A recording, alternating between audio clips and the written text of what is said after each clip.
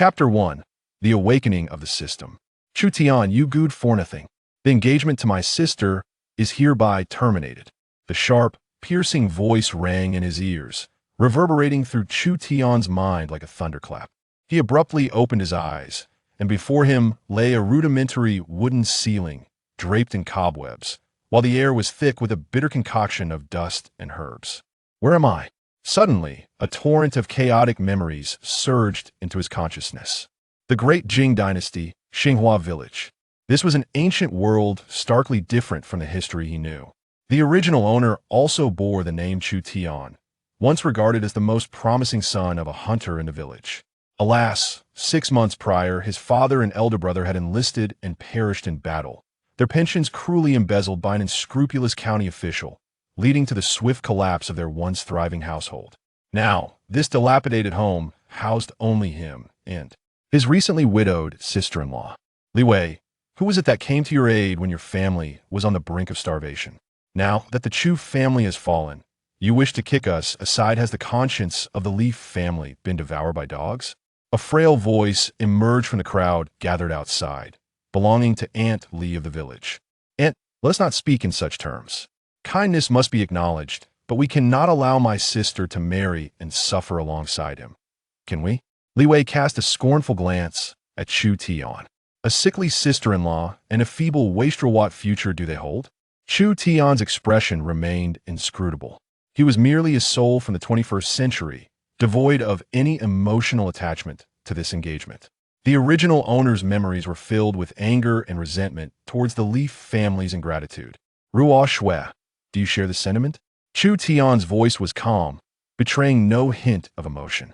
Li Ruo Shui felt uneasy under his gaze, yet steeled herself to respond. Chu Tian, we are simply not suited for each other. You cannot provide the life I desire. Very well. The single word was crisp and decisive. Everyone was momentarily taken aback. The torrent of derision Li Wei had prepared was suddenly lodged in his throat.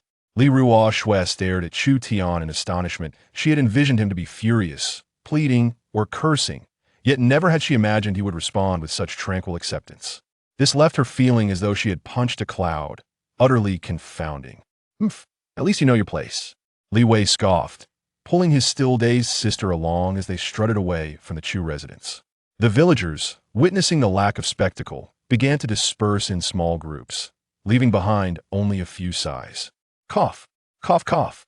A series of coughs emanated from within the house. A figure flashed through Chu Tian's mind, prompting him to hasten inside. In the dimly lit room, a frail silhouette leaned against the bedside, one hand covering her mouth while the other braced against the edge of the bed, her emaciated shoulders trembling violently with each bout of coughing. What a breathtaking visage it was. With willow-like brows, a delicate nose, and cherry blossom lips, her eyes, resembling autumn waters, were now veiled with a sheen of tears born of pain, rendering her all the more pitiable. Her skin was so pale it bordered on translucence, and a hint of sickly crimson adorned her cheeks, akin to a red plum blossoming in the snow, astoundingly beautiful, yet so fragile it seemed as though it might shatter at the slightest touch. This is his sister-in-law, Ye Qingyao. Chu Tian, please.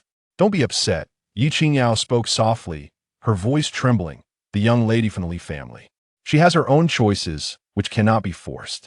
Chu Tian nodded, remaining silent. However, as he gazed upon the bare walls of their home and the sickly yet exquisite sister-in-law, he couldn't help but sigh inwardly. This was indeed a most challenging beginning. At that moment, the courtyard gate creaked open once more. 2 scruffy men, sharp-featured and clad in tattered shorts, peered in, their expressions revealing a certain mischief. They bore a striking resemblance to one another, both sporting pockmarked faces, their eyes darting around the yard, clearly up to no good. Well, the Chu family lad is at home. The leader, Wang Matzi, chuckled, revealing a set of yellowed teeth as he unabashedly peered into the inner room.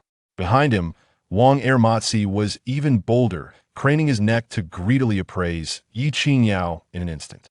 Chu Tian, my brother and I have come to discuss a business proposition with you, Wang Matzi stated, rubbing his hands together. Your life must be quite difficult, no? Look at your sister-in-law's illness left untreated. It's a matter of life and death. Why not sell her to us? We'll give you 50 taels of silver. Enough for you to live comfortably. His tone was shockingly flippant, as though he were discussing mere merchandise. 50 taels for such a lovely young lady, you're getting a great deal. Wang Matsi chimed in, saliva almost dripping from his mouth.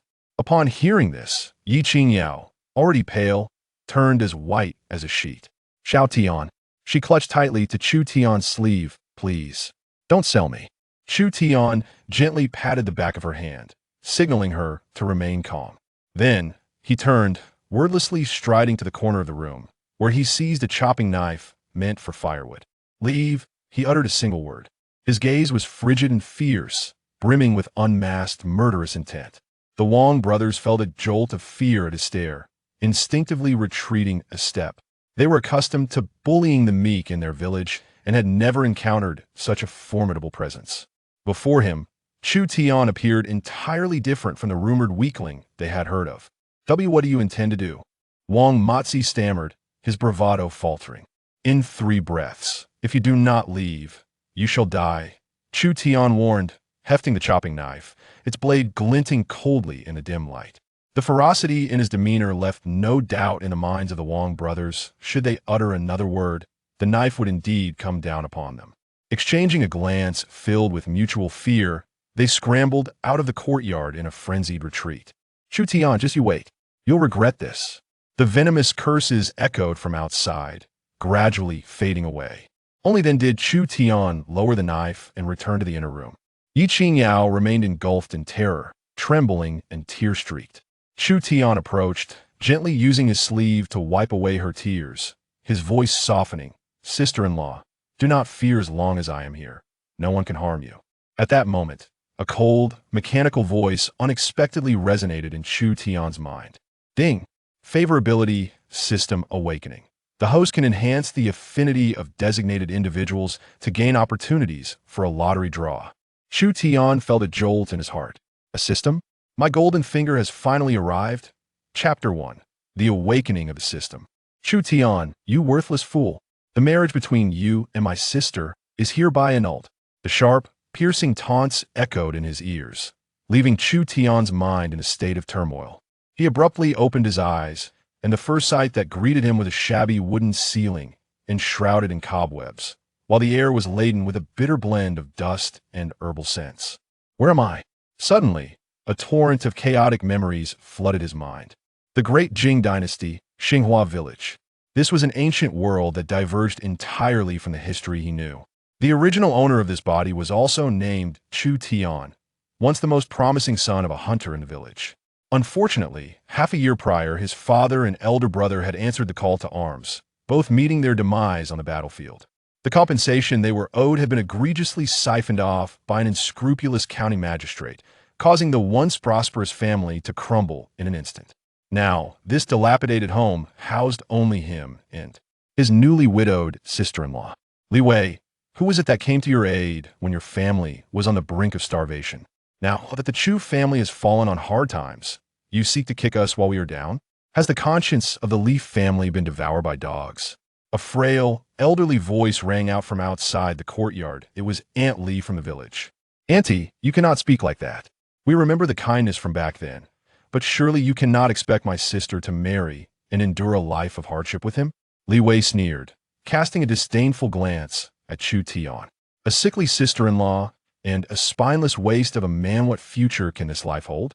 Chu Tian's expression remained impassive. He was merely a soul from the 21st century, devoid of any emotional ties to this marriage proposal.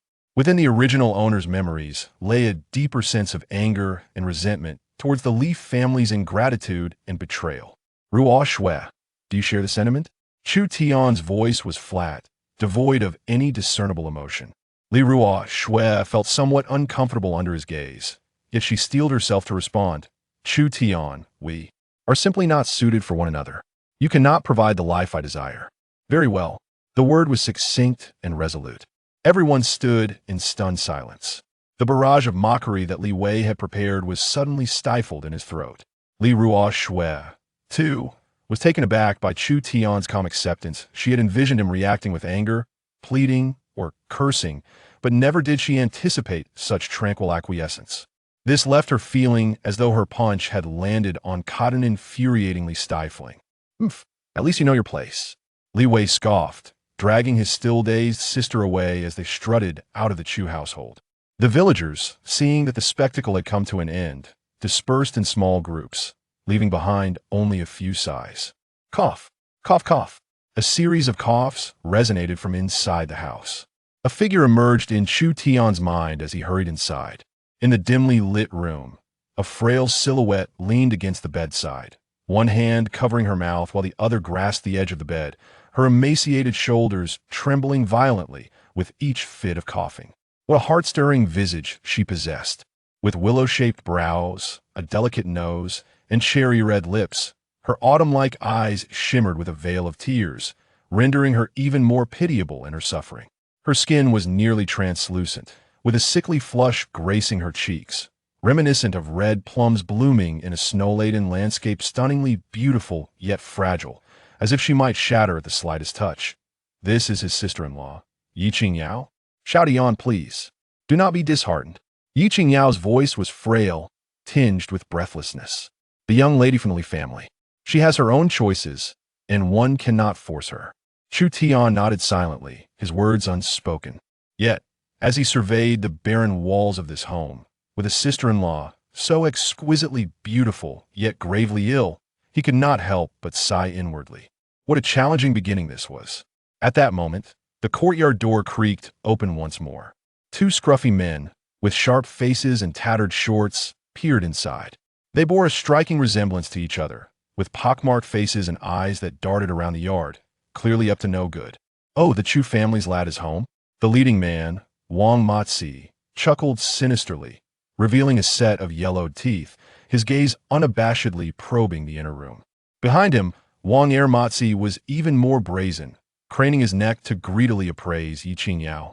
Chu Tian, we brothers have come to discuss a business proposition with you, Wang Matzi said, rubbing his hands together, getting straight to the point. Life hasn't been kind to you, has it? Your sister-in-law's illness, if it drags on, will lead to her demise. Why not sell her to us? We'll give you 50 taels of silver, enough for you to live without worry.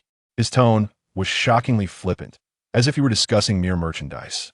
50 taels for such a lovely young lady? You'd be making a fortune. Wang Matzi chimed in, practically drooling. Upon hearing this, Ye Qingyao's already pale face drained of color. Shout on. She clutched Chu Tian's sleeve tightly. Please, don't sell me. Chu Tian gently patted the back of her hand, signaling her to remain calm. Then, he turned and silently strode to the corner of the room, swiftly seizing a chopping knife used for firewood. Leave, was all Chu Tian uttered. His gaze was icy, fierce, brimming with unmasked, murderous intent. The Wang brothers, taken aback by this look, instinctively took a step back. They were accustomed to bullying the meek in the village, having never encountered such a formidable presence. Before him, Chu Tian was a stark contrast to the cowardly, inept fool they had heard about. What do you intend to do? Wang Matzi stammered, his bravado faltering. Within 3 breaths, leave or die, Chu Tian warned, weighing the knife in his hand, its blade glinting ominously in the dim light. The fierceness in his demeanor left the Wang brothers in no doubt should they utter another word. The blade would indeed come crashing down. Exchanging fearful glances, they scurried away from the courtyard in frantic haste. Chu Tian, just you wait. You'll pay for this. Their venomous curses echoed from outside, gradually fading into the distance. Only then did Chu Tian lower the knife and return to the inner room. Ye Qingyao remained engulfed in terror, trembling and tear-streaked.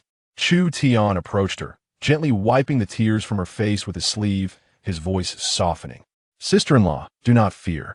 As long as I am here, no one shall harm you. At that moment, an icy, mechanical voice unexpectedly resonated in Chu Tian's mind. Ding! Favorability system activated.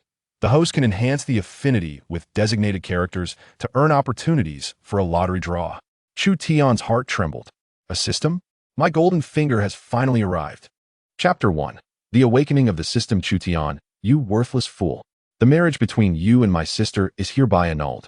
The sharp and piercing voice of mockery exploded in his ears, leaving Chu Tian's mind buzzing. He abruptly opened his eyes, only to be greeted by the sight of a crude wooden ceiling adorned with cobwebs, while the air was permeated with a bitter mixture of dust and herbs. Where am I? Suddenly, a torrent of chaotic memories surged into his mind. The great Jing dynasty, Xinghua village.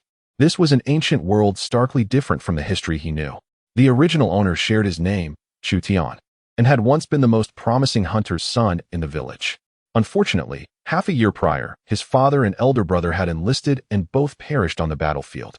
The meager compensation was largely embezzled by the unscrupulous county magistrate, causing the family's grand estate to collapse in an instant. Now, the dilapidated home was left with only him and his recently widowed sister-in-law. Li Wei, who helped your family when you were on the brink of starvation? A voice rang out from outside, belonging to Aunt Li of the village. You can't just kick us aside now that the Chu family has fallen into disgrace. Has the conscience of your Li family been devoured by dogs? A crowd had gathered outside, and at that moment, Aunt Li's aged voice broke through the murmurs. Aunt, you mustn't speak like that. One thing must be distinguished from another. We remember the kindness shown to us back then. But we cannot allow my sister to marry him and suffer alongside a worthless man. Li Wei sneered, casting a disdainful glance at Chu Tian. A frail sister-in-law and a man utterly devoid of strength. What hope could there be in such a life? Chu Tian's expression remained stoic. He was merely a soul from the 21st century, devoid of any emotional attachment to this engagement. The memories of the original owner were filled with anger and resentment towards the Li family's ingratitude. Ruo Shui, do you share this sentiment? Chu Tian's voice was flat, devoid of any discernible emotion. Li Ruo Shui felt somewhat uncomfortable under his gaze, yet she steeled herself and replied, Chu Tian, we are not suited for each other. You cannot provide me with the life I desire. Very well. The single word was crisp and decisive. Everyone was taken aback. The torrent of scorn Li Wei had prepared was suddenly lodged in his throat. Li Ruo Shui stared at Chu Tian in astonishment. She had imagined him furious, pleading, or cursing, but never anticipated his calm acquiescence. This left her feeling as though her punch had landed on cotton, immensely frustrating. At least you know your place. Li Wei scoffed, pulling his still-dazed sister along as they arrogantly departed from the Chu residence. Seeing the absence of further entertainment, the villagers gradually dispersed, leaving behind a few sighs. Cough, cough, cough. A series of coughs emanated from within the house. Chu Tian's mind conjured an image, and he hurried inside. In the dimly lit room, a frail figure leaned against the bedside, one hand covering her mouth while the other supported her weight on the edge of the bed. Her slender shoulders trembled violently with each fit of coughing. What a captivatingly poignant visage she possessed. With willow-like brows, a delicate nose, and cherry-red lips, her eyes, resembling autumn waters, were now clouded with a veil of illness, rendering her even more heart-wrenching. Her skin was almost translucent, and a sickly blush adorned her cheeks. Akin to a red plum blossoming in the snow, stunningly beautiful, yet so fragile that she seemed as though she might shatter with the slightest touch. This was his sister-in-law, Ye Qingyao. Xiao Tian, do not be disheartened. Ye Qingyao's voice was frail, laced with breathlessness. The daughter of the Li family had her own choices, and one could not force her. Chu Tian nodded slightly, remaining silent. However, as he surveyed the empty walls of this home, with a breathtakingly beautiful sister-in-law gravely ill, he couldn't help but sigh inwardly. This beginning was indeed extraordinarily challenging. At that moment, the courtyard door creaked open. Two scruffy men with sharp features and tattered clothes peered in.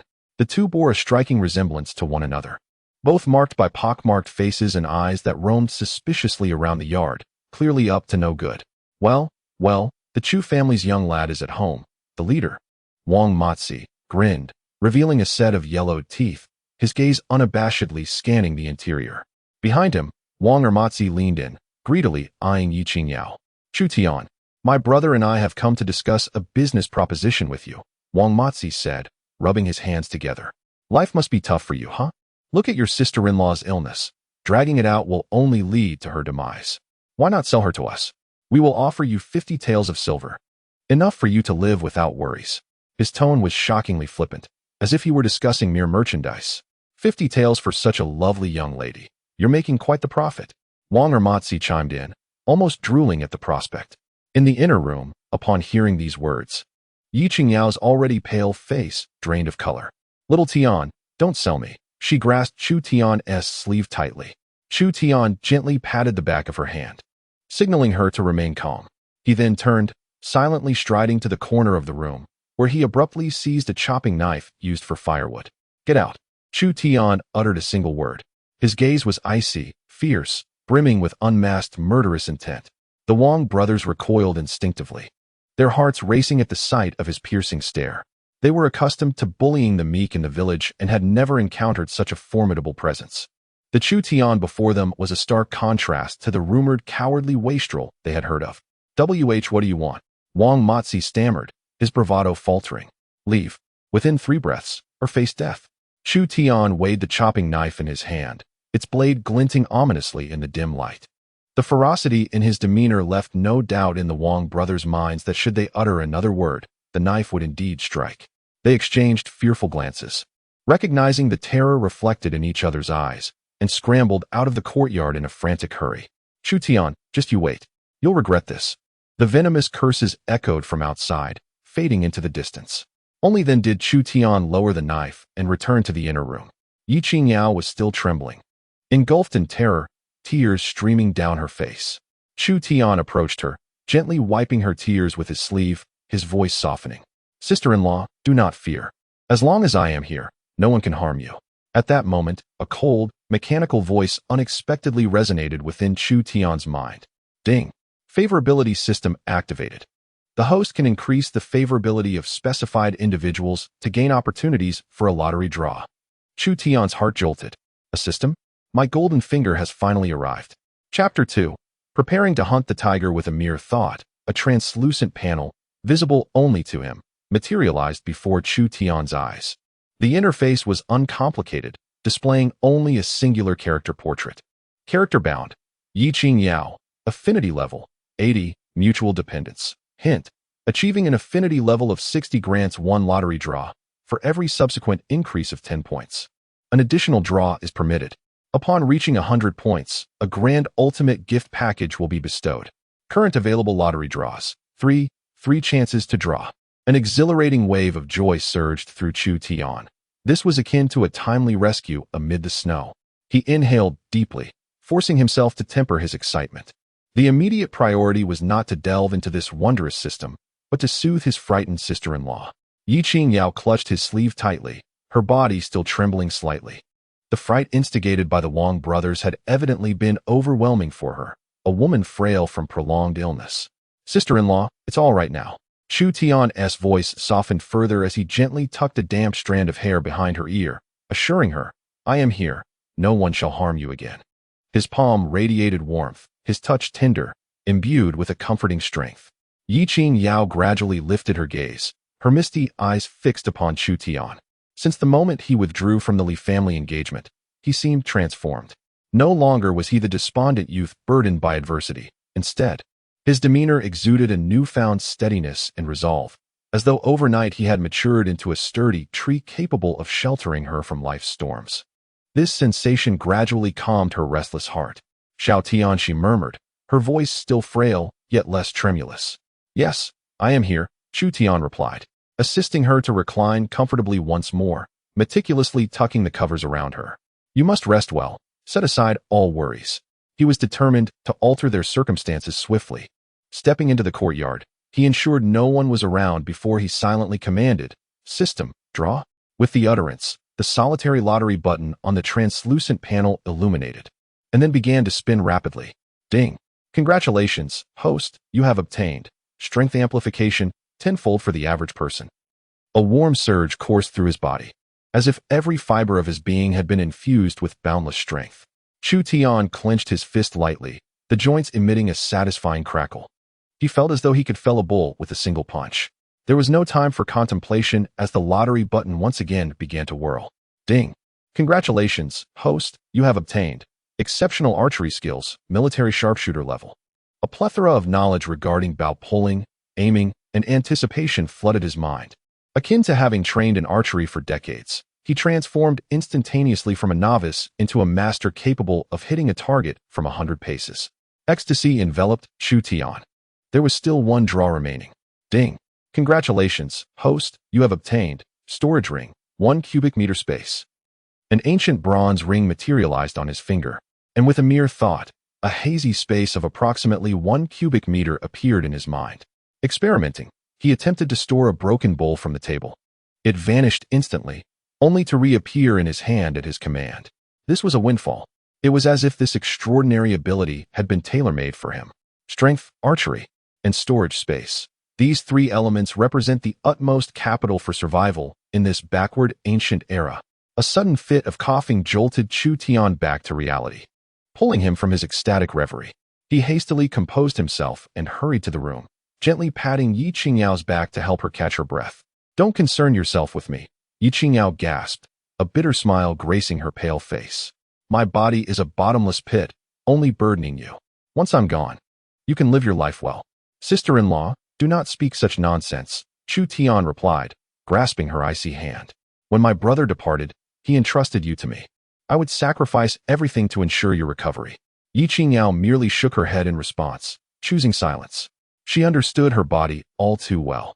Despite consulting numerous physicians and consuming countless medications, her condition only worsened. Their home was devoid of wealth. There were no funds left to seek medical help. Chu Tian was acutely aware of this. He sifted through the remnants of the original owner's memories, recalling the last few coins spent on medicine for his sister-in-law just yesterday. At present, there was no money to engage a physician, nor even provisions for tomorrow's meal. Alas, he possessed divine strength and archery skills, yet was thwarted by a lack of funds. It was imperative to acquire his first fortune swiftly, as Chu Tian racked his brain for profitable ventures. A sudden cacophony of urgent gongs rang out from outside the courtyard, accompanied by a robust voice proclaiming loudly, "Hear all! The tiger from the back mountain has descended once more. Last night, a cow was dragged away from the neighboring Wang family village. The county magistrate has issued a bounty. Each village has contributed funds. Whoever can eliminate this beast shall be rewarded with 100 taels of silver. Keep your children and livestock safe. Do not venture into the mountains." The clamor gradually faded into the distance. A tiger? 100 taels. Chu Tian's eyes sparkled with hope. 100 taels of silver would suffice to hire the finest doctor in the city for his sister-in-law, procure the best medicinal herbs, and still leave enough to repair their home and improve their living conditions. It was as if a pillow had been offered to him in the midst of slumber. With newfound resolve, he turned to Ye Qingyao and declared, "Sister-in-law, I shall venture into the mountains." Upon hearing this, Ye Qingyao's already pallid face turned ghostly white. She grasped Chu Tian's arm tightly. "No, Xiaotian, you cannot go." Her father-in-law and husband had perished in battle, and now, with only Chu Tian remaining as the man of the household, how could she bear to watch him venture into danger? That was a man-eating tiger. "Listen to me. Do not go. Even if we must survive on gruel, we can endure. You cannot take any risks." Tears streamed down Ye Qingyao's cheeks, each one a desperate plea for him to reconsider. "Sister-in-law, trust me," Chu Tian replied, firmly holding her hand. "The former Chu Tian has perished. The man before you is different. Look at those outside. Today they dare to come and buy from you. Tomorrow they may come to rob you. If I do not grow stronger, neither of us will be safe." A sigh escaped Ye Qingyao's lips as she fell silent, yet in her heart, she resolved that if Chu Tian did not return, she would not wish to live any longer. After soothing Ye Qingyao, Chu Tian turned to the corner of the room, rummaging through a pile of clutter until he unearthed a dusty hardwood bow and a quiver of arrows. This was a relic left by his father, a hunting bow capable of drawing an impressive 80 pounds of force. With a mere effort, the original master struggled to draw the bow, let alone hit a target accurately. Chu Tian removed the bow and casually wiped away the dust upon its surface. The bow felt heavy in his hands, imbued with the weight of ages. He held the bow with his left hand and nocked an arrow with his right, taking a deep breath as he gradually exerted force. What was once a bow that required the might of a robust man to draw now felt like a child's toy in his grasp. There was no sign of hesitation or tremor. The bowstring was effortlessly drawn to its full arc, steady as a rock. His gaze sharpened, and in an instant, the instincts of a master archer took command of his body. 100 meters away in the courtyard, a withered yellow leaf dangled precariously from an old locust tree. That was the target.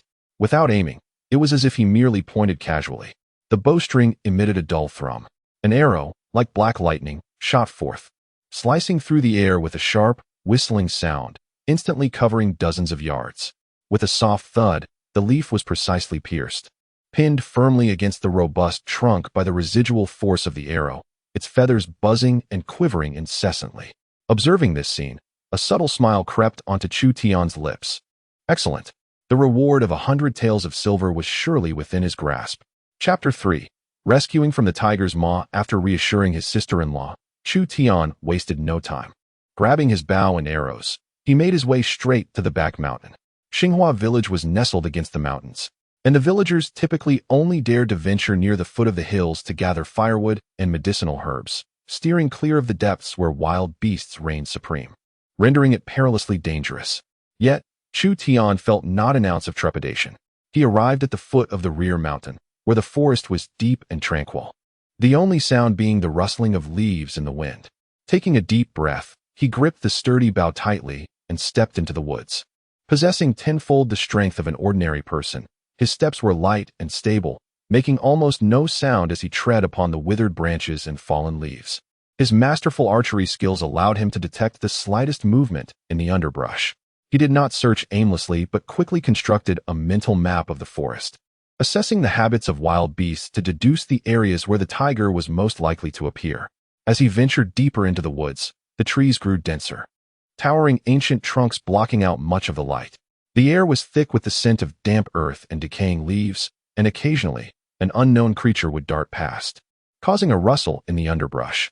Suddenly, a thunderous roar echoed from deep within the forest, shaking the leaves and startling the birds into flight, a cacophony of panic. The sound was filled with ferocity and bloodlust, enough to chill one's very soul. Yet, Chu Tian's eyes sparkled with excitement. This was it. Without a moment's hesitation, he quickened his pace toward the direction of the roar. Emerging through a thicket of dense underbrush, he found himself in a clearing nestled within the valley. In the center of this open space, a massive striped tiger was cornering a man dressed as a hunter against a large boulder. The tiger was imposing, measuring a full yard in length, towering over a man's waist, its coat a lustrous blend of yellow and black stripes. Its gaping maw revealed sharp, white fangs, and foul saliva dripped from the corners of its mouth. The hunter, driven to the brink by the relentless beast, appeared to be in his late 20s, robust and unassuming.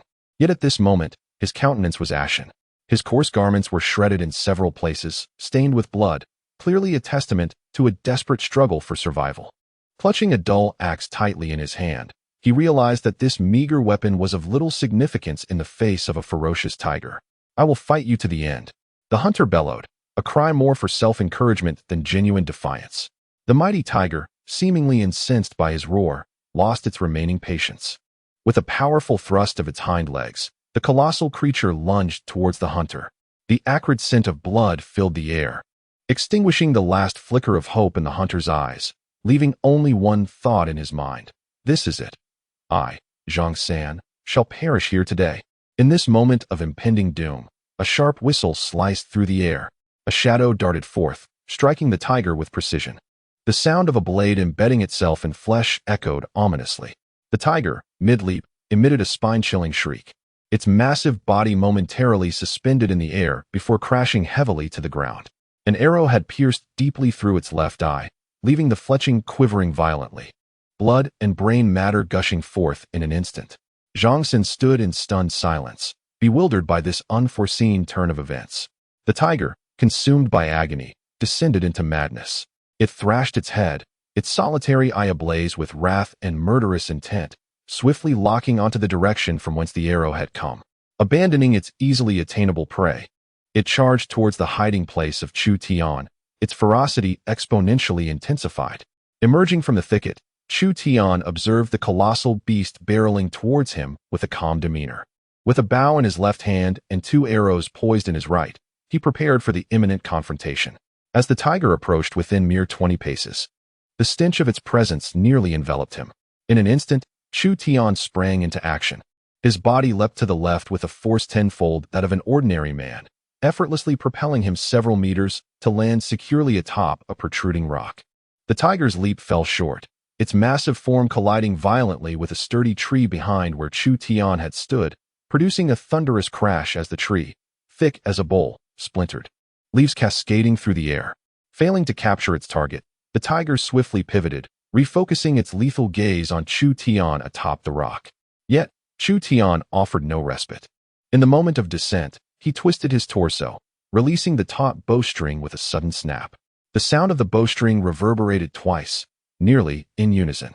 2 arrows, one after the other, flew with unerring accuracy towards the tiger.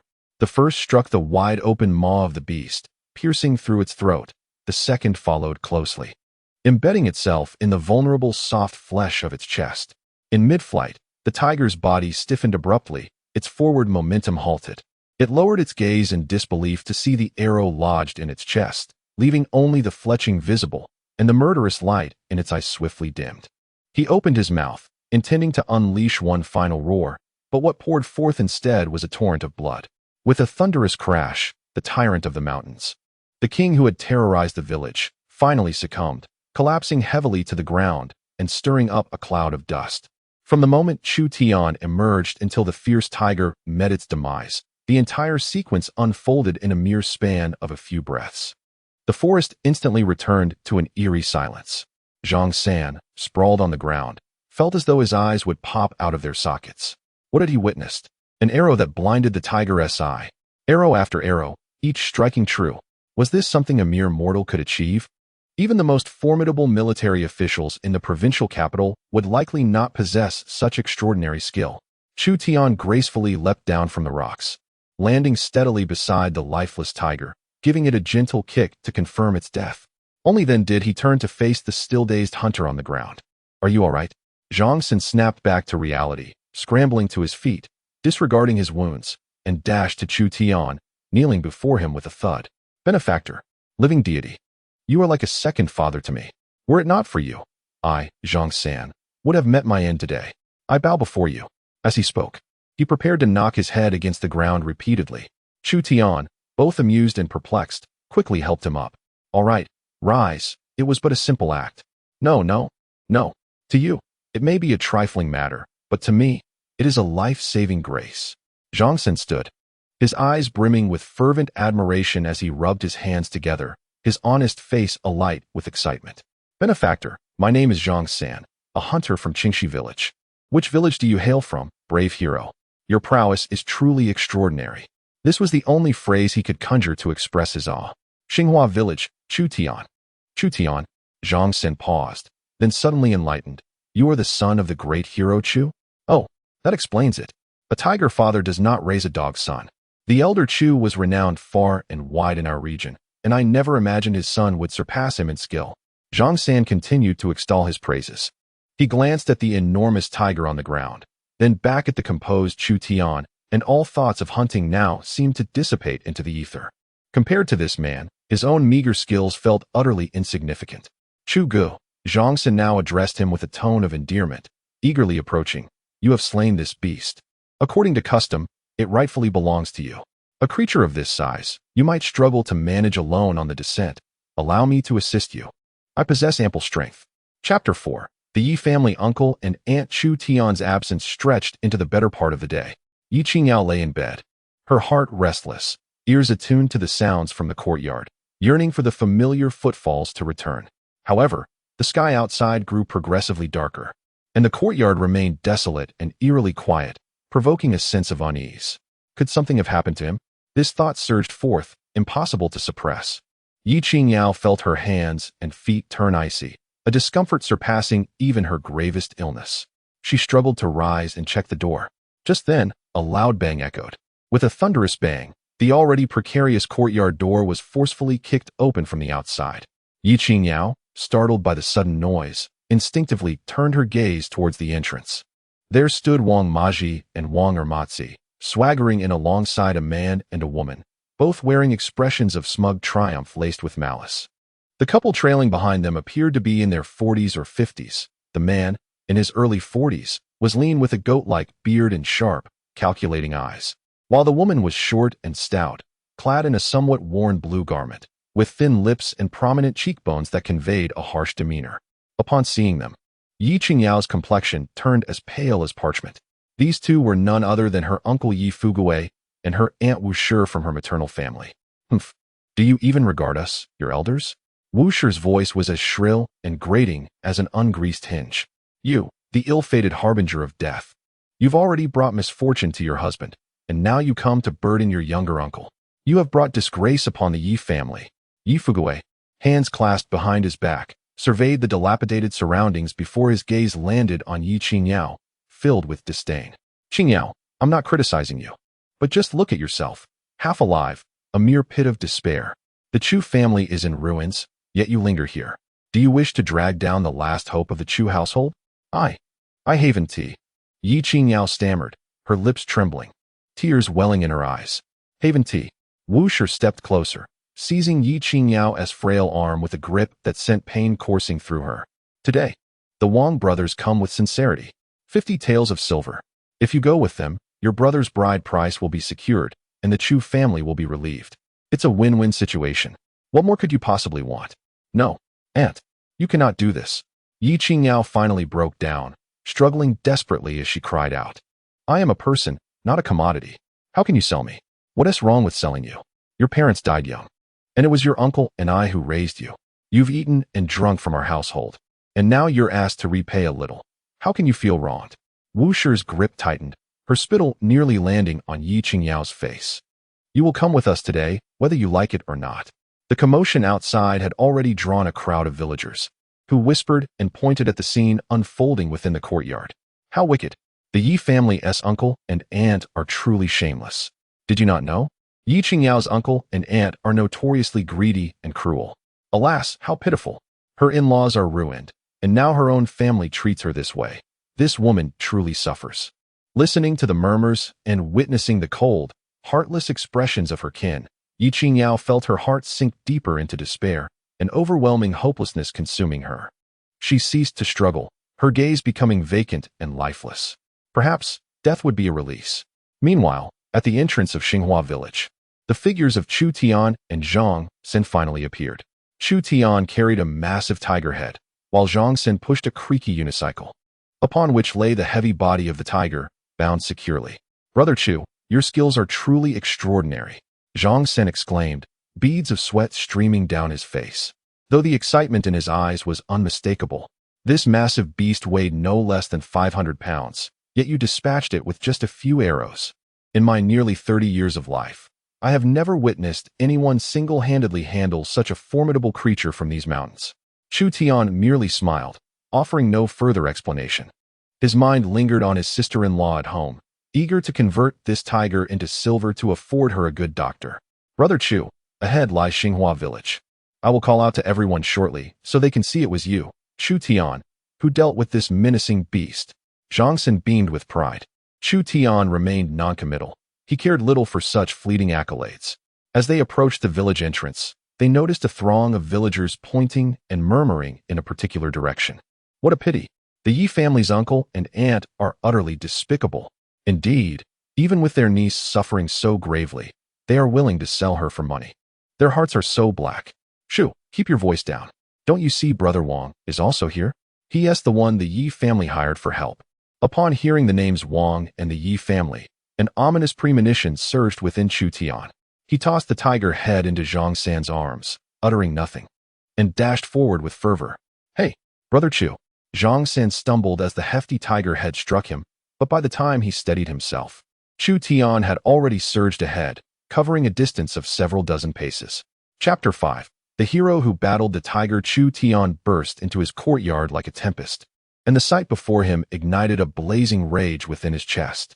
His sister-in-law, Ye Qingyao, was being held tightly by a corpulent woman, her frail form resembling a wilted lotus in the wind, devoid of vitality. Her gentle eyes were now filled with a haunting emptiness. Nearby, the two henchmen from the Wang family, along with the so-called uncle of the Ye family, gazed at her with unabashed greed. Release her! Chu Tian's voice erupted from his throat, a low growl brimming with suppressed fury. Before his words had fully escaped, he was already upon them. Wang Ermatzi, closest to him, hadn't he reacted in time. He merely saw a blur before being sent flying, crashing violently against the courtyard wall, gasping for air. The woman, Wu, grasping Ye Qingyao, was taken aback by the sudden turn of events. Just as she was about to unleash a torrent of curses, a large hand seized her wrist. You little wretch! The words died on her lips as her hefty frame was flung aside, sending her sprawling, stars dancing in her vision, her tailbone nearly shattered. Freed from her captor, Ye Qingyao's body went limp and she began to fall. Chu Tian, quick as lightning, caught her securely in his embrace. The woman in his arms was icy to the touch and trembled uncontrollably. "Sister-in-law, I have returned," he spoke softly, his voice laden with reassurance. Leaning against his sturdy chest, Ye Qingyao felt a flicker of warmth pierce through her desolation. Gradually lifting her gaze, the emptiness in her eyes began to focus, tears streaming down her cheeks. "Little Tian, what the hell are you standing there for? Go after him. Kill him." Wang Ermatzi finally regained his composure, a mix of shock and fury flashing across his face. He had never anticipated that the Lin family's waste would dare to strike back, and with such terrifying strength at that. He swiftly drew a rusted dagger from his waist, pointing it menacingly at Chu Tian. "You little brat, dare to intervene once more, and I'll make you bleed today." Ye Qingyao leapt up in tandem, jabbing a finger at Chu Tian's nose. "How dare you defy us, Chu Tian? We are the elders of Qingyao. Do you have the audacity to raise your hand against us, you uncultured wretch, you who shows such disrespect for your elders?" The villagers outside the courtyard were gripped with fear, realizing that this could escalate into a deadly confrontation. Chu Tian gently assisted Ye Qingyao onto a stone bench, murmuring for her to wait, before slowly turning around. His gaze fell upon the knife-wielding Wang Matzi and the agitated Ye Qingyao, devoid of any warmth. "Elders?" A sardonic smile curled at his lips. How could the scoundrels who sold their own niece dare to speak of being elders? "You." Ye Qingyao face flushed with rage.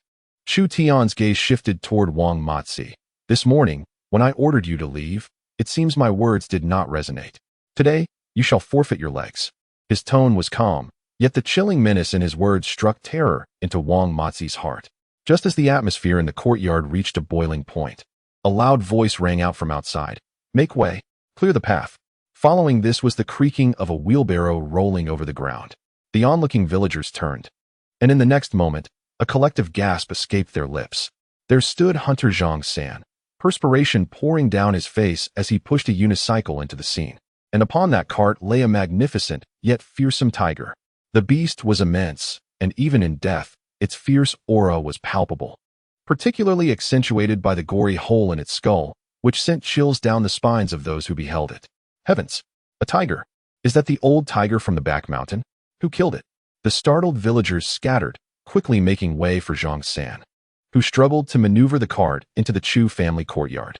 Inside, the previously arrogant Wang Matzi and his cohorts stood frozen, their expressions of malice and cruelty abruptly giving way to shock and disbelief. As Zhang San entered, he surveyed the scene and caught sight of the supported Ye Qingyao. Immediately grasping the situation, he slammed the cart down with a resounding crash, pointed at the dead tiger, and bellowed, "Well, who would have thought it was you shameless brutes? Brother Chu fought valiantly on the mountain while you dared to bully his sister-in-law. Do you have no shame, Brother Chu?" The villagers exchanged bewildered glances, struggling to process this designation. "Zhang San, what nonsense are you spouting?" Ye Qingyao bravely retorted, "What about this tiger? What about it?" Zhang San grew animated, his face radiating with fervor as he pointed at Chu Tian, addressing the crowd. "You all see this clearly. This beast, which has terrorized our village, was slain by none other than Brother Chu himself. Just today, I was nearly devoured by this monster, and it was Brother Chu who shot its eye blind with an arrow, saving my life. Then, with 2 arrows, the beast was struck down. You cannot fathom the scene. Brother Chu was like a celestial being descending to earth." Zhang San, growing ever more animated, extolled Chu Tian to the heavens.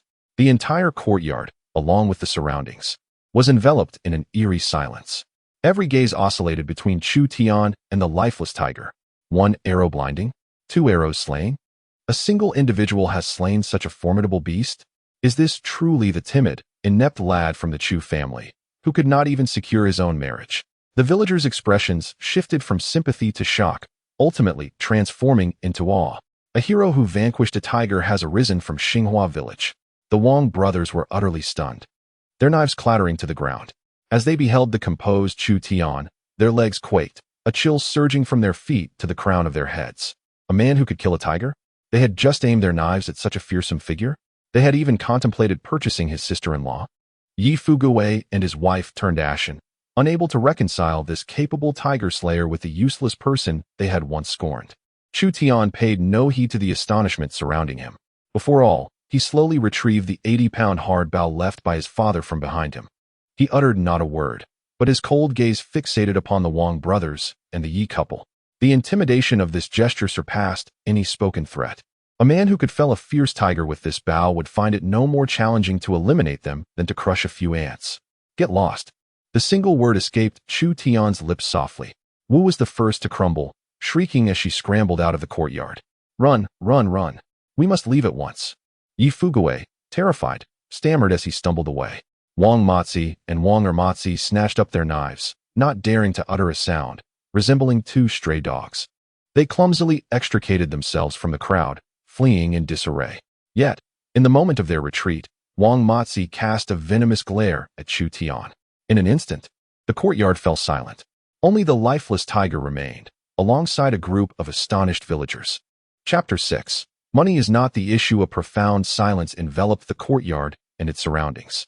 All eyes converged upon the young man standing with his bow. Just then, a commotion arose from outside the crowd. A resonant voice echoed, "What are you all doing here? Disperse, disperse." The villagers instinctively parted to create a path. A middle-aged man clad in a dark blue long robe, with a shrewd expression, strode forward, followed by several robust villagers. This was Zhao Dizhu's, the village head of Qingyao village. He had come to investigate reports of Wang Matzi causing trouble at the Chu family home, fearing potential disorder. Yet, upon entering the courtyard, he stood frozen in astonishment. His gaze was fixed upon the enormous, lifeless tiger, his pupils constricting. "What is this?" Zhao Dizhu's voice trembled. "Village head, you have finally arrived." An onlooker exclaimed eagerly. This great beast was slain by the lad from the Chu family. "What?" Zhao Dizhu stared incredulously at Chu Tian. Beside him, Zhang San, eager to ensure everyone was aware, raised his voice to recount the heroic tale of how Chu Tian had saved him with his remarkable archery skills, slaying a tiger with 3 arrows, embellishing the story with fervor. A glimmer of shrewdness flickered in Zhao Dizhu's triangular eyes. He was a perceptive man and quickly grasped the situation before him. He strode briskly to Chu Tian, his demeanor radiating warmth. "Excellent. Truly commendable, Chu Tian. Our esteemed elder, if he is watching from the heavens, must surely be at peace now. You have rid our region of such a formidable menace. This is indeed a monumental achievement." He turned to the gathered villagers and announced in a booming voice, "The county's bounty, combined with contributions from each village, totals 100 taels of silver. This sum rightfully belongs to the hero of Qingyao village, Chu Tian." With that, he produced a heavy pouch of coins from his bosom and extended it towards Chu Tian with both hands.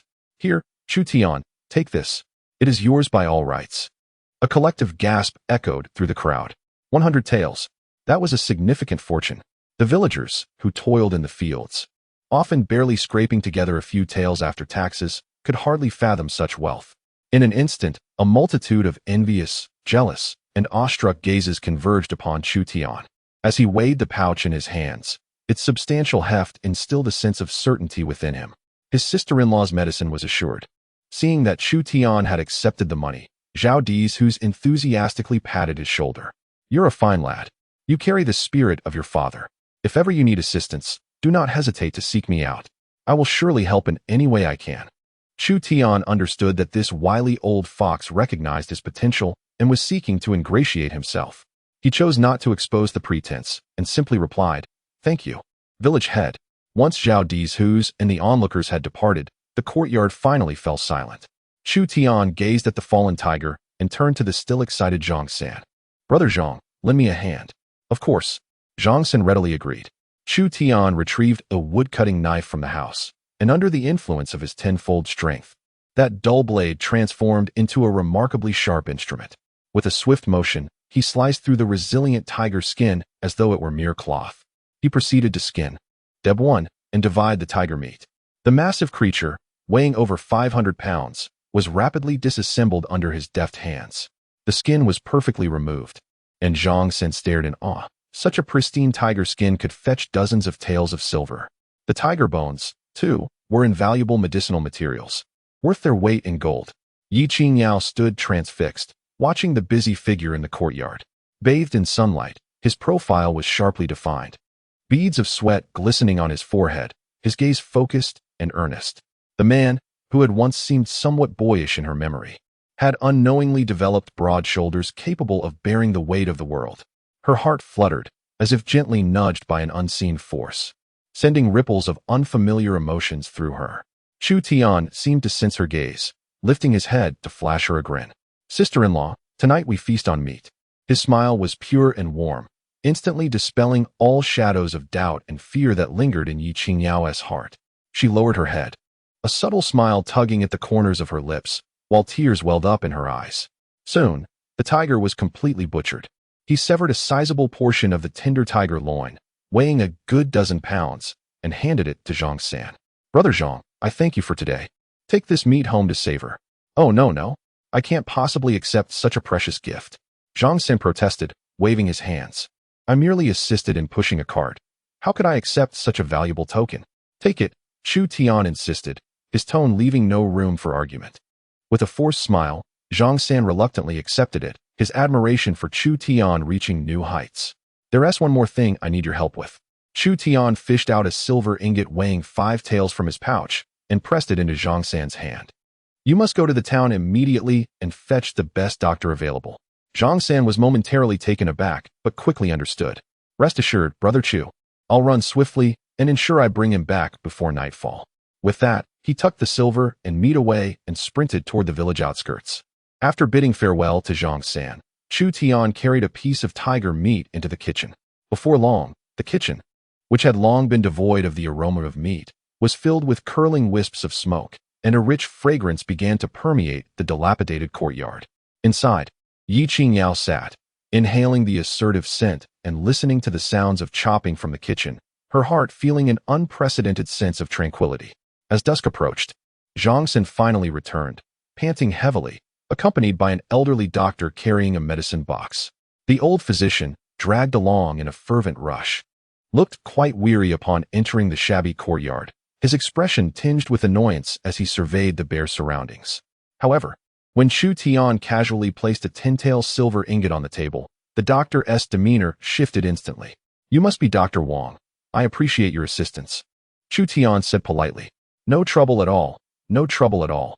Healing the sick is simply my duty," Dr. Wang replied, stroking his beard, his attitude considerably softened. He entered the inner room to examine Ye Qingyao, taking her pulse, his brow furrowing deeper with each moment. After a prolonged silence, he finally withdrew his hand and sighed. "This lady suffers from a combination of heart afflictions and a deficiency in vital energy, exacerbated by excessive worry, with coldness having invaded her system. It has already compromised her very foundation. The illness is difficult to treat." Ye Qingyao's heart sank at his words. Chu Tian, however, remained composed. "Doctor, is there a possibility of recovery?" Dr. Wang regarded him thoughtfully and replied, "There is a possibility, but it requires several exceedingly rare medicinal ingredients, such as a century-old ginseng and high-quality deer antler. The cost will be substantial." He did not specify the exact amount, yet the implication was clear. This was not a sum affordable to their humble means. The flicker of hope in Ye Qingyao's eyes dimmed once more. Money is not an issue. Without a moment's hesitation, Chu Tian retrieved 2 more 10-tael silver ingots from his pouch, totaling 30 taels, and pushed them toward Dr. Wang. "Doctor, procure the finest medicine and prescribe the best treatment. Whatever the cost, just ensure my sister-in-law recovers." Dr. Wang stared incredulously at the 30 taels on the table, his eyes nearly bulging with disbelief. Ye Qingyao gasped, lifting her head in astonishment at Chu Tian's unwavering resolve to secure her treatment without a flicker of hesitation. Yet, Chu Tian simply turned to her, offering a reassuring smile. In that instant, Ye Qingyao felt her eyes well up with tears. Chapter 7. The Spirit Spring Space. Having received his consultation fee, the physician Wang left contentedly after prescribing a remedy and leaving behind several packets of medicinal herbs. Escorted by Zhang San, in the small courtyard, only Chu Tian and Ye Qingyao remained. The medicinal pot simmered on the clay stove, sending forth a rising steam laden with a pungent, bitter aroma that permeated the air. Meanwhile, in a battered iron pot, chunks of tiger meat were stewing, the robust scent of the meat intertwining with the herbal essence, creating an oddly curious yet hopeful fragrance. Chu Tian knelt before the fire, carefully ladling the herbal brew into a bowl, allowing it to cool slightly before bringing it inside. "Sister-in-law, it's time for your medicine." Ye Qingyao gazed at the dark concoction without a moment's hesitation, accepting the bowl and downing its contents in one swift gulp. The bitterness spread from the base of her tongue to her heart, yet she felt it was the sweetest medicine she had ever tasted. Chu Tian then brought forth a bowl of tender tiger meat soup, the savory aroma wafting enticingly. Drink this warm soup to replenish your strength. Ye Qingyao took the bowl, the gentle warmth radiating from the vessel flowing into her very being. She scooped a small piece of meat with her spoon and placed it in her mouth. The delectable texture melted away, and the rich juices exploded in her mouth, a flavor she had nearly forgotten. With that bite, it felt as though the dam she had held up within her heart for so long had collapsed. Tears streamed down her cheeks, plopping into the bowl and creating tiny ripples. She did not cry aloud, but silently wept, stubbornly finishing every morsel of meat and soup in the bowl. Afterward, she set the bowl down and looked at Chu Tian with tear-filled eyes. She wished to say something, but her throat felt constricted, rendering her voiceless. Moved by compassion, Chu Tian sat beside her, gently taking a handkerchief to wipe away the traces of her tears. Sister-in-law, from now on, I will take care of you.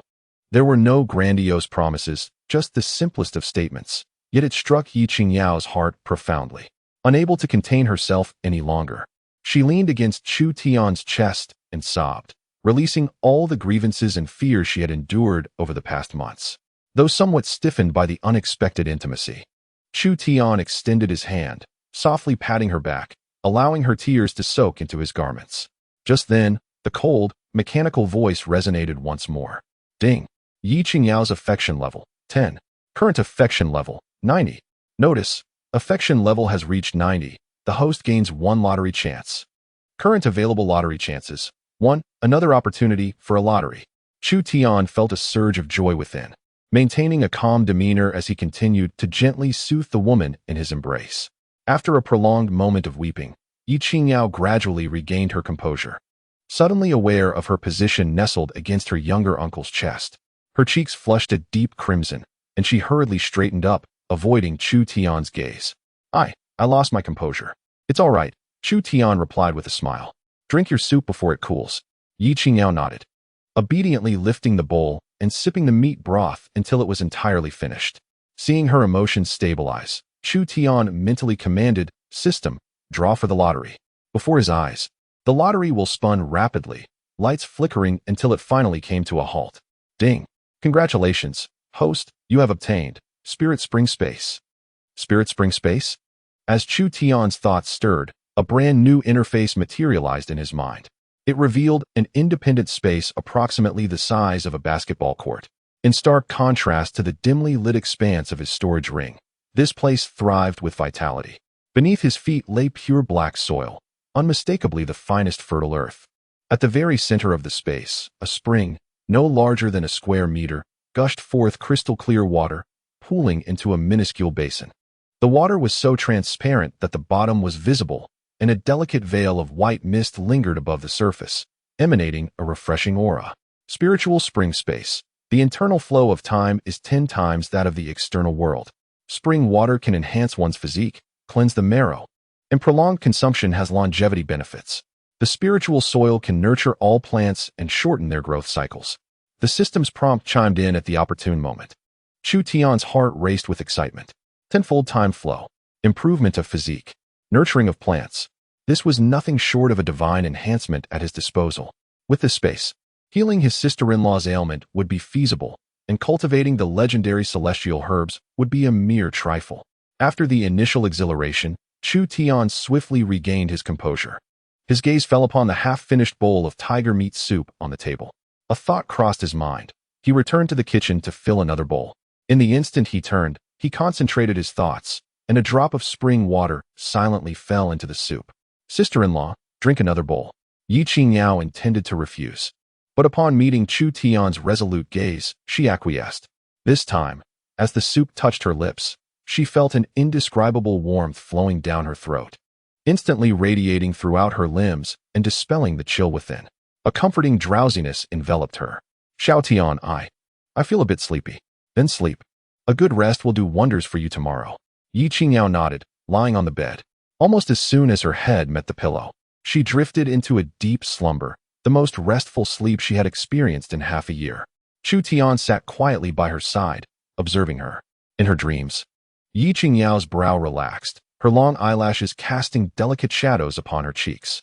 Her features were exquisitely crafted, as if she were the finest creation of the heavens. Her skin still fair under the dim light of the oil lamp, glowing as though it could radiate light.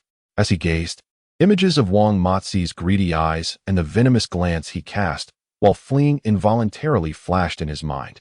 As long as these scoundrels existed, his sister-in-law would never find peace. If they dared to intrude today, they might commit even more heinous acts in his absence tomorrow. To eradicate the weeds, one must pull them out by the roots.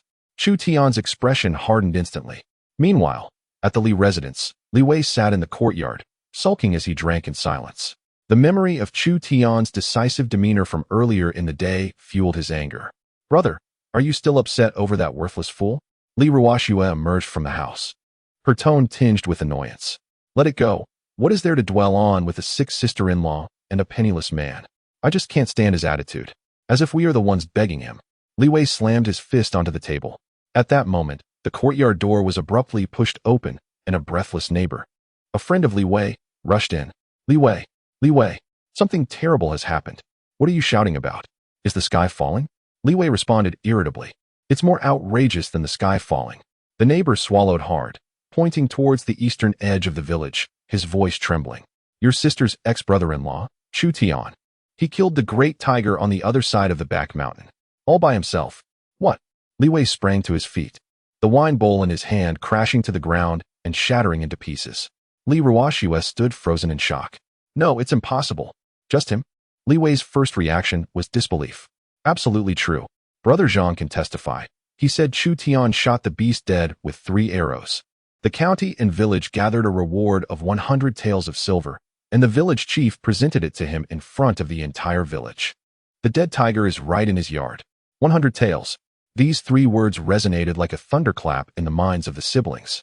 Li Ruoxue's face turned pale as she recalled Chu Tian's calm gaze and his decisive character. It turned out he was neither weak nor incompetent, but rather dismissive of the need to argue with her. 100 taels of silver. That was the affluent life she had only dared to dream of. With that sum, they could live well not just in the village, but even in the town. Yet now, everything that should have belonged to her had been pushed away by her own hands. An indescribable regret gnawed at her heart. Pure luck. He must have just stumbled upon a dying tiger. Li Wei's face contorted with jealousy. What a so-called hero. Bah. Suddenly, a sharp slap echoed through the air. A middle-aged man with a grim expression stepped forward. It was Li Wei and Li Ruoxue's father, Li Xuan. "Father, why did you hit me?" Li Wei covered his face, astonished and furious. "I'm trying to wake you up, you fool." Li Xuan trembled with rage, pointing at his 2 children, lamenting, "Short-sighted. Utterly foolish. How did I ever explain this to you? The Chu family is filled with heroic figures, even if their son is temporarily down on his luck. He is far from worthless. And you? You despised the poor and kicked away a golden opportunity, ruining a perfectly good match." Li Xuan glared at the stunned Li Ruoxue, his anger mounting. "And you? Did you think you were getting rid of a burden? You discarded a mountain of gold. Regretting it now? It's too late." With that, he gazed towards the courtyard door and let out a long sigh, as if he had aged 10 years in an instant. Our family has just pushed an immense fortune out the door. Chapter 8. Rooting out the problem in the stillness of the night, all was quiet. Xinghua village had long since sunk into slumber, with only the distant barking of dogs echoing from the far end of the village, enhancing the depth of the night. Chu Tian silently opened the door to his room and gently closed it behind him. Inside, Ye Qingyao breathed steadily and deeply, soundly asleep. The effects of the divine spring water exceeded his expectations. A faint flush unexpectedly adorned her pale visage, her sleeping countenance serene, with the corners of her mouth curling gently, as if she were lost in a beautiful dream. It was this tranquility that crystallized the murderous intent in Chu Tian's eyes. From the shadows, he unearthed a set of black attire left by his father, and upon donning it, he seamlessly melded into the night. The courtyard gate emitted no sound as he slipped outside. The home of the Wang brothers lay at the dilapidated western edge of the village, distanced from neighboring houses. A convenience for their clandestine dealings and for his plans this night. Approaching the entrance of the Wang residence, Chu Tian caught a whiff of low-quality liquor from afar. A dim, yellow light seeped through the crack of the door, accompanied by the hushed conversation of the 2 brothers. "Brother, that Chu fellow was quite the enigma today. Could he really have slain that giant creature all on his own? Wang Ermatzi took a swig of liquor, his voice tinged with lingering fear. Ridiculous. Wang Matzi spat. Jealousy and malice etched across his face. That beast was likely near death already. He merely capitalized on a stroke of luck. Yet, his brute strength is indeed formidable. Let us refrain from provoking him for now. Just let it go. Wang Ermatzi's thoughts turned to Ye Qingyao's face, stirring a tempest in his heart. Brother, I've never encountered such a captivating woman in my life. Let it go? Wang Matzi's laughter was as cold as a serpent's hiss. How could we possibly let it go? Isn't he enamored with that sickly sister-in-law of his? We shall let him cherish her. In due time, once the storm has passed, he will undoubtedly let his guard down. At that moment, we shall sneak in and abduct her. His voice dropped. Laden with wicked intent, we'll sell her to a brothel in the south. Such places are favored by the elite. We'll strike a deal with the madam to have her entertain guests daily, pushing her to the brink. Then, we'll spread the word to that shoe fellow, ensuring he knows and watches helplessly, never allowed to redeem her. I wish for him to live a life of perpetual regret and agony, neither able to live nor die. Haha, you truly are brilliant, brother. Outside, Chu Tian stood silently, yet the air within 3 feet of him felt as if it had solidified into ice. Suddenly, a thunderous crash erupted as the dilapidated wooden door of the Wang residence shattered, splintering into fragments. The raucous laughter within ceased abruptly. The Wang brothers, startled, turned to see a shadow, infused with an overwhelming murderous aura, standing at the threshold. Wang Ermatzi's bowl of liquor clattered to the ground, shattering into pieces. You little bastard. Seeking death. Wang Matzi, a man of ruthless resolve, quickly regained his composure, seizing a butcher's knife from the table, his expression twisted in fury. Kill him. Wang Ermatzi grabbed a nearby stool, charging alongside his brother. Chu Tian did not flinch. Instead, at the moment Wang Ermatzi closed in, he stepped to the left. The seemingly hefty stool whistled past him, barely grazing his side. In that fleeting moment, Chu Tian struck. He seized Wang Ermatzi's wrist, which clutched the stool, and with a gentle twist, snap. A sound reminiscent of bones cracking echoed through the air. Ah! Wang Ermatzi's anguished scream had scarcely escaped his lips when a hand seized his throat, stifling any further cries. With a slight exertion, his body went limp, his eyes wide open in death. All this transpired in the span of mere breaths. Wang Maji, rushing from behind, watched in horror as his brother was instantaneously slain before his eyes, terror gripping his very soul. Ghost! He shrieked in despair, devoid of any courage to fight back, and turned to flee through the door that had been forced open. Yet, as he spun around, he felt a tightening grip at his collar, an irresistible force lifting him off the ground, only to brutally slam him back down. Wang Maji felt his insides twist, a mouthful of blood spewing forth. Struggling to turn back, he met a pair of eyes devoid of emotion. Please, don't kill me. Wang Maji broke down completely, tears streaming as he pleaded. I'll give you all my money. I beg you, spare my life. Chu Tian remained silent, slowly approaching the table to retrieve the oil-stained butcher's knife. In your next life, may you be born to a better lot. The cold words were the last Wang Maji would ever hear. In a flash, the glint of the blades silenced the room entirely. The pungent scent of blood began to permeate the air. Chu Tian, his expression impassive, gazed down at the 2 lifeless bodies on the floor, commencing his cleanup. He dragged Wang Ermatzi's corpse to the table and, using the butcher's knife in Wang Maji's grip, inflicted several more wounds upon him. Then, he rummaged through Wang Maji's pockets, extracting several pouches of coins and spilling their contents across the ground. Finally, he seized the unfinished jar of inferior wine from the table, dousing Wang Ermatzi's remains before casually tossing the jar against the wall. Once all was completed, the scene appeared as though the 2 brothers had quarreled over the spoils of their inebriation and ultimately turned upon each other in a fatal conflict. Carefully, he wiped away any traces he had left on the doorframe, ensuring no evidence remained before turning to seamlessly blend back into the enveloping night. The entire process was executed with precision, devoid of any lingering traces. Upon returning to his modest courtyard, the night breeze remained brisk, the yard enveloped in silence. Chu Tian pushed open the door to the inner room. Under the dim glow of the oil lamp, Ye Qingyao lay soundly asleep.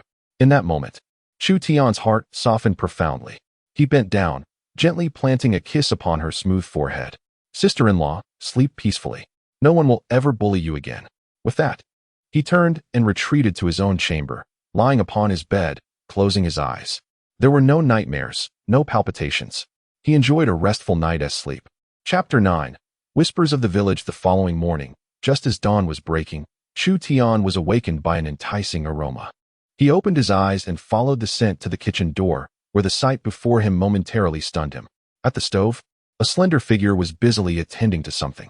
Ye Qingyao, clad in a faded old cloth dress, radiated a charm that could not be concealed.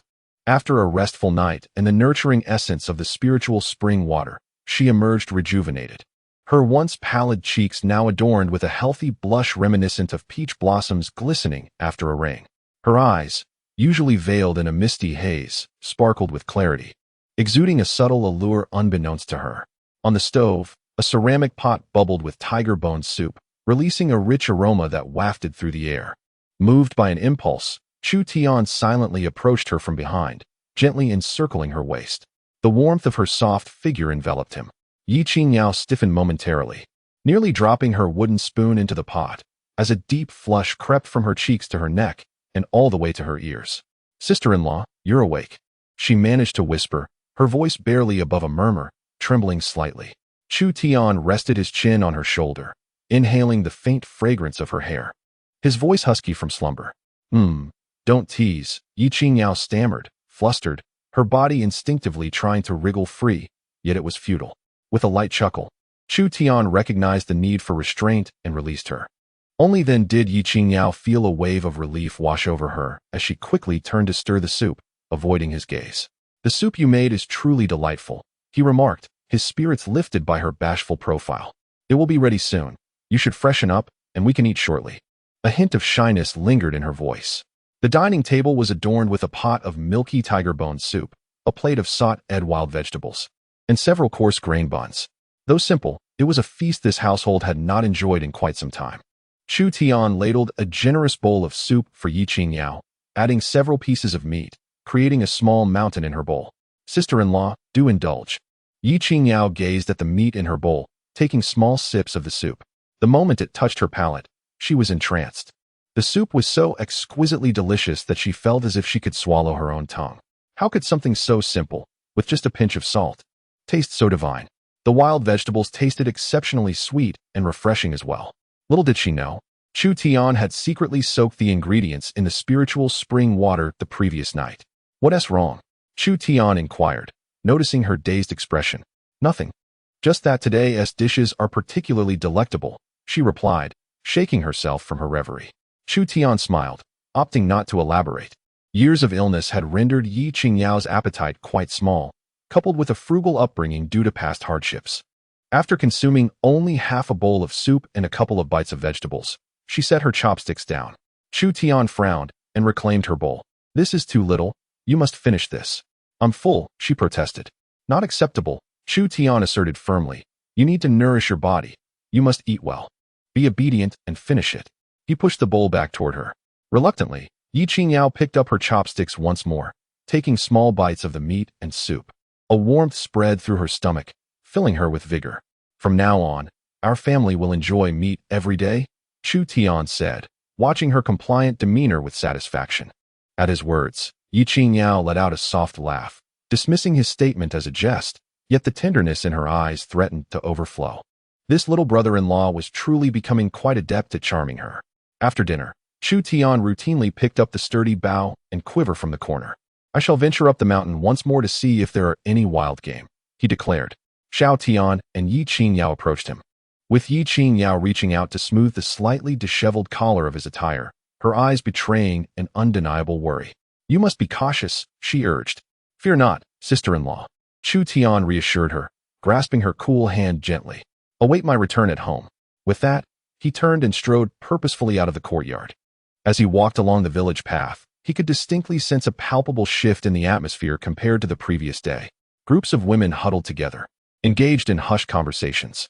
Chu Tian, ever perceptive, caught the low murmur of their discussions with his keen ears, deciphering the ominous tidings. "Have you heard?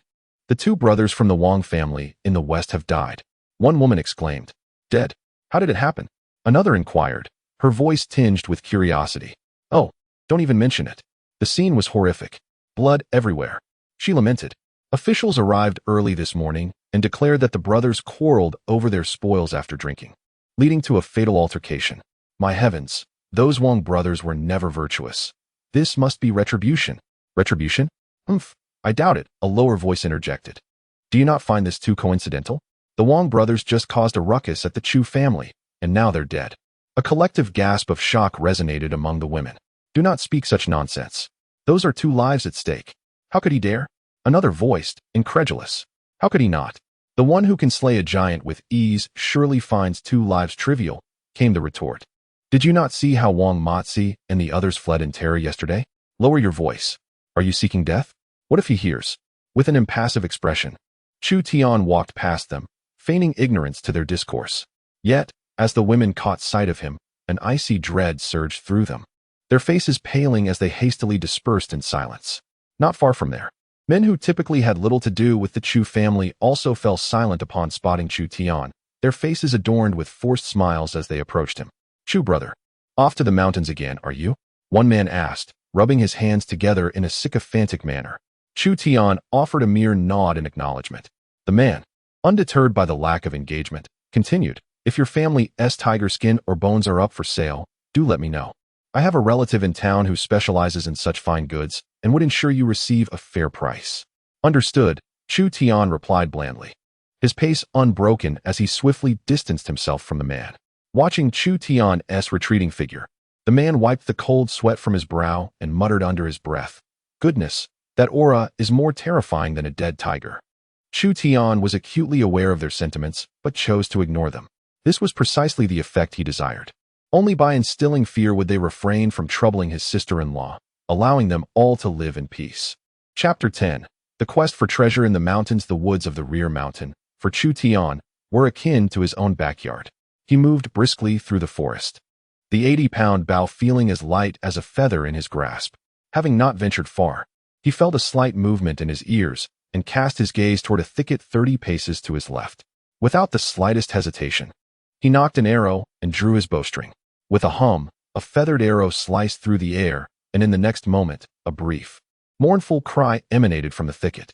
A plump wild hare leaped up, somersaulting midair before crashing heavily to the ground, never to move again. Chu Tian approached, lifted the rabbit to gauge its weight, estimating it to be around 4 to 5 pounds.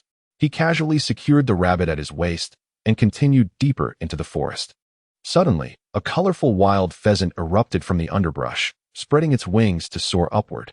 Without raising his head, Chu Tian swiftly loosed another arrow. The feathered projectile traced a graceful arc through the air, striking the pheasant squarely in the neck. With a plaintive cry, the bird plummeted from the sky. 2 more pieces of game in his possession, yet Chu Tian had no intention of halting his pursuit. He pressed further into the woods. As he ventured deeper, ancient trees towered overhead, filtering the sunlight into scattered, dappled patches upon the ground. The air was thick with the rich scent of damp, decaying earth, mingled with the fragrant aromas of unknown foliage. Chu Tian parted a thicket of shrubs that reached halfway up his torso, and the sight before him caused his breath to catch. At the base of a venerable tree, a unique plant thrived quietly. It was not particularly tall, standing about a foot high, yet it radiated an extraordinary aura. 3 main branches each bore 5 verdant leaves, and atop the branches, a cluster of vivid red fruits glistened like translucent garnets. 3 branches with 5 leaves, adorned with red fruits. Chu Tian's heart raced. Ginseng, and judging by its appearance, it was likely quite aged. He carefully set down his bow and arrow, gently clearing the loose soil around the root, revealing the ginseng's profile more distinctly. The root was robust and pale yellow, its surface etched with fine, concentric lines. Most astonishingly, it bore 2 distinct legs, and even the faint outline of arms, resembling a curled-up infant.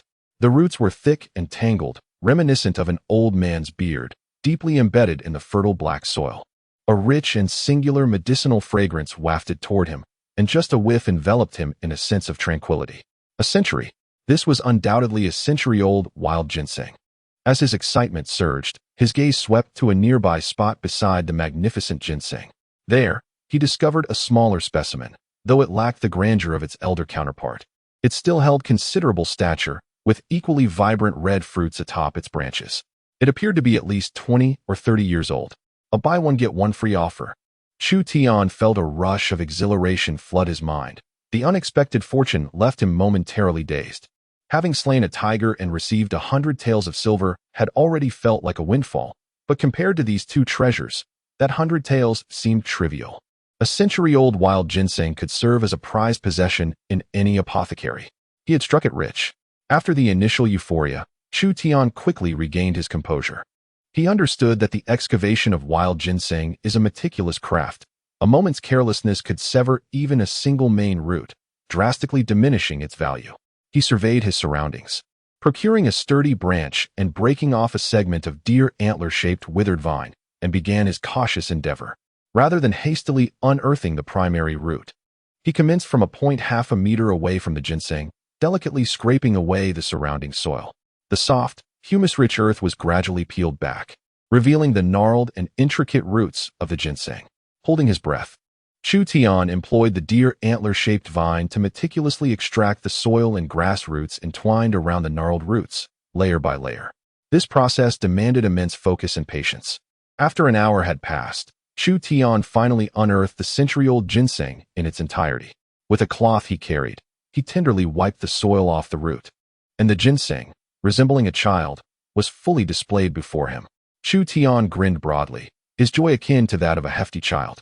He then applied the same careful technique to extract a 30-year-old ginseng, ensuring it remained intact. Holding the two golden treasures in his hands, he felt an overwhelming sense of elation. Without hesitation, he willed the two invaluable ginsengs into his storage ring. Once this was accomplished, he exhaled a long sigh of relief. With these two items, there was hope for his sister-in-law's recovery. With this burden lifted, Chu Tian's spirits soared. Estimating that time was still on his side, he resolved to hunt for additional game to enhance their meals. Fortune seemed particularly favorable, as he soon captured several wild rabbits and pheasants. Just as he prepared to descend, the sounds of heavy, labored breathing and the rustling of earth emanated from a nearby thicket. Chu Tian turned his gaze to the source, his eyes narrowing. There stood a colossal wild boar. Its ebony body was bristled with stiff bristles that stood erect like steel needles, its length likely exceeding 10 feet. And it weighed no less than 400 to 500 pounds, with long, curved tusks protruding from its jaws. At that moment, it was fervently rooting at the base of a tree, producing dull thuds. Chu Tian's eyes sparkled. This was indeed a fortuitous bounty. Such a large wild boar could sustain him and his sister-in-law for a month. He did not rush forward, for wild boars are tough-skinned and formidable, ferocity rivaling that of a tiger. Chu Tian scanned his surroundings, then swiftly ascended a nearby tree that required 2 people to encircle. Finding a sturdy branch to steady himself, he retrieved his sturdy bow, knocking 3 feathered arrows on the string simultaneously. From this advantageous height, his view was unparalleled. He drew the bowstring back, forming a crescent, and aimed for the boar's nape. The bowstring vibrated with a hum. The 3 arrows flew in a formation, shrieking towards the wild boar. With a series of muted thuds, the arrows struck true, embedding themselves in the boar's neck. A thunderous, anguished scream erupted from the boar, and in its pain, it succumbed to a fit of rage. It abruptly raised its head, its blood-red eyes locking onto Chu Tian perched in the tree. Hatred allowed it to forget the pain. It furiously dug its hooves into the ground and let out a deafening roar, charging recklessly towards the great tree where Chu Tian stood. With a thunderous crash, the entire tree trembled violently, and leaves cascaded down. Chu Tian remained as steady as a rock, his face betraying no emotion, as he deftly drew 2 more arrows. Buzz, buzz, 2 more arrows flew forth. The first arrow struck the wild boar's eye. The second arrow aimed for the vulnerable throat exposed as it ran. The wild boar, preparing for another charge, felt its left eye explode in a mist of blood. The excruciating pain caused it to falter momentarily. It was in that fleeting instant that the second arrow found its mark, piercing through its soft throat. The massive creature stiffened suddenly, its forward momentum halted. It emitted a wheezing gasp, blood staining the ground beneath it. Struggling to regain its footing, it ultimately collapsed helplessly to the ground. Chu Tian gracefully leaped down from the tree, landing firmly on the ground. He approached the boar's lifeless body, giving it a gentle kick to ensure its demise before he heaved a sigh of relief. He gathered several sturdy vines from the forest and securely bound the boar's 4 hooves. Then, draping the vines over his shoulder, He took a deep breath and summoned his strength. The enormous creature, weighing around 400 to 500 pounds, was dragged off the ground by his sheer will. With one hand holding his bow and the other pulling the colossal beast, Chu Tian made his way down the mountain. Today had proven to be quite fruitful. After Chu Tian departed, only Ye Qingyao remained in the courtyard. Having slept soundly the previous night and savored the exquisitely delicious tiger bone soup that morning, she felt significantly better, and her spirits lifted considerably. She soaked the clothes Chu Tian had changed out of in a wooden tub, methodically scrubbing them. The sunlight bathed her in warmth, casting a radiant glow over her previously pale cheeks, now adorned with a delicate rosy hue, making her exceptionally lovely. This tranquil existence nearly made her forget the sorrows of her past. Yet, in this world, there are always those who cannot bear to see you thrive. Outside the courtyard, a few village women, having finished washing their vegetables and preparing to return home, passed by the Chu family's gate. Upon spotting the graceful figure in the yard, their steps involuntarily slowed. Isn't that the sister-in-law of the Chu family? Has she recovered? A woman with triangular eyes remarked sarcastically. What immense fortune! With the man dead, the younger brother has struck it rich. Now she has someone to rely on.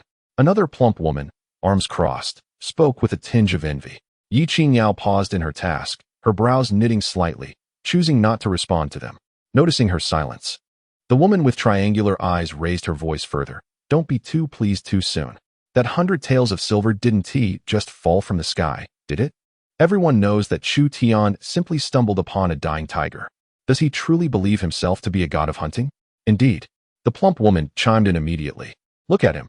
He's off to the mountains again early this morning. It's nearly noon, and I bet he hasn't even seen a rabbit's fur. He's probably just wandering around empty-handed. Hunting relies on genuine skill, not mere luck.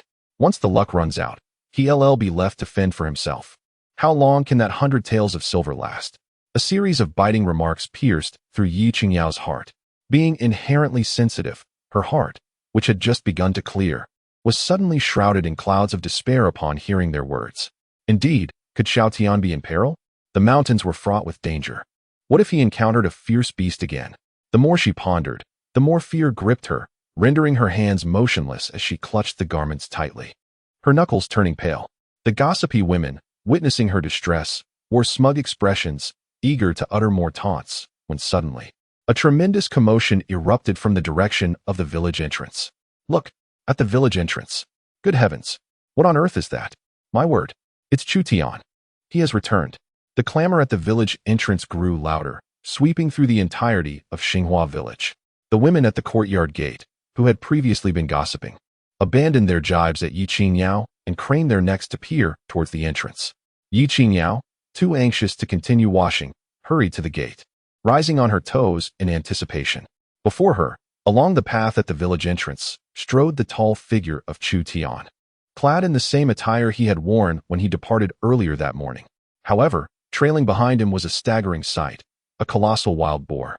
Its dark body more robust than that of a calf, with two fearsome tusks jutting from its mouth, glinting ominously in the sunlight. The boar's carcass dragged a lengthy trail across the ground, eliciting a shiver of trepidation simply at the sight of it. As if that were not enough, several plump hairs dangled from his waist, and a wild chicken was slung over the bough upon his shoulder. A profound silence enveloped Xinghua village.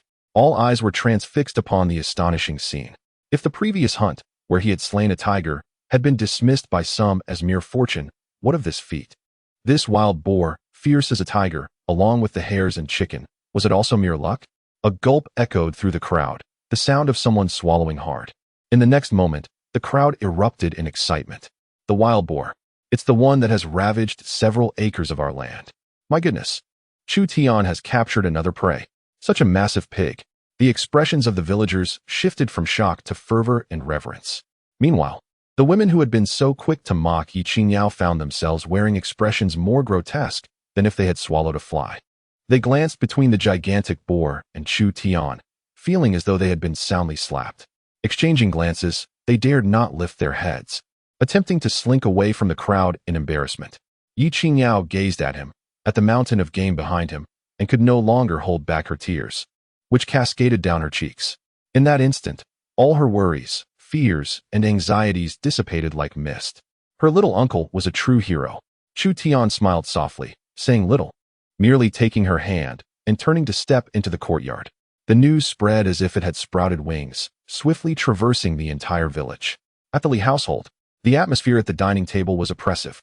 The family was gnawing on dry, hard cornmeal buns, accompanied by a bowl of vegetable soup devoid of any visible grease. Li Wei bit into the tough bun in his hand, irritation etched across his face. As he contemplated the 100 taels of silver that Chu Tian possessed, a sense of suffocation enveloped him. Li Ruoxue, too, was lost in her thoughts. At that moment, a half-grown child from a neighboring house burst in, exclaiming loudly, "Uncle Li, something big has happened. Chu Tian has caught another prey. What are you shouting about?" Li Wei retorted irritably, "Is the sky falling? More bizarre than the sky falling." The child gasped, "Chu Tian. He's dragged back a wild boar from the back mountain. It's piled high with rabbits and wild chickens, like a small mountain." The steamed bun in Li Ruoxue's hand fell onto the table. Li Wei sprang to his feet, disbelief etched across his face. "Impossible. You're talking nonsense. How could he possibly?" "Absolutely true. The whole village saw it. That fellow is currently in the courtyard of the Chu family." With that, the child dashed away like the wind, presumably to spread the news to the next household. The room fell into a profound silence. Chapter 12. Claiming sovereignty. Li Xuan was the first to react. He abruptly stood up and rushed to the door, craning his neck towards the eastern part of the village. Although he could see nothing, he could hear the commotion from that direction. Slowly, he turned around, his face ashen, pointing at his own children. "Did you hear that? Did you hear that?" He nearly roared. "A wild boar. Yesterday, it was a tiger. Today, it's a wild boar. You call that luck? Whose luck can be so consistent?" He kicked over a nearby stool, jabbing a finger at Li Wei's nose as he scolded, "You fool. Still looking down on him? He has one pig, which surpasses our entire year's harvest. What do you have to compare with that?" After berating Li Wei, he turned to the stunned Li Ruoxue, trembling with anger. "And you? I'm filled with grief and disappointment. How blind can you be? Our family is currently subsisting on steamed buns and vegetable soup, while they feast on meat every day. What kind of life is this supposed to be? This was meant to be your life. You two fools have pushed it away with your own hands." Li Ruoxue's face turned ashen. She stared vacantly at the dark, hard bun on the table, then envisioned the boar, larger than an ox, and the 100 shimmering taels of silver. An indescribable remorse gnawed at her heart. She had considered that perhaps Chu Tian would eventually turn his fortunes around, but she never anticipated that this day would arrive so swiftly. Clenching her fists tightly, she declared to herself, "No, it cannot end like this. It was rightfully mine. Everything he is should be mine. I must reclaim him, by any means necessary." In the courtyard of the Chu family, a lively scene unfolded. The enormous wild boar lay in the center, attracting half the village to gather around. Chu Tian, wielding a bone knife, methodically began to carve the meat. Bare-chested, the contours of his muscular physique rippled with each movement, exuding a sense of power. The villagers encircled him, pointing and whispering, their eyes filled with awe and envy. With such physique and strength, it was no wonder he could slay the great beast. Who would dare to label the Chu family lad as useless now? Who in the surrounding areas possessed such prowess? Just then, a sudden stir arose from the outskirts of the crowd. "Excuse me, please make way." A voice tinged with tears emerged, causing the crowd to turn and stare in astonishment. There stood Li Ruoxue, holding a food container, her cheeks stained with tears, exuding an air of vulnerability as she squeezed through the throng. She had taken special care with her appearance today, adorned in a light blue dress that, though not made of silk or satin, accentuated her slender figure. Her hair was meticulously arranged, with a few stray strands clinging to her cheeks, enhancing her pitiful demeanor. The villagers, upon witnessing this spectacle, became animated, whispering among themselves in anticipation of the unfolding drama. "Isn't that the daughter of the Li family? What could she possibly want? Surely, she has returned, regretting her past choices now that Chu Tian has found success." They murmured. Where was she all this time? How brazen of her to show up now. Oblivious to the gossip surrounding her, Li Ruoxue's gaze was fixed solely on the man who was skillfully carving a wild boar. Approaching the entrance of the courtyard, she halted without crossing the threshold, tears cascading down her face like pearls slipping from a broken string. "Chu Tian go," she choked out, her voice laden with sorrow and remorse. Chu Tian paused momentarily, not even lifting his head. Seeing his indifference, Li Ruoxue steeled herself, placing the food container on the ground before kneeling with a thud. A gasp rippled through the gathering crowd. Chu Tian, I was wrong. I truly understand my mistakes. Li Ruoxue cried, her tears flowing like rain on a pear blossom, repeatedly bowing her head towards his back. It was my folly, compelled by my parents. I have always cared for you in my heart. She wept as she spoke. I know I have no right to face you now, but I cannot bear to worry about you. I made your favorite pastries. Please, try them. I implore you for another chance to care for you properly. Her heartfelt performance was moving, and had it been in the past, it might have evoked sympathy from many. Yet now, the villagers regarded her with scorn and a sense of schadenfreude. Finally, Chu Tian ceased his work, his expression devoid of emotion as he quietly regarded the kneeling Li Ruoxue. Remaining silent, feeling unnerved under his gaze, Li Ruoxue's sobs softened, yet she mustered the strength to lift her head, attempting to project her most pitiable expression. Chu Tian, leave, was the single word that escaped Chu Tian's lips. Li Ruoxue froze, her expression becoming rigid, the tears suspended on her eyelashes, forgotten. She had anticipated that even if he were angry or unwilling, there would be a semblance of old feelings. She had prepared numerous arguments and scenarios in her mind.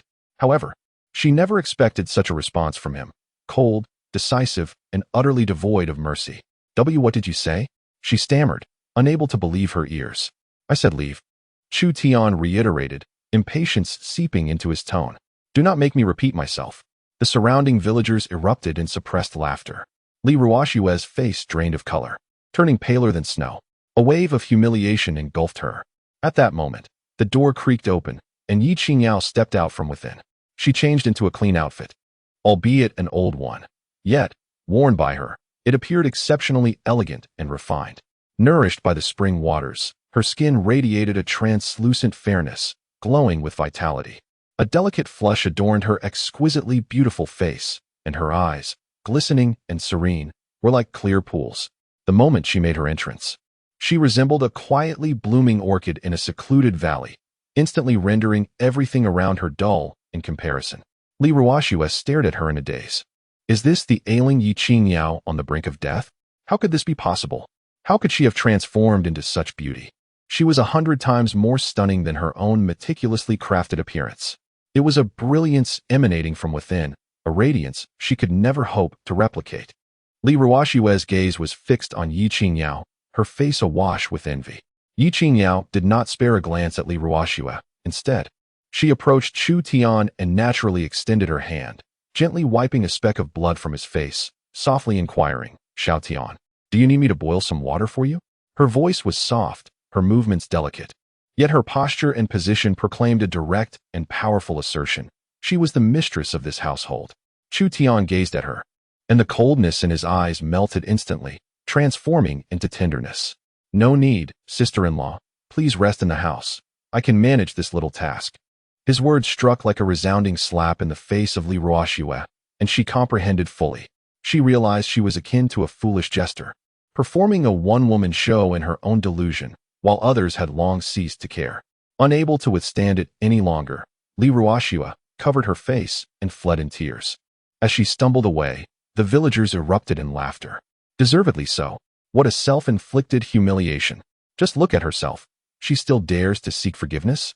In the courtyard, tranquility was restored. Chu Tian looked at Ye Qingyao, and she returned his gaze. They exchanged a smile, and everything was understood without words. As evening approached, the kitchen fire blazed robustly. In a large iron pot, chunks of wild boar meat simmered with mushrooms gathered from the mountains, bubbling with steam, and the rich aroma of meat filled the entire courtyard. Chu Tian sat before the hearth, expertly managing the flames. Ye Qingyao, at a small table nearby, meticulously mended the clothing Chu Tian had torn on branches earlier that day by the light of an oil lamp. The dim light cast their shadows long on the wall, intimately embracing each other. This scene was warm and tranquil. Occasionally, Ye Qingyao would lift her gaze to observe the man seated before the fire. His profile was sharply defined, the flames dancing upon his face, casting a warm glow. Her heart felt as though it were filled with something, radiating warmth.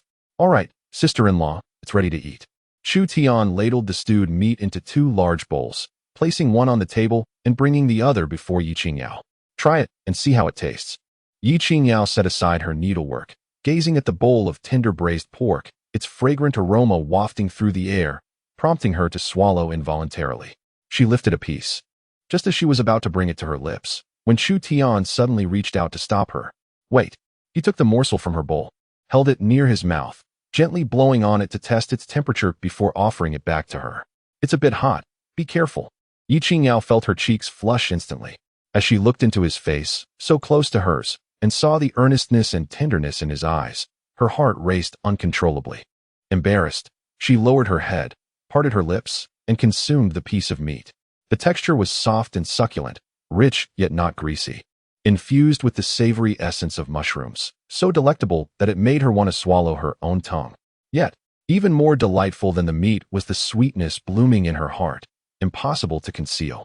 Dinner was a warm and sweet affair, filling Ye Qingyao with a profound sense of comfort. After the meal, while Chu Tian ventured out to tend to the enormous wild boar, she intended to assist him but was gently pressed back by his hand on her shoulder. Sister-in-law, just watch.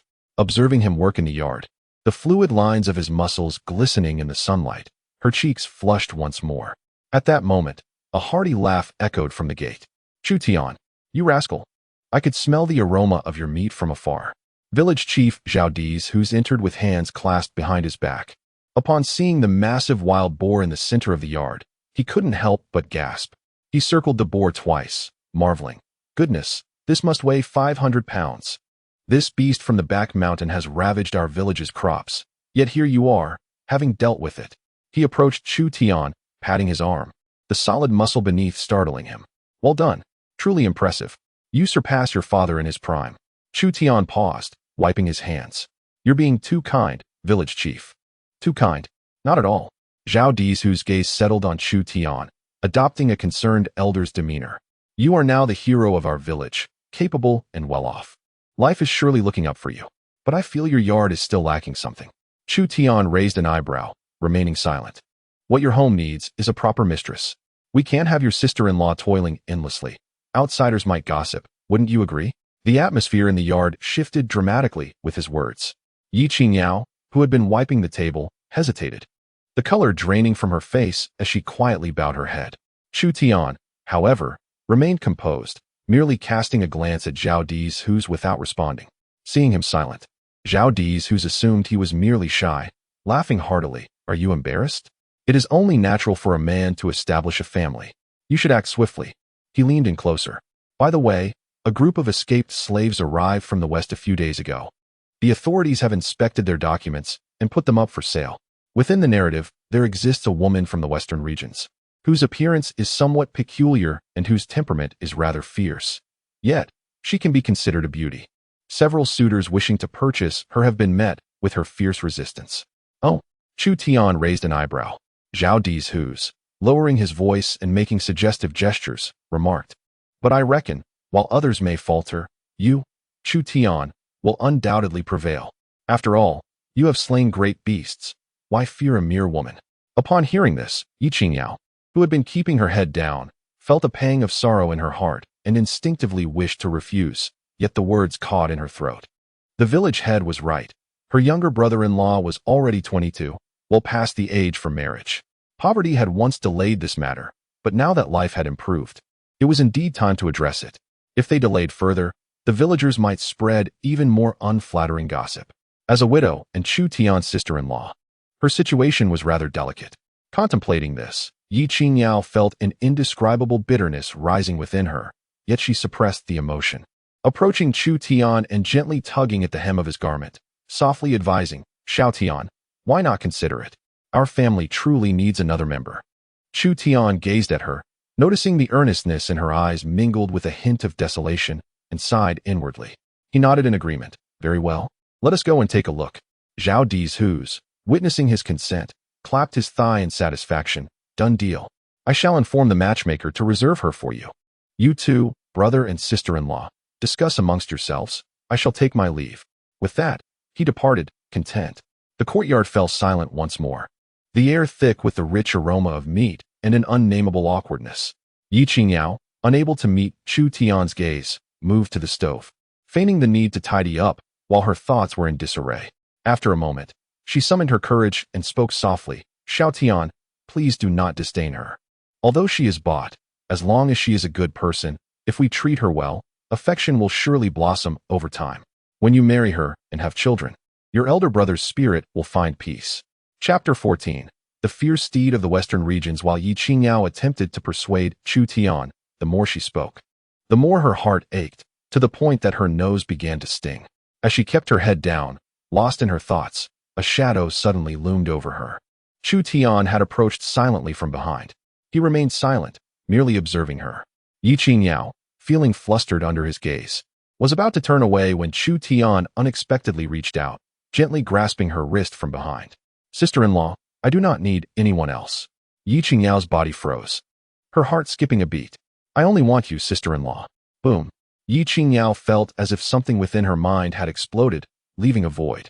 Those two words struck her heart like thunder, scorching her entire being. Her cheeks, already beautiful, rapidly flushed with a visible crimson hue, rendering her even more enchanting. Her clear eyes brimmed with confusion and helplessness, sparkling with moisture, captivating anyone who dared to look, drawing them into a whirlpool of emotion. What nonsense are you speaking? She finally regained her voice, yet felt a mix of embarrassment and urgency. With a sudden jerk, she freed herself from Chu Tian's grasp and dashed into the house, not daring to look back. Observing her hurried retreat, a smile crept further across Chu Tian's lips. The following day, just as Chu Tian finished tidying up the courtyard, the village chief, Zhao Dizhus, burst in, accompanied by a tall woman. Chu Tian, I brought someone for you. Behind Zhao, a strikingly tall woman followed. A throng of villagers, drawn by the commotion, craned their necks and began to murmur. Look, it's that woman from the western regions. Goodness, just look at her figure, even veiled. One can tell she is a beauty. What good is beauty? I hear her temperament is as fierce as a wolf cub. Whoever buys her will be in for trouble. Chu Tian's gaze fell upon the woman. She was indeed tall, surpassing most men in the village. Clad in tattered linen garments, her curves remained apparent. Her thick black hair was braided into several small plaits, cascading down her back, exuding an exotic charm. Most striking was the black veil covering her face, revealing only her vigilant, defiant eyes, tinged with an unmistakable wildness. As she scanned her surroundings, the villagers instinctively took a step back, avoiding her gaze. Here she is, Zhao Dizhus said, rubbing his hands together, a hint of awkwardness on his face. She may be a bit hot-tempered. Please be understanding. Chu Tian disregarded Zhao's words and walked up to the woman. Upon his approach, she tensed, her eyes brimming with wariness and hostility, as if prepared to pounce and sever his throat at the slightest move. The villagers held their breath, anxious for Chu Tian. Oh dear, this woman truly dares to stand her ground, they whispered. Chu Tian, however, remained unfazed, focused solely on her eyes. The woman remained still, but her hands, resting at her sides, had clenched into tight fists. The atmosphere in the courtyard grew tense. Just as everyone anticipated an explosion of anger from Chu Tian, he suddenly smiled. It's fine if you don't wish to remove it.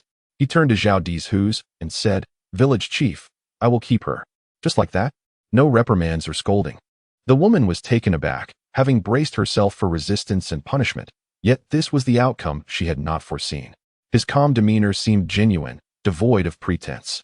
Zhao Dizhus snapped back to reality, a grin spreading across his face as he eagerly rubbed his hands. Then, what about the payment? He gestured a sum with his hands.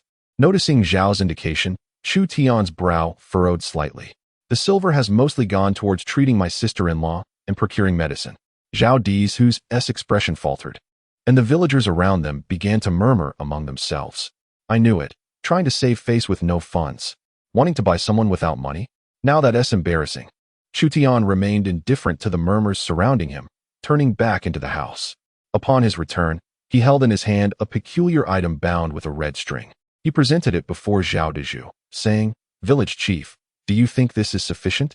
It was a ginseng root, robust and well-formed, its surface adorned with clear ring patterns, and dozens of delicate root hairs preserved intact. A rich fragrance of medicinal herbs wafted through the air. Zhao Dizhus' eyes widened in astonishment. Having traveled extensively in his youth, he was no stranger to the world and could immediately discern the age of this ginseng. Is this a 30-year-old wild mountain ginseng? His voice trembled slightly as he carefully cradled the root, drawing it close to his nose, his face glowing with rapture. This is more than enough. Truly, far more than enough. He nodded vigorously, exclaiming, Chu Tian, my boy, you are indeed a master of concealment.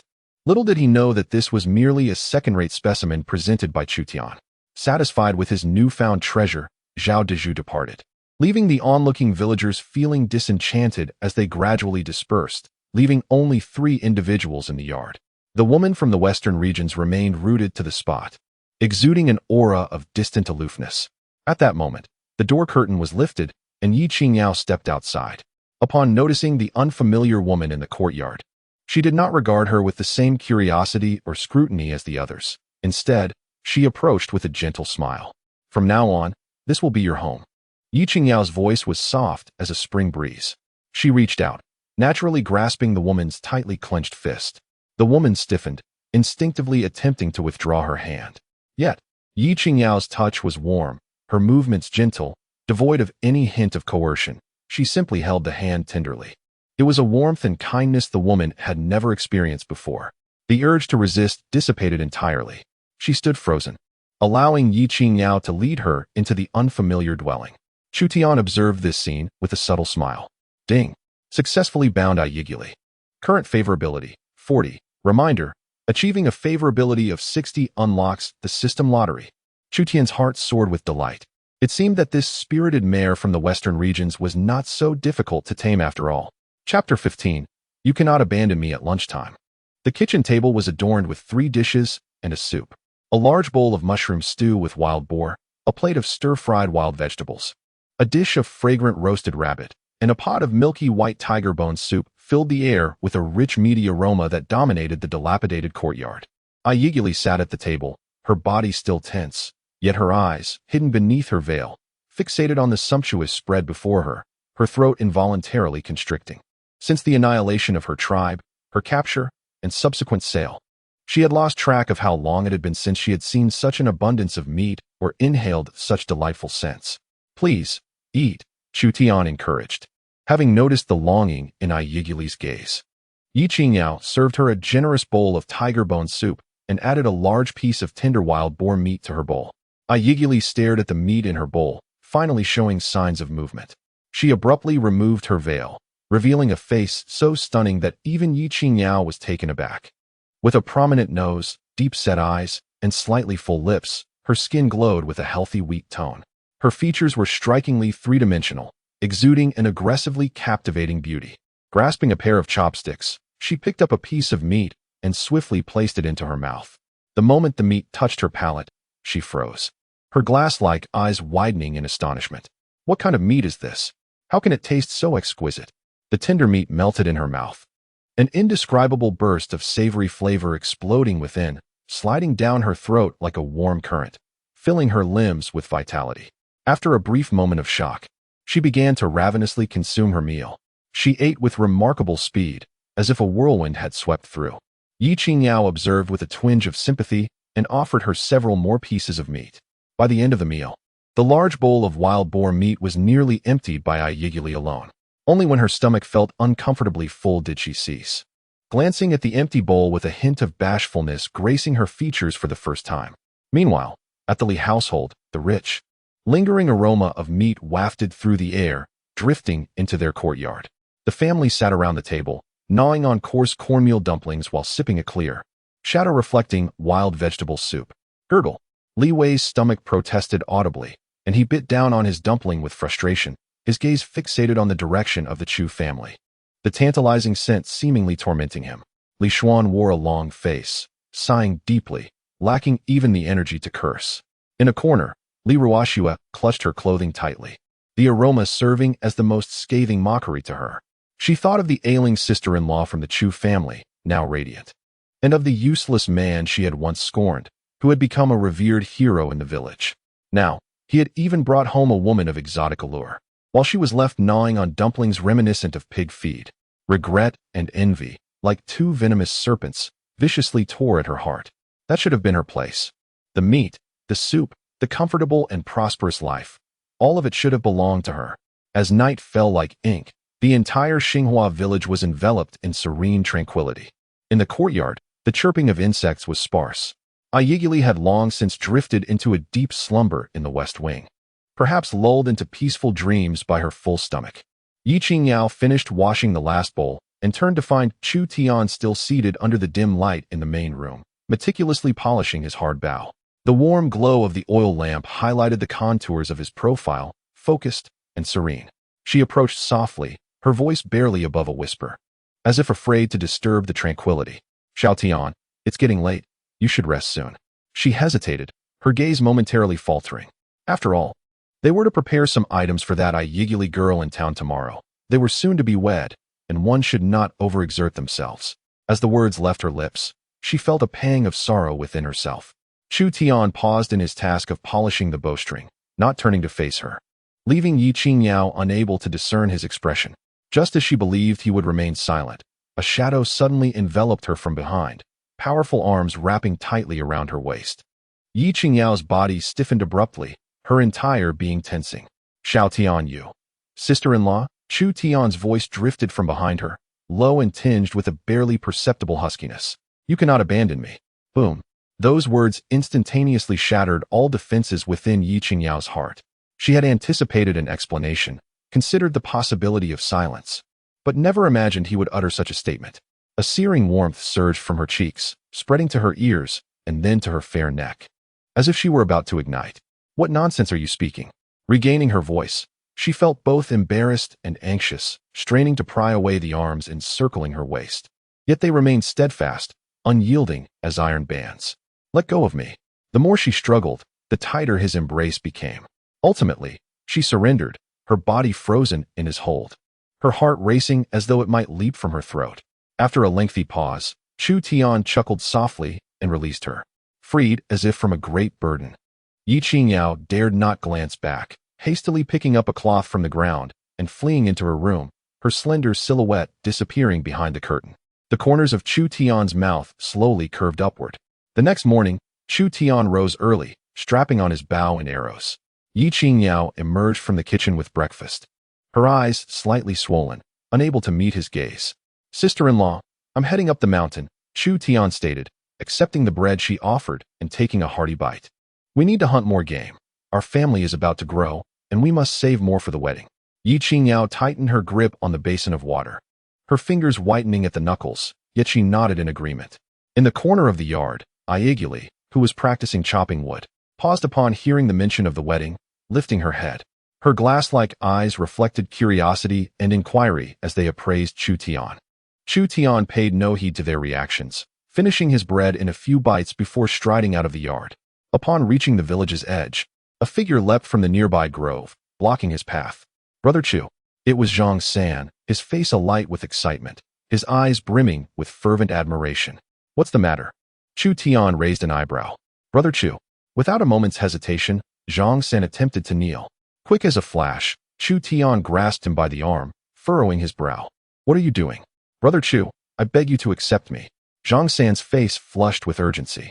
My life is yours. I will work tirelessly for you without question. I merely wish to follow you and learn genuine skills. Chapter 16. Unexpected joy. Chu Tian regarded Zhang San before him. Though the man appeared simple, the sincerity and yearning in his eyes were palpable. There was much he needed to accomplish, and a reliable, diligent assistant was indeed necessary. Get up, he said softly. Brother Chu, if you do not agree, I shall not rise. I consent. Zhang San's head shot up, his face alight with joy. Really? Brother Chu, you truly accept me? Yes, let us go to the mountains. After Chu Tian concluded his words, he turned and made his way towards the back mountain. Ah, all right. Zhang San quickly scrambled to his feet, dusting off his knees, and eagerly followed suit. The two of them moved deeper into the forest, and fortune favored them as they soon encountered a roe deer foraging not far ahead. Without pausing his stride, Chu Tian released an arrow that struck the deer, which collapsed a good 70 to 80 paces away. Zhang San's eyes nearly bulged out in astonishment. Brother Chu, did a divine being teach you this archery? He exclaimed, rushing over to effortlessly hoist the young roe deer onto his shoulder, his admiration for Chu Tian reaching an overwhelming level. Subsequently, Chu Tian shot down several wild chickens, all of which Zhang San willingly carried, his vigor seemingly inexhaustible. As they continued deeper into the woods, Chu Tian suddenly halted, his ears twitching slightly. Brother Chu, what's wrong? Zhang San inquired softly. Silence. Chu Tian signaled him to hush. gesturing towards the dense thicket to their left. Faintly, a low growl and the chilling howl of wolves echoed intermittently from that direction, accompanied by the cracking sound of trees being struck. A fierce beast was in combat. Chu Tian's gaze sharpened, and he treaded lightly, leading Zhang San stealthily forward. As they parted a thick cluster of underbrush, the sight that met Zhang San's eyes made him gasp in shock. In a clearing ahead, a pungent scent of blood filled the air. A robust leopard, adorned with coin-sized spots, was locked in a fierce struggle with a bluish-gray she-wolf. The leopard's claws were deeply embedded in the she-wolf's neck, while the wolf's fangs pierced through the leopard's throat. The two ferocious beasts maintained their aggressive stances, locked in a stalemate, blood pooling around them until they both succumbed. Zhang San, witnessing this gruesome scene, felt his knees weaken, stammering, "Brother Chu, these beasts are ferocious." However, Chu Tian paid no heed to Zhang San. His gaze drifted beyond the fallen carcasses to a hidden hollow not far away, partially obscured by vines. The direction in which the she-wolf had gazed in her final moments was that very spot. He gestured for Zhang San to remain silent, then cautiously approached the concealed area. Parting the dense vines, a half-man-high hidden cave emerged before them. From deep within the cave came a faint whimpering sound, reminiscent of a nursing infant. Chu Tian peered inside, and at the back of the cave, nestled atop a pile of hay, was a small, snow-white fur ball, shivering uncontrollably. It was a wolf cub, scarcely born. Sensing the presence of humans, it struggled to stand, exposing its tiny teeth and emitting a low growl. Yet, its fierce demeanor was comically juxtaposed with its milk-dependent state. This little creature was entirely snow-white, devoid of any stray hairs, save for a crescent-shaped black mark on its forehead. Its eyes were pure blue, resembling two translucent sapphires. In that moment, Chu Tian's heart softened profoundly. He extended his hand, intent on touching it. However, the little white wolf not only rejected his gesture, but also arched its back and lunged at his hand with a fierce bite, though it missed. Chu Tian chuckled softly, retracting his hand, a thought stirring within him. He turned around, plucked a broad leaf from a nearby tree, and silently dripped a few drops of spring water onto it. Then, he presented the leaf, cradling the precious liquid, before the little wolf cub. Initially wary, the cub was soon captivated by the sweet, refreshing scent that was entirely new to it. A primal longing emerged from deep within. After a moment's hesitation, it could no longer resist and cautiously extended its delicate pink tongue to taste the leaf. With that single lick, its sapphire-like eyes sparkled with newfound brightness. The previous wariness and ferocity vanished without a trace, replaced by a pure sense of trust and closeness. It stepped forward, nuzzling its fluffy little head against Chu Tian's pant leg, emitting a contented purr from its throat. Zhang San, who had followed closely behind, was astonished by the scene. "Brother Tian, this little wolf cub acts as though it has reunited with its long-lost father. From now on, it shall be named Xiaobai," Chu Tian said with a smile, cradling the little creature in his arms. Xiaobai offered no resistance. Instead, it found a comfortable position and settled down contentedly. Chu Tian dug a pit nearby and buried the corpse of the mother wolf, granting it a semblance of dignity in death. After finishing this task, he carried Xiaobai and, accompanied by Zhang San, began their descent down the mountain. "Brother Tian, you are truly a harbinger of good fortune. Wherever you go, good things follow," Zhang San exclaimed, shouldering a roe deer and trailing behind, his words flowing incessantly. Just as he finished speaking, Chu Tian, who was leading the way, paused, his gaze sweeping across the dense thicket ahead. The sound of grunting reached his ears. Another wild boar, weighing over 300 pounds, was busily rooting through the ground. Chu Tian, feeling no need to adjust his stance, casually drew an arrow from his quiver and, without a second glance, released it with a swift motion. The arrow soared through the air and accurately penetrated the boar's ear, piercing its brain. The boar had no time to let out a cry before it collapsed with a thud. Zhang San, observing this, felt numb in his eyes. Chu Tian had transcended humanity and become a deity. As Chu Tian approached to process the wild boar, his attention was drawn to a mound of earth that the boar had unearthed. Beneath the gnarled roots of an ancient tree, several large mushroom caps had burst forth from the soil, growing on the decaying trunk. The caps were semicircular, their surfaces coated with a glossy black-purple sheen, glistening like polished lacquer, while the edges bore a faint ring of light brown. A rich and distinctive fragrance wafted towards him. Chu Tian's breath caught in his throat. Lingji. And judging by their appearance and size, these must be at least 100 years old. Chapter 17 The Hunt for Wild Boar. Chu Tian cautiously extracted several precious spiritual mushrooms from the tree trunk, a total of 4, each larger than an adult's palm.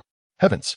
Zhang Xin finally regained his voice, pointing at the mushrooms in Chu Tian's hands and then at the lifeless wild boar on the ground, his excitement rendering him incoherent. You can't be the son of the mountain deity, can you?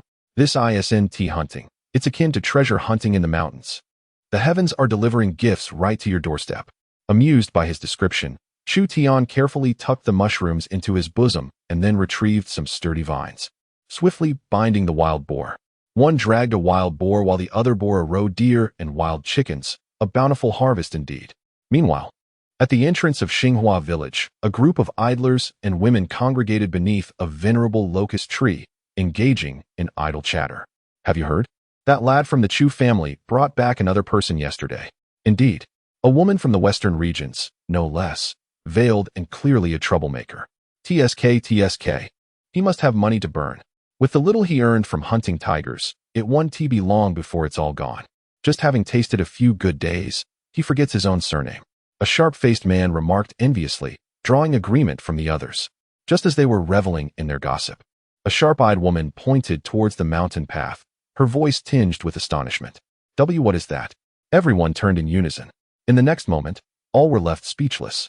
There, along the village path, the figures of Chu Tian and Zhang Xin slowly emerged.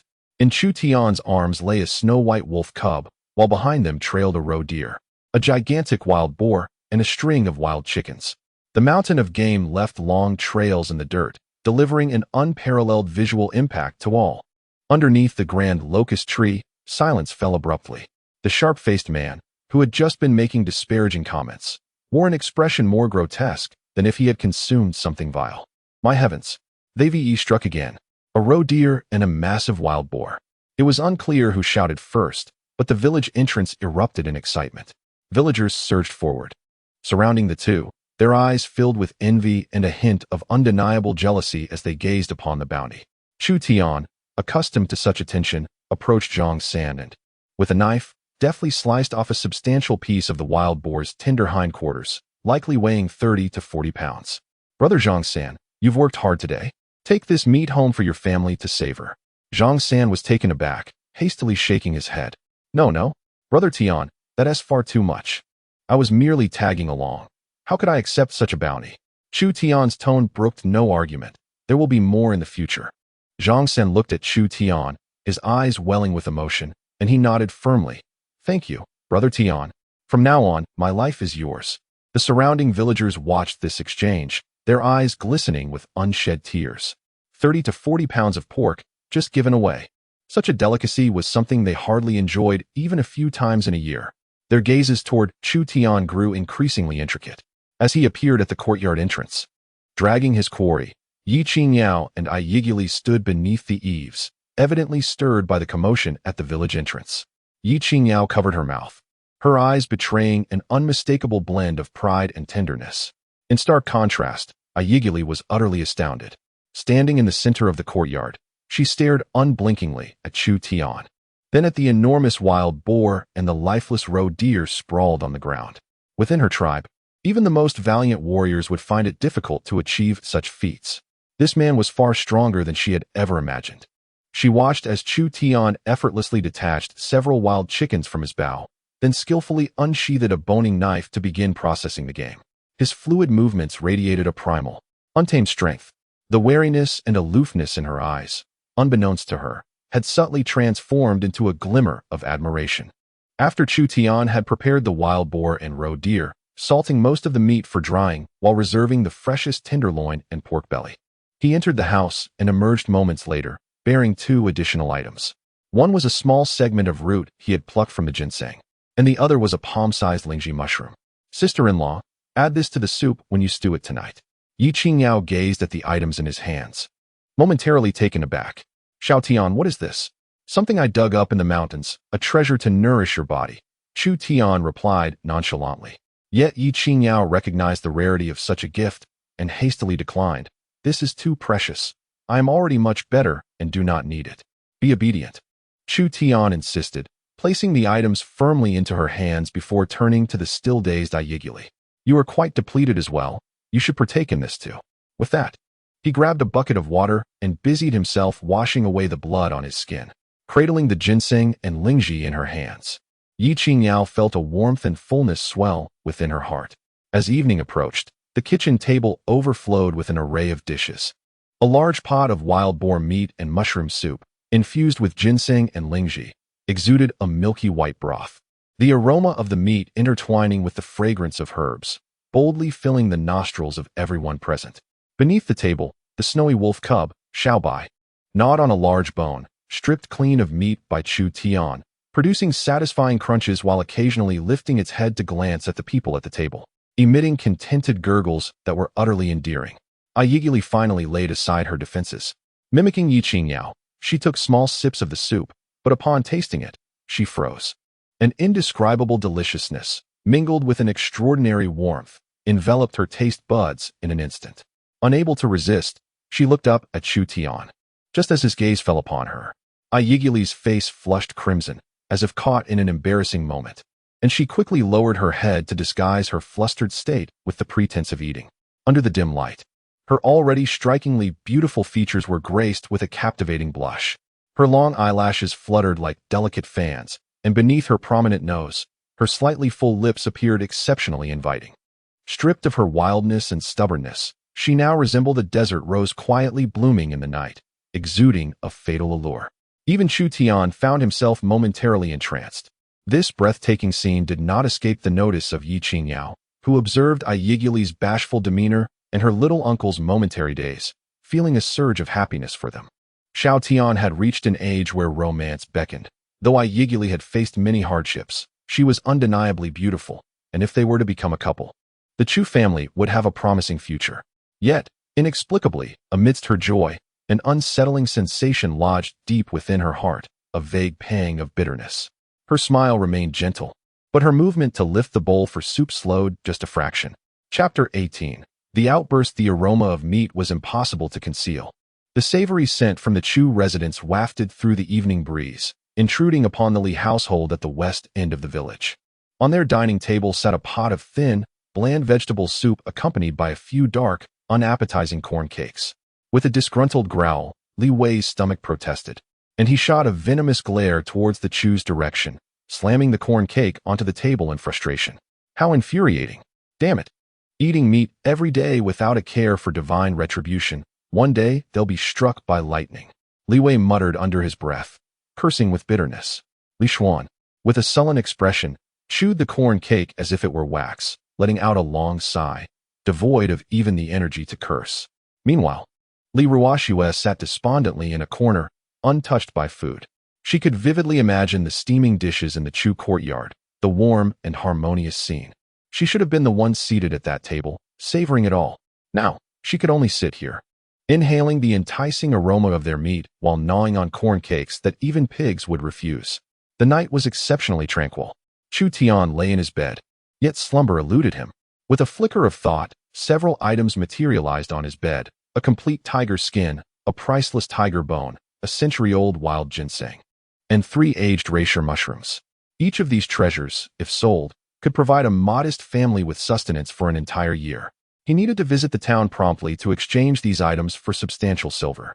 With money, he could renovate the dilapidated family home and procure decent clothing and jewelry for his sister-in-law and Ye. Life was destined to improve. Before dawn the next day, lights flickered to life in the Chu courtyard. Chu Tian wrapped the prepared tiger skin, tiger bone, and aged reishi mushrooms in thick oilcloth and loaded them onto a borrowed ox cart from the village chief.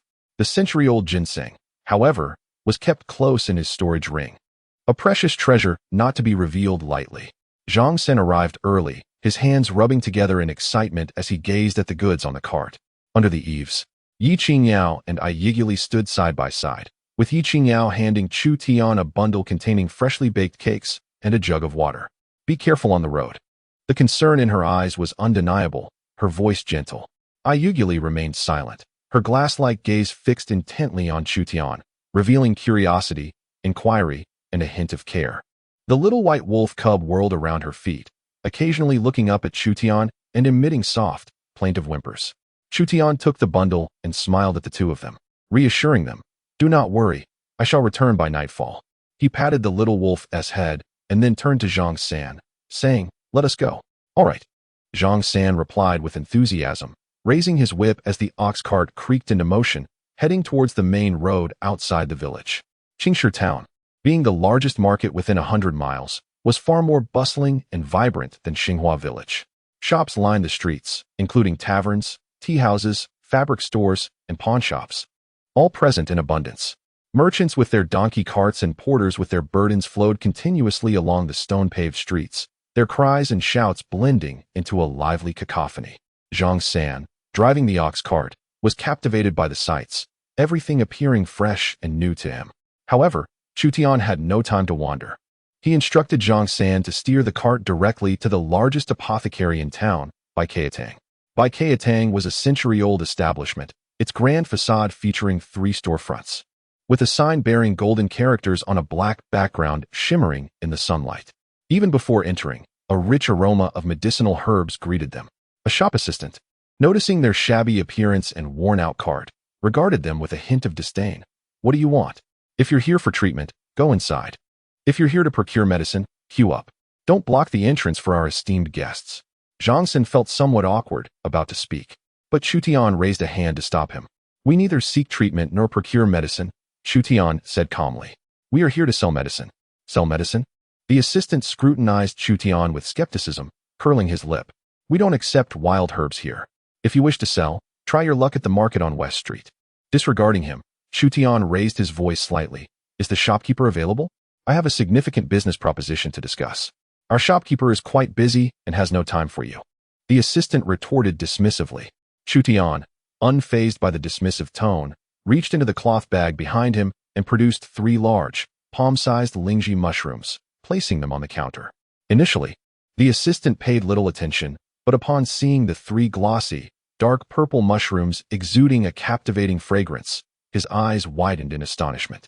He hurriedly leaned in, inhaling deeply, and reached out to touch them, only to be met with Chu Tian's icy glare, which caused him to retreat.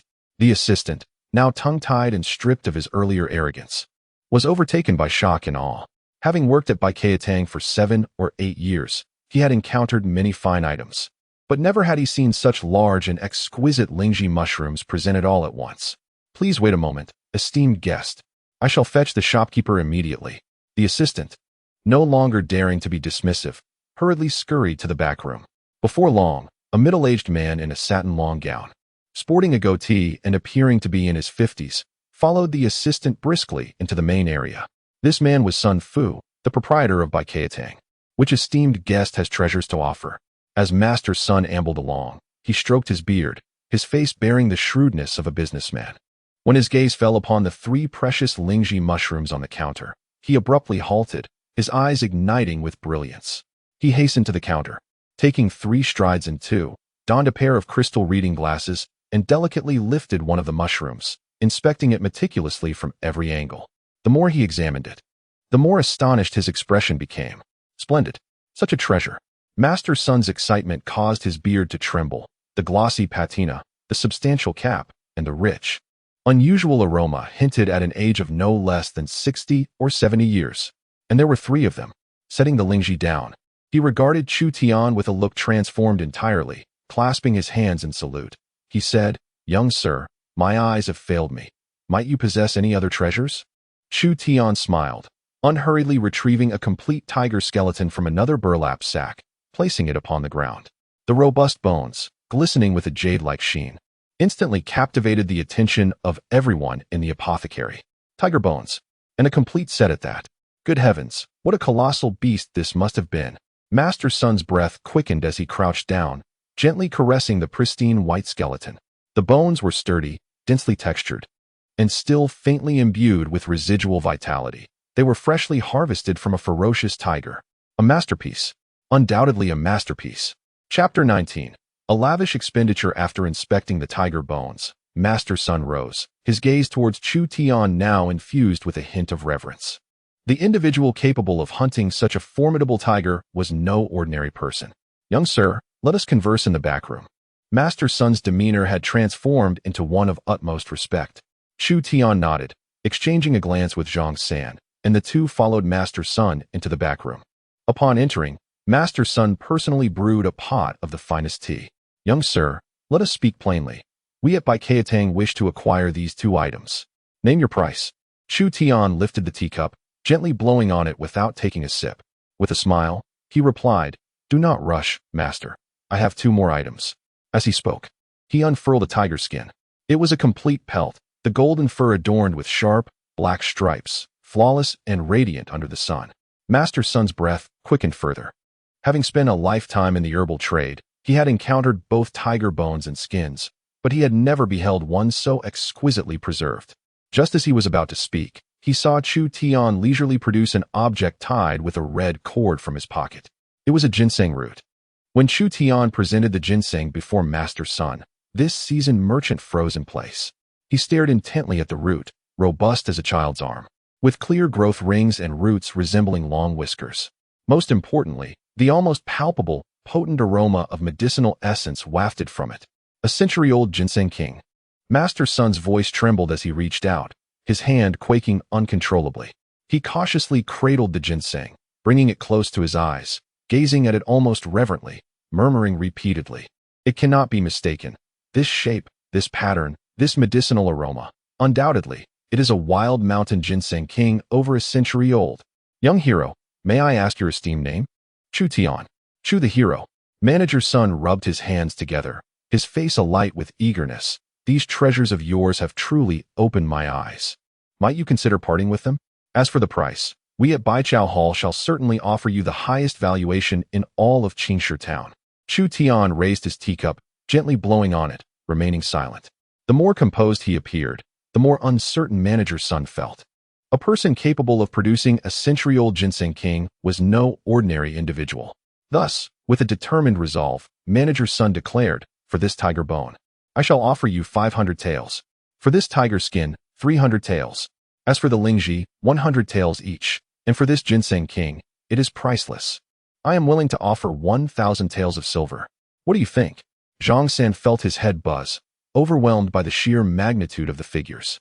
2,500 taels? He had never encountered such wealth in his life. He felt as though he could scarcely breathe. Yet, Chu Tian remained silent, leisurely sipping his tea. Manager Sun took several deep breaths, rapidly calculating in his mind. If this deal were to succeed, it would elevate Baijiao Hall's reputation to new heights. "Hero Chu, I shall not beat around the bush. Allow me to make it a round figure. I will give you 2,500 taels for these items. This is the highest price I can offer. I only hope that should you acquire such treasures in the future, you will think of us at Baijiao Hall first." Chu Tian regarded him and finally nodded, agreed. Manager Sun's face flushed with excitement. He promptly summoned the accountant. Retrieving 2 silver notes of 1,000 taels each and 5 notes of 100 taels, along with a box of purple sandalwood. "Hero Chu, here are your 2,500 taels and silver notes. Please accept them." He then pushed the box forward. "This is our Baijiao Hall's prestigious golden guest token. In the future, whenever you visit us for any medicinal herbs, you shall receive a discount of 20%. This applies to all branches of Baijiao Hall throughout the Grand Jing dynasty." Chu Tian accepted the silver notes and token, rising to his feet. "Thank you."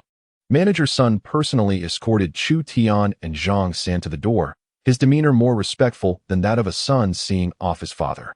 Until the ox cart vanished around the street corner, Zhang San remained dazed by the shock of 2,500 taels. Sitting in the cart, he felt as if he were dreaming. "Brother Tian," he stammered, "I'm not dreaming, am I? 2,500 taels?" Chu Tian smiled. "There will be even more in the future." Next came the time for spending. Chu Tian first visited the horse dealership, without hesitation. He spent 150 taels to purchase a magnificent steed from the northern regions and paired it with a brand new, sturdy carriage complete with a compartment. Then, he proceeded to the grain and oil shop. "Owner, the finest white rice, 500 pounds. Premium flour, 500 pounds. Superior soybean oil, 100 pounds. Salt, 50 pounds. His orders left the shop's staff utterly astounded. Following that, he entered the most opulent fabric store in town, the Qingyao Pavilion. "For making women's clothing, I require only the best materials." The shopkeeper, seeing his lavish spending, hurriedly presented the finest stock available. Chu Tian selected a piece of sky blue brocade and another of water-red satin. He could vividly imagine how splendid these colors would appear on Ye Qingyao and Ye. Merely for these two fabrics, he had spent several dozen taels of silver. He also procured a considerable amount of cotton cloth and sewing supplies. Next, he visited a furniture shop. I'll take this intricately carved bed, this 8 immortals table, these several scholars' chairs, and this dressing table, bundle them all together. Lastly, he went to the blacksmith shop. He purchased a complete set of the finest tools, including brand new hoes, sickles, and axes. Zhang San, following behind, had become utterly numb. He watched helplessly as that thick stack of banknotes flowed out like water, yet Chu Tian did not even blink. Once everything was loaded onto the cart, it was filled to the brim. Chu Tian then proceeded to a deli, where he bought a roast chicken and 2 pounds of braised beef. As the sun dipped low, its golden rays spilled over the bluestone path. Chu Tian drove the fully laden cart towards Xinghua village at a brisk pace. On the other side, after Chu Tian left, the small courtyard of the Chu family returned to its usual tranquility. Ye Qingyao meticulously tidied the house, while Ye clumsily learned to feed the chickens. With the little white wolf cub following closely at her feet, occasionally nudging her trousers with its small head, prompting a light laugh from her. This serene day, however, was abruptly interrupted by a series of urgent knocks at the door. Qingyao, my dear niece, your uncle and aunt have come to see you. A somewhat overly enthusiastic voice called from outside. Ye Qingyao hesitated, her complexion paling slightly. It was her uncle Ye Fuguwei and Aunt Wu. When the Chu family faced calamity, they had fled faster than anyone else and later coerced her into selling herself alongside the Wang brothers. Chapter 20. The flattery of Ye family's uncle and Aunt Ye Qingyao did not wish to open the door, but Wu had already pushed open the slightly ajar courtyard door. The couple, abandoning their usual harshness, wore smiles plastered on their faces. Carrying a package wrapped in oiled paper containing pastries and a small piece of dark, cured meat. Oh, my dear niece, look at you. You seem to have recovered splendidly. I always said you were blessed. Upon entering, Wu seized Ye Qingyao's hand with a fervor that seemed to erase the memory of how they had pressured her just days before. Ye Fuguwei rubbed his hands together, grinning foolishly. We were foolish not long ago, swayed by outsiders, thinking we could find you a good match. Who knew those treacherous Wang brothers were deceiving us? We came today specifically to apologize. He spoke with feigned tears, as if he were the true victim in this scenario. Now everything is all right. Now? Wu patted Ye Qingyao's hand. Your little uncle is quite accomplished. He has slain a tiger, and now everyone in the village praises him as a hero. Your days of hardship have finally come to an end. Surrounded by them, Ye Qingyao felt waves of nausea wash over her as she listened to their words. Yet, with her gentle nature and a lingering sense of kinship, she could not bring herself to utter a refusal, merely forcing a stiff smile as she allowed them to continue their charade. Gully paused in her tasks, folding her arms as her cold gaze scrutinized the unwelcome visitors. As if watching a poorly staged play, Lu's attention swiftly shifted to the strips of wild boar meat drying in the sun, a glimmer of greed flashing in her eyes. Is it just the two of you here? Upon hearing this, Ye Qingyao immediately discerned Wu's intentions, but before she could respond, an unusual commotion erupted from the direction of the village entrance. Initially, there were merely a few gasps of surprise, but soon, chatter enveloped the entire Xinghua village. Look, what is that? A horse cart. When did our village acquire a horse cart? My heavens, it's Chu Tian. Chu Tian has returned. The individuals in the courtyard were momentarily stunned. Yi Fu and Lu exchanged glances and hurried to the gate, craning their necks to see outside. After a mere glance, they were utterly dumbfounded. There, on the village path, a brand new horse cart was galloping towards them, drawn by a magnificent steed, robust and sleek. And at the reins was none other than Chu Tian, whom they had just been discussing. The cart was piled high with goods, covered in oilcloth. Yet its impressive bulk was unmistakable. The entire Xinghua village erupted in excitement. Everyone rushed out of their homes, trailing behind the cart, their faces alight with astonishment and envy. This spectacle surpassed even that of the wealthiest families in town. Where did he find so much money to buy a horse cart? Lu's voice trembled with disbelief. Yi Fu swallowed hard, his eyes not merely glinting with greed but ignited with fervent ambition. He has truly struck it rich this time. The cart soon halted in front of the Chu family's residence. Yi Fu and Lu could no longer concern themselves with Ye Qingyao, like flies drawn to blood. They rushed forward. "Ah, Chu Tian, we've awaited your return." Lu squeezed through the crowd of villagers, her face blooming with a beaming smile. "Come, let us see. You must be exhausted. Look at this horse, how splendid." Ye Fu also approached, bowing ingratiatingly as he attempted to take the reins. "Chu Tian, you are truly the pride of our Xinghua village. I always knew you would achieve greatness." Chu Tian leaped down from the cart, not sparing them a glance. His gaze landing on Ye Qingyao and Ye Guli at the gate, his previous indifference melting into warmth. He picked up a roasted chicken and a package of braised beef from the cart and walked straight towards them. The overlooked Ye Fu and Lu felt their smiles falter, but quickly followed. "Chu Tian, you see, we came specifically to apologize to Qingyao. We are all family. Let bygones be bygones, shall we?" Lu prattled on, trailing behind him. Chu Tian paused, finally casting a glance back at them. His expression was frigid, devoid of warmth. "Get lost." The single word resonated throughout the courtyard. Ye Fu and Lu's smiles froze, their faces alternating between shades of green and white. "Chu Tian, after all, we are your sister-in-law's family. How can you speak to us that way?" Ye Fu's face flushed with indignation, still attempting to assert his authority as an elder. Chu Tian, weary of further conversation, turned away and approached a withered tree at the edge of the courtyard. Amidst the astonished gazes of all present, he raised his hand and, with an unremarkable punch, struck. Crack! The sound echoed sharply as the trunk of the dead tree splintered in response. The upper half of the tree collapsed with a thunderous crash, sending a cloud of dust into the air. The world fell silent. Everyone stared dumbfounded at the severed stump, then glanced at Chu Tian's impassive face, feeling a chill shoot up from their feet to the crown of their heads. The villagers were aware that he had slain a tiger. Yet that was merely hearsay. Witnessing the power of this punch firsthand rendered their shock beyond the capacity of words. Ye Fu and Lu were utterly terrified, their spirits shattered, and even a foul odor emanated from their pants. "Leave. Do not make me repeat myself a third time," Chu Tian stated coldly. The couple scrambled to their feet, not daring to utter a sound, and fled in disgrace amid the villagers' unabashed laughter.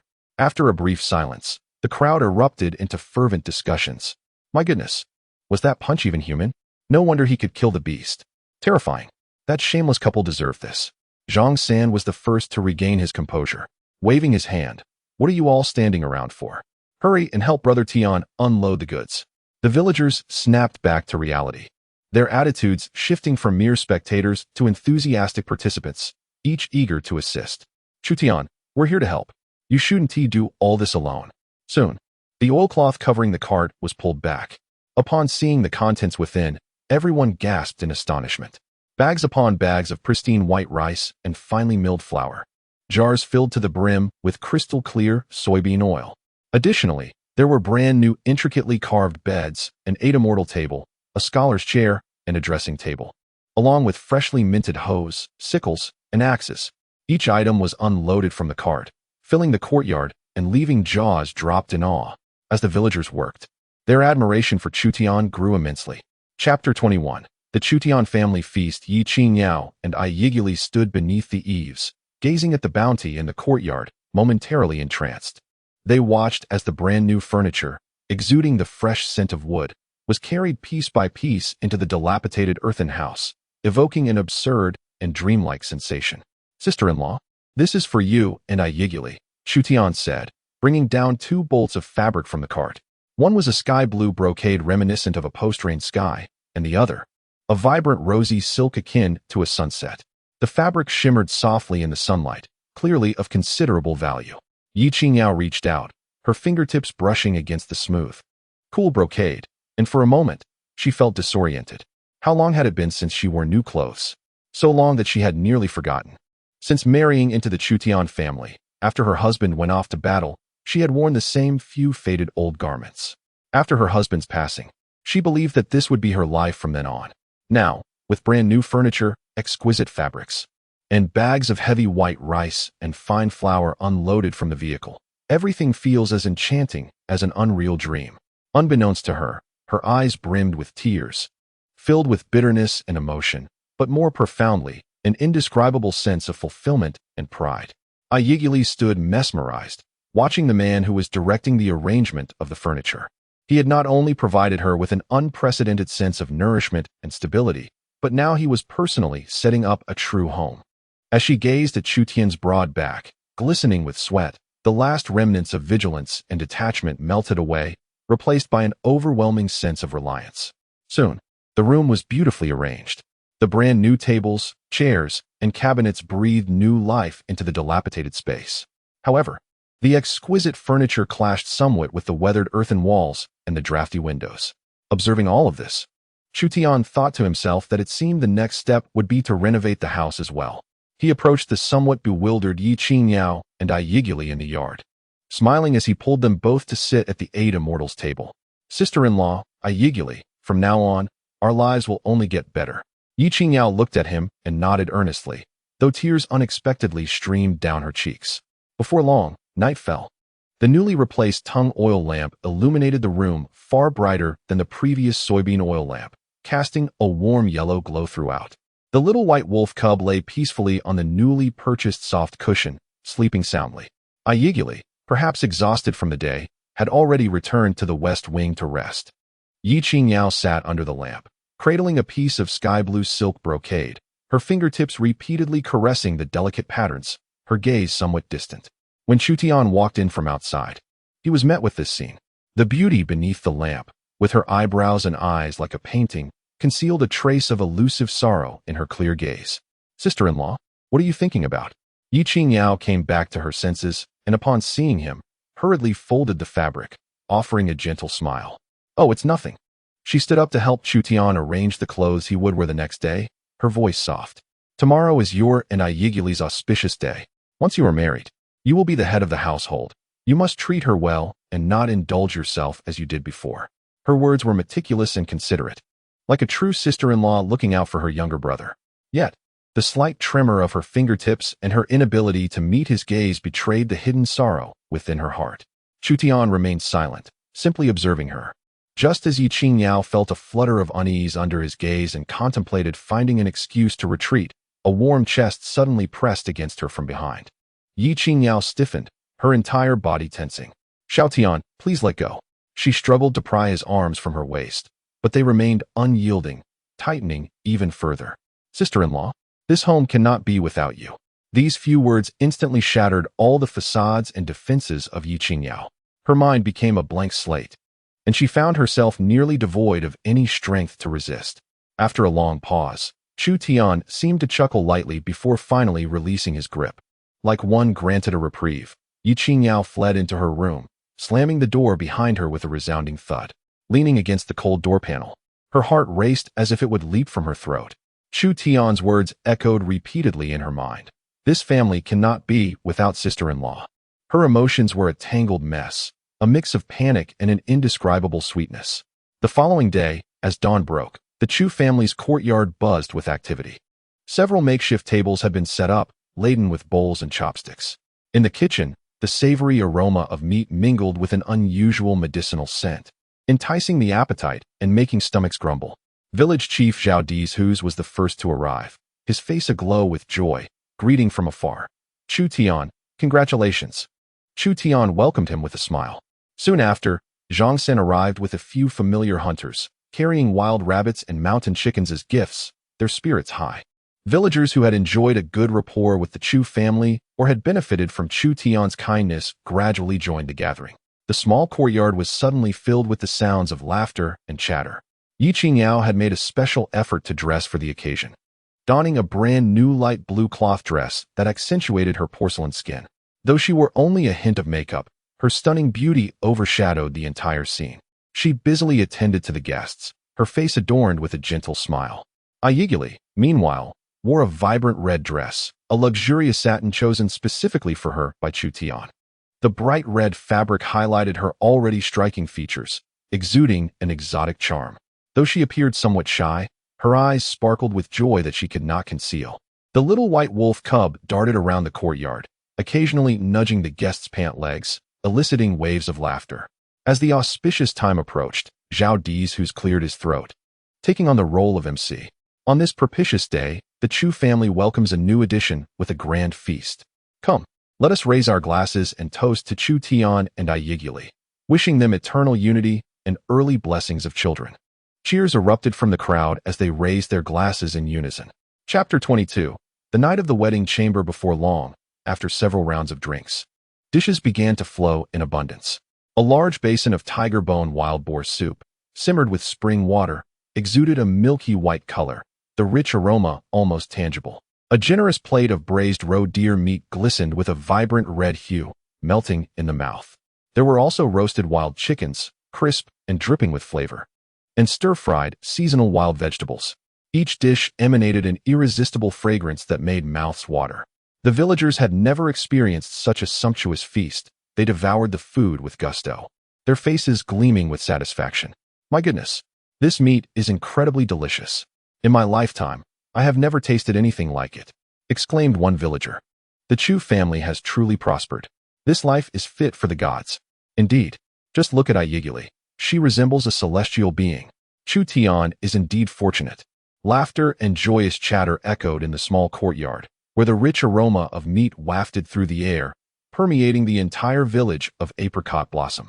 At the western edge of the village, at the Li household, Li Xuan squatted at the door, puffing on his dry tobacco, while the tantalizing scent of meat invaded his nostrils, making him swallow his saliva in longing.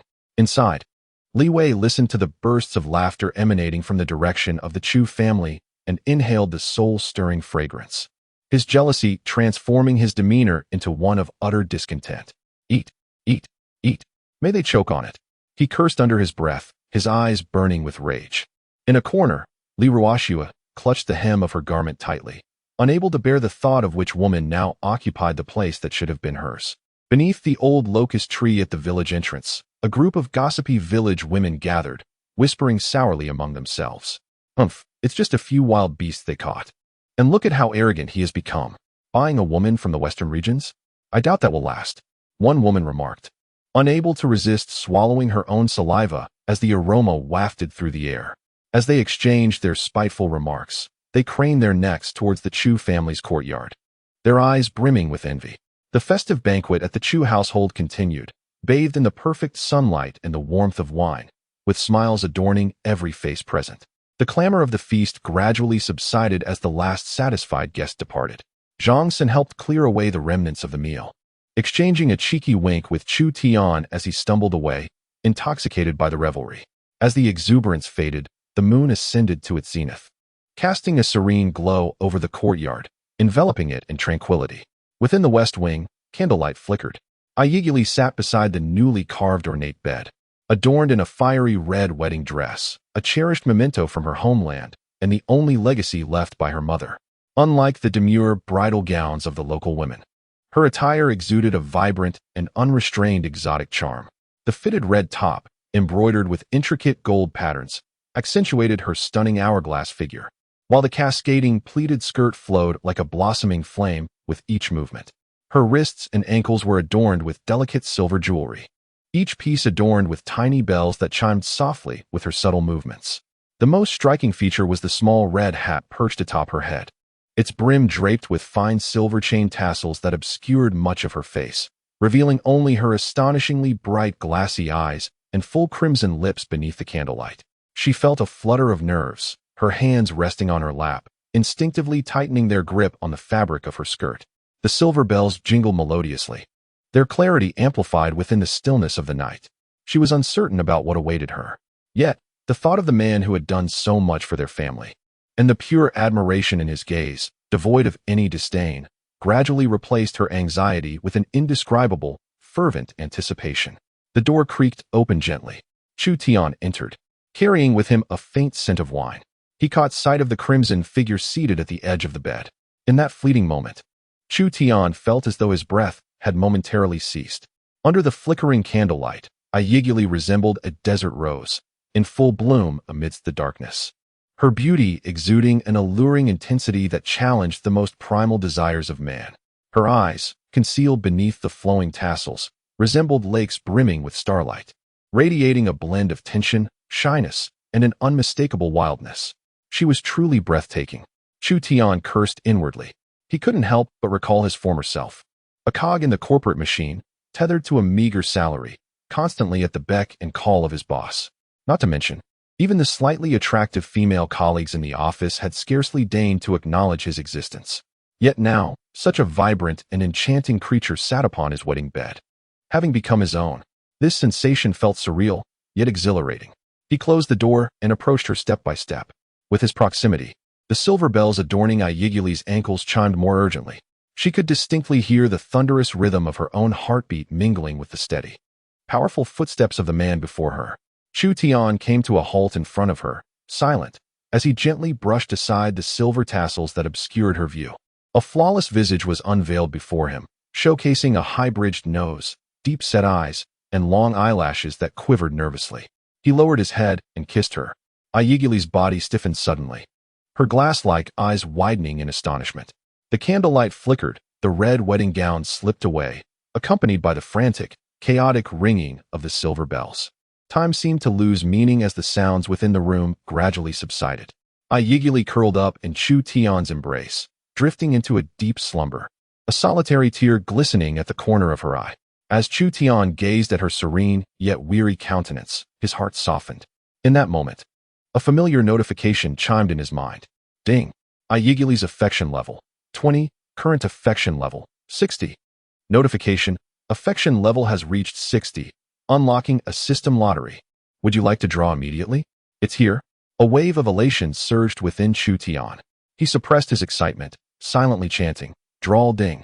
Drawing in progress. Congratulations, host. You've acquired Supreme Artisan Skills. Supreme Artisan Skills, encompassing carpentry, blacksmithing, architecture, mechanisms, and all craftsman skills, all reaching the pinnacle of human capability. Any tool in your hands shall transform decay into the miraculous. Chapter 23. I will build it myself. The moment the system notification echoed, Chu Tian felt an overwhelming influx of information flooding into his mind. The intricate joinery of houses, blueprints for various furniture, techniques for controlling fire in iron forging, and even some unheard of intricate mechanisms. All this knowledge imprinted itself deeply within his memory, as if it were innate. Chu Tian was so elated that he nearly laughed aloud. Truly, his thoughts had manifested into reality. He was troubled by the incongruity between the dilapidated house and the new furniture, contemplating how to replace the earthen walls of his home with a grand brick structure. Just then, the system bestowed upon him the most vital skill. With this extraordinary craftsmanship, not only could he build a splendid brick house, but he could also erect ornate palaces for himself and his sister-in-law, Ye. The more he envisioned, the more elated he became, unable to suppress a low chuckle. In the adjacent east wing, Ye Qingyao lay in bed, tossing and turning, unable to find rest. The intermittent sounds from the west wing pierced her heart like tiny needles. She knew her younger brother had grown up and started a family. She should feel happy for him. Yet, her heart was knotted with a sense of discomfort, a bittersweet turmoil akin to a spilled jar of mixed flavors. She buried her head deep in the quilt and covered her ears with her pillow, but those sounds seemed to possess a magical allure, relentlessly drilling into her ears. Her cheeks flushed with an alarming heat, and even her fair neck took on a delicate rosy hue. The next day, as dawn broke, Chu Tian opened his eyes, feeling an unprecedented sense of vitality coursing through him. Ye was still asleep, her long eyelashes casting a gentle shadow in the morning light. Her strikingly beautiful face now devoid of all defenses, radiating tranquility and serenity. He rose quietly, dressed, and stepped outside. The morning air carried a hint of chill, and a small white wolf cub lay lazily yawning in the center of the yard. Chu Tian took a deep breath, his gaze falling upon the shabby houses that belonged to his family. The earthen walls, worn by years of wind and rain, were mottled and peeling, with patches of thatch exposed, moss flourishing in the corners, and the thatched roof sparse. In the past, he had lacked both money and means, forced to make do with what he had. But now it was different. Countless intricate blueprints for houses, mortise and tenon structures, and construction techniques were etched in his mind as if carved into his very bones. This dilapidated house was unworthy of his sister-in-law and Ye. It was time to provide them with a true home. In the kitchen, Ye Qingyao was busy at the stove. Hearing a noise, she turned her head, a gentle smile gracing her face, though a hint of fatigue lingered in her eyes. You're awake? Breakfast will be ready soon. Sister-in-law, Chu Tian approached, gazing at the bubbling rice porridge. Let's tear down this house and rebuild it. Ye Qingyao paused in her movements, nearly dropping the spoon into the pot. Xiao Tian, what did you say? Rebuild? That's not as simple as adding a table or buying a few meters of fabric. Building a house is a significant expenditure. Indeed. We will rebuild, Chu Tian affirmed, his tone calm yet resolute.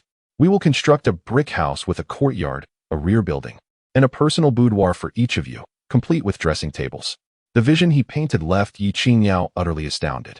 A brick house, boudoirs with dressing tables? Wasn't that a luxury reserved for the affluent families in town? At this moment, Ye sleepily emerged from the west wing, draped in an outer garment. Her initially dazed expression instantly brightened upon hearing Chu Tian's words. Husband, is what you said true?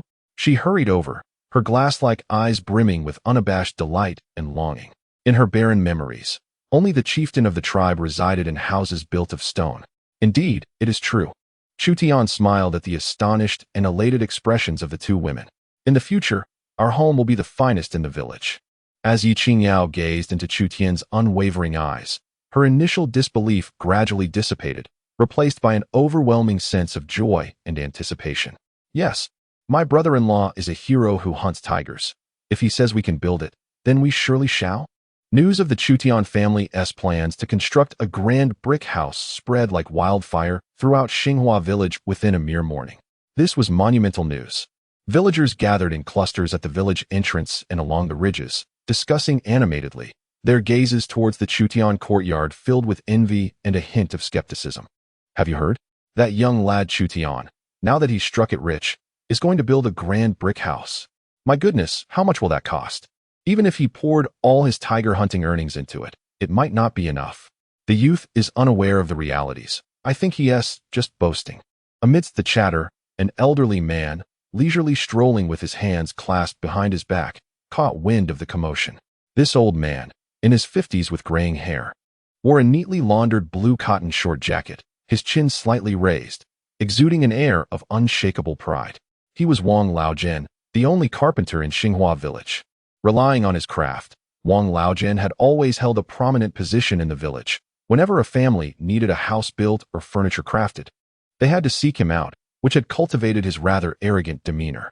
Humph, building a grand brick house? Wang Laojian scoffed, curling his lip in disdain, a derisive snort escaping his nose. Without our carpenter, how would he manage? This young fool knows not the depths of his ignorance. Nearby villagers immediately chimed in. Indeed. Uncle Wang, for this job, throughout the village, no, within a 10-mile radius, who else could possibly take it on?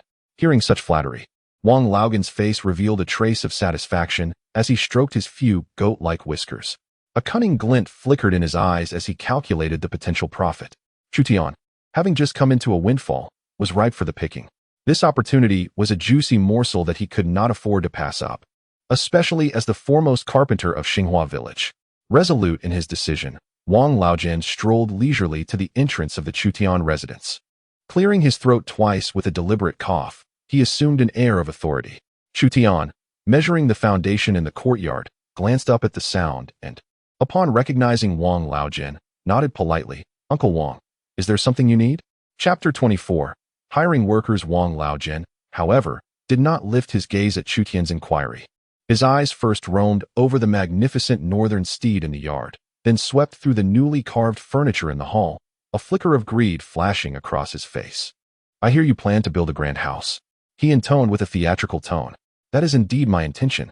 Wang Laojian pretended to ponder deeply, meandering around the courtyard, occasionally kicking the base of the wall and glancing up at the beams, his lips emitting a series of clicks. The foundation here is inadequate. Far too soft.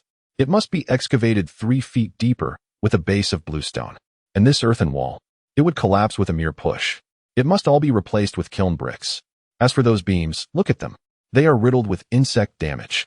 They need to be replaced with the century-old pine from the mountains, something not easily acquired by just anyone.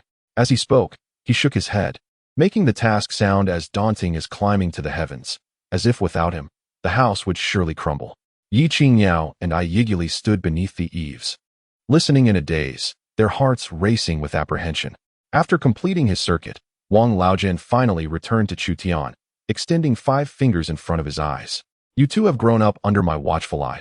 Allow me to offer you a fair price. He paused, adopting an expression that suggested he was acting in Chu Tian's best interest. Just for my carpenter's labor, this amount. 50 taels. Chu Tian raised an eyebrow. This sum was already enough to purchase a small courtyard in town.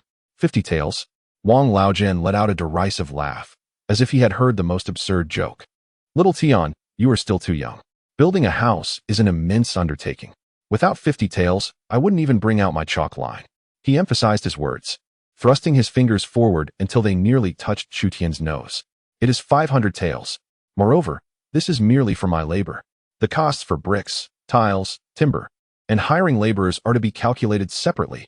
Wang Laojian gazed at Chu Tian with an air of arrogance, his eyes gleaming with avarice and certainty. In his view, he was the only carpenter in the entire Xinghua village. If this lad wished to construct a house, he would have to beseech him. The courtyard fell into an immediate silence. Ye Qingyao and Ye Qingyao gasped in astonishment. 500 taels? This was not merely a fee for labor, it was outright extortion. However, Chu Tian remained silent, merely observing Wang Laojian with an expression as tranquil as a placid lake, even carrying a hint of an elusive smile. Wang Laojian felt a shiver of unease creeping up his spine under Chu Tian's steady gaze. Well, have you made up your mind? Wang Laojian pressed, his tone faintly menacing. Once this opportunity is gone, it will not return. If you do not hire me, I doubt anyone within 10 miles would dare take on your work. Finally, Chu Tian smiled. He shook his head, and then, amidst Wang Laojian's incredulous stare, he slowly uttered 4 words. No need for you. After a brief pause, he looked at Wang Laojian's face, which had suddenly frozen, and added, I will build it myself. These 4 words, light as a feather, struck Wang Laojian's old face like 4 resounding slaps. The courtyard was instantly engulfed in silence. The arrogance and greed on Wang Laojian's face solidified. As if he had not heard correctly, he cupped his ear and leaned forward. What did you say? Chu Tian regarded him and reiterated, I said, I will build the house myself, without your assistance. Wang Laojian finally comprehended. His weathered face flushed to a deep crimson, quickly turning purple with rage, and even his goat-like beard trembled in response. Such a profound humiliation. He, Wang Laojian, spent his entire life as a carpenter in Xinghua village, revered by all who built houses as if he were their forefather. Today, however, he found himself publicly humiliated by a mere boy who had yet to grow a full beard. You dare to build? Wang Laojian exclaimed, pointing an accusatory finger at Chu Tian, nearly choking on his fury. You know nothing of mortise and tenon joinery. Do you understand what a dugong is? You, a mere child, are unaware of the vastness of the world. His words, laced with indignation, echoed as he raged on with a voice hoarse from the outburst. Very well. You possess courage. I shall see how you construct without me, Wang Laojian. Mark my words, within 3 days, your crumbling wall will collapse. Then we shall see how you face the ridicule of the entire village. After his tirade, Wang Laojian furiously flung his sleeves and stormed away. Chu Tian, observing the departing figure, remained utterly unfazed. Beside him, Ye Qingyao and Ye Qingyao exchanged worried glances. Xiao Tian, Ye Qingyao hesitated. Is he truly the only carpenter in this village? Ye Qingyao quietly inquired. He is merely one carpenter, Chu Tian replied with a smile. Do not worry, sisters, I will handle everything. Without further elaboration, he retreated into the house, shortly emerging with paper and brush, crafting a notice with elegant strokes, before promptly affixing it to the wall at the entrance. The notice was straightforward yet striking. Chu family is hiring workers for construction. Strong and able-bodied individuals may apply. Responsibilities include digging foundations and moving bluestone. With a wage of 30 won per day, settled on the same day, and a meal included. This announcement fell into the stagnant waters of Xinghua village like a boulder, creating ripples of astonishment. What? 30 won a day? Surely, I am not mistaken. And a meal as well? Is this for real? This wage surpasses what one earns lugging heavy loads to the town.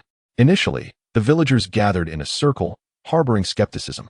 However, when a few bold souls approached and received advance payments from Chu Tian, the entire village erupted in excitement. I want to sign up. Count me in. The Chu lad is hiring me. I can lift stones like 2 men. Those who were previously hesitant fell into a frenzy. 30 won could sustain a family for several days, not to mention the promise of a hearty meal. Such a fortuitous opportunity was rare indeed. In no time, the entrance of the Chu household was teeming with people, nearly trampling the threshold in their eagerness to register. When the news reached Wang Laojian's ears, he was at home, sulking over his drink. Upon hearing the neighbor's account, He slammed his wine bowl onto the table with a resounding thud, his face reddening with rage. A bunch of fools. Greedy fools. Do they truly believe building a house is child's play? What good is mere strength? He gritted his teeth in fury. Just wait. Just you all wait. I shall see how long he can endure. When that house collapses, let us see who will still be laughing. Meanwhile, in the Li household, Li Wei, busy chopping firewood, caught wind of the commotion. He paused, spat in the direction of the Chu family, his expression twisted with jealousy and contempt. Fool. A true wastrel. With a little money. He forgets his own surname. Spending it this way, he will surely squander the family fortune, and when the time comes, he will have no place to weep. In a corner, Li Ruoxue, engaged in washing wild vegetables, momentarily halted her task. In her mind, the tranquil visage of Chu Tian involuntarily surfaced. Could he truly construct a grand brick house on his own this time? The moment this thought emerged, she forcefully suppressed it. Deep within, she harbored a duality of hope. She wished for Chu Tian to fail, to validate her initial choice, yet an unsettling premonition whispered that perhaps he would indeed succeed. Chapter 25. Well done, Xiaobai. At the break of dawn the following day, the courtyard of the Chu family underwent a remarkable transformation. Dozens of robust men wielded hoes and shovels, fervently laboring under Chu Tian's direction. He did not rush to commence the construction. Instead, he instructed everyone to first demolish the existing earthen houses and excavate the foundation to a depth of 5 feet. In his mind, countless architectural blueprints unfurled, and he selected the most suitable design, a courtyard with 3 sections, accompanied by side rooms, a rear house, and a spacious, luminous hall. With the foundation excavated, the next task was to prepare the materials. He had already placed orders for blue bricks and tiles in town, which would be delivered in the coming days. The immediate priority was to gather the stone and timber necessary for the foundation and beams. Zhang San, we shall ascend the mountain to chop wood shortly. As Chu Tian and Zhang San were about to leave the courtyard, a fluffy white ball of fur darted from a corner. Exuberantly trailing after Chu Tian's feet, it was Xiaobai. This little creature, having drunk from the spirit spring, had grown rapidly, now larger than an average earth dog. Yet its temperament remained as playful as a weaned pup. Upon entering the mountains, Xiaobai exuberantly reveled in its newfound freedom. No longer the clumsy cub that merely rolled around in the yard, the forest seemed to awaken its primal instincts. It dashed into the underbrush, startling flocks of birds into flight, and curiously nudged mushrooms beneath trees, only to be startled by a grasshopper that leaped out, causing it to retreat to Chu Tian's side, nuzzling against his pant leg with a soft whimper of discontent. Upon spotting a vividly colored butterfly fluttering by, it momentarily forgot its fright, crouched low, and stealthily crept forward before leaping into the air. Alas, the butterfly eluded capture, and Xiaobai collided headfirst with a tree trunk, landing unceremoniously on its back. Dazed, it shook its head, and, upon seeing Chu Tian and Zhang San laughing, appeared somewhat embarrassed. It scampered over, licking Chu Tian's palm in a gesture of endearment. Zhang San marveled, Brother Tian, this wolf cub is truly thriving. It's both intelligent and remarkably perceptive. Chu Tian chuckled, affectionately ruffling Xiaobai's head. He recognized that this little creature was anything but ordinary. The forest was deep and serene, sunlight filtering through the layered leaves, casting mottled shadows. Chu Tian paused before a grove of ancient trees, his gaze sweeping across the towering pines. Each tree seemed to stretch toward the heavens, their trunks straight and unbranched, making them ideal materials for beams. He pointed to the sturdiest among them, declaring, "These will do." Zhang San followed his gaze, gasping in astonishment, his expression akin to that of a ghostly encounter. The ancient pine trees, each requiring the embrace of 3 to 5 individuals, bore bark as rough as dragon scales, a testament to their countless years of existence. "Are you serious, Brother Tian?" Zhang San stuttered, his tongue entangled in disbelief. "Even if we summoned every strong laborer in the village and armed them with the finest saws, it would take a whole day to fell just one." Without uttering a word, Chu Tian shed his outer garment, casually tossing it onto a nearby bush, revealing his sleek, bronze-hued muscles. Approaching one of the venerable pines, he hefted his mountain axe. "Stand back." Before the words had fully left his lips, he sprang into action. With no unnecessary movements, he executed a simple bend at the waist and a hip rotation. The muscles in his arms swelled instantly, and the axe sliced through the air with a piercing shriek. crashing forcefully into the trunk. Thud! A resounding echo reverberated. Zhang Sen watched in astonishment as the thick, resilient bark, along with the wood beneath, was cleaved open to reveal a gaping hole the size of a bowl, splinters exploding in every direction. Is he even human? Zhang San's mind went blank. He had witnessed the strongest men in the village attempt to fell trees, laboring with saws and pears, only managing to leave a shallow mark after considerable effort. Yet, with a single strike, Chu Tian matched their toil of half an hour. Before Zhang San could recover from his shock, the second and third strikes followed in quick succession. Thud, thud, thud. The dull thuds resonated, each one striking at Zhang San's heart. He could scarcely discern the movements of Chu Tian wielding the axe, only observing the continuous shower of wood shavings. In the span of mere breaths, a sharp crack pierced the air, and the towering giant, which demanded the embrace of several men, let out a reluctant groan as it began to tilt. With a thunderous roar, the ground trembled as the colossal tree crashed to the earth, billowing clouds of dust into the air. Zhang Sen gaped, his throat constricted, unable to utter a single word. He gazed at the man, standing tall with the axe amidst the swirling dust, his eyes now filled not with admiration, but with profound reverence and fear. Chu Tian merely flicked the axe and moved to the next tree, commencing a new round of chopping. Boom, boom. Within a mere incense stick's worth of time, 5 majestic trees lay neatly on the ground. Zhang Sen had become numb. He stood in place, feeling as though his worldview of over 20 years had been shattered by Chu Tian's axe. Approaching him, Chu Tian patted his shoulder casually. Why are you still dawdling? Lend a hand and clear away those branches. Huh. Oh, right away.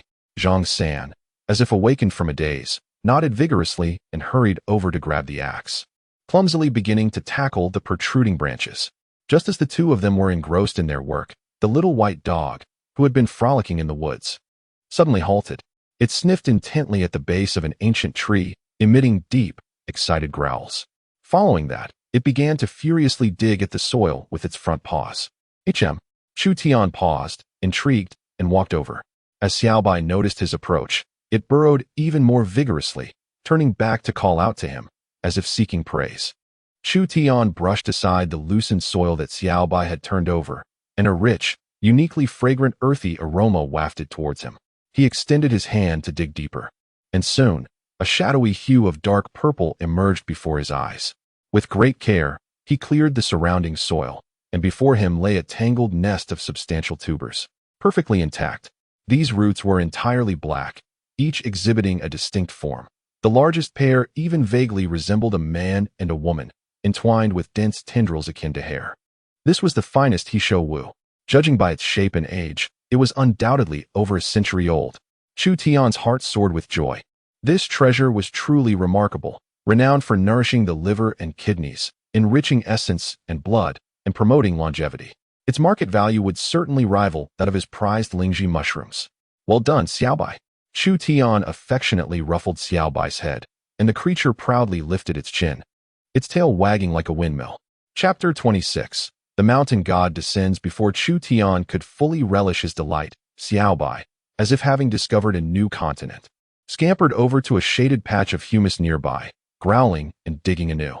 Curiosity piqued, Chu Tian followed, and there, amid the moist black soil, he uncovered a dozen roots resembling ginger, yet exuding a lustrous yellow hue, their texture akin to that of jade. Huangjing. Chu Tian's expression brightened further. This was another precious herb capable of replenishing energy and nourishing yin. He lavished praise upon Xiaobai and promised a whole roasted chicken as a reward that evening. Seemingly understanding, Xiaobai spun joyfully in circles, then lifted its head with pride, its eyes gleaming as if to say, "Look, I am not merely a consumer." Finding a secluded spot under the pretense of a moment's respite, Chu Tian focused his thoughts and gathered the freshly unearthed treasures into the spirit spring space. His consciousness descended into the ethereal realm. Within this space, mists swirled gently, resembling a celestial paradise. The spirit spring tirelessly bubbled, emanating a potent life force. Chu Tian approached a vacant area, and with a flick of his hand, he delineated a plot of approximately half an acre. This would serve as a medicinal field. In no time, the soil adjacent to the spirit spring began to separate autonomously, forming two distinct sections. One became the medicinal plot, its soil transformed into rich, dark earth. releasing an enchanting fragrance. He carefully planted the Hishou Wu and Huangjing, and as soon as they touched the soil, these celestial treasures seemed to return to their mother's embrace, visibly unfurling their roots and sprouting leaves that glimmered faintly with a precious glow. The other section was designated as fertile farmland. He scattered the rice and vegetable seeds purchased from the town, gently irrigating them with the spirit spring's water. A miracle occurred.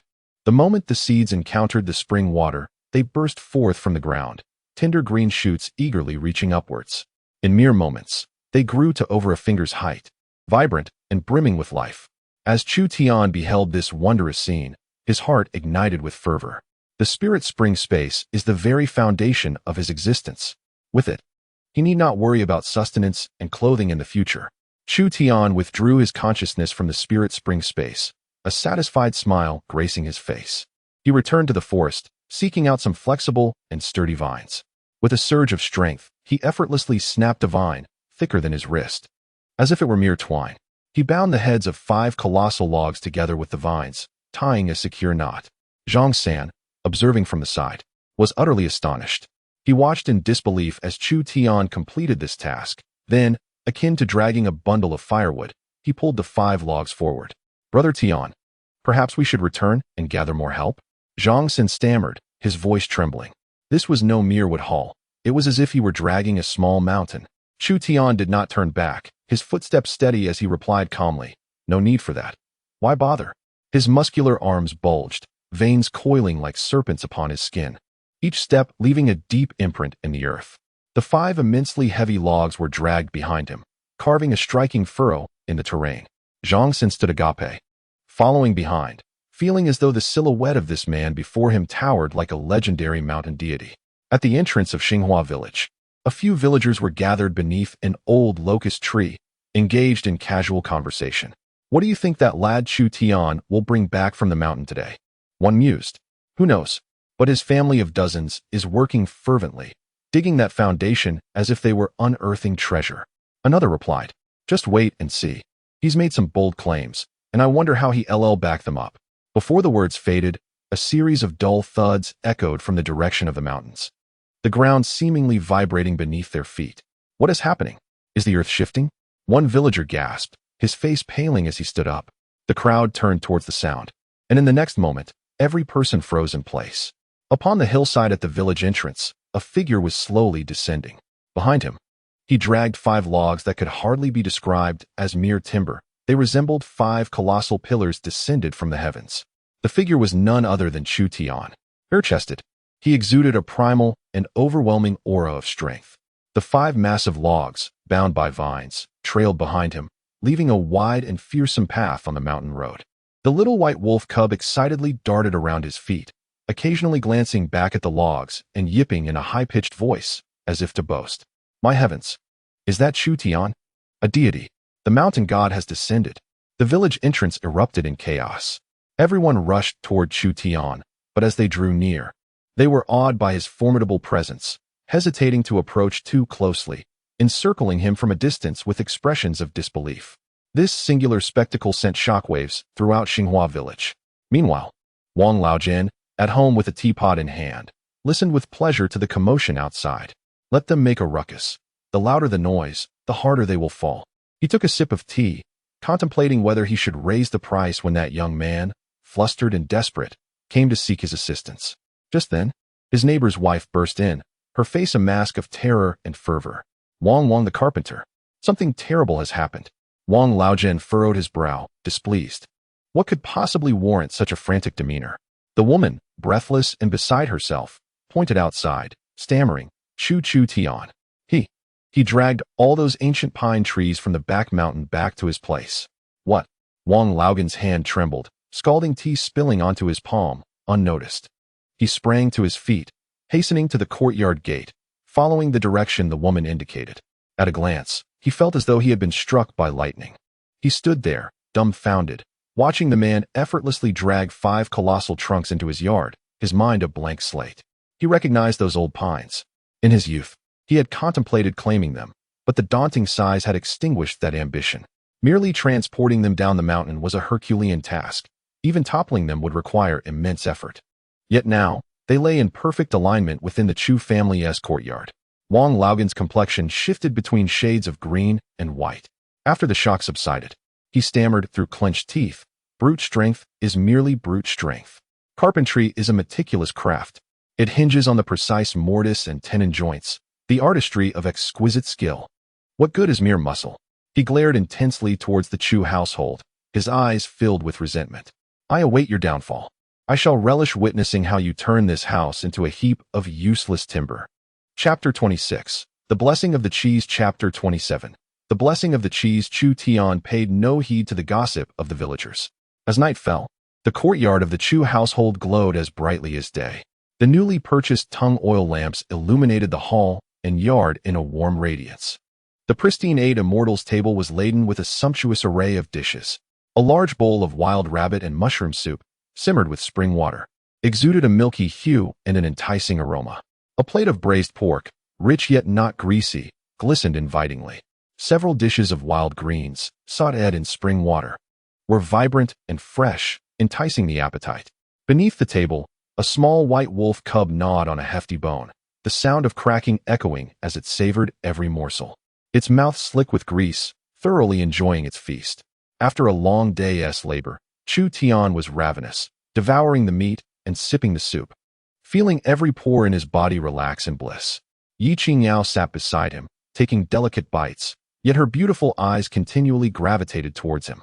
Observing the sweat-soaked hair at his temples, she set down her utensils, picked up a clean cloth, rose, and gently wiped the beads of sweat from his forehead. Her movements were tender and soft, her gaze betraying an unmistakable concern. Chu Tian paused in his eating, turning to meet her gentle, watery eyes, a warmth blooming in his heart. "Sister-in-law, do eat more." Ye Qingyao replied softly, her cheeks slightly flushed, returning to her seat.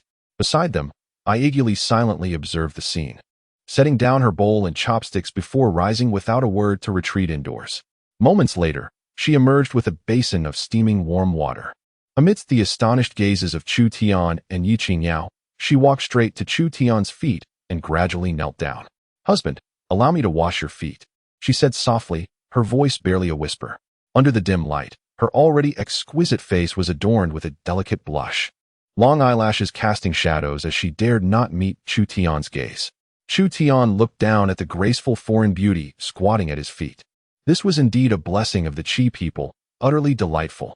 The rich aroma of meat wafting from the Chu household was overwhelmingly intoxicating, as if it had sprouted legs and hooks, invading the nostrils of every household in Xinghua village, awakening the cravings within.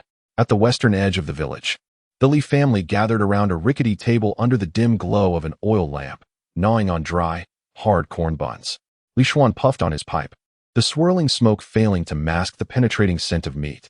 Unable to contain himself any longer, Li Wei forcefully slammed his bun into his bowl, the rough ceramic cracking under the strain. "Eat, eat, curse that bastard." His eyes burned with fury as he spat out venomous curses through clenched teeth. He could not comprehend why the worthless wretch he had once belittled now feasted heartily on meat and was able to build a grand house of blue bricks and tiles, while he himself could only gnaw on a bun that could slice his throat. In the corner, Li Ruoxue trembled slightly. Lowering her head, she fixated on the wilted wild vegetables in her bowl, yet her mind was filled with the tantalizing aroma of meat, an aroma that should have belonged to her. One she had carelessly cast aside. Her heart felt as though it were gripped by an invisible hand, causing her pain so acute she could hardly breathe. Meanwhile, at the eastern end of the village, in the yard of old Wang Jin, he sat on his doorstep, leisurely sipping from a large teacup, exuding an air of contentment. However, the incessantly bobbing of his Adam's apple and his furtive glances towards the Chu household betrayed his inner turmoil. The scent of meat was overwhelmingly enticing. It rendered the tea in his mouth tasteless. Unable to resist, he swallowed a large gulp of saliva. Bah! Old Wang Jin spat on the ground in indignation, feeling humiliated by his own actions. "Upstart! Uninformed fool!" he muttered under his breath, attempting to convince himself that merely possessing a bit of money and brute strength would not suffice to build a house. What a dream! Carpentry is a craft passed down through generations. A slight miscalculation can lead to a monumental failure. The more he thought about it, the angrier he became, reinforcing his conviction that his judgment was infallible. "Just wait. I will relish your downfall." He squinted, fixating on the warm glow emanating from the Chu household. When you reduce all that fine timber to a heap of worthless scraps, let us see how boastful you remain. At that moment, you will surely come crying to me. Lord Wang. He seemed to envision a scene where Chu Tian, in a state of utter distress, would come before him, clutching silver in a desperate plea for assistance. A smirk of cold satisfaction creeping onto his face. As night deepened, the village, which had been bustling throughout the day, finally succumbed to tranquility. In the courtyard of the Chu residence, Ye Qingyao meticulously tidied up the last of her belongings. Casting a gentle glance at Chu Tian, a tender smile graced her lips. Little Tian, you must be weary after such a long day. It would be wise to rest early, she softly advised before turning to retreat to her eastern chamber. In the main room, only Chu Tian and Ye Qingyao remained. The little white wolf cub, having eaten its fill, sprawled on the newly purchased soft mat, snoring lightly. The flickering candlelight cast elongated shadows of Ye Qingyao, who appeared somewhat flustered, nervously twisting the hem of her garment. Chu Tian observed her, under the soft glow. Her pronounced nose and deep-set eyes, adorned with long lashes that fluttered like delicate fans, danced with subtle shadows on her face. Stripped of the day's defiance and chill, she now exuded a hint of bashful innocence. Chu Tian reached out, gently lifting her chin. Rest now. In Ye Qingyao glassy eyes, ripples of emotion stirred. She quickly averted her gaze, offering a shy hum in response. Her already beautiful face flushed a deep crimson, as if it might bleed. Chu Tian chuckled softly, rising to his feet and sweeping her into his arms. Ah! Ye Qingyao exclaimed in surprise, instinctively wrapping her arms around his neck. She nestled into his broad, warm chest, the steady rhythm of his heartbeat resonating clearly in her ears. Her heart raced as though it might leap from her throat. With Ye Qingyao in his embrace, Chu Tian strode purposefully into the western chamber. The door creaked shut behind them. This night was destined to be sleepless. Chapter 27. Seizing the opportunity after a night of deep slumber, Chu Tian awoke at dawn, feeling an abundance of energy coursing through him. In the courtyard, Zhang San had arrived even earlier, brimming with enthusiasm as he distributed tools to the laborers. Upon seeing Chu Tian, he hurried over with eager steps. Brother Chu, shall we ascend the mountain today? Zhang San's eyes sparkled. Ever since he allied with Chu Tian, his life had taken on a new brightness. Once a hunter who could go days without a single catch, now he relished in a life filled with meat at every meal, an existence he had once deemed unattainable. Yes, we still require more timber, Chu Tian acknowledged, picking up the mountain axe and bow that leaned against the wall. Excellent, Zhang San replied with enthusiasm. The two ventured once more into the mountains, the little white wolf cub faithfully trailing behind, strutting ahead like a valiant commander surveying its territory. With his extraordinary craftsmanship skills, Chu Tian possessed an intimate understanding of the various materials in the mountains. He swiftly located a grove of cedar trees, known for their remarkable resistance to decay and insect infestation, making them ideal for pillars. As the two men vigorously wielded their axes, a sudden, heavy panting echoed from deep within the forest, accompanied by the ominous sound of roots snapping. Zhang San abruptly halted his actions, gripping his pickaxe tightly. Brother Chu, it's a wild boar. From the sound, it must be quite large. In the mountains, while tigers are indeed fearsome, an adult wild boar is equally capable of inflicting fatal harm. Particularly when it charges with reckless abandon, even the most seasoned hunters would be compelled to retreat. However, there was no trace of anxiety on Chu Tian's face. Instead, he appeared to have received delightful news, his eyes sparkling with excitement. He patted Zhang San's shoulder and whispered, "You sneak around that way, create some noise, and drive it towards me." "What? Brother Chu, my heart is racing," Zhang San replied nervously. "What are you afraid of? Don't you want to feast on braised pork tonight?" At the mere mention of braised pork, Zhang San's stomach growled in protest. Gritting his teeth, he wore a determined expression. "All right, just watch me, Brother Chu." He crouched low and stealthily made his way to the other side of the hill, picked up a stone, and with all his might, struck a large tree. A furious roar erupted from the forest in response. Moments later, a massive, tusked black boar charged out from the thicket. Zhang San's legs turned to jelly, and he instinctively turned to flee. But just as the boar burst forth, a sharp sound sliced through the air. Whoosh! A black feathered arrow flew with pinpoint accuracy, striking the boar squarely in its wildly moving left eye. Ah! The boar emitted a heart-wrenching cry. Its enormous body momentarily halted. Before it could react, a second arrow silently found its mark in its throat. Thud! The colossal beast collapsed to the ground, convulsed a few times, and then lay still. Zhang San stood frozen in place, mouth agape, unable to comprehend the swift turn of events. Is it over already? Chu Tian approached, kicked the lifeless boar, and nodded in satisfaction. Not bad, quite plump. It was only then that Zhang San snapped back to reality, bounding over to the boar and circling it twice. His expression shifting from shock to elation, and finally settling into sheer numbness. Brother Chu, I'm completely in awe. Truly in awe. With you. I'm not just talking about eating meat. I'd believe it if you told me I could feast on dragon meat every day. Chu Tian merely smiled and said nothing. The two of them worked together to bind the boar with vines before returning to the cedar grove to continue their labor.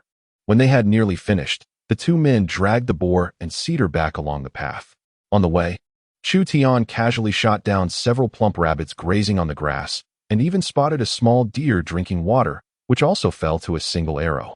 Zhang San followed closely behind, transitioning from initial excitement and exuberant shouts to a state of quiet astonishment, and ultimately, he fell utterly silent, trailing behind Chu Tian, mechanically collecting one prey after another. His gaze was vacant, and he muttered incessantly, "I've struck it rich. I've truly struck it rich." When Chu Tian and Zhang San returned to the village entrance, dragging a heap of game and several massive logs, the entire Xinghua village erupted in fervor once more. Look, Chu Tian is back from hunting. Good heavens, is that a wild boar? It's enormous. And a deer. I've never seen a live deer in my life. The men in the Chu family's courtyard, who were digging the foundation, paused their work and gathered around. Upon witnessing the mountain of game, their eyes glistened with excitement, and their breaths grew heavy. Those villagers who had mocked and refrained from signing up for work the previous day now regretted their decisions deeply. Wang Laojian was also drawn to the commotion, as he squeezed through the crowd and beheld the massive wild boar alongside the fresh game. His aged eyes instantly welled with tears. Why? Why does this lad enjoy such fortune, having toiled as a carpenter his entire life? The possessions he had painstakingly accumulated were worth less than the game this young man had gathered in just a couple of days. He gazed at the spirited Chu Tian, surrounded by the crowd, and could no longer contain himself. He cleared his throat twice, placed his hands behind his back, and strode forward with an air of arrogance. Chu Tian, he began, his tone theatrical and not loud, yet sufficient for all present to hear. I pondered your situation all night. Managing this house alone is simply beyond you. He pretended to shake his head, adopting an expression that suggested he was looking out for Chu Tian's best interests. Building a house is an intricate endeavor. Understanding the wood, crafting the mortise and tenon joints, erecting the beams and columns. None of it can be accomplished without seasoned craftsmen like us. He cast a glance at the enticing pile of game on the ground, his throat involuntarily constricting, and the greed in his eyes nearly overflowed. How about this? He cleared his throat, assuming a magnanimous demeanor. Out of consideration for your youth and inexperience, I shall offer you another opportunity. He pointed at the wild boar and the deer, shamelessly declaring, "You should dedicate these spoils to me. I will make time to come by daily to guide you, lest you squander these exquisite materials." Upon hearing Wang Laogan's audacious remarks, the surrounding villagers were left in stunned disbelief. This old man, was his face made of brick? To brazenly attempt to claim a wild boar and a deer without any justification? This was not assistance, it was blatant robbery. Chapter 28, The Blueprint. Zhang San, incensed by Wang Laogan's shamelessness, turned a shade of blue as he stepped forward, brandishing his iron pickaxe in a fit of rage. However, Chu Tian raised his hand to stop him. Gazing at the self-satisfied Wang Laojian, he suddenly broke into a smile. The laughter, though soft, resonated clearly in the ears of everyone present. Get lost. That single word, light as a feather, struck Wang Laojian's weathered face like a resounding slap. Wang Laogan's face, marked by arrogance and greed, momentarily froze, as if he could hardly believe what he had just heard. What did you say? Chu Tian's smile faded, and he repeated, I said leave. At this moment, Wang Laojian finally grasped the meaning. An overwhelming surge of indignation surged through him, striking like a thunderclap to his very core. Such a humiliating disgrace. Wang Laojian, who had spent a lifetime as a carpenter in Xinghua village, had always been revered like an ancestor by those who constructed their homes. Today, however, He found himself publicly humiliated by a mere child who had yet to fully mature. Good, good, good. Wang Laojin trembled in fury, pointing a finger at Chu Tian, spitting with rage. You insolent brat. You are utterly ignorant of your own insignificance. Do you think that a bit of brute strength can build a house? Dream on. I declare this. Without me, Wang Laojin, your house will be nothing more than a pile of rotten wood. In less than half a month, it will collapse. Then, we shall see how you face the ridicule of the entire region. After his tirade, Wang Laojin angrily swept his sleeve and stormed off, parting the crowd with his fury. As he departed, the villagers erupted into a flurry of discussion. That young lad, Chu Tian, has gone too far and offended the carpenter. How will he build that house now? Indeed, in our region, Wang Laojin is unmatched in carpentry. But one cannot deny that Wang Laojin is extremely greedy, demanding a pig and a deer at the drop of a hat. Who can tolerate that? Yet the laborers had a different perspective, filled with righteous indignation. Chu Gu is right. That old man is merely trying to take advantage of the situation. We stand with Chu Gu. Yes, we possess the strength. We will follow whatever Chu Gu commands. Chu Tian paid no heed to the chatter. He clapped his hands and called out, "Dinner is served. Today, we feast on a whole pig." At the mention of meat, all attention instantly shifted, and the courtyard erupted with jubilant cheers. Whispers and rumors circulated through Xinghua village for several days. Meanwhile, Chu Tian remained unfazed, diligently leading Zhang Sen up the mountain to gather materials, directing everyone in fortifying the foundation, thoroughly immersed in his work. Days passed. The gray bricks, tiles, and lime purchased from the town arrived in a grand procession of bullock carts, piled high outside the Chu family courtyard. Everything was prepared. Only the commencement of construction awaited. On the day of the groundbreaking, as dawn broke, the freshly leveled foundation of the Chu family home was surrounded by layers of curious villagers. Wang Laojin, in a dramatic display, had procured a small stool from somewhere, plopping himself beneath a large tree opposite the Chu residence, clearly intent on witnessing Chu Tian's impending failure from start to finish. Not far away, the members of the Li family had quietly gathered. Li Wei gazed at the towering pile of materials at the Chu family's entrance, then at the 5 imposing beams within the courtyard, jealousy making his eyes glisten with resentment. "Father, look at that spendthrift. All these fine materials will be squandered today," he whispered, his tone dripping with schadenfreude. Li Xuan took a drag from his dry tobacco, remaining silent, yet his murky eyes sparkled with anticipation for the unfolding drama. Li Ruoxue stood in the corner of the crowd, her emotions tumultuous to the extreme. Under the watchful gaze of the multitude, Chu Tian finally made his move. Contrary to the expectations of the onlookers, he did not immediately seize an axe or a measuring tool. Instead, he placed a large, smoothly polished wooden board in the center of the courtyard. He then produced a slender black charcoal pencil from his pocket. Amidst the bewildered stares of the crowd, he bent down, his wrist flickering, and the charcoal pencil began to glide across the wooden surface with fluid grace. The sound of rapid strokes resonated as he wrote with astonishing speed yet remarkable steadiness. Straight lines, precise arcs, and intricate symbols began to emerge on the board. The villagers who had gathered were left in a state of confusion. What was he doing? Performing a ritual? Did one need to draw symbols before constructing a house? Wang Laojin, seated beneath a tree, let out a derisive snort, spraying tea far and wide, his face adorned with a scornful sneer. What a show? Yet gradually, the laughter faded from everyone's lips. They watched in awe as a complex and exquisite design slowly took shape on the smooth wooden board, revealing not mere scribbles, but the architectural blueprint of a house. The drawing clearly indicated the structure of the building, the positions of beams and columns, the dimensions of windows, and even the angles of eaves and the number of brackets, all marked in an intricate manner that they could not comprehend, yet could feel was profoundly ingenious. The layout depicted a 3-courtyard home, complete with side rooms and a spacious hall, a design so grand and orderly, infused with cleverness, that it was beyond the wildest dreams of these farmers who had spent their lives in earthen dwellings. The laborers charged with assisting were now wide-eyed, staring intently at the blueprint, their breaths quickening. Although they could not decipher the delicate lines, they sensed that this was no ordinary creation. My goodness, what is this? Is this house really to be built according to this drawing? Incredible. Truly remarkable. The villagers' murmurs transitioned from initial skepticism to an uncontrollable surge of astonishment and admiration. Beneath the tree, Wang Laojian's derisive smile had long since frozen. He fixated on the blueprint, his aged eyes.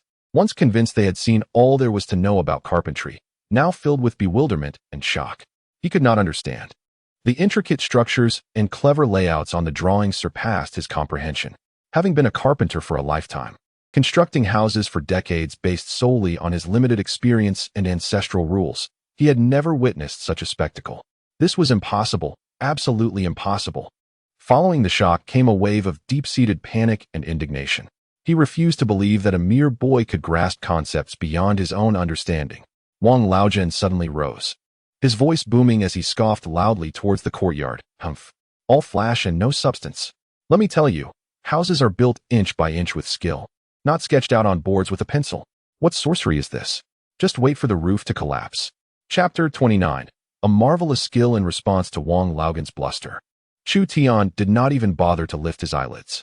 He disregarded the surrounding murmurs and gazes, striding directly towards the towering pile of timber, casually picking up a chalk line. Everyone held their breath.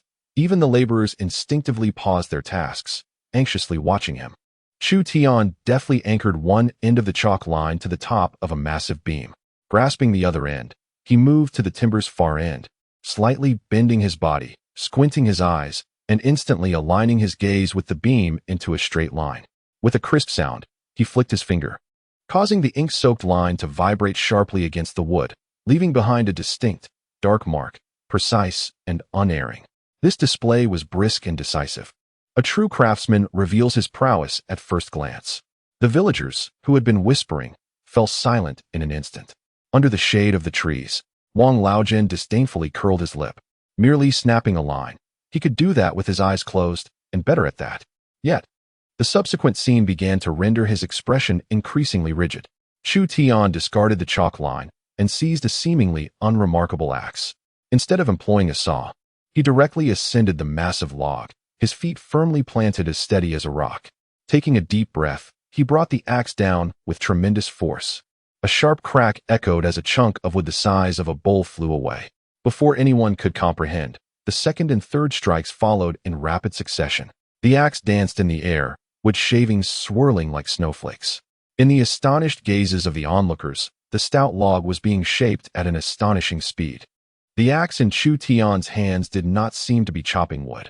Rather, it resembled a sculptor's chisel, each strike meticulously stripping away the superfluous parts, leaving behind the most exquisite contours. In less than the time it takes to burn an incense stick, the originally rough log had been transformed into a standard square beam, smooth on the surface, with sharp angles, as if measured with a ruler. The courtyard fell into a profound silence. An axe replacing a saw and plane? What sorcery was this? Wang Laojian's teacup clattered to the ground, yet he remained oblivious. He stared intently at the beam, muttering to himself, "No, this is impossible. This work, even if I used the finest saw and enlisted 2 laborers, would take half a day to achieve." But this young man had accomplished it with nothing but a simple axe. And it was not over yet. Chu Tian leaped down from the beam and picked up a chisel and mallet, beginning to carve mortises. His wrist was astonishingly steady. Each strike was perfectly measured. Grooving, drilling, and cutting flowed seamlessly, all executed in one fluid motion. A complex mortise, with consistent depth and shape, soon appeared at one end of the beam. Subsequently, he replicated the same dazzlingly swift actions on another post, carving a corresponding tenon. Under the tense gaze of the crowd, Chu Tian directed a few bewildered men to lift the heavy pillar. A bit higher, half an inch to the left. Good drop. The massive column descended slowly under Chu Tian's guidance. A faint, precise clicking sound resonated as the intricate mortise and tenon joint flawlessly fitted into its corresponding cavity. The connection gleamed like a mirror. Even a gentle touch revealed no discernible gap. It was as if these 2 pieces of wood were destined to be joined as one. My heavens! A villager could no longer contain himself, shattering the oppressive silence with an exclamation. The courtyard erupted in excitement. Incredible! Truly remarkable! This craftsmanship must be celestial in origin. Unbelievable! This lad from the Chu family has surely been possessed by the spirit of Lu Ban. Compared to him, Wang the carpenter is nothing. A thoughtless remark pierced Wang Laojian's ears like a needle. His face turned pale in an instant. He stared blankly at the flawless mortise and tenon structure, his mind a void. What was this construction? A dovetail joint? No, it was far more complex and exquisite. The intricacies of the mortise were beyond his comprehension. It was over. His lifelong pride, the skills he depended on for survival, were shattered before the astonishing prowess of this young man, leaving not a trace behind. Following the shock came an overwhelming sense of fear and humiliation. Yet, Chu Tian did not pause. The successful placement of the first beam was merely the beginning. He operated like an indefatigable machine, as if the chalk line, axe, chisel, and plane possessed a life of their own. One by one, the beams were erected and the crossbeams were laid. The intricate structure of brackets, which Wang Laojin could scarcely fathom, was assembled by Chu Tian with the ease of a child stacking blocks. The framework of the house was rising at a visibly astonishing pace. The exquisite structure and grand layout captivated the onlooking villagers, who were enraptured, perceiving not merely the construction of a building, but the birth of a work of art. Wang Laojin could no longer remain seated. He refused to believe. He could not accept that such artistry existed in the world. He abruptly leapt to his feet, driven by madness, and rushed into the courtyard without a thought for his safety. He had to see. He must understand what sorcery this young man employed. He stumbled towards the framework that was now taking shape, tilting his head back to greedily and fearfully examine the intricate designs he had never encountered before. Just then, Chu Tian, commanding from atop a beam, seemed to sense something. He halted his work and slowly lowered his head. His gaze, devoid of emotion, landed squarely on Wang Laogan's face. Wang Laogan's steps froze abruptly. He felt as if he had plunged into an ice cavern. An indescribable sense of humiliation washed over him in an instant. He opened his mouth, yet not a single word escaped his lips. Under the piercing gaze that bore down upon him, he found himself retreating involuntarily, step by step, until his back collided with the courtyard wall. It was only then that he jolted back to reality. The villagers' eyes shifted from the magnificent framework of the house to the disheveled old man at the entrance. In their expressions, there was sympathy, derision, but above all, a dawning realization. Wang Laogan's face instantly turned a deep shade of purple, clenching his fists tightly. His entire being trembled uncontrollably, a tumult of jealousy, resentment, and unwillingness weaving frantically across his distorted visage. Chapter 30. New residents. The clamor in the Chu family's courtyard showed no signs of abating in the wake of Wang Laogan's curses. On the contrary, the villagers, having witnessed Chu Tian's remarkable carpentry skills firsthand, felt their enthusiasm ignite. Under Chu Tian's precise direction, dozens of strong laborers worked with clear division of tasks. Those who built walls, those who raised beams, and others who mixed mud and carried bricks, all laboring with fervor. Day by day, the walls of blue bricks rose higher upon the foundation. The rafters, purlins, and brackets interlocked in a masterful and stable manner, creating a flawless assembly. In just a few days, a two-story blue brick wooden house was entirely completed. As the final blue tile was securely placed upon the roof, a profound silence enveloped Qinghua village. Everyone gazed upward, dumbfounded by the exquisite structure that had sprung up before them, their minds blank. Unlike the ornate mansions of the wealthy in town, this house exuded a dignified and stately charm. The combination of blue bricks, natural wood beams, and black tiles radiated a sense of profound beauty. The first floor housed a spacious hall and several side rooms, while the second floor featured a corridor with a railing for distant views. What most captivated the villagers were the large, bright windows adorned with tiles bought from town, promising a brightness within even on overcast days. This house, not only a unique marvel in Qinghua village, would also stand out as an extraordinary estate in the town. From the crowd of onlookers, bursts of astonishment erupted. Goodness, is this a house built by mere mortals? Surely, it must be a celestial abode. In my 50-plus years of life, I have never seen such a magnificent structure. The county magistrate's residence in town cannot compare to this. Not only magnificent, just look at that wood and those bricks. They could withstand 100 years without collapsing. At the back of the crowd, Wang Laojin stood there, utterly lost. His murky old eyes fixated on the blue brick house, his face ashen. For days, he had lingered here, from initial disdain to shock, and finally to numbness. The pride of his life, the craft he relied upon, lay shattered before this miraculous edifice. His legs buckled, and he collapsed onto the ground, muttering to himself, "Impossible. This isn't carpentry, it's sorcery, pure sorcery." The news of the Chu family's celestial abode spread like wildfire, swiftly reaching every corner of the vicinity. At the west end of the village, the Li family, Bang! Li Wei kicked over the firewood stump in the yard, scattering logs all over the ground. His eyes were red, and his chest heaved violently. Why should he be living in a dilapidated two-story house? Why? The venomous fire of jealousy burned wildly within him. He could not comprehend how that useless individual, whom his family had rejected, had soared to such heights. Turning back, he gazed at his own lowly, crumbling mud-brick house, feeling as though a lump had lodged in his throat, unable to rise or fall. Under the eaves, Li Xuan puffed on his dry tobacco, his weathered face displaying a myriad of complex emotions. He sighed heavily, lamenting the choices made in the past. A long sigh encapsulated boundless regret. In the corner, Li Ruoxua listened to her father's words, and tears, without warning, rolled down her cheeks. The overwhelming remorse instantly engulfed her. She recalled the day of the broken engagement, the calm yet unyielding gaze of Chu Tian. She remembered her attempts to reconcile, only to be met with his cold dismissal. She glanced down at her patched, coarse cloth garment and surveyed the poverty-stricken, despair-laden home beneath her feet. The brick house that should have been hers, the wealth that ought to have been hers, the man who was meant to be hers. Everything had been cast aside by her own hands. The tears flowed more fiercely, quickly blurring her vision.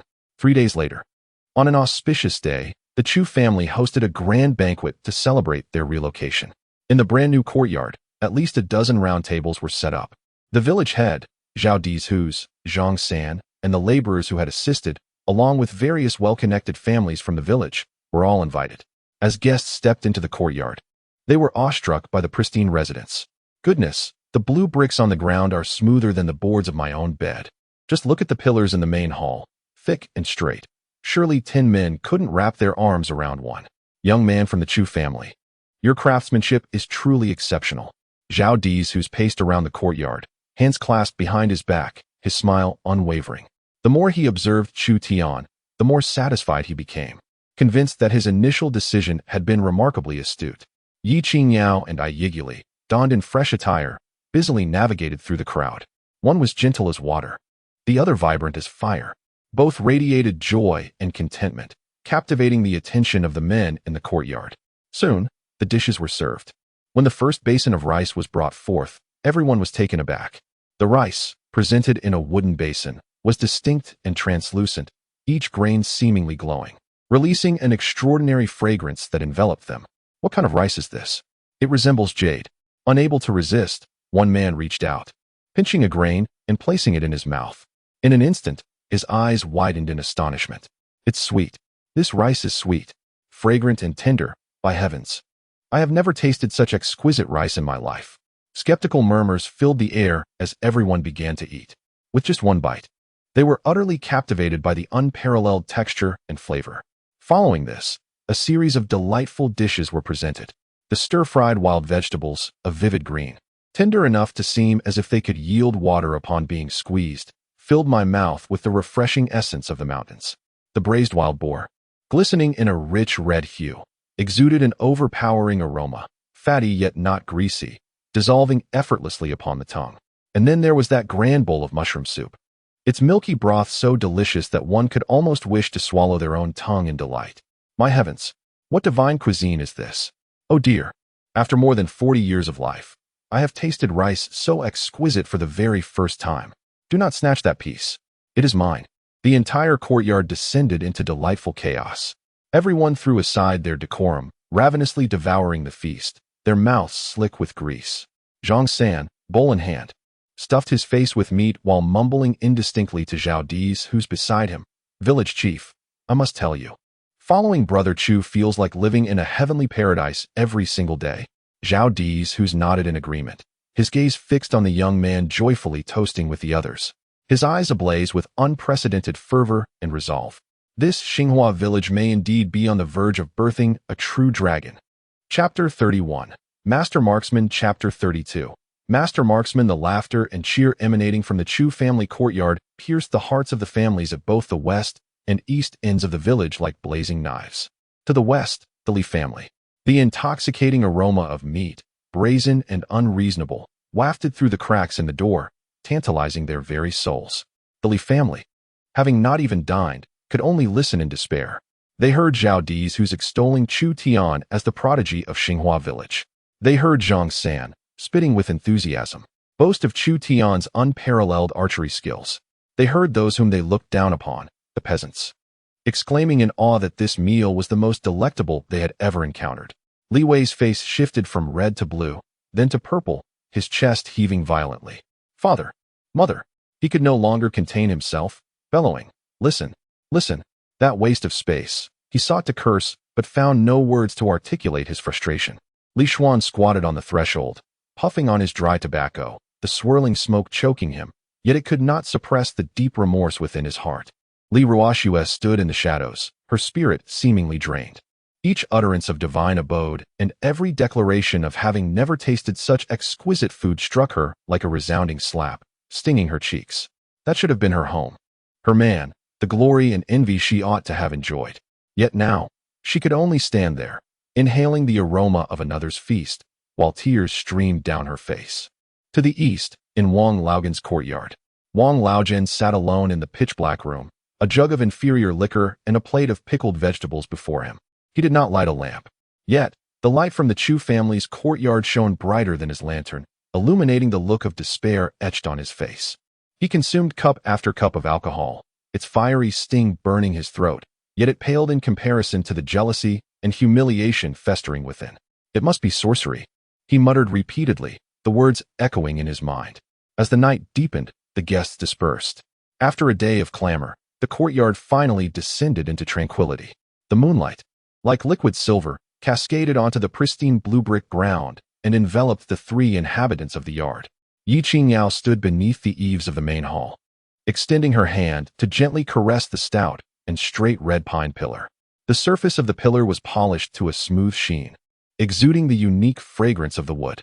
Lowering her gaze, she observed the new, fine cotton garment adorning her figure, and without warning, tears welled up in her eyes. They slid silently down her smooth cheeks. This was not a dream. This spacious and bright blue brick house was her home. No longer would she have to worry about the wind and rain, fear leaks from the roof, or subsist on dry cornbread paired with wild vegetable soup. She lifted her head to gaze at the man who was tidying up the dishes alongside Ye Qingyao.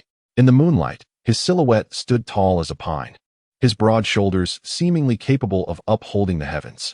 It was Chu Tian who had bestowed all of this upon her. Beside Chu Tian, Ye Qingyao had long shed the stubbornness and aloofness of their first encounter.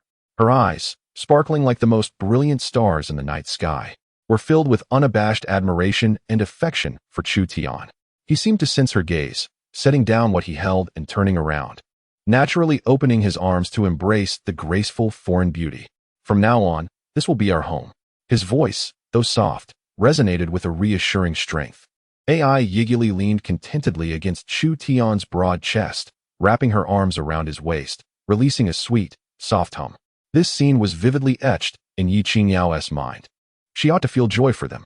Yet, deep within her heart, an indescribable sorrow began to swell. They were the true couple. This realization caused her smile to falter slightly, and the tears of happiness turned bittersweet. She quietly turned away, hoping to retreat to the eastern chamber unnoticed. However, as she took a step, a firm grip seized her wrist from behind. Before Ye Qingyao could react, she was spun around and fell into a warm, solid embrace. Her mind went blank.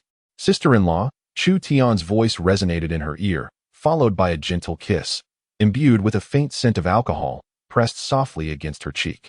Ye Qingyao stiffened, rendered immobile. This home cannot be without you. With that, Chu Tian released her. Awakening from her stupor, Ye Qingyao dared not meet Chu Tian's gaze. Nor did she consider Ye Qingyale's expression as she hurriedly lifted the hem of her dress and fled back to her room. In the courtyard, Ye Qingyale watched Ye Qingyao's hasty retreat, then glanced at the smiling Chu Tian, a glimmer of playful mischief flashing in her glass-like eyes. She stepped forward and gently nudged him with her shoulder. "Husband, you must hold on tight," as the soft chime of a notification echoed in his mind. Chu Tian's smile deepened.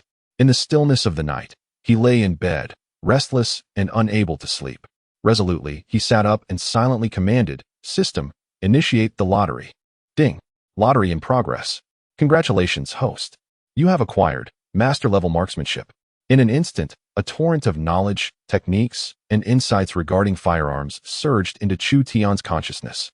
From the most basic thrusts, flicks, sweeps, and slashes to the devastating killing moves on the battlefield, culminating in the supreme state of unity between man and gun. Every essence was profoundly imprinted in the depths of his soul. With a sudden jolt, Chu Tian opened his eyes, a brilliant glimmer flashing within them. He swiftly rolled out of bed, feeling an invigorating surge of energy coursing through him, a fierce ambition burning within his chest, demanding expression. He strode directly into the courtyard, his gaze sweeping over the remaining timber from the house construction.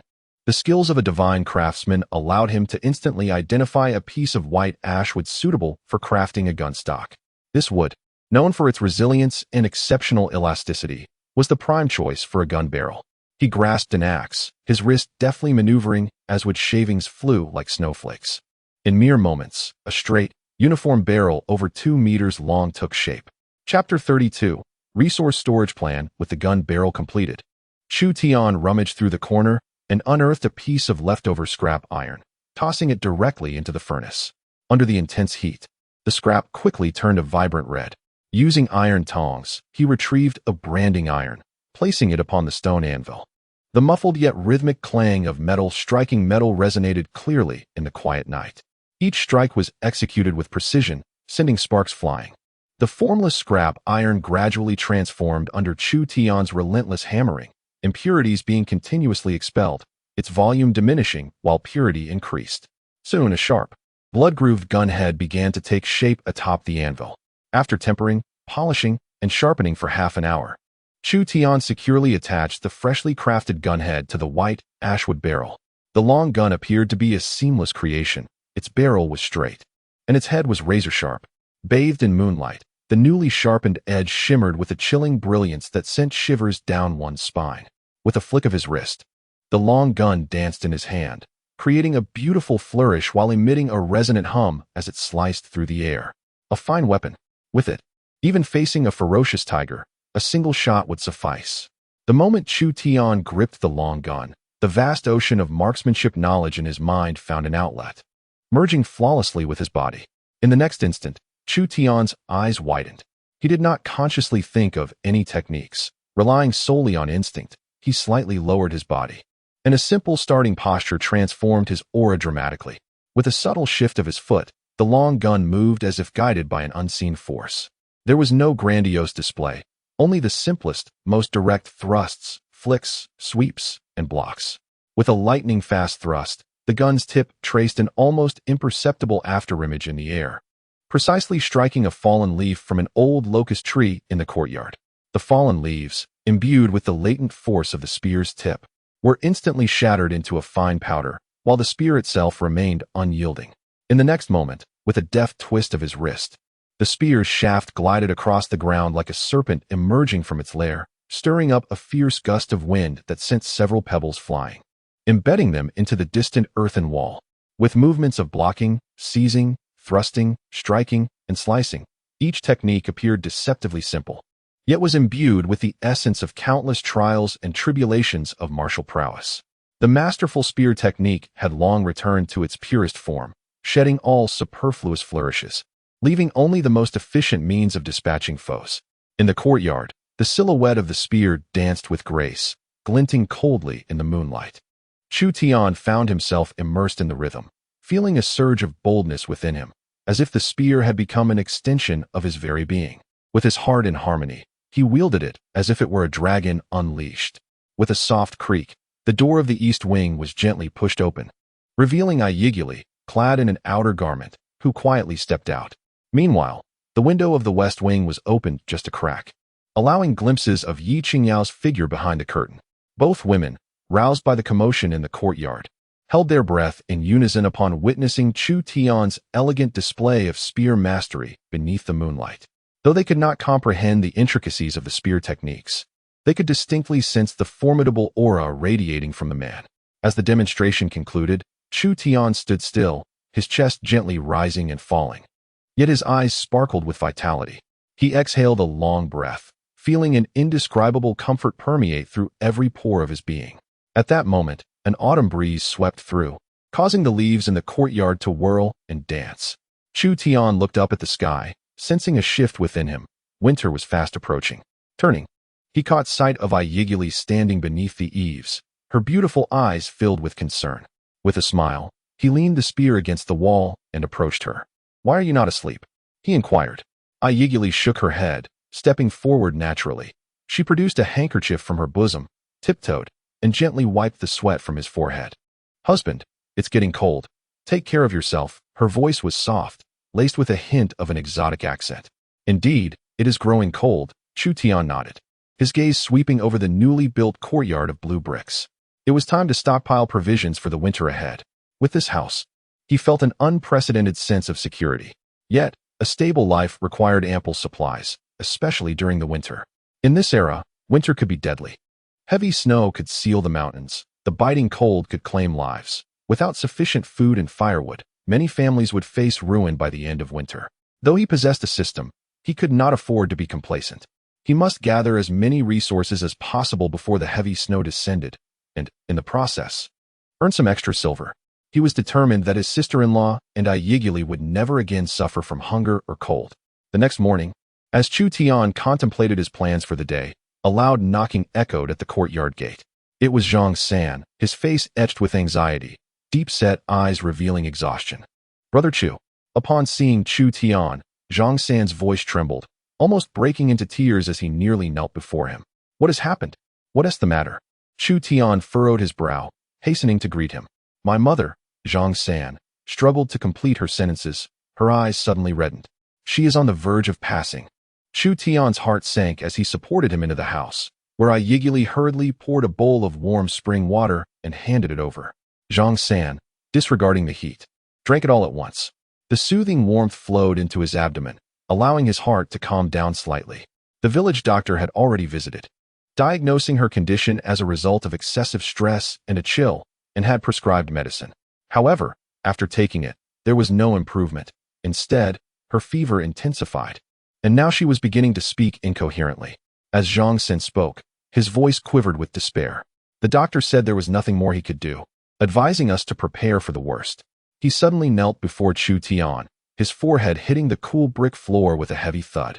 "Brother Chu, I heard from the villagers that there is a Jishur hall in the neighboring county, where the doctors possess miraculous skills. I want to go. I want to seek medicine for my mother." But my family, Zhang San, a tall man of 7 feet, cried like a child. He knew that seeking medical help in the neighboring county would be a long journey, and the fees for the renowned physician and the medicine were beyond what a poor hunter like him could afford. Without hesitation, Chu Tian pulled him up from the ground.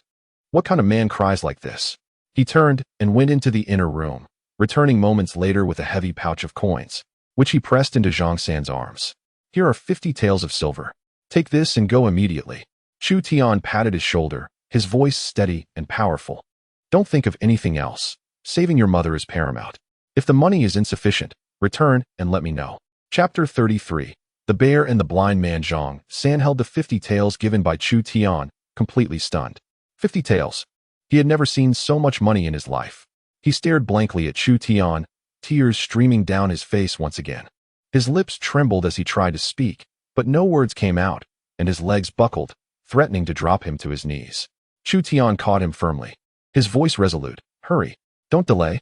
Your mother is waiting for you." Unable to contain himself any longer, Zhang San clutched the pouch and broke down in tears. He understood that this kindness was something he could never repay in his lifetime. Yet, he quickly wiped his tears, nodded vigorously, and dashed out of the courtyard without a backward glance. Watching Zhang San's retreating figure, Chu Tian let out a gentle sigh. The courtyard fell silent, save for the rustling of leaves carried by the autumn breeze. With Zhang San gone, he was left alone on the mountain once more. That was fine. Chu Tian approached the wall, picking up a large black bough and weighing the newly crafted long spear in his hands, his gaze directed towards the undulating depths of the mountains in the distance. A place where ordinary hunters dared not venture was, for him, a land rich with hidden treasures. It was the perfect opportunity to test his luck. Howl! The little white wolf cub, sensing his demeanor, excitedly dashed out from under the eaves, circling around his legs. Its clear eyes filled with a desire to accompany him. "You little rascal," Chu Tian chuckled, bending down to ruffle its fluffy head. He gazed at Xiaobai, contemplating the unknown dangers lurking in the depths of the mountains, and shook his head gently. "Xiaobai, today we must venture to a faraway place, one fraught with peril. You are still too young. Instantly, Xiao Bai's tail drooped, and a plaintive whimper escaped his throat as he nudged his head against Chu Tian's palm, appearing utterly forlorn. "Be a good listener," Chu Tian instructed, gesturing towards the main hall. "Stay at home and protect your sister-in-law and Ai Guli, will you? This is an important task." Xiao Bai, though still filled with reluctance in his eyes, tilted his head in a semblance of understanding and obediently stepped back 2 paces, plopping down on the ground to watch Chu Tian exit the courtyard. This time, as he entered the mountains, Chu Tian did not linger in the peripheral woods. Instead, he ventured straight into the heart of the wilderness. The deeper he delved, the darker the forest became, with towering ancient trees obscuring the sunlight. The silence around him was eerie, broken only by the crunch of twigs and leaves beneath his feet. Leveraging his extraordinary senses, Chu Tian dispatched several plump mountain chickens and wild rabbits along the way, carelessly tossing them into his storage ring. Just as he was about to push through a thicket of brush taller than himself, a foul, rancid wind suddenly surged towards him from the side.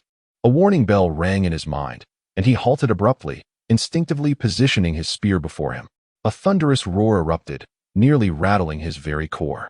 Before him, not far off in a clearing, stood a black bear, towering like a small mountain. Its body was cloaked in long, disheveled black fur, and its eyes glinted with savage ferocity. The broad paws bore claws that glinted ominously, resembling curved hooks. This bear was even larger than the ferocious tiger he had previously slain. The black bear had evidently noticed this uninvited guest. It emitted a low, furious growl, its massive frame crashing to the ground as it charged towards him on all fours. Faced with such a beast, Chu Tian did not retreat but advanced. He lowered his center of gravity slightly, his body poised, as the essence of masterful marksmanship coursed through him. There were no flamboyant maneuvers, only the simplest and most effective means of lethal precision. As the bear's gigantic paw came crashing down towards him, Chu Tian deftly adjusted his wrist, not thrusting directly, but instead targeting the joint of the bear's advancing limb at an exceptionally oblique angle. With a swift motion, the sharp tip of his spear pierced through the thick fur, embedding itself deeply. The bear, in agony, let out a furious roar, its paw veering slightly, crashing powerfully into a nearby tree. With a resounding crack, the trunk, as thick as a bowl, splintered in two. A chill ran through Chu Tian. The brute strength of this creature was indeed terrifying. He dared not let his guard down. Shifting his footing as his spear transformed into a blur of motion, each strike aiming for the bear's vital points. Yet the bear's tough hide and astonishing vitality proved formidable. Though Chu Tian inflicted several wounds upon it, none were fatal. Instead, the excruciating pain ignited the bear's primal fury. It forsook the use of its mighty paws and lunged forward, opening its gaping maw to bite down fiercely at Chu Tian's waist. Chu Tian's gaze sharpened. He neither flinched nor evaded. With a sudden twist of his body, he exerted force from his core and thrust his spear upward, aiming directly at the soft underjaw of the black bear. Should he strike true, the force could very well dislocate its jaw entirely. Yet, in a moment of dire tension, the enraged black bear astonishingly twisted its body mid-air, bracing the spear with its immensely solid shoulder. The spearhead penetrated a mere inch before being firmly lodged in the bear's resilient muscle and bone. Seizing the opportunity, the black bear violently shook its head, transmitting an unimaginable force through the spear. A sharp crack echoed as the sturdy white waxwood spear shaft shattered under the overwhelming might of the beast. The severed spearhead remained embedded in the bear's shoulder, leaving Chu Tian with only a half-bare shaft in hand. His pupils constricted as he had no time for contemplation. He propelled himself backward with great force. The bear, discarding the broken spear from its shoulder, descended into a frenzy, charging towards Chu Tian with unrelenting ferocity. Chu Tian hurled the useless half of the spear at the bear's forehead, yet it merely produced a dull thud, failing to impede its advance in the slightest. While retreating rapidly, he swiftly unslung his ebony bow from his back, drawing it with fluid grace. With a swift twang, an arrow soared through the air, striking the bear squarely in its wildly thrashing face. However, the arrow barely penetrated its thick hide before being deflected by its formidable skull. Such hard bones. A weight settled in Chu Tian's heart, yet he dared not pause for a moment. Relying on his extraordinary strength and speed, he maneuvered through the trees, continually distancing himself from the bear while searching for a chance to deliver a decisive blow. Though the bear possessed immense power, Its bulk rendered it unwieldy. After a prolonged pursuit, it failed to even graze the hem of Chu Tian's garments, only to be further provoked into furious roars, growing increasingly impatient. At last, it reared up on its hind legs, opening its bloody maw to unleash a thunderous roar, seemingly venting its wrath. Now was the moment. As Chu Tian witnessed the bear's mouth agape, a glint of determination ignited in his eyes. The bowstring, which he had prepared meticulously, was drawn to a perfect crescent. A nearly inaudible hum resonated from the taut string.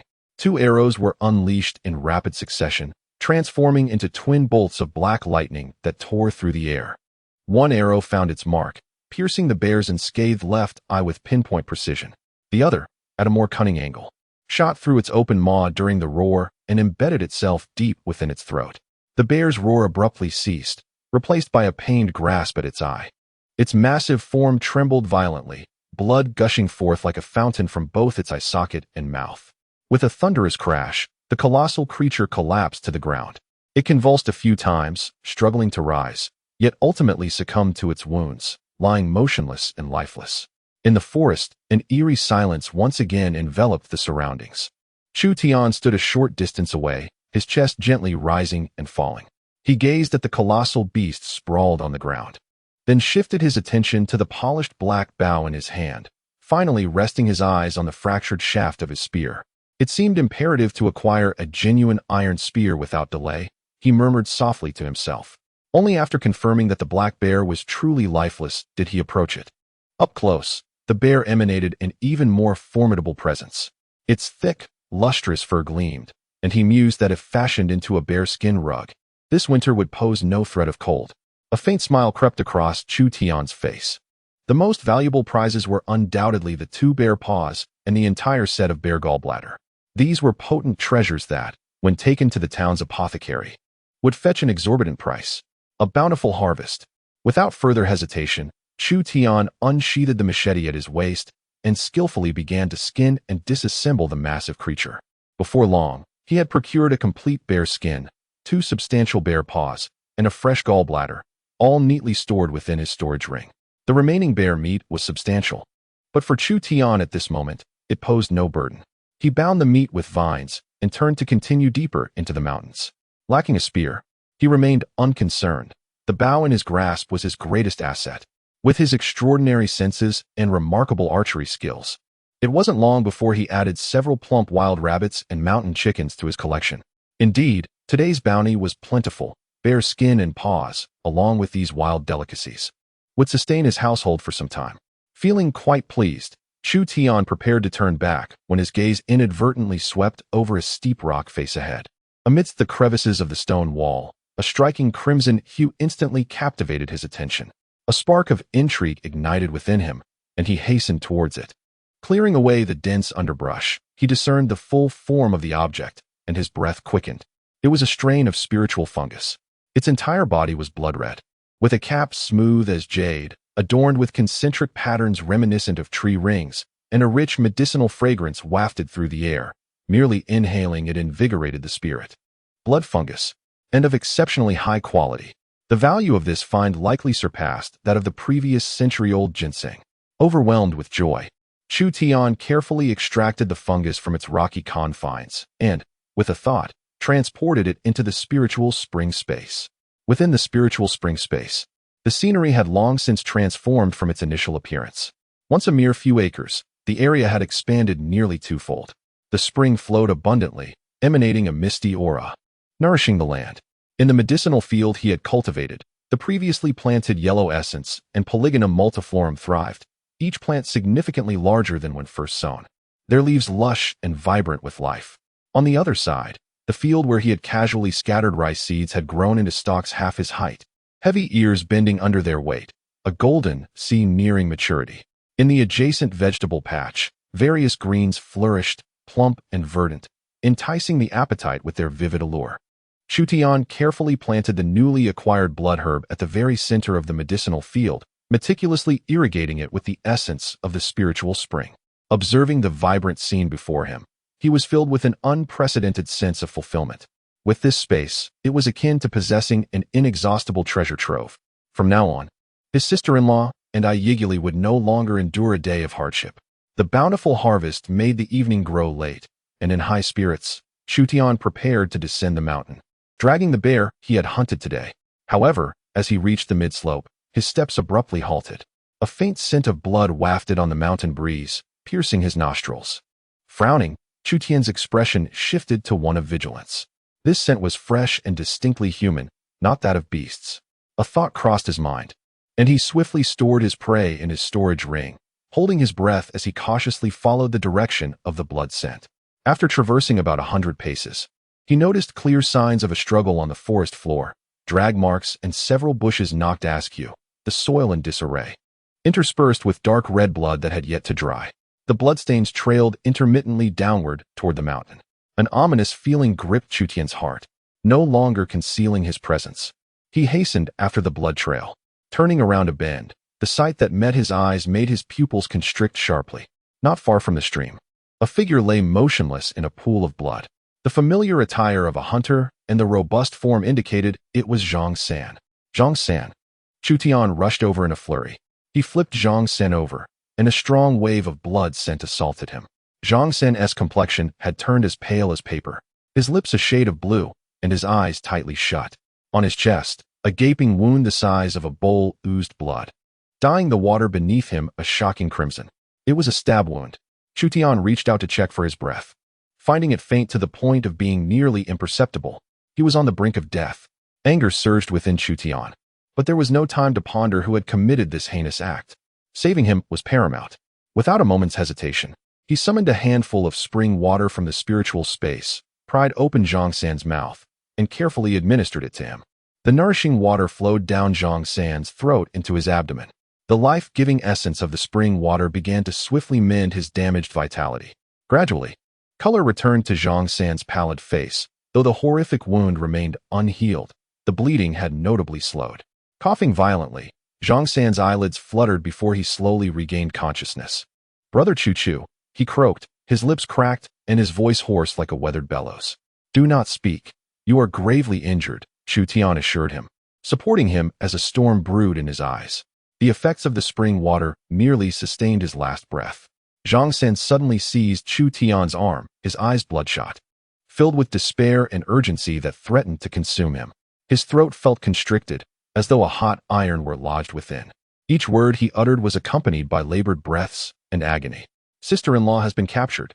This declaration struck Chu Tian like a thunderclap from the heavens, leaving his mind a blank slate.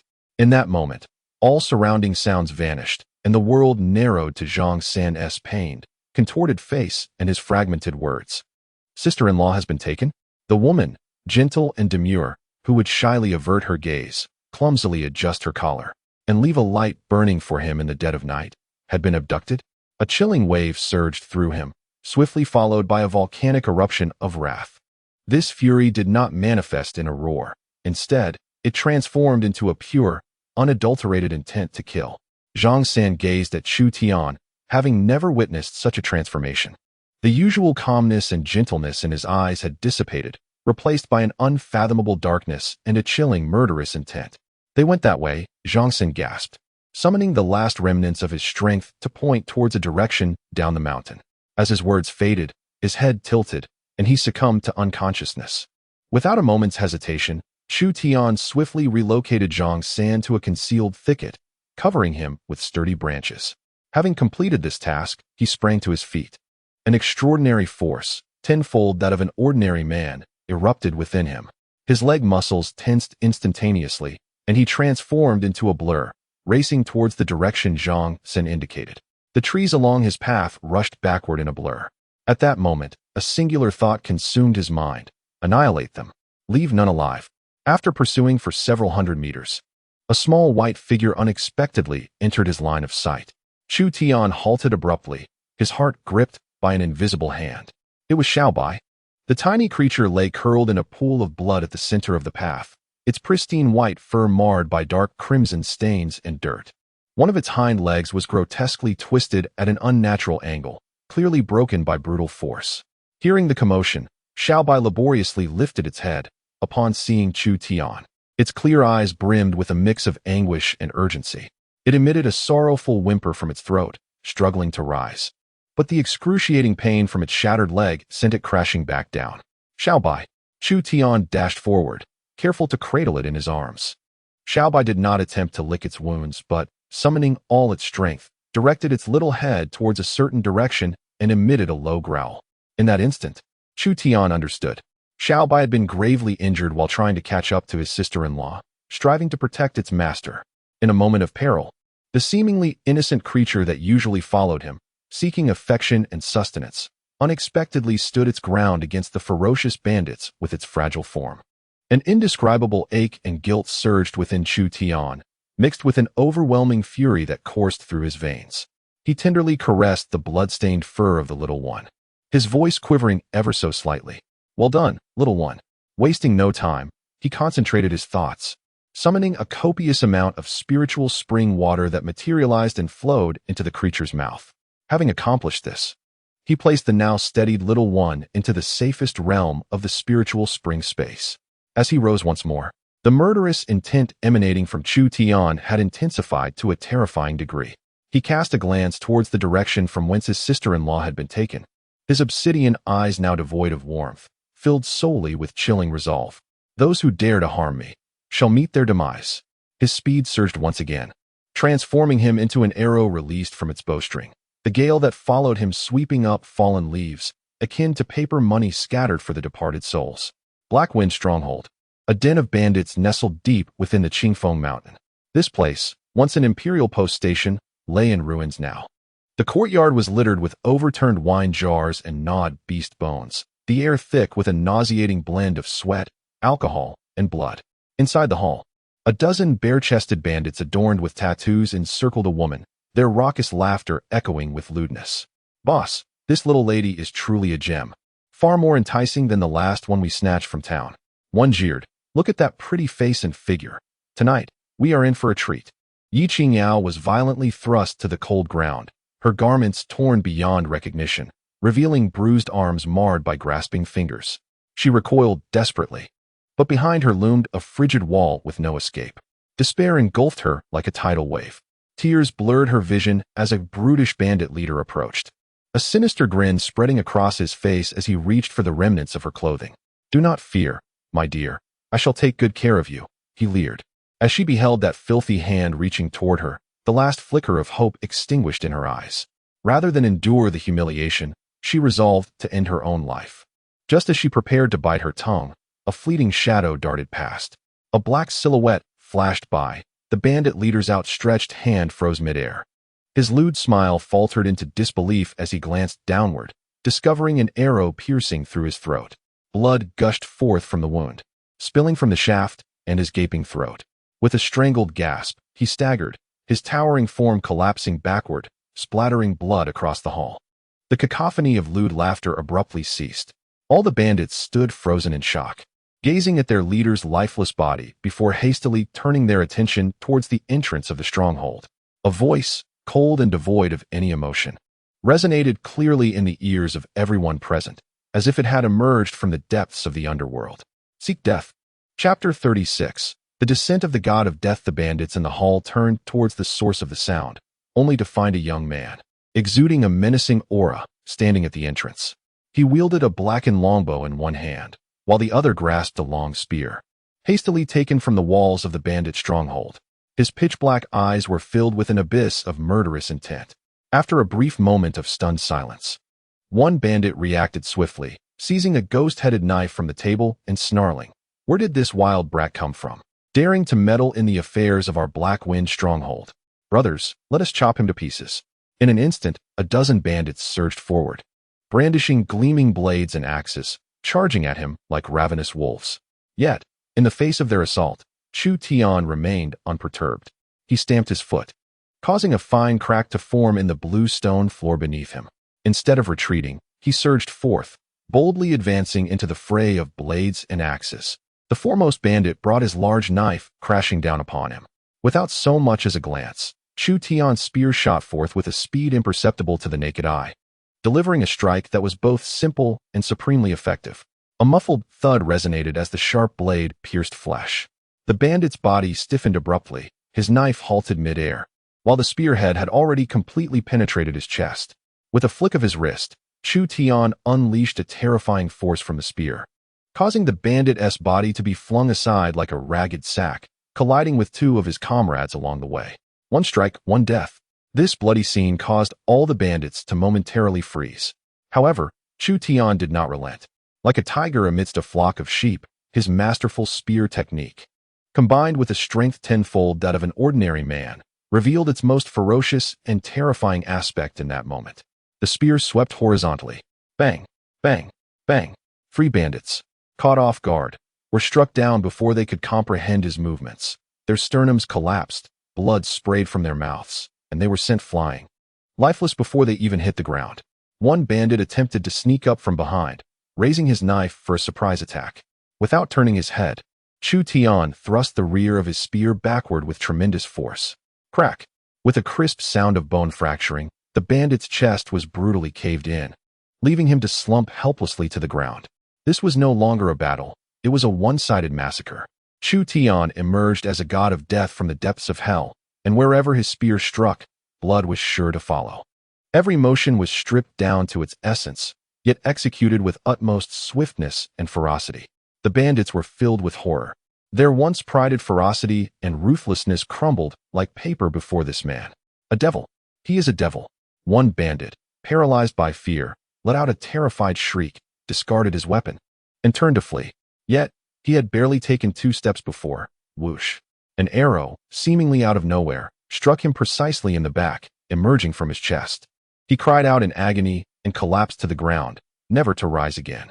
In the realm of chaos, Chu Tian had unknowingly plunged his long spear into the ground and replaced it with a glossy ebony bow. The velocity at which he drew the bow was nothing short of mesmerizing. Whoosh, whoosh, whoosh. The arrows fell like rain, each one precisely claiming a life. The agonizing cries echoed intermittently, only to be abruptly silenced. Within the span of a mere incense stick's burn, the grand hall transformed into a river of blood. Apart from Chu Tian, not a single soul remained standing. The pungent scent of blood was nearly nauseating. Covered in warm blood, his chest heaved slightly. Yet the overwhelming aura of slaughter in his eyes remained undiminished. He slowly turned around, his gaze landing upon the woman huddled in the corner, rendered speechless by fear.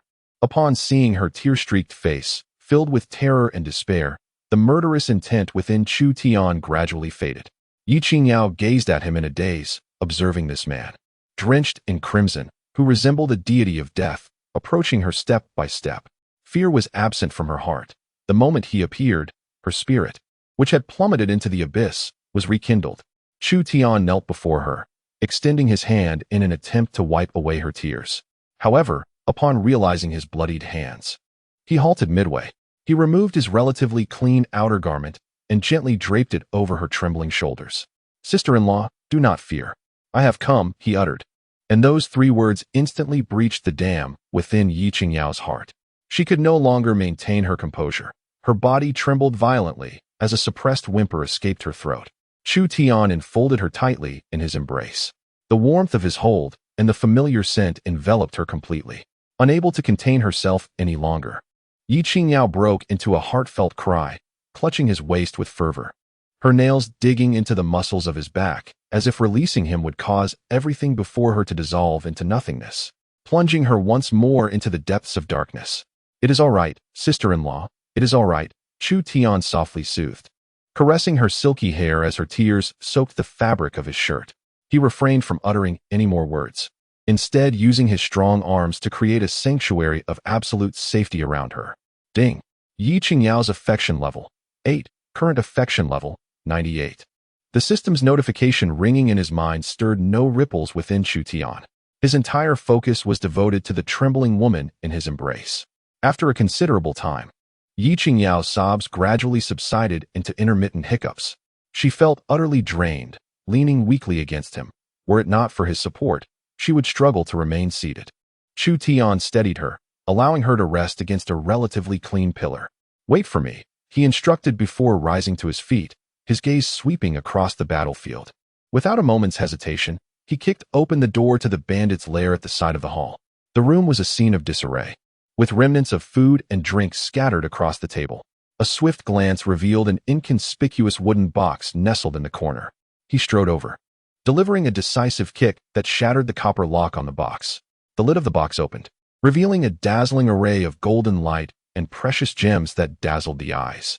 The box brimmed with gold, silver, and jewels. With an impassive expression, Chu Tian, upon a mere thought, collected this ill-gotten wealth into his storage ring. After completing this act, he turned and returned to the hall, approaching Ye Qingyao once more. Observing her tear-streaked face, a pang of sorrow gripped Chu Tian's heart.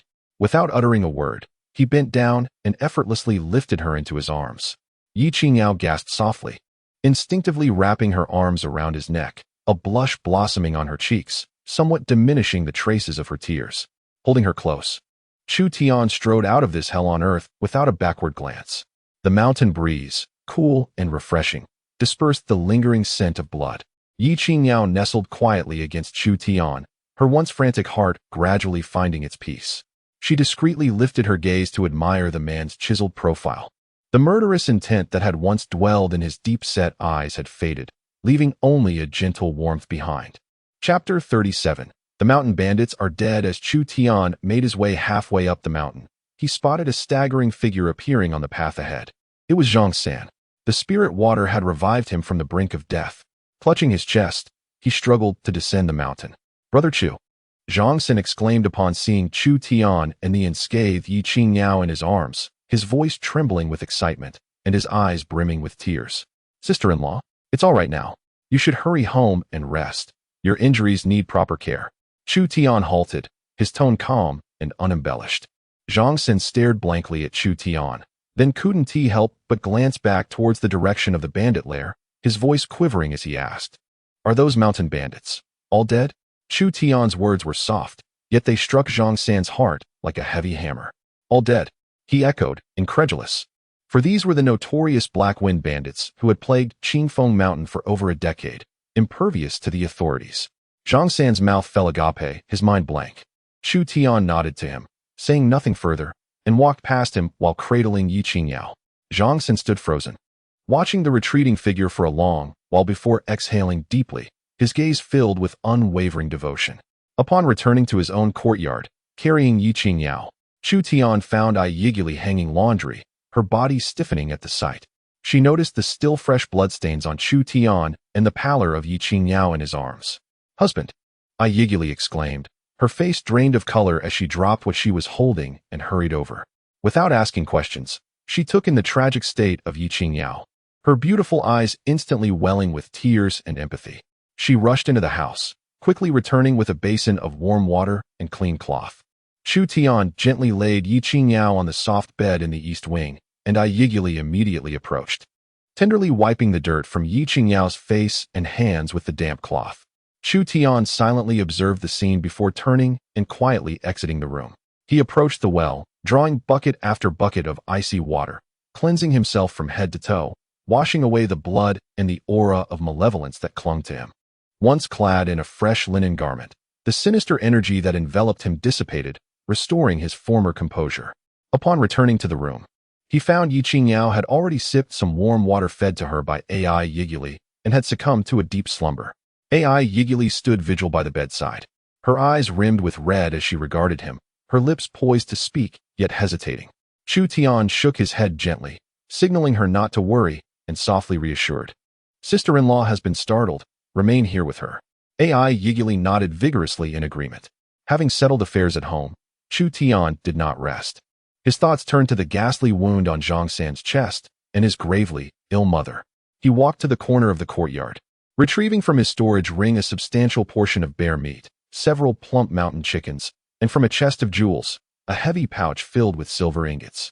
Loading these onto a one-wheeled cart, he pushed it outwards. "Dear husband," Ye called after him, her face etched with concern. "I am going to Zhang San's home," Chu Tian replied, turning back to offer her a calming smile. "I shall return shortly." In Qingxi village, at Zhang San's abode, the low thatched hut was suffused with a potent herbal scent mingled with the muffled sobs of a woman, creating an atmosphere of palpable distress. "You reckless child, what sin have I committed to bear such a foolhardy offspring? For the sake of an outsider, you've nearly sacrificed your life. How shall your mother endure the rest of her days?" Zhang San's mother sat by the bed, wiping her tears while pounding her chest with her fists. Her eyes were sunken, hair disheveled, clearly shaken by the ordeal. Zhang San lay propped against the headboard, a thick bandage wrapped around his chest, his complexion still pallid. He attempted to speak, his lips moving, but was interrupted by a fit of coughing. Cough, cough, mother. Please do not fret. Chu Gu has saved my life. Saved your life? Does being saved permit you to risk your own? Chimed in a woman clad in coarse fabric.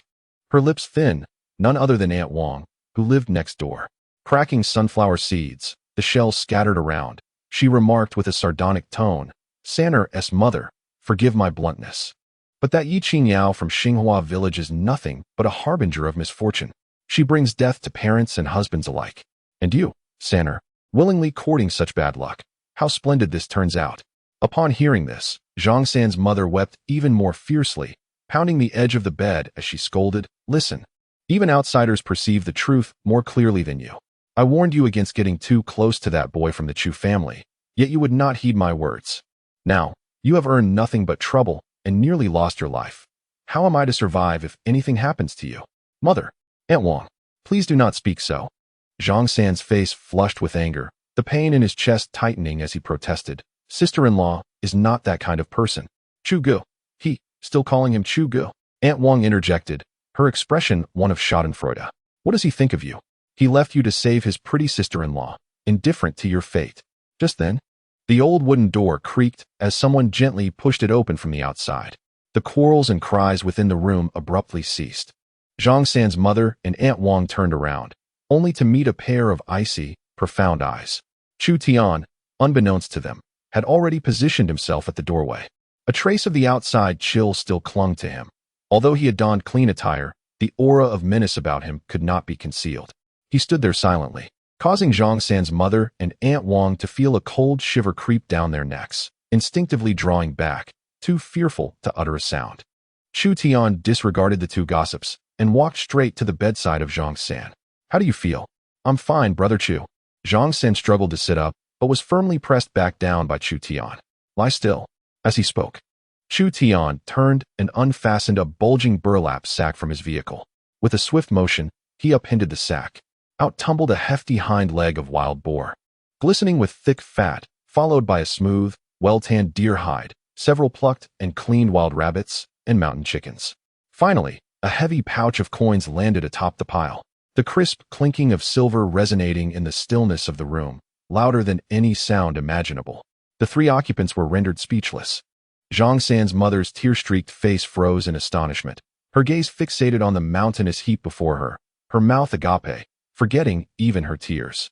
Aunt Wong dropped the sunflower seed she held, her sharp eyes first wide with shock, then sparkling with unabashed greed and jealousy. How much could this be worth? That piece of pork must weigh 20 or 30 pounds. And that deer hide is clearly of superior quality, not to mention that full bag of silver. It must be quite substantial. Among the three, it was Zhang San who first regained his composure, struggling to rise from his bed. Brother Chu, what is the meaning of this? I cannot accept these. Please take them back. My assistance was not for this. This is what you deserve. You were injured while saving my sister-in-law, and I, Chu Tian, shall remember this debt of gratitude. Part of this is a token of thanks, while the other part is for your recovery expenses. Saying this, he took the pouch of coins and pressed it into the still-dazed Zhang San's mother's hands. Zhang San's mother. These days, buy him some nourishing food to help him recover. If the funds are insufficient, feel free to seek me out in Xinghua village. The moment she grasped the coarse pouch, Zhang San's mother felt an invigorating jolt. How heavy! The weight was undoubtedly more than just a few taels of silver. Her rough hands trembled as if she were holding a red-hot iron, struggling to maintain her grip. Outside, the villagers of Qingxi, drawn by the commotion, had densely gathered at Zhang San's doorstep. They had all overheard the earlier cries and curses. Many, following Aunt Wong's lead, had deemed Zhang San foolish for acting as a lackey for Chu Tian of Xinghua village. However, as they craned their necks to peer through the cracks of the door and windows, witnessing the astonishing scene inside, all murmurs abruptly ceased. My heavens! What is that? Pork. A colossal piece of pork. And deer hide. Did you hear that sound just now? It's silver. A bag full of silver. My goodness. What kind of extraordinary luck has Zhang San encountered? Or perhaps, what divine being has he followed? Envy, jealousy, astonishment. An array of emotions fermented among the crowd, ultimately transforming into reverence for the young man standing tall in the center of the room. He is no mere harbinger of doom. He is the god of wealth. Inside, Zhang San's mother finally regained her senses. She looked down at the heavy money bag in her hand, then raised her gaze to her son, pale yet profoundly moved on the bed, and finally, her eyes settled on Chu Tian. This young man spoke little, yet his actions were more genuine than anyone else's. Her son had not suffered under his guidance. Zhang San's mother could not help but shed tears once more. But this time, her cries were devoid of resentment and despair, filled instead with excitement and an indescribable gratitude. Grabbing Chu Tian's arm with fervor, she exclaimed through her tears, "Good child, good child. I, your aunt, was blind to your worth. I have been foolish. Do not take it to heart. For San to have a brother like you, it is his fortune from 8 lifetimes." As she spoke, her legs weakened, and she nearly knelt before Chu Tian. Quick as a flash, he supported her, his brow furrowed. "Aunt Zhang, what are you doing?" The kindness shown by Brother Chu, I, Zhang San, can never repay in this lifetime.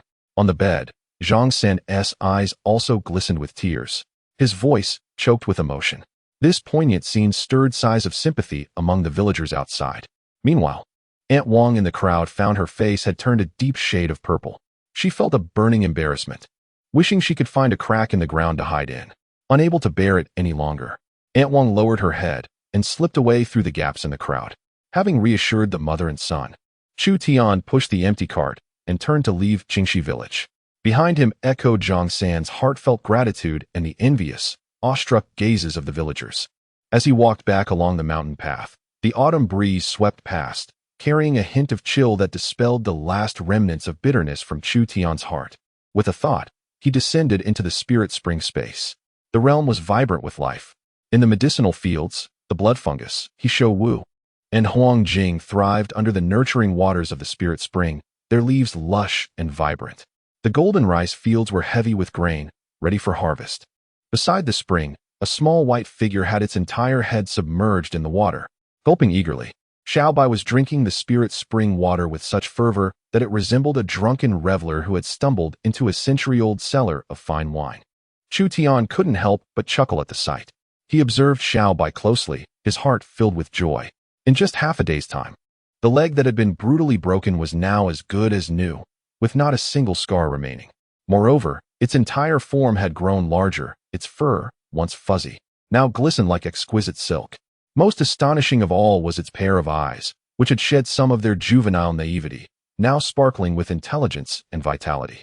Sensing Chu Tian's gaze, Xiaobai abruptly lifted its head from the spring water, shaking off the droplets adorning its fur, and joyfully called out before dashing towards Chu Tian's consciousness, affectionately nuzzling him. "All right, now that you're healed, you may come out." With a flicker of thought, Chu Tian released Xiaobai from the confines of space. Oh well. As soon as it touched the ground, Xiaobai transformed into a streak of white lightning, exuberantly racing back and forth along the mountain path. Its speed and agility had increased dramatically, surpassing its previous abilities by more than a fold. Observing its lively demeanor, the tension that had gripped Chu Tian throughout the day finally dissipated. By the time he returned home, dusk had already enveloped the sky. Ye Qingyao was in the courtyard, simmering a pot of fragrant meat porridge. Upon seeing Chu Tian's return, she hurriedly approached him. "Husband, you are back." Chu Tian nodded in acknowledgement, his gaze shifting towards the eastern wing of the house. "Is sister-in-law awake?" "She has been awake for a while, drank a bit of water, but refuses to eat anything. Just staring at the door as if waiting for you," Ye Qingyao replied, her eyes slightly red, her voice laced with concern. Chu Tian refrained from further conversation, ladling a bowl of warm meat porridge and stepping inside. The room was dimly lit by a solitary oil lamp. Ye Qingyao leaned against the headboard, and upon hearing the commotion, her dazed eyes turned towards the door. When she recognized Chu Tian, her tense body relaxed slightly. "Sister-in-law, please eat something," Chu Tian said as he settled by her bedside, extending the bowl towards her. Ye Qingyao did not take the bowl. Instead, she reached out, tightly grasping Chu Tian's wrist. Her hand was cold and trembling slightly. A pang of sorrow struck Chu Tian's heart, and he reciprocated by enclosing her icy hand within his, using his warmth to comfort her. "It's all right, it's all over now." His voice, though soft, carried a reassuring strength. Ye Qingyao gazed at him, her eyes welling up once more, tears silently cascading down her cheeks, each drop warm against Chu Tian's hand. She said nothing, merely clinging to him, unwilling to let go. Chu Tian ceased to persuade her, simply remaining in silence, allowing her to hold on. With his other hand, he lifted the bowl, carefully scooping a spoonful of porridge, blowing gently on it, and cautiously bringing it to her lips. Ye Qingyao obediently opened her mouth, taking small bites. After finishing the bowl, a hint of color returned to her pale face. Yet, she still did not release her grip, holding on to Chu Tian's hand as she gradually drifted into a deep sleep under the soft glow of the lamp. It was only when her breathing became steady and prolonged that Chu Tian delicately extracted his hand, tucking her blankets neatly, and quietly exited the room. Chapter 39. The noble one. The next day, just as dawn broke, Chu Tian informed Ye Qingyao to take good care of his sister-in-law at home while he set off alone, driving a horse-drawn cart directly to the town. His recent experience at Blackwind Stronghold had profoundly impressed upon him the significance of possessing a reliable weapon. He made his way to the most renowned blacksmith shop in town, the Zhang family forge. Within the forge, the rhythmic clanging of metal resonated continuously as a burly man, bare-chested, wielded a heavy hammer, shaping a glowing hot piece of iron amidst a shower of sparks. "Boss, I need a spear," Chu Tian stated directly. The robust man paused his actions, wiping the sweat from his brow with a cloth hanging around his neck. He cast a sidelong glance at Chu Tian and inquired, "What kind of gun?" "A standard white waxwood pole gun, 501 for one." "I desire the finest," Chu Tian replied, producing 3 gleaming silver ingots from his pocket and placing them on the anvil. "The gun's head must be made of refined steel, the shaft crafted from iron birch wood, and the entire structure enveloped in tempered iron." The robust man's eyes widened at the sight of the 30 tails of silver. Upon hearing Chu Tian's specifications, he inhaled sharply. "Refined steel, iron birch wood, entirely tempered iron. Sir, is this price sufficient for such demands?" Chu Tian produced 2 more silver ingots and placed them alongside the others. 50 taels. The man's breath quickened. "That is ample. Quite sufficient." He swept the silver into his bosom, his face beaming with delight. "Rest assured, I, Zhang Taizhan, have forged iron for a lifetime. In Qinghe town, no one possesses skills to rival mine. 3 days. Return in 3 days, and I guarantee your satisfaction." Chu Tian nodded and departed. With gold paving the way, the old blacksmith unleashed his craftsmanship. He worked the bellows, stoked the furnace, and for several days, the rhythmic clanging of metal echoed. 3 days later, Chu Tian returned to the blacksmith's shop, where the long gun, forged at great expense, stood quietly against the wall. He approached and grasped it firmly. In his hands, it felt profoundly heavy. The gun measured a full 7 feet in length, its body perfectly straight, enveloped in a layer of dark tempered iron that shimmered with a chilling luster in the light. The gun's tip was diamond-shaped, featuring a deep blood groove, its newly sharpened edge exuding an intimidating sharpness. With a slight shift of his wrist, he casually performed a flourish. The weighty gun emitted a low, dragon-like hum, the tip slicing through the air, conjuring a fierce wind that momentarily stilled the flames in the nearby brazier. "An exceptional weapon," Zhang Taizhan observed, his eyelids fluttering. "This gun must weigh at least 60 to 70 pounds. Even the strongest man would struggle to wield it. Yet, in the hands of this young man, it seemed as light as a feather. This youth is undoubtedly a master." Chu Tian nodded in satisfaction, settled the remaining payment, and hoisted the new gun before departing the blacksmith's workshop. On his return journey, he arrived at an isolated stretch of wilderness. He halted the cart and leapt down, gripping the long gun as he stood amidst the desolation, his demeanor transforming dramatically. In an instant, he moved. There was no thunderous display, merely the simplest of thrusts. With a swift motion, the gun's tip seemingly disregarded the distance, piercing a piece of bluish stone standing 10 meters away. There was no grand explosion, only a faint, unsettling sound of friction. Chu Tian stood, gun at the ready. Before him, a hole, the thickness of a thumb and seemingly bottomless, appeared in the once solid stone, its edges polished to a mirror-like finish. A masterful technique in marksmanship emphasizes the force of penetration. Pure brute strength would merely shatter the stone. But Chu Tian's strike concentrated all his power into the gun's tip, unleashing it in an explosive moment, piercing through everything. He took a deep breath, and with the gun released like a dragon, a dark shadow danced across the wilderness, the gun's silhouette flaring, stirring a tempest of withered leaves. Each movement, stripped of artifice, exudes an inherent lethality. After completing a series of firearm maneuvers, Chu Tian lowered his weapon and stood still, feeling a surge of exhilaration as he expelled a breath of pent-up frustration. With such a divine instrument in hand, there was nowhere in the world he could not venture. In high spirits, he hefted his new gun and returned to the carriage, heading toward Qingyao village. However, upon reaching the village entrance, an unsettling atmosphere enveloped him. Typically, at this hour, the village lay in tranquil silence. Yet today, beneath the sprawling old locust tree at the village's edge, a throng had gathered, craning their necks and whispering among themselves while pointing toward the village. "Did you see that? What a spectacle!" one exclaimed. Indeed, several grand horse-drawn carriages and guards mounted on majestic steeds. The blade gleams. Rumor had it that a noble from the county had come to their village, but for what purpose remained a mystery. Chu Tian raised an eyebrow at the mention of nobility.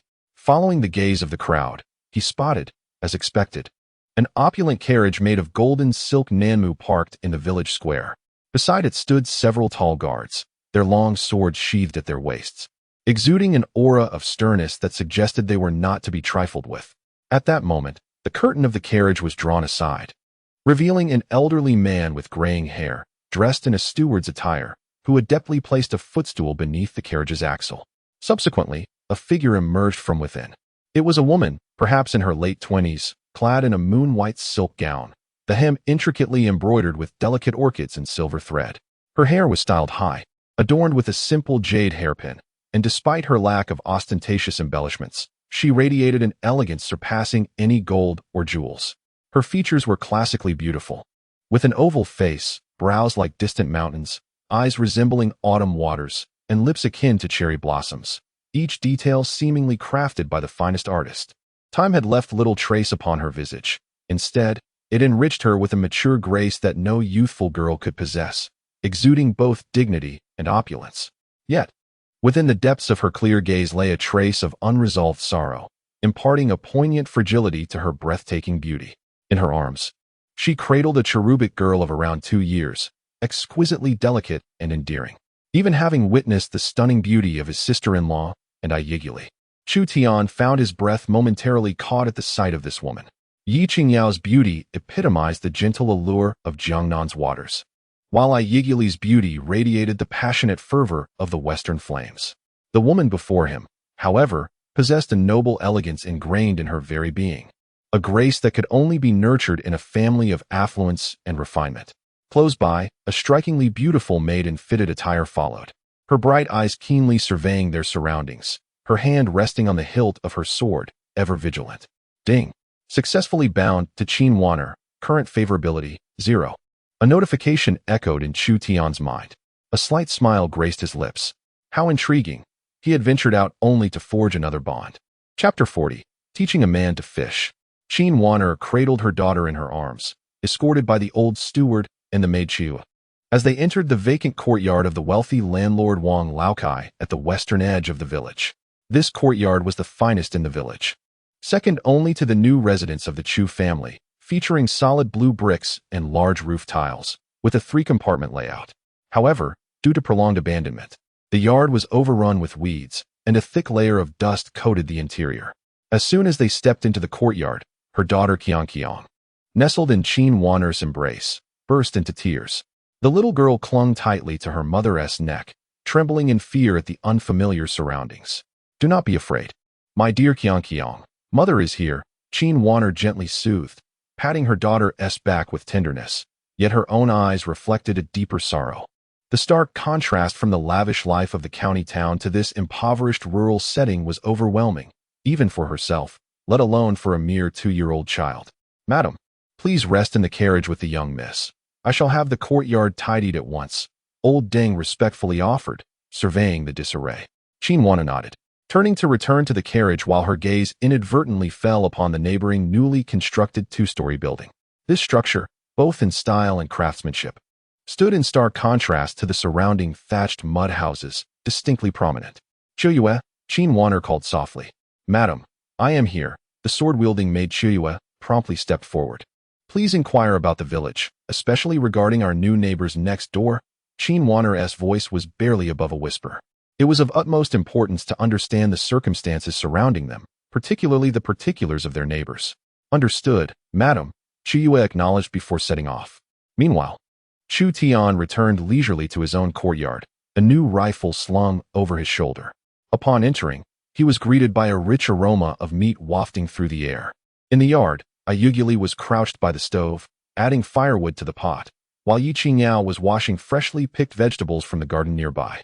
The snow-white wolf cub, Xiaobai, wagged its tail, frolicking around their feet, occasionally stretching out its tongue in an attempt to savor the enticing scents emanating from the pot. It was a scene of serene tranquility. Back already? Ye Qingyao looked up, her face lighting up with a gentle smile upon seeing Chu Tian. Indeed, he replied, leaning his rifle against the wall as he approached.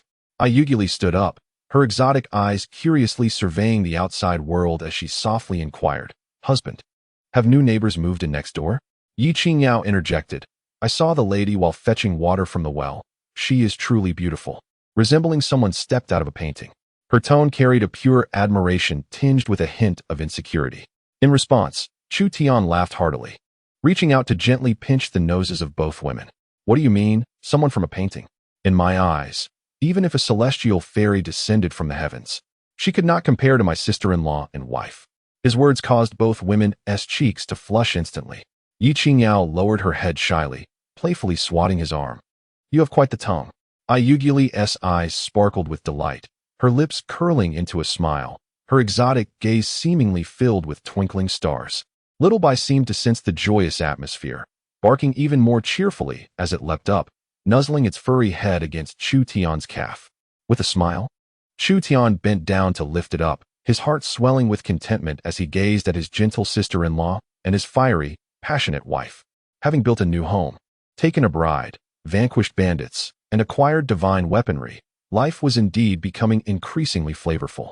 Just after finishing lunch, a gentle knock resonated at the gate. It was Zhang San. In just a few short days, he appeared completely transformed. Once pallid from blood loss and injury, his complexion now radiated health, his step steady. The grievous wound on his chest had fully healed, thanks to the restorative properties of the spiritual spring water. Upon seeing Chu Tian, without uttering a word, he suddenly knelt before him with a loud thud, his forehead striking the stone slab, producing a muffled sound. "Brother Chu, I cannot express my gratitude adequately. From this moment forth, my life belongs to you. Should you instruct me to head east, I shall not venture west." Chu Tian hurriedly stepped forward to assist him. "All right, rise and speak. A grown man should not kneel." He pulled him up. Standing again, Zhang San's gaze towards Chu Tian brimmed with unabashed fervor and admiration. "Brother Chu, I am healed. If there are tasks ahead, please command me." He thumped his chest, speaking with resolute conviction. Chu Tian, observing his demeanor, nodded in satisfaction. Zhang San was a man of simple nature, grateful and trustworthy. "Since we have some time to spare, accompany me up the mountain to gather grain," Chu Tian declared. Reaching for his new gun and bow, Zhang San's eyes gleamed with excitement as he eagerly followed. Once in the mountains, Chu Tian did not rely on his extraordinary senses to hunt as he usually did, but deliberately slowed his pace. Upon reaching a patch of soft, muddy ground, he halted and pointed at a series of disordered hoof prints.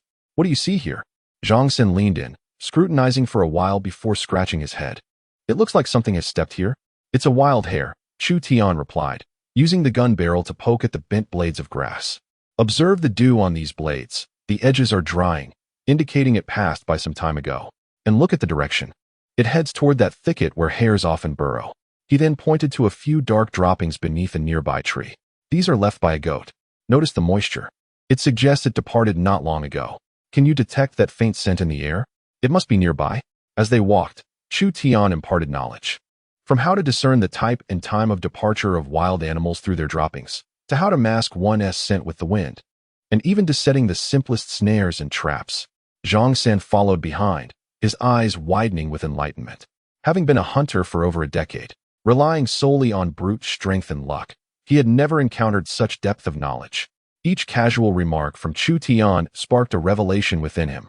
"Brother Chu, your understanding is truly profound," Zhang San exclaimed, his face flushed with excitement. Chu Tian smiled quietly, saying nothing.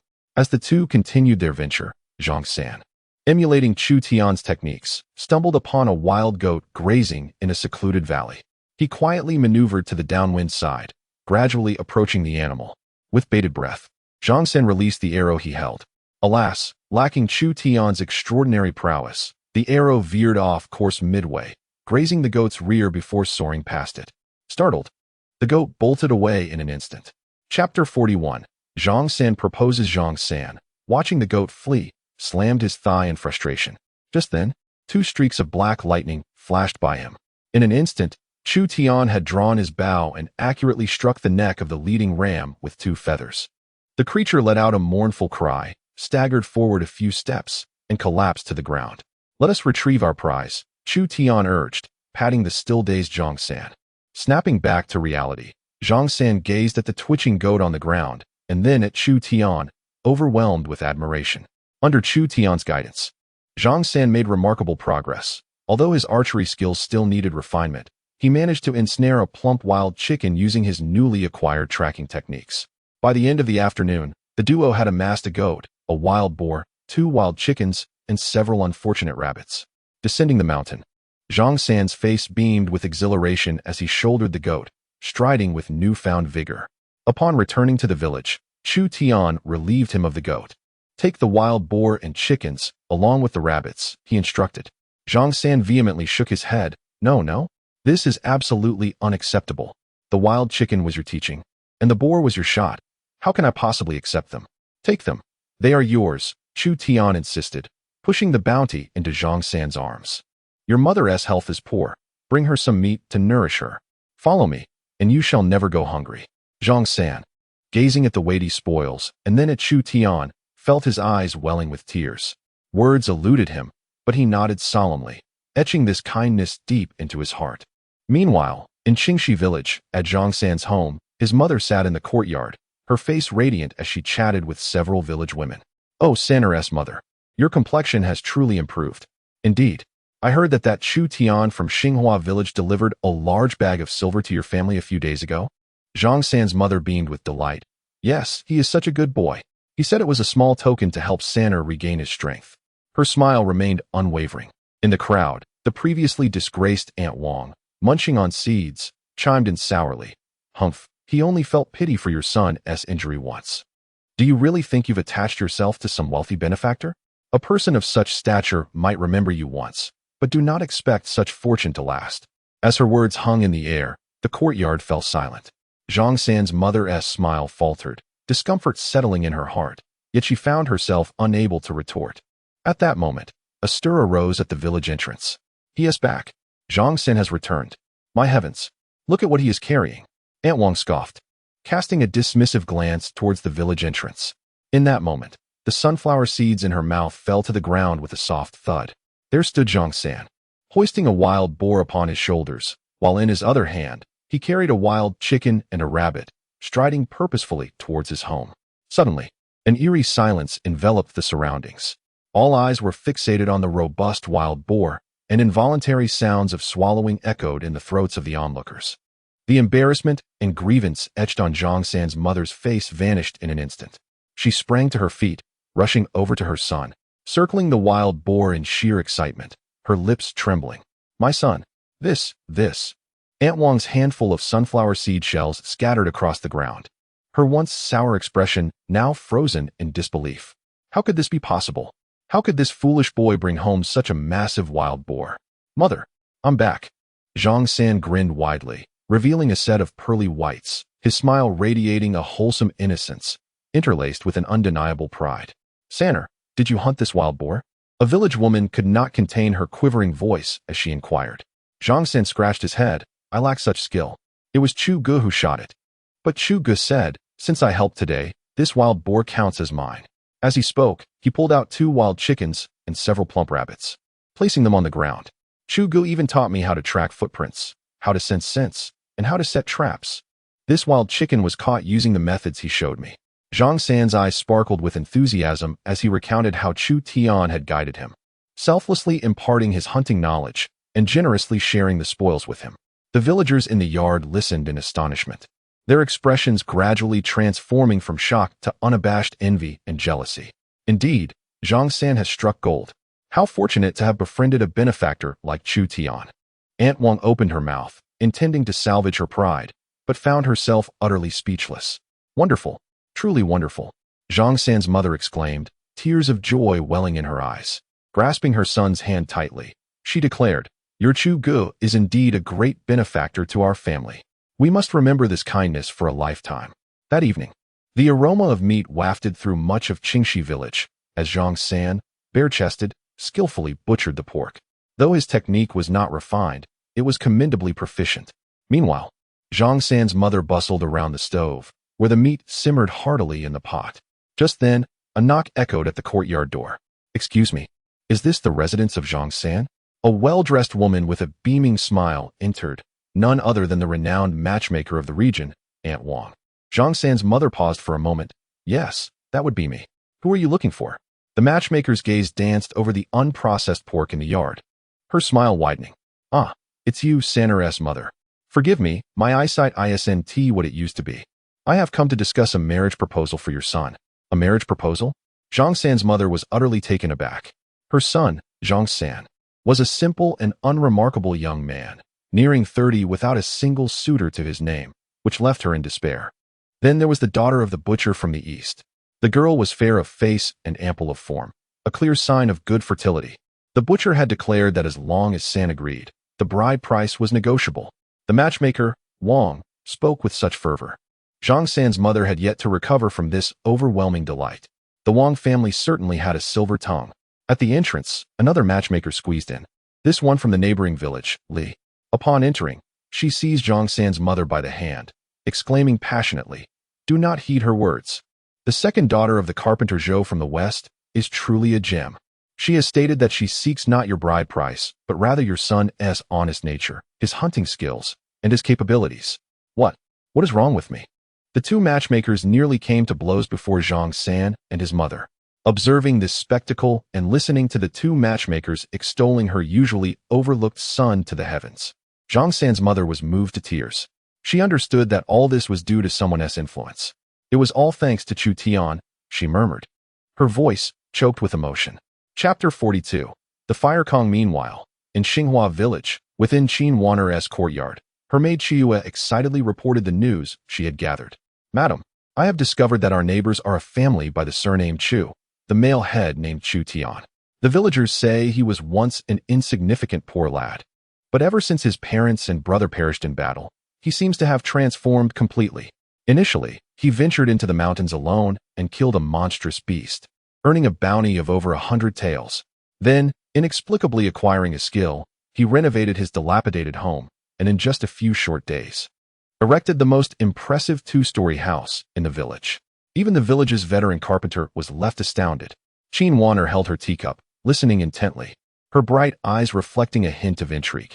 Qiuyue, taking a sip of water, grew even more animated. The most astonishing part is, recently, his sister-in-law was abducted by bandits from the mountains. Guess what? Qiuyue lowered her voice, eyes brimming with admiration.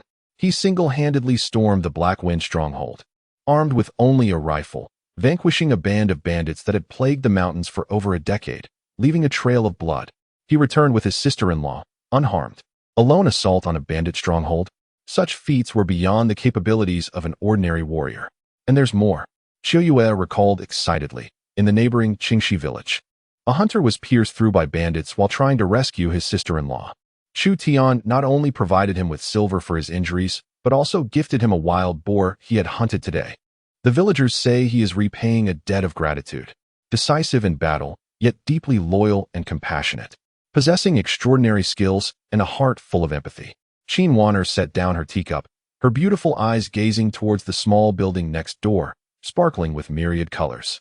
Xinghua village truly harbors hidden talents, she whispered softly, the corners of her mouth curving into a meaningful smile. In the coming days, the autumn breeze grew increasingly chill, stripping the trees bare, leaving only their stark branches. Chu Tian, undeterred by the changing season, rose each day before dawn, armed with a new rifle and a quiver of arrows, venturing into the mountains. Wild boars, deer, and goats, any substantial creatures that could provide ample meat, succumbed to his skillful aim. Within a mere half-month, the storage room in the corner of the Chu family courtyard brimmed beyond capacity. The walls were adorned with hanging cured meats, while piles of animal hides formed miniature mountains. Numerous bags filled with assorted dried mountain goods occupied the space, and even the grain supply was sufficient to sustain the family for 2 years. In the spirit spring, a different scene unfolded. The medicinal herbs, Polygonatum and Premium Hisho Wu, along with blood Ganoderma, thrived under the nurturing waters, exuding a rich aroma. The golden rice had been harvested long ago, with the grains, plump and crystalline, stacked in the corner of the space. Freshly sown seeds had begun to sprout tender green shoots. Observing this bountiful sight, Chu Tian felt an overwhelming sense of security. One day, after bringing home a plump wild boar, he declared a halt to his hunting endeavors, choosing instead to stay home as the cold set in. "I shall remain with you," he said with a smile to Ye Qingyao and Ye. Their hearts brimmed with joy. As evening descended, the kitchen radiated warmth. The fire crackled robustly in the hearth, casting a glow upon the exquisite faces of Ye Qingyao, gentle as a stream, and Ye, vibrant as a flame. Ye skillfully diced the meat, her movements reflecting the efficiency of a woman from the western regions. Beside her, Ye Qingyao washed the vegetables, a satisfied smile illuminating her features. Chu Tian, too, busied himself, sitting on a small stool by the stove, tending the fire while sharing amusing tales from the village, eliciting peals of laughter from the two women. The meat simmered in the pot with the essence of the spring water, its rich aroma mingling with that of the rice, wafting out of the courtyard and enveloping much of Xinghua village. In the Li household, however, the dim straw-thatched hut was starkly different. A bowl of murky broth, containing only a few wilted vegetable leaves, sat forlornly on the table. The enticing scent of Chu's meat wafted through the cracks of their home, infiltrating the nostrils of every occupant. Li Wei, gazing at the bowl, found himself devoid of the strength to curse, his eyes filled with resentment.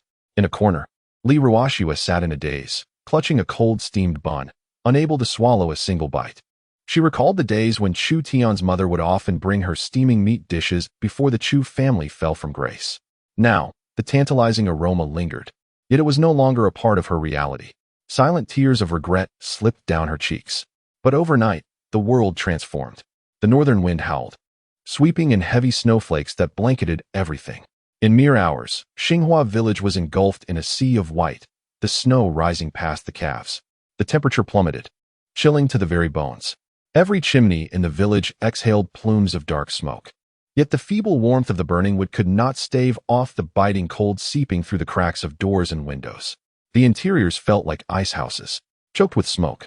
Although the new house of the Chu family was sturdy, it too could not withstand such relentless cold.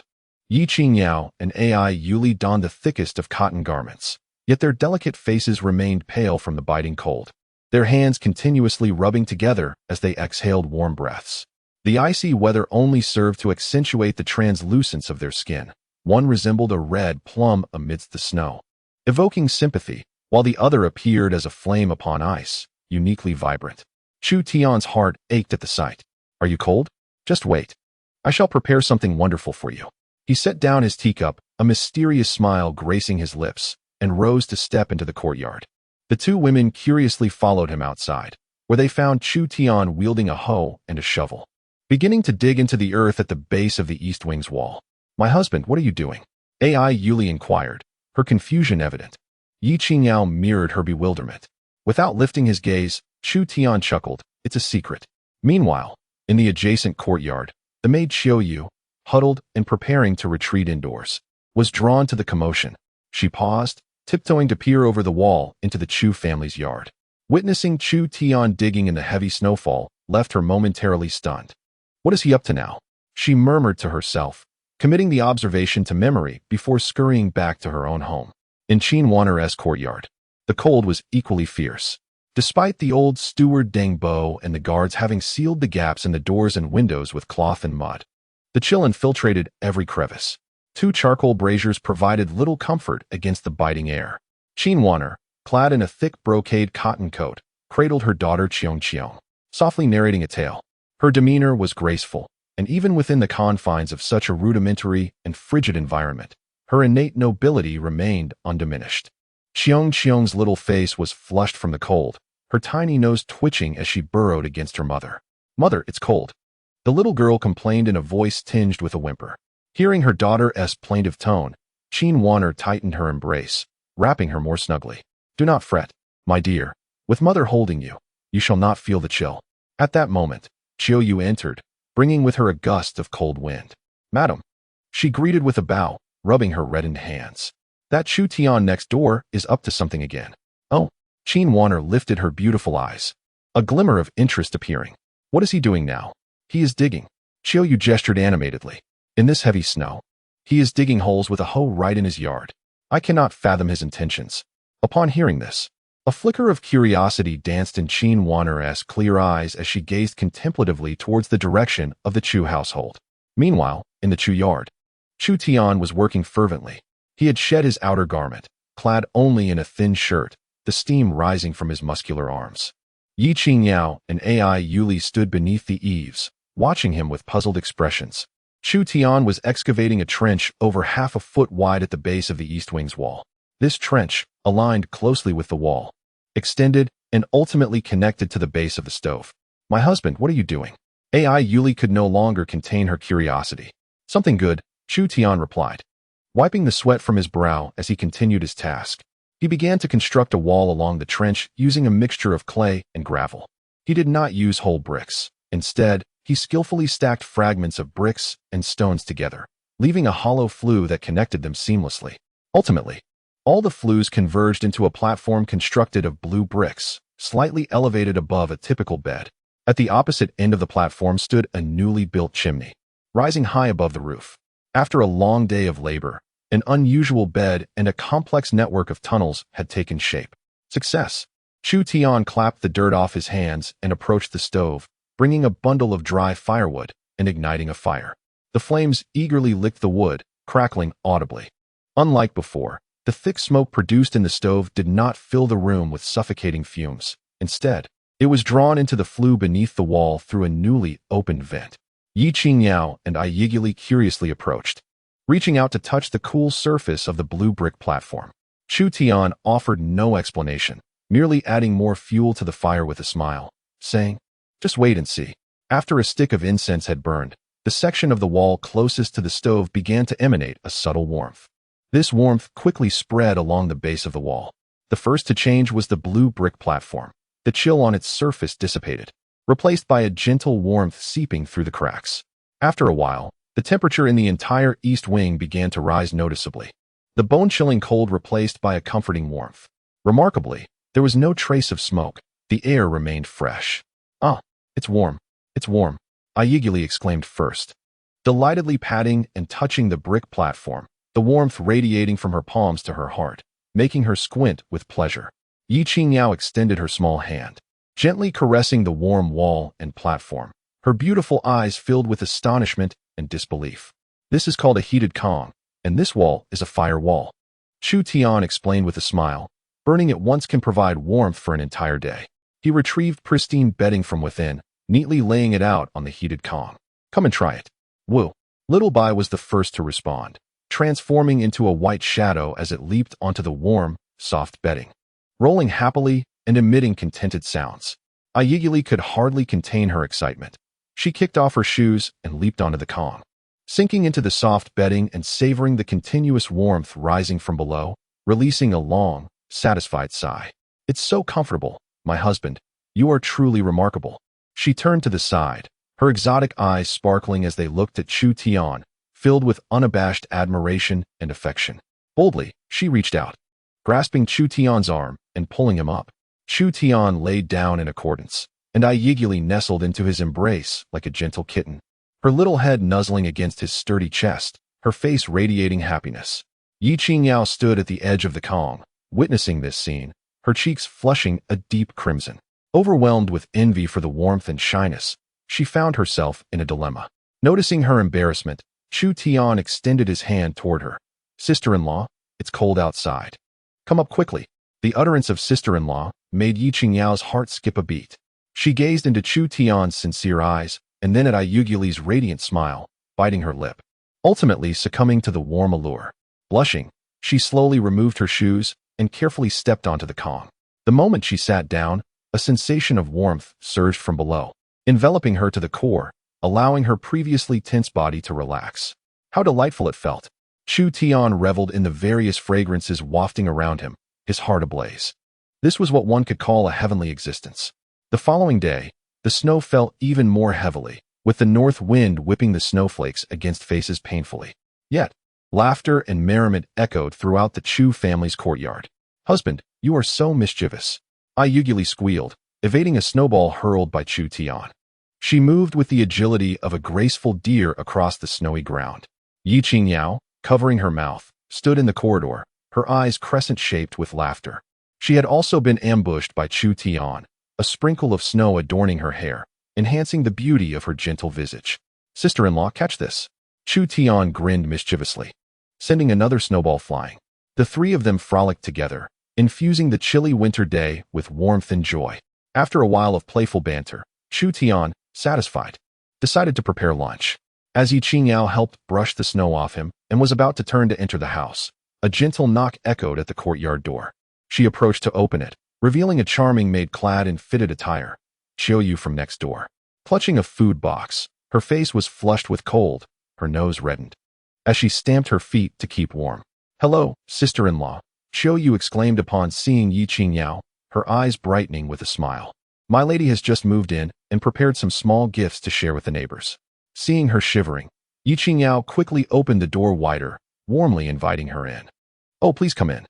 It's freezing outside. Have some hot water to warm yourself." Qiu hesitated. "Is it convenient?" "Absolutely, it's quite convenient," Ye Qingyao insisted, taking her hand and leading her inside. As Qiu crossed the threshold of the Chu household, she felt an immediate warmth envelop her. As if she had plunged into a hot spring on a frigid winter day, every pore of her body unfurling in comfort. She looked around in astonishment. The room was bright and clean, the air fresh, devoid of any trace of smoke or the acrid scent of burning coals. How could this place be warmer than her home, even with two large braziers? Her gaze ultimately settled on the newly made bedding spread across the brick platform in the eastern chamber, which seemed to be the source of the room's warmth. "Please, sit down, dear. I'll fetch you a cup of hot tea," Ye Qingyao said with enthusiasm, guiding her to a seat at the table. Ye, intrigued, observed the unfamiliar guest and brought forth a plate of freshly made pastries. Qiu mechanically expressed her gratitude, her mind still in a daze. She gazed at Ye Qingyao and Ye, clad only in thin jackets, their faces flushed yet seemingly impervious to the cold. A glance at herself, bundled up like a dumpling and shivering, left her momentarily dazed. Hastily, she set down the food box, exchanged a few polite remarks, and could no longer remain seated. She rose to take her leave. Ye Qingyao accompanied her to the door, expressing genuine concern. "Be careful on the slippery roads in this snowy weather, miss." She hurried home, battling the wind and snow, and dashed into Qin Wanner's room. Madam, she gasped, her face flushed with excitement and cold. Qin Wanner was cradling her daughter Qianqiang, soothing her gently. Upon seeing Chu Yue's disheveled state, she lifted her clear, autumn-like eyes and inquired softly, "What troubles you in such a flurry?" "Madam, the place next door is simply uninhabitable," Chu Yue exclaimed, her words tumbling out in her agitation. Qin Wanner frowned slightly. "No, that is not what I meant." Chu Yue quickly waved her hands, gathering her thoughts before recounting everything she had witnessed at the Chu residence. The room that required no charcoal stove yet felt as warm as spring. The peculiar heated brick platform, and the walls that radiated warmth upon touch. In my 22 years of life, I have never seen such wonders. There isn't a single spark in that room, yet it is 10 times warmer than our own, which has 2 charcoal basins, and not a whiff of smoke. The more she spoke, the more fervent she became. Qin Wanner listened quietly, her fingers tightening around her teacup. To achieve such warmth without a fire basin? This extraordinary method was unheard of, not only in this remote area, but even in the county town where she had previously resided. "Madam, Qianqiang is cold." At that moment, Qianqiang nestled closer, her little mouth pouting, her voice tinged with a whimper. Qin Wanner looked down at her daughter's flushed face, a flicker of tenderness crossing her gaze. She could endure hardship, but not her daughter. "Qiu, yes, my lady. Go to the storeroom and fetch my golden phoenix hairpin, and prepare a generous gift." Qin Wanner spoke deliberately, her gaze fixed towards the neighboring house. "We shall invite Mr. Chu to assist us in constructing a warm Kong similar to theirs." Chu Yue knocked once more on the door of the Chu residence. This time, Her demeanor was markedly more respectful, holding a delicate brocade box in her hands. Once again, it was Ye Qingyao who opened the door. "Ah, it's you again, miss. Please, come in." Ye Qingyao greeted her warmly. Yet Yue did not enter. Instead, she called out to the interior, "Is Master Chu present? My lady requests your presence." Chu Tian was seated at the table, meticulously removing the meat from the bones of a small white wolf. He raised his head upon hearing her voice. "What is it?" Yue took a deep breath, lowering herself respectfully, and saying, "Master Chu, my young mistress is frail and cannot endure this bitter cold. My lady dares to request your assistance in constructing a warm kong for us as well. Rest assured, we shall not skimp on your wages or materials. Please accept this humble gift first." With that, she raised the brocade box high. Both Ye Qingyao and Yuguli were taken aback, not expecting her visit to be for such a purpose. Chu Tian set down the bone in his hand and wiped his palms. He did not immediately respond, nor did he glance at the ornate box. His gaze drifted past Yu, looking towards the adjacent courtyard, which appeared somewhat desolate amidst the wind and snow. He recalled the woman named Qin Wanner, bound to him by the system, and the delicate young girl cradled in her arms. It was indeed no small feat for a noble lady to find herself and her young daughter stranded in such a remote and impoverished area. Inside, Ye Qingyao and Yiguli had also heard the commotion and stepped out. Upon learning that it was a child who was cold, Ye Qingyao's face immediately softened with compassion. She gently tugged at Chu Tian's sleeve and whispered, "Xiao Tian, since it's a child, why not lend them a hand?" Qiu Yu's arm, raised with the box, began to ache, and her heart fluttered with uncertainty. Would this young Master Chu find it bothersome? Would he demand an exorbitant price? Or perhaps he would simply refuse to share such extraordinary skills. As she pondered these thoughts, Chu Tian rose to his feet. "Lead the way," he said succinctly, turning to fetch some woodworking tools from the corner. Instantly, Qiu Yu was filled with joy and repeatedly expressed her gratitude. "Thank you, young Master Chu. Thank you." Chu Tian remained silent, following Qiu Yu out of the courtyard. The moment they stepped into Qin Wanner's yard, a chilling air rushed to meet them. Though the layout of the courtyard was commendable, it exuded an atmosphere of haste and desolation, starkly contrasting with the warmth and vibrancy of the Chu family. At the entrance, an elderly steward with graying hair awaited, and upon seeing Chu Tian, he immediately bowed respectfully. "Young Master Chu, welcome. Please, come in, it is cold outside." Old Deng's demeanor was exceedingly courteous, clearly having been briefed beforehand. Chu Tian nodded slightly, following Old Deng into the main hall. As soon as he entered, his attention was drawn to the prominent seat where a woman sat, clad in a moon-white silk gown, draped with a substantial plain cloak. She nonetheless could not conceal her exquisite figure. Her hair was elegantly styled, with a jade hairpin delicately placed. As she gently wiped the hands of the girl in her arms with a silk handkerchief, hearing footsteps, she lifted her gaze. Chu Tian's breath caught momentarily. Unlike Ye Qingyao's gentleness or Yiguli's fervor, the woman before him resembled a landscape painting that required quiet contemplation.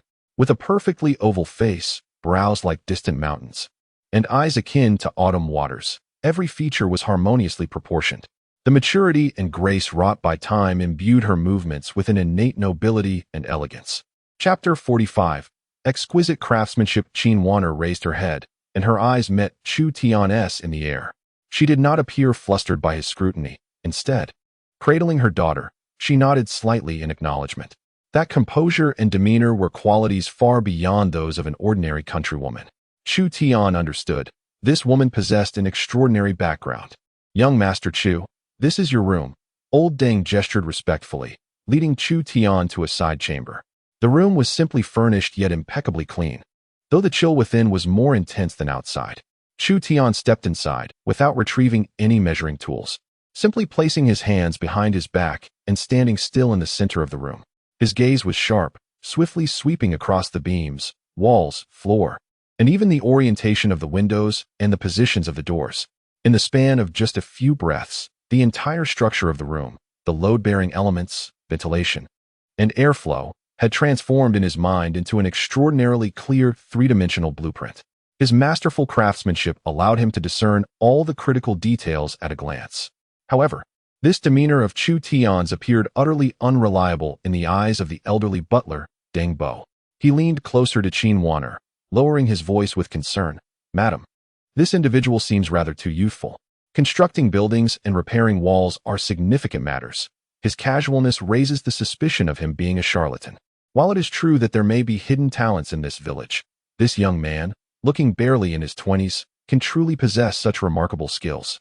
Qin Wanner tightened her grip around her daughter, her beautiful eyes revealing a flicker of hesitation. She was well aware of the risks involved. Yet, when she recalled her daughter's cries of cold and the mysterious neighbor who was said to have single-handedly slaughtered a village and deftly constructed buildings, she chose to take a gamble. She gently shook her head at old Deng, signaling him to refrain from further comments. Chu Tian, having overheard old Deng's murmurs, was indifferent to offering explanations. The truth, as always, was the best testament. He pointed towards the wall corner by the east window and instructed the equally doubtful Qiuyu, "Bring the bricks, yellow mud, and clean water here." Qiuyu glanced at her husband and, seeing Qin Wanner nod slightly, responded affirmatively and turned to summon the guards to move the materials. Chu Tian, not remaining idle, removed his outer garments, casually draping them over a long bench, and donned a set of attire that allowed for ease of movement. He ventured into the courtyard, casually picking up 2 pieces from the disordered pile of broken bricks and stones that the guards had brought, weighing them in his hands and tapping them lightly with his knuckles to listen to the sound before casting them aside. Old Deng frowned at this sight. What sort of triviality was this? Selecting materials was no child's play. Yet, the subsequent scene compelled him to swallow the doubts that had nearly escaped his lips. Chu Tian approached the mound of yellow mud, took up a bucket, and with a flick of his wrist, precisely splashed water onto the mud. Neither more nor less than necessary. He stirred the mixture seemingly at random, yet the originally dry and hard yellow mud transformed at a visibly rapid pace into a uniform, perfectly viscous consistency. But this was merely the beginning. Next, Chu Tian seized a trowel and, with a swift motion, appeared at the wall corner. Without the use of a chalk line or ruler, his left hand casually scooped a piece of green brick from the pile, while his right hand wielded the trowel to gather a dollop of mud. With a deft flick of his wrist, the first brick was securely placed onto the ground. What followed was a dazzling display. With his left hand grasping bricks and his right hand applying mud, he moved with fluid grace, arranging each uniquely shaped brick and stone into their most suitable positions. Each placement was flawlessly executed, precise to the finest detail. Old Deng and Qiuyu stood to the side, their expressions gradually solidifying in astonishment. Initially shrouded in skepticism, their disbelief swiftly transformed into astonishment. They could scarcely perceive the movements of the sky, only catching glimpses of the fiery wall and the nascent form of the hearth, rising with an illogical velocity. Did he not need to observe? Qiuyu could not help but cover her mouth, exclaiming in awe. Old Deng's Adam's apple bobbed in silence, words failing him. Having served as a steward for a lifetime, he had encountered countless skilled artisans, yet he had never witnessed such a spectacle. Usually, craftsmen would measure meticulously, taking care with every step to prevent mistakes. Yet this young man, it seemed, hardly glanced at his work. Most terrifying of all was the intricate flue system within the hearth, which Chu Tian navigated with effortless grace. Hollow channels were artfully interconnected, spiraling and intertwining in a manner so exquisite and complex that it sent shivers down old Deng's spine. This was beyond the realm of human capability. It was a manifestation of divine craftsmanship. In the room, Qin Wanner held her daughter close, gazing quietly through the window at the busy figure in the courtyard. Her tranquil, beautiful eyes were now filled with profound astonishment. She had believed she had sufficiently esteemed this enigmatic neighbor, but it was clear that she had underestimated him. This was no mere rustic villager. He was undoubtedly a contemporary marvel, possessing extraordinary skills. As everyone in the room remained enveloped in this sense of wonder, a soft, delicate figure wriggled free from her mother's embrace. Qiong, unafraid and lacking the adult's astonishment, was simply filled with curiosity for the big brother playing with mud before her. She took tentative steps toward Chu Tian, her little legs moving with determination. "Miss!"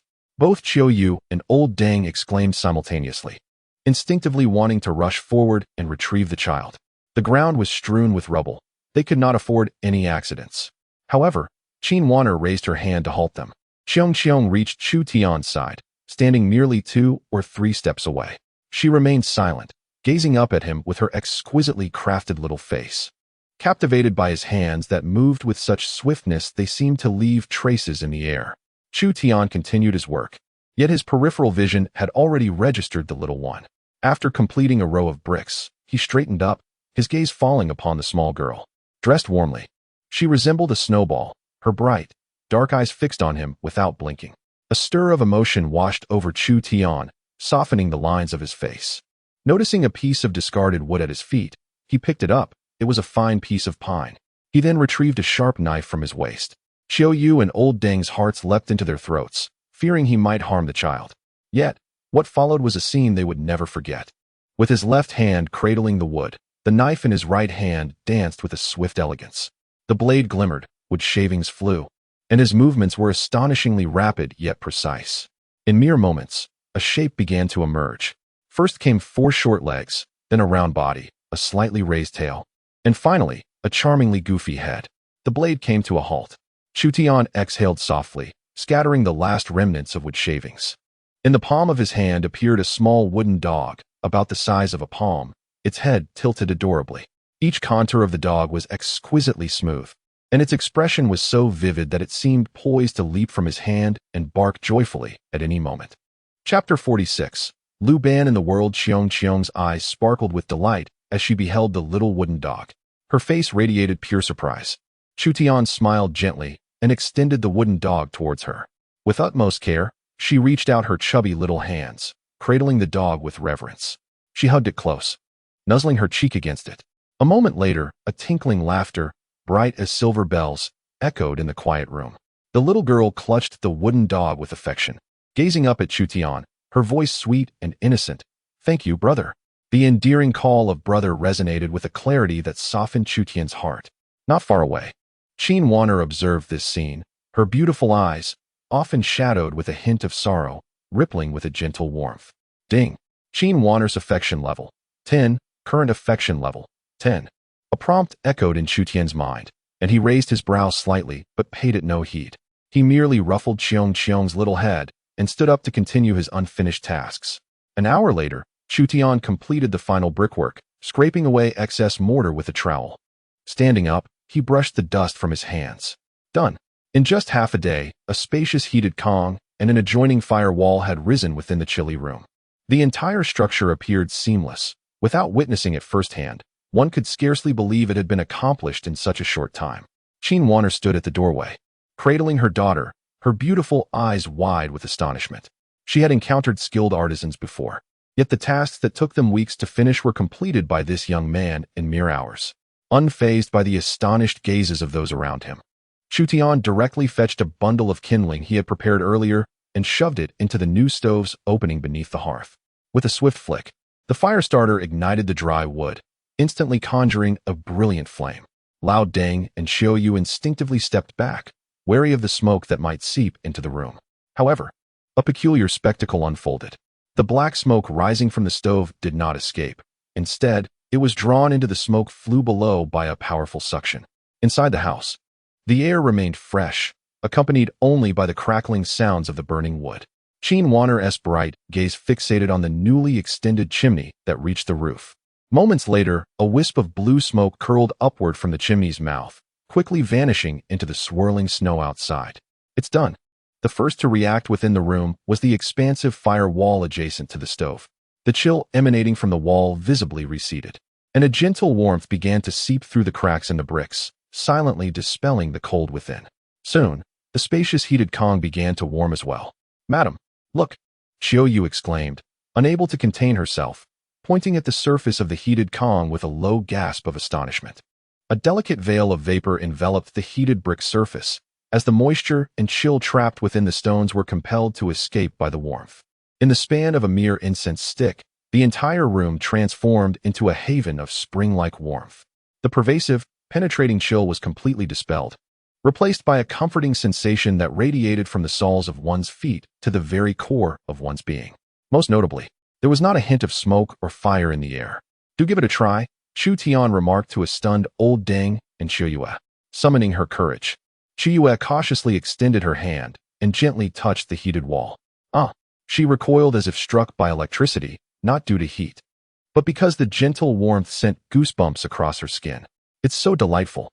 Old Deng mimicked her, placing his rough palm against the heated surface.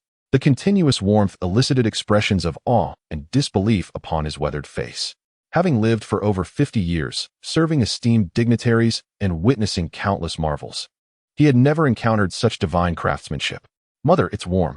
Cheong, nestled in Qin Wanner's embrace, revealed a complexion no longer flushed, but rather glowing with a healthy pink. She wriggled with joy, her childish voice ringing out in delight. The simple utterance of warmth brought a slight moisture to Qin Wanner's eyes. "Mr. Chu, your kindness is beyond words," she said, bowing deeply while cradling her daughter. Old Deng, roused from his stupor, rushed to Chu Tian's side, bending at the waist in deep respect. "I am but an ignorant old man, yet your skills are akin to those of Liu Ban himself, a true divine art." Chu Yue followed suit, the remnants of her previous reserve and doubt evaporating. "Mr. Chu, you are truly remarkable." Chu Tian, accustomed to such flattery, merely nodded and prepared to gather his tools for the journey home. "Mr. Chu, please hold on," Old Deng implored, swiftly producing a heavy purse from his robe and presenting it with both hands in reverence. "I am immensely grateful for your timely assistance in alleviating my wife's urgent plight. This modest token of gratitude pales in comparison to your generosity, but I hope you will accept it." Chu Tian accepted without hesitation, stowing the weighty purse in his own garments. It was no small sum, certainly several taels, a testament to the affluence of the household. Observing Chu Tian's acceptance, Qin Wanner visibly relaxed, her smile becoming more genuine. After bidding farewell to everyone, Chu Tian departed from the Qin family courtyard, tools in tow. By the time he returned to his own home, the sky had darkened. The newly built two-story house glowed with warm orange light, creating a stark contrast to the swirling snow and wind outside, as if two worlds were separated by an invisible barrier. Upon opening the door, he was greeted by a warm wave infused with the savory scents of meat and rice. "Darling, you're back," Ye Qingyao exclaimed, emerging from within as she heard the commotion. "The water is ready. Hurry and wash your feet to warm up." She skillfully brought forth a wooden basin filled with steaming water and, kneeling, prepared to assist him in removing his shoes. Seated on the stool, Chu Tian gazed at the exquisite beauty before him, his heart ablaze with warmth. In this world, let alone such exquisite beauty, even an ordinary woman would not have the privilege of enjoying such tender care. Moreover, his gaze inadvertently drifted towards the interior of the room. On the warm, heated bed, Ye Qingyao sat beneath the bright light, her head bowed as she quietly mended a piece of clothing. The dim yellow light gently enveloped her, bestowing upon her a soft halo. She possessed a delicate figure. Her profile was graciously enchanting, with long eyelashes casting gentle shadows beneath her eyelids, a refined nose, and full lips, each feature exquisite as if painted by an artist. Perhaps sensing his gaze, Ye Qingyao lifted her head, her eyes colliding with Chu Tian's in the air. Her face flushed instantly, and her clear eyes flickered in a moment of panic before she hastily lowered her gaze, feigning concentration on her needlework. Yet, the slight tremor of her fingertips and the blush subtly spreading across her neck betrayed her inner turmoil. Observing her demeanor, Chu Tian felt as though a cat's paw had gently scratched his heart, leaving a tingling sensation. He averted his gaze, allowing Ye Qingyale's soft hands to soothe away his weariness. Chapter 47. Rumors. The following morning, the snowfall had lessened, and the villagers, having endured a night of confinement, finally dared to venture outside. Aunt Lu, notorious for her loose tongue, had long been burning with curiosity about the new house of the Chu family and the distinguished guest next door. Under the pretense of visiting, she trudged through the snow, arriving at the Chu family's doorstep. "Is Qingyao home?"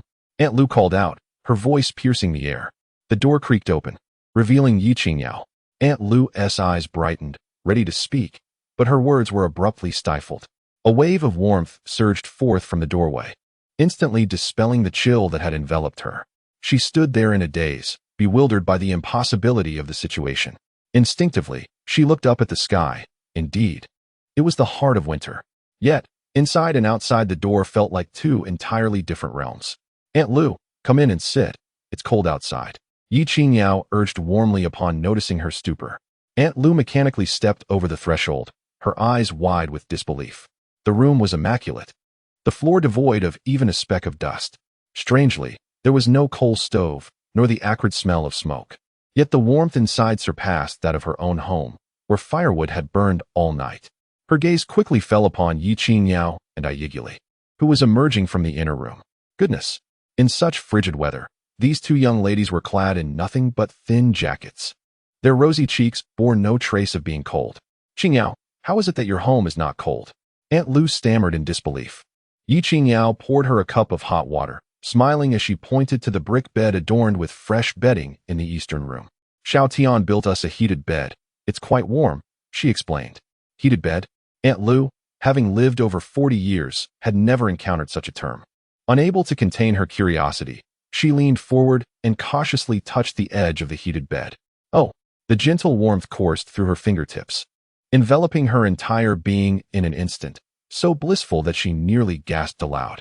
This news, within the span of half an hour, spread throughout the entire Xinghua village.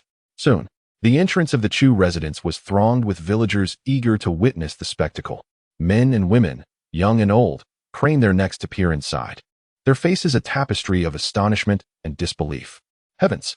Is there truly such a miraculous thing? Without smoke or fire, how can it radiate heat? I heard that the wealthy lady next door also commissioned Chu Tian to construct one. It cost an exorbitant sum. As soon as this remark was uttered, the crowd erupted with excitement. Envy, jealousy, and a plethora of emotions fermented within the hearts of the villagers. The village's notorious scoundrel, with a glint in his eye, squeezed through the throng, his face a mask of feigned cheerfulness as he approached. "Brother Chu Tian, your craftsmanship is truly remarkable. Since we are from the same village, you surely cannot be so partial, can you? Would you be so kind as to help my uncle and build one as well?" Yes, Chu Tian, you must not forget us, your fellow villagers. We may not possess the wealth of those affluent individuals, but we are more than willing to lend a hand. A cacophony of voices chimed in, their intentions unmistakably transparent. They sought to benefit without cost. Chu Tian, seated leisurely at the table, sipping his tea, did not even lift his eyelids at their clamoring. Instead, he coolly uttered two words, "No time." The tone, though soft, felt like a bucket of icy water dousing the fervor of the crowd. Silence enveloped both the interior and exterior of the house. The smirk on the scoundrel's face froze. He had not anticipated such a swift and unyielding rejection from Chu Tian, devoid of any semblance of courtesy. "Chu Tian." Bang! Without uttering another word, Chu Tian rose and closed the door decisively. The villagers left outside exchanged glances, their expressions shifting from green to pale, utterly dismayed. What does he mean by this? Has he forgotten his kin now that he is prosperous? What a disgrace! Is it merely the ability to work with wood that warrants such arrogance? Murmurs of discontent seeped through the door. Inside, however, Chu Tian seemed oblivious, turning instead to the kitchen. Before long, a rich, domineering aroma of meat wafted through the chimney, mingling with the unique sweetness of the spiritual spring water, audaciously enveloping the entire courtyard. The villagers lingering outside inhaled deeply. Gulp! Someone, unable to contain themselves, swallowed hard. The fragrance clawed at their senses, awakening their appetites, stirring a tempest of longing within their bellies. Comparing it to the thin, insipid porridge simmering in their own pots, the villagers departed in a huff, their hearts heavy with envy and frustration. On the way back, they chanced upon Wang Laojin, who was ambling about the village with his hands behind his back. A few villagers quickly gathered around him, embellishing the tale of the Chu family's heated hearth and Chu Tian's haughty demeanor. Upon hearing their account, Wang Laojin scoffed derisively and spat. "I thought it was some treasure. It's merely a mud stove. You lot understand nothing. It's all show, no substance. That young brat knows nothing of timber structures or fluid dynamics. What he has is but a fade. I shall place my words here. Within 3 days, that stove of his is bound to collapse. If the flue gets blocked, a fire could easily engulf his new building. At that moment, he will have reason to lament. Let us simply await the spectacle." Some villagers, already envious of Chu Tian, immediately chimed in. Indeed, what Wang the carpenter said makes perfect sense. What real skill can one expect from someone who has scarcely grown any hair? Rumors swiftly reached the Chu family. Ye, tending to her little white pet in the courtyard, was incensed by the unpleasant words she overheard. Her pretty face flushed with anger as she grasped a broom, ready to rush out and confront them. "They dare to curse our family with fire. I must silence them." Calm down. Ye Qingyao quickly restrained her, soothingly murmuring, "Let them speak as they wish. Our focus should be on living our own lives well." Chu Tian emerged from the house, his expression devoid of anger, instead adorned with a hint of a smile. Come now. It is not worth becoming upset over such trivial matters, he said, moving to Ye Qingyao side, sweeping her up in a warm embrace despite her startled protests, and strode back into the house, placing her on his lap. Ye Qingyao, witnessing this scene, felt her cheeks warm but said little, quietly turning to tidy the dishes. Still upset? Chu Tian pinched Ye Qingyao pouting cheeks, picking up a piece of tender, fragrant meat and presenting it to her lips, open wide. Ye Qingyao, still sulking, turned her head away. Not eating? With a playful grin, Chu Tian took a bite himself, then leaned closer to her lips, whispering, "Shall I feed you this way?" Ye Qingyao gaze fell upon his handsome face, her cheeks flushing from her cheeks to the nape of her neck. Chapter 48. A visit next door in the adjacent courtyard. Qin Wanner leaned against the bed, a book in hand, quietly engrossed in its pages. Outside, the wind and snow swirled, but inside, warmth enveloped the room like spring due to the heated bed. Qiyue rushed in, her small face flushed from the cold, her tone filled with indignation. "Madam, you haven't heard how vilely they speak in the village. That Wang Laojin goes around saying that young Master Chu's heated bed is a mere faade, bound to collapse in no time, and even claims it will catch fire and burn the house down."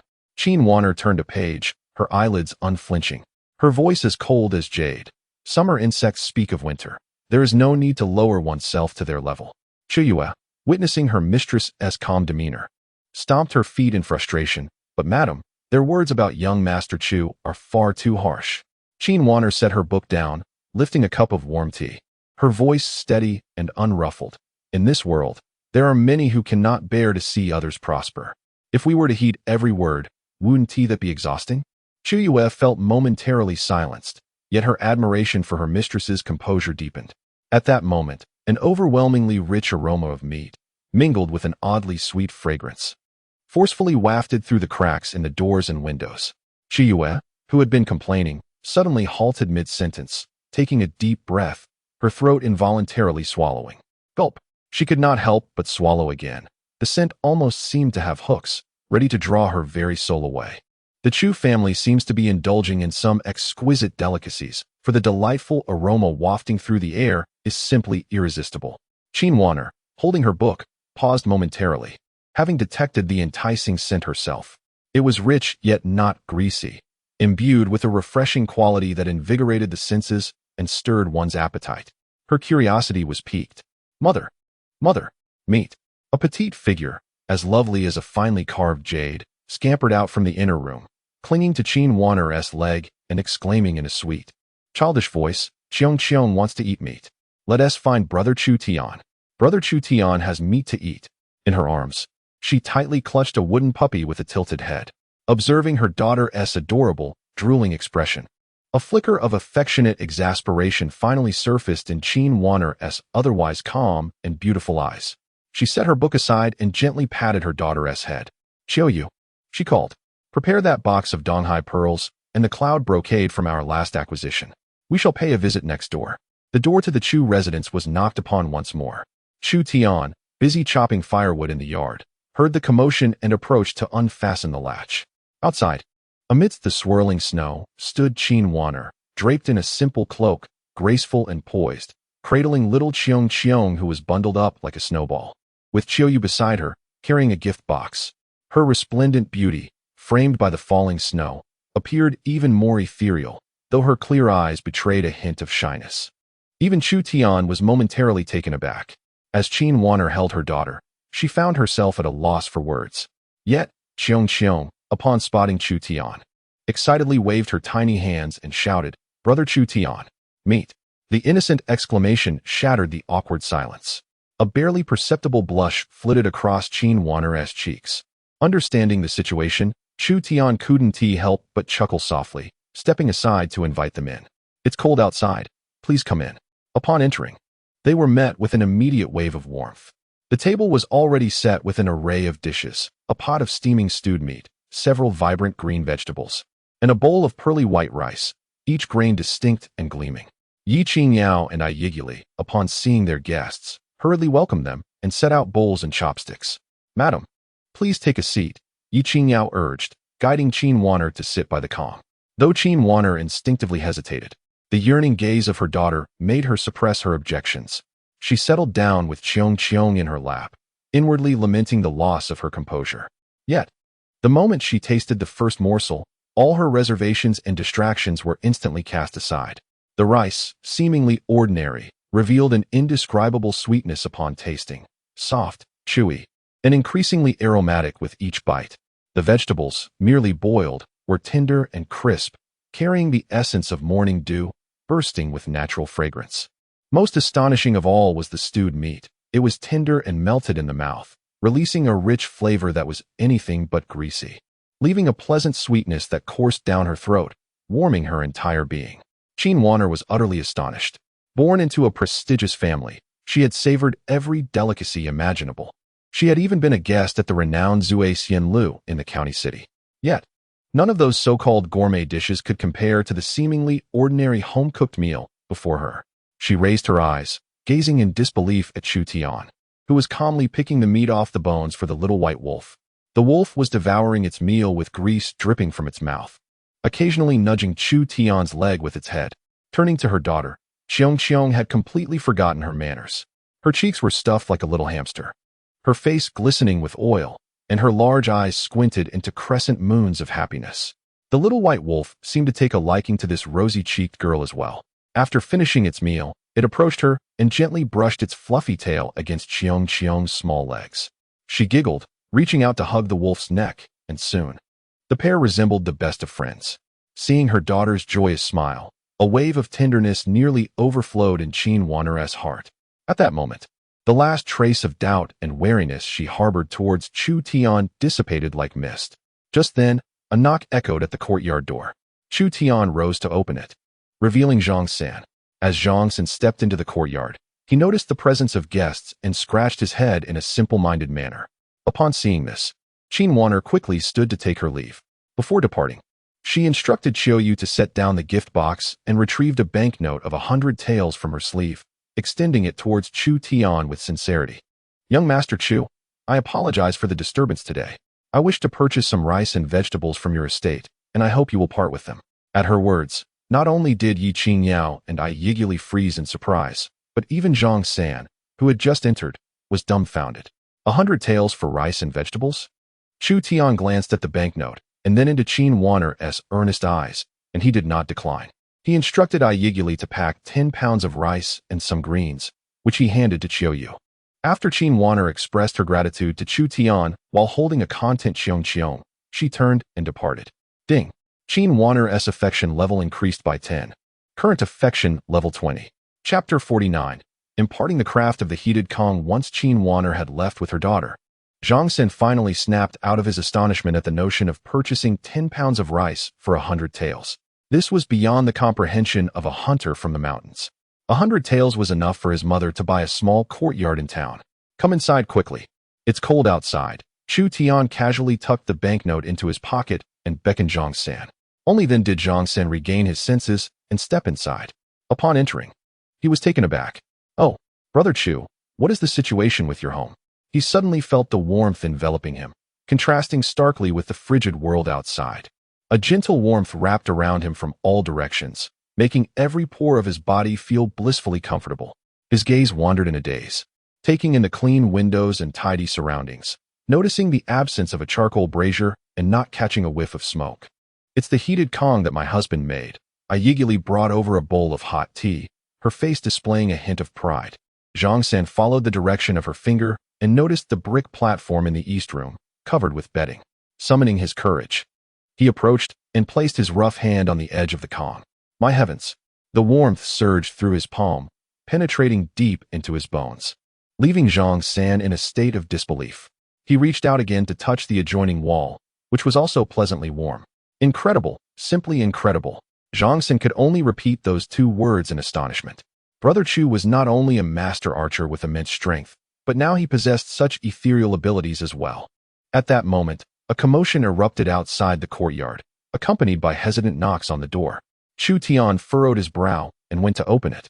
Standing outside were 7 or 8 villagers, led by the venerable third grandfather of the village. Unlike the previous group of freeloaders, these individuals were poorly clad, their lips turning purple from the cold, their faces filled with embarrassment and pleading. Upon seeing Chu Tian, third grandfather rubbed his hands together, his aged face flushed. And with a hint of reluctance, he spoke. Chu Tian, we realize we shouldn't trouble you. Yet, it is unbearably cold. And our children and elders at home are reaching their limits. Indeed, Chu Tian, have mercy on us, chimed in a man beside him. We may not be wealthy like the gentry, but we pooled together and have 2 taels of silver. Could you possibly help us build a kong like that? As he spoke, the man carefully produced a tattered cloth pouch from his bosom, revealing the copper coins and scraps of silver they had managed to gather, everything they owned. Their faces were painted with hope, yet tinged with the fear of rejection. Inside, Ye Qingyao and I eagerly listened, their expressions reflecting compassion. Chu Tian regarded their frostbitten faces and then glanced at the pouch of silver, pausing in silence. He did not have the leisure to personally build walls for each household. However, looking at these earnest villagers, he could not simply turn a blind eye to their plight. His gaze fell on Zhang San, who was still in shock. An idea swiftly took shape in his mind. Third grandfather, please wait a moment, Chu Tian said to those outside. He then turned and beckoned Zhang San over. Zhang San, come here for a moment. Zhang San, perplexed, followed Chu Tian to a corner of the courtyard. Brother Chu, what is it? Chu Tian looked at him and got straight to the point. Do you want to learn? The craft of building a kong. What? Zhang San thought he must have misheard. His ears buzzing. I said, I will teach you the craft of building a kong. Chu Tian's voice was soft, but struck Zhang San's mind like a thunderclap. Once you learn, you can help them build. Negotiate your wages and material costs with them. Any earnings will be yours. Zhang San was utterly stunned, staring at Chu Tian, his mouth opening and closing without uttering a word. He was not foolish. He had personally experienced the wonders of the kong and had heard how the wealthy lady eagerly offered money. This was not merely a skill. It was a veritable mountain of gold. Brother Chu intended to hand this treasure to him? No, this simply could not be. Zhang San regained his composure and repeatedly waved his hands, exclaiming, This is your unique skill, your cherished craft. How could I possibly learn it? If I tell you to learn, you shall learn. Why all the unnecessary chatter? Chu Tian patted him on the shoulder. From now on, you will follow me. You cannot remain a mere assistant forever. This is also a livelihood, and if mastered, it will enable your mother to live well. His words, simple yet profound, weighed heavily on Zhang San's heart. Tears welled up in his eyes as he recalled his elderly mother, his nearing 30 years without a bride, and the days filled with disdain. Before him stood a man who not only saved his life and taught him the art of hunting, but was now bestowing upon him a craft that could transform his destiny. With a sudden rush of emotion, Zhang San could no longer hold back. His knees buckled, and he knelt before Chu Tian, his forehead striking the snowy ground. Choking on his words, he exclaimed, Brother Chu, you are my rebirth parents. I, Zhang San, have no way to repay you, but I am willing to serve you like a beast of burden. Get up. Chu Tian pulled him to his feet, frowning. A man should not kneel so easily. It is unbecoming. If you truly wish to express your gratitude, then perform this task well, and do not bring shame upon me. Zhang San wiped his tears and nodded vigorously, his eyes brimming with excitement and gratitude. Chu Tian ceased his admonitions and proceeded to explain the structure of the heated kong, the design of the flue, the ratio of materials, and even some tips for bricklaying, imparting this knowledge in a clear and accessible manner. The mastery of the skilled artisan was deeply ingrained in his mind, and as he elucidated the concepts, Zhang San, not lacking in intelligence, quickly grasped the essential points. Outside, the villagers anxiously awaited, their hearts in turmoil. Just then, the courtyard door swung open, revealing Zhang San with reddened eyes, trailing behind Chu Tian. Old Man San's heart sank. Fearing the worst, and disappointment crept onto his face. However, he soon heard Chu Tian's clear voice. Old Man San and dear villagers, I have indeed been busy these past few days, but I have taught Zhang San the craft of building the heated kong. If anyone wishes to have one built, you may approach him directly. As for the payment, you may negotiate amongst yourselves.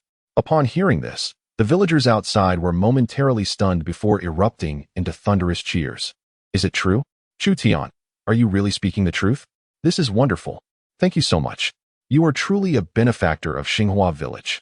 Their excitement rendered them almost incoherent, showering Chu Tian with endless gratitude. Their gazes towards Zhang San transformed, igniting with fervor. Surrounded by the crowd, Zhang San stood tall, feeling for the first time the warmth of being needed and respected. Chapter 50. A golden opportunity. The news of Chu Tian generously gifting his unique skill to Zhang Xin spread through Xinghua village like wildfire. When it reached Wang Laogan's ears, he was seated at his doorstep on a small stool, disparaging Chu Tian's heated Kong to a few idlers, spitting out words of contempt. Let me tell you, that contraption of his is merely a polished donkey's droppings. Gazing upon the warmth, one could predict that within 3 days, the flue would become obstructed, leaving him with no place to express his despair. No sooner had he spoken than a villager, freshly returned from the Chu family, rushed over with a radiant countenance. Wang the carpenter, you must not speak foolishly. Chu Tian has declared that he has imparted the art of building a heated bed to Zhang San. Henceforth, anyone wishing to construct one need only seek out Zhang San. The proud smile on Wang Laogan's face instantly froze. What nonsense is this? He doubted the integrity of his hearing and instinctively rubbed his ears. Indeed, we all heard it. Chu Tian himself spoke those words. The villager, flushed with excitement, exclaimed, he doesn't even value this small sum of money, freely giving it to Zhang San for his livelihood. Freely giving? Wang Laogan sprang up from his stool, his shock palpable. That is a skill so coveted that even noble women eagerly seek it, casually tossing out dozens of taels of silver. Such a talent could indeed build a mountain of gold. And Chu Tian is simply handing it over to that muddy-legged fellow? A surge of indignation flooded his mind, making the world spin and darken before his eyes. He had lost his senses. Chu Tian must have lost his mind. How could anyone possibly relinquish a mountain of gold? Jealousy, like a venomous serpent, ravenously gnawed at his heart. Why should he, Wang Laogan, who had dedicated his life to woodworking, find himself overshadowed by a mere youth? He gasped, unable to catch his breath, a metallic taste surging in his throat as he coughed up blood. His body swayed dangerously before he toppled backward. Alas, Wang the carpenter has fainted. At the Li household, Li Fu sighed heavily as he repaired a drafty window. Li Wei paced irritably in the yard, while Li Ruoxue sat despondently on the doorstep, staring blankly at their dilapidated courtyard.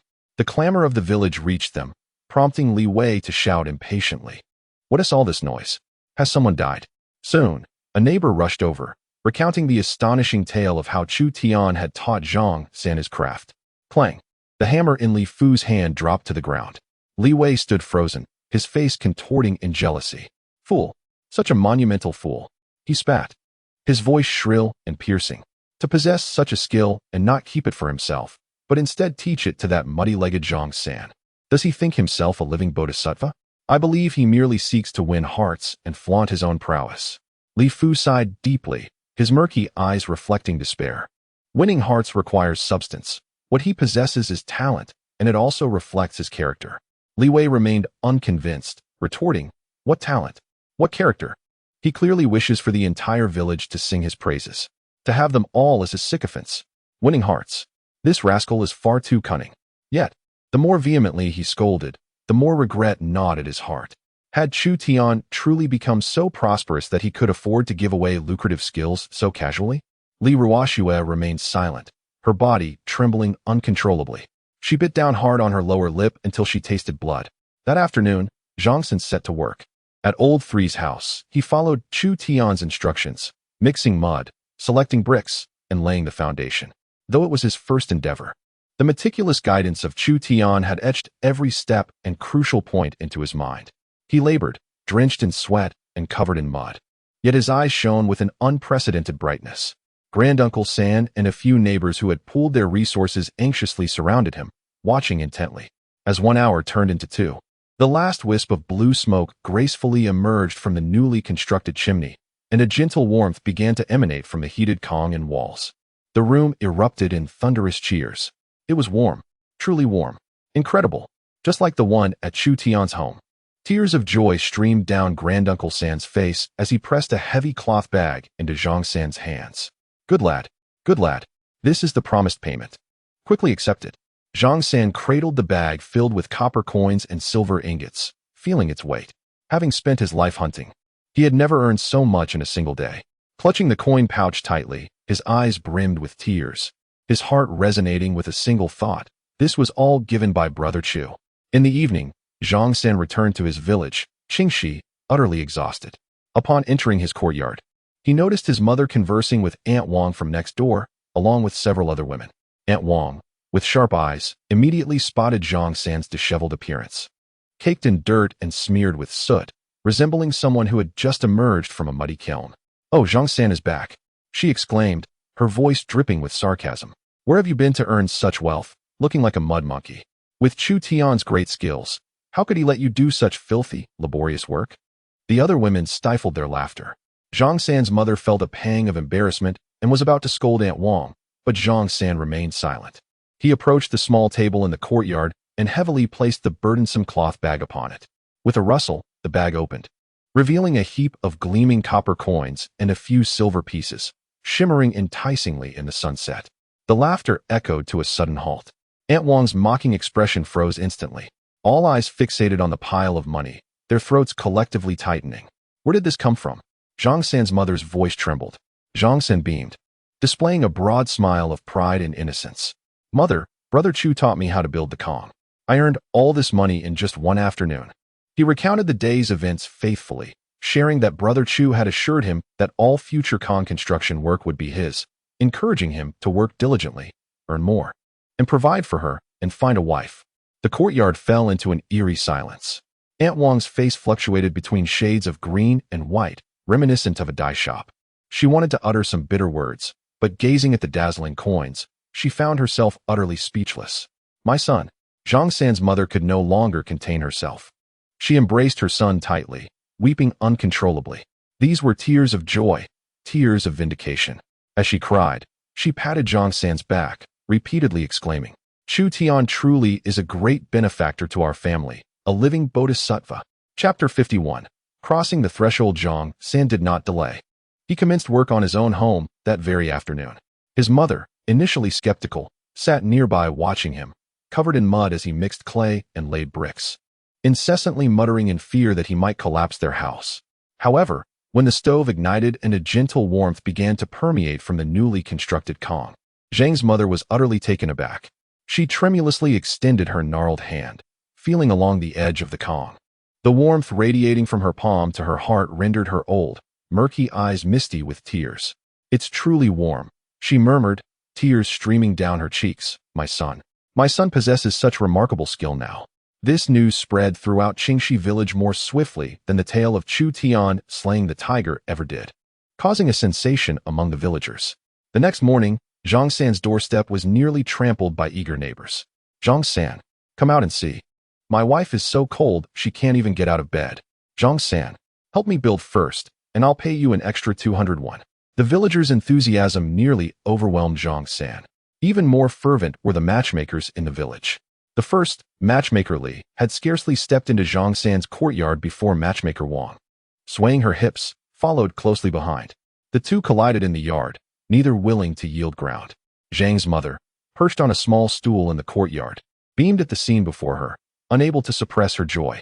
In the past, she had fretted over her son's marriage to the point of turning gray, employing numerous intermediaries. Yet when the girls heard he was from the impoverished hunting family of Qingxi village, they would shake their heads vehemently. But now, these once haughty matchmakers were behaving like chicks fighting for food, nearly on the verge of a brawl.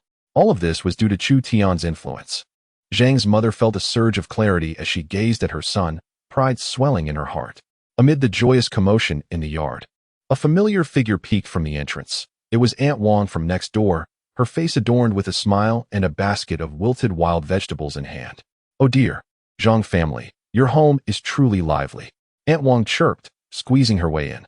She placed the basket on the table and affectionately grasped Zhang's mother's hand. "Sister, you know we are neighbors. My words may be a bit brash, but my heart is in the right place.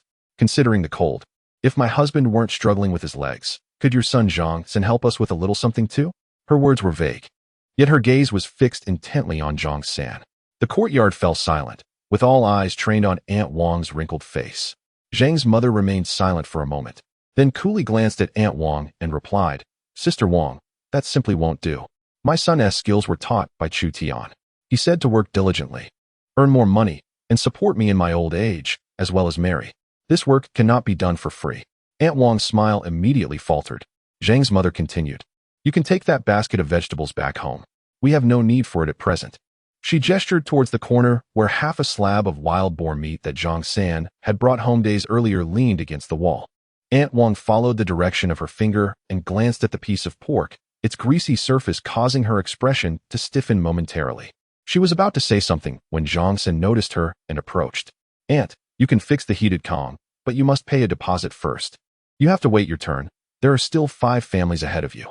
Upon hearing about the deposit, Aunt Wang's face darkened further. With a swift grab of her basket, she fled in disgrace. The surrounding villagers and matchmakers stifled their laughter at her retreat. Meanwhile, in Xinghua village, the atmosphere in Qin Wanner's courtyard was filled with thick, choking smoke. Cough, cough, madam, are you all right? Chu Yue anxiously patted Qin Wanner on the back, as a dense smoke enveloped the room, making it impossible to open one's eyes. Although the heated Kong was delightful, the dry firewood they had brought from the county had long been exhausted. The new wood, procured by old Dang from the village, was freshly cut from the mountains and still damp, rendering it nearly impossible to ignite. After much effort, they managed to get a small flame going. But the thick smoke rushed back into the room, causing tears to stream down their faces. Xiong, lying on the Kong, was turning red from the smoke, coughing incessantly, her eyes watery and pitiful. This cannot continue, Qin Wanner muttered, covering her mouth and nose with a handkerchief, her brow furrowed in concern. At this rate, they would succumb to illness before enjoying the warmth of the Kong. Yet, without burning wood, Chu Yue was in a frenzy. After a moment of silence, Qin Wanner's gaze inadvertently drifted towards the neighboring yard. From the Chu family's chimney, thin wisps of smoke wafted upward, accompanied by an alluring aroma of meat. Clearly, they were not troubled by the issue of damp firewood. Chu Yue, she called. Yes, my lady. Go to young Master Chu's house and inquire if you can purchase some dry firewood. As she spoke, a hint of embarrassment flickered across Qin Wanner's face. Just the day before, she had sought rice and vegetables, and now she was troubling them for firewood, which felt a bit excessive. However, seeing her daughter's distressed little face made her forget her reservations. Yes, I will go at once, Chu Yue answered, not daring to delay. She quickly wrapped herself in a cloak and pushed the door open. Navigating through the snow, she soon arrived at the entrance of the Chu family's courtyard. The gate was slightly ajar, and with a gentle push, it swung open.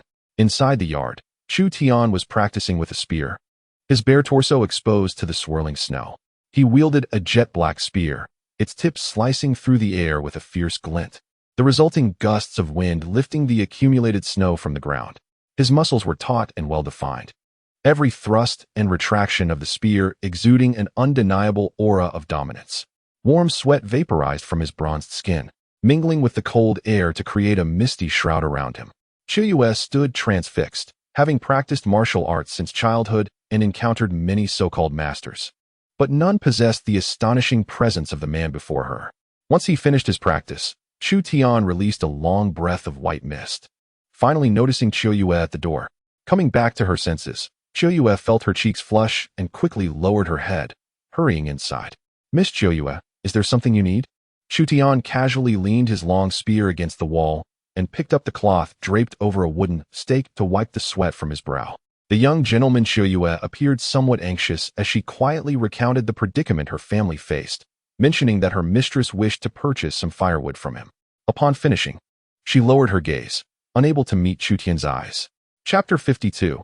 The dance of hometown Chu Tian observed Chu Yue fidgeting at the entrance, and his wiping of sweat momentarily halted. Firewood. He had an abundance of it. During the construction of his home, the massive trees felled from the mountains had left behind an assortment of offcuts and branches, all neatly split and stacked in the woodshed. After some time of air drying, they were now in prime condition for burning. There's plenty, Chu Tian replied nonchalantly, gesturing with his chin towards the direction of Qin Wanner's courtyard.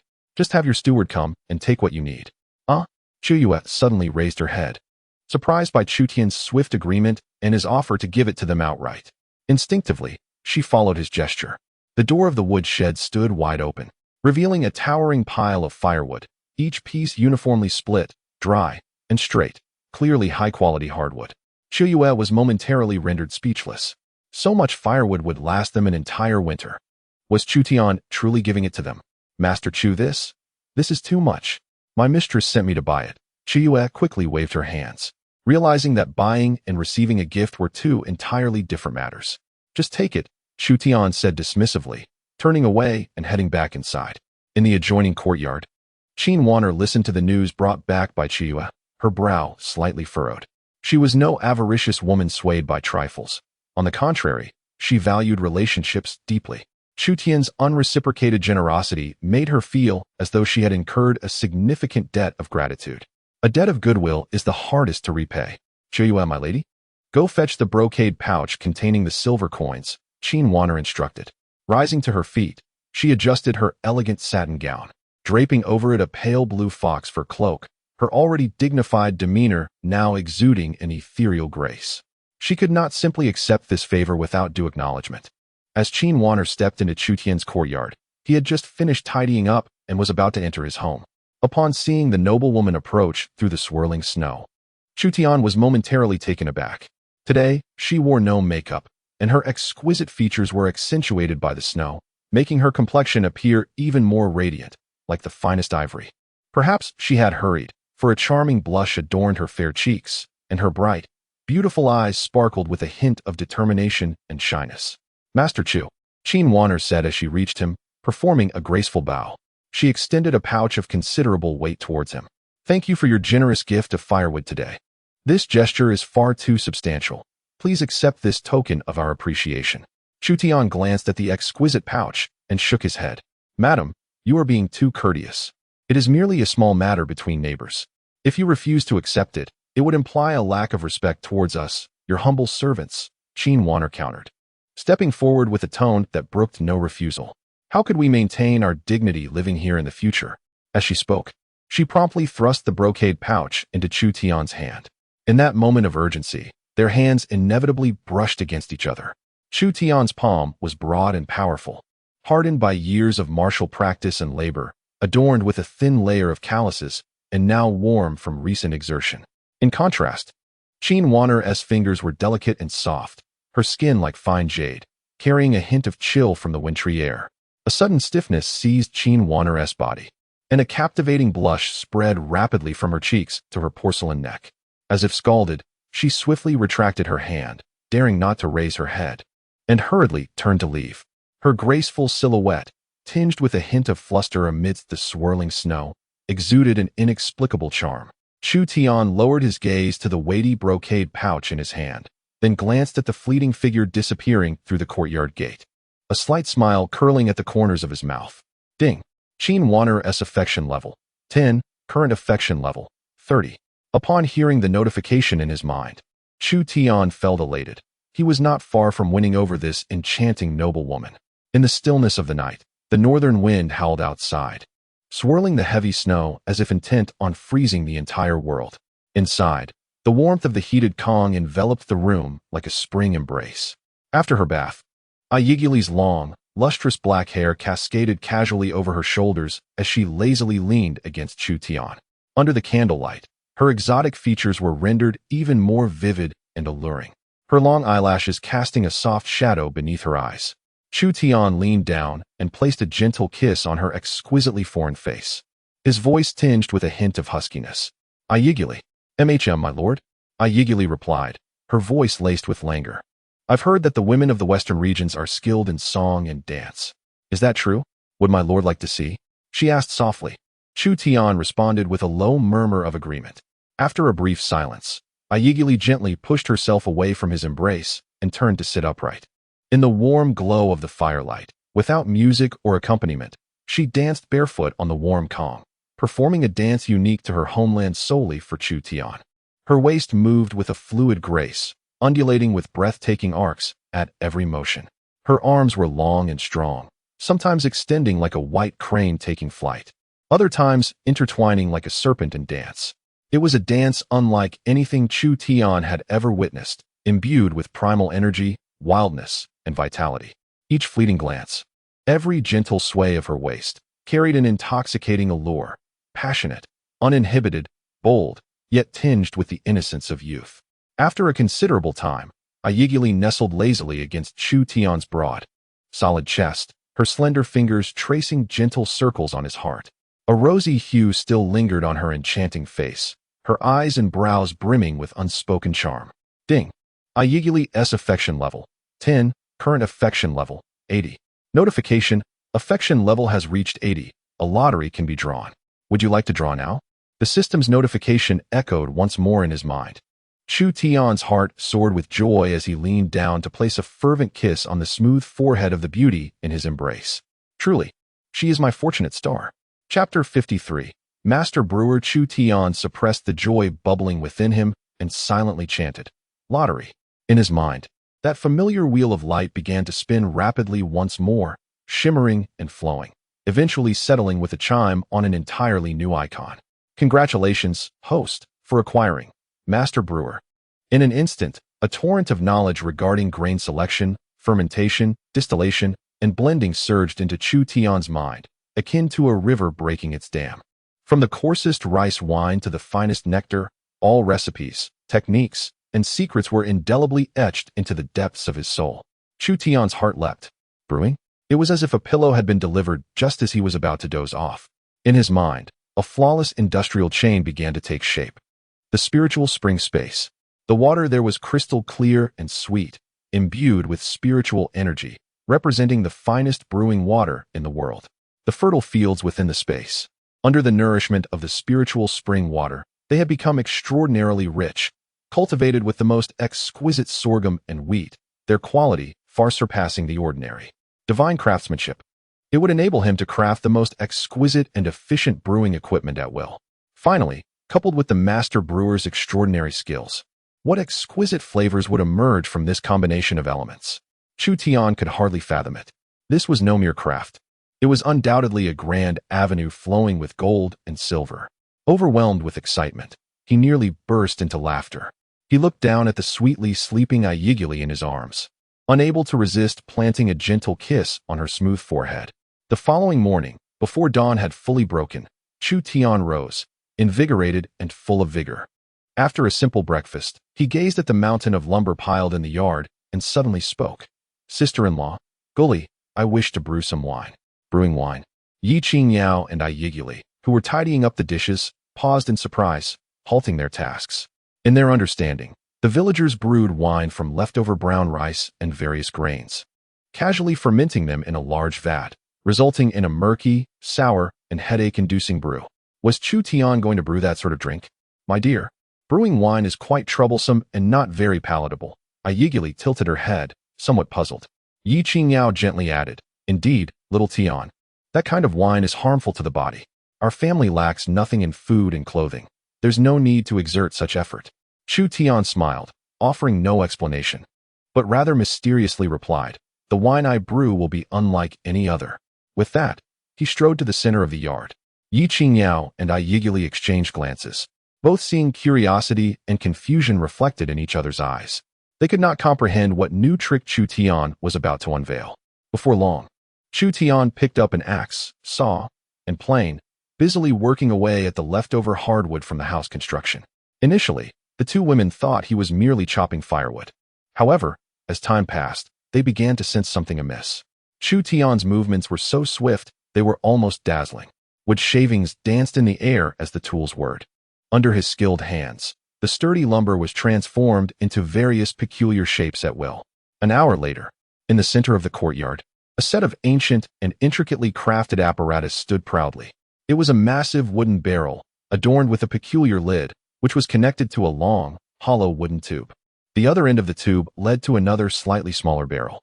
The entire contraption was exquisitely designed, fitting together seamlessly, its surface as smooth as a mirror, radiating the warm luster of polished wood. Ye Qingyao and Ye Qingyao were utterly astounded. They circled this unprecedented marvel, gazing and touching it from various angles. Their beautiful eyes filled with amazement and confusion. Is this contraption truly meant for brewing wine? How does it resemble none of the large wine vats found in the village? What on earth is this? Ye Qingyao could not help but whisper. "It is a treasure for brewing wine," Chu Tian remarked, brushing off the wood shavings from his hands, a satisfied smile illuminating his face. This distillation apparatus was a flawless replication of the knowledge he had acquired, even surpassing his expectations. With all the necessary equipment at hand, it was now time to gather the ingredients. Chu Tian proceeded to the kitchen to procure the materials. Ever since he had access to the spatial realm, the rice and sorghum in his home had been replaced with crops yielded from that space, and they consumed only the purest spring water. He poured the sorghum into a large wooden basin, meticulously washing it with the spring water. Each of his movements possessed an indescribable rhythm, as if he were not merely working but partaking in a sacred ritual. Washing the grains, soaking, first steaming, and then re-steaming. Every step flowed with remarkable fluidity and proficiency. As the steamed sorghum was spread out to cool and sprinkled with the finest brewing yeast from the system, Ye Qingyao and Ye Qingyao were already captivated, their eyes glued to the unfolding spectacle. They were completely entranced by Chu Tian's series of seamless operations. The fermentation process, under the dual influence of the spring water and the exquisite yeast, was significantly expedited. That afternoon, as Chu Tian carefully transferred the fermented mash into the enormous distillation barrel and ignited a fire beneath it, the flames licked the base of the barrel, causing the mash within to bubble and churn. Soon, a delicate, sweet-smelling steam began to waft through the hollow wooden tube toward the cooling barrel at the other end. Time passed slowly. Just as the two women began to feel a twinge of impatience, suddenly, from the tiny outlet connected to the cooling barrel, a droplet of crystalline liquid trembled, then with a soft plop, fell into the waiting white porcelain bowl below. Following shortly were the second and third drops. In no time, the droplets coalesced into a shimmering stream of liquid. The moment the first drop of wine appeared, an unprecedented, robust, and exquisitely rich aroma erupted, instantly enveloping the entire courtyard. The fragrance was intense, pure, and clean, devoid of any impurities. Unlike the sour and pungent village wines, this aroma bore the essence of the finest grains, accompanied by an ineffable refreshing sweetness. Just the scent alone caused every pore to open wide, instilling a delightful sense of inebriation that surged toward the heavens. The aroma was simply exquisite. Ye Qingyao took a deep breath, her beautiful exotic eyes instantly widening in astonishment, her face a canvas of disbelief. Ye Qingyao was equally taken aback by this intoxicating fragrance. Having lived for 20 years, she had never encountered such an alluring scent of wine. Could this truly be wine? It was a fragrance that surpassed the finest spices of the county by hundreds, if not thousands, of times. Observing the adorable expressions of shock on the faces of the two women, a smile spread across Chu Tian's lips, growing ever more pronounced. He knew that the wine was ready. Chapter 54. Drunken spring breeze. Chu Tian secured the freshly brewed wine in a clay jar, placing it by the warm Kong. Although Ye Qingyao and Ye Qingyao were curious, they refrained from asking questions as Chu Tian remained silent.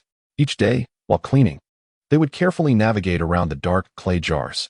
Days passed, with heavy snow blanketing the mountains and a biting cold wind sweeping through. One afternoon, after several days of snowfall, the sun lazily hung in the sky, bringing a rare warmth to the village. Suddenly, an indescribable fragrance wafted from Chu Tian's courtyard. This aroma was overpowering. Unlike the straightforward scent of cooked meals, it possessed a rich and lingering allure, delicately infiltrating the nostrils, stirring the deepest cravings within one's heart. At first, only the villagers nearby caught a whiff. "Hey, do you smell that? What is that delightful scent? It seems like wine, but in my 50-plus years, I've never encountered such an enticing aroma." A man chopping firewood in the yard, mesmerized by the fragrance, forgot to bring his axe down, his throat bobbing as he swallowed hard. The wind carried the intoxicating scent further afield, soon enveloping the entire Xinghua village in its delightful embrace. On the village road, a group of women basking in the sun paused their chatter, their conversation faltering as they craned their necks, inhaling deeply the delicious aroma in the air. "It's coming from Chu Tian's home." Someone with keen eyes pointed towards the chimney of the Chu family's courtyard. In an instant, countless curious, greedy, and envious gazes were directed towards the courtyard at the eastern end of the village. They could not fathom what divine concoction Chu Tian was brewing, for even the scent that wafted out was enough to stir their hearts. In the courtyard, as Chu Tian savored the increasingly rich aroma of the wine, a satisfied smile graced his face. He knew the moment had arrived. "Sister-in-law, Qingyao, come, let us open the jar," he called out. Ye Qingyao and Ye Qingyao, engaged in needlework inside, immediately set down their tasks and stepped outside, curiosity piqued. The little white wolf cub also bounded out from the house, circling around Chu Tian's feet, its tail wagging like a windmill. Chu Tian approached the Kong and lifted one of the clay jars. Taking a deep breath, he removed the mud seal from the lid. With a soft pop, it was as if he had unlocked a portal to another world. The previously restrained fragrance of the wine exploded forth. The rich aroma, now intensified tenfold, instantly filled the entire courtyard.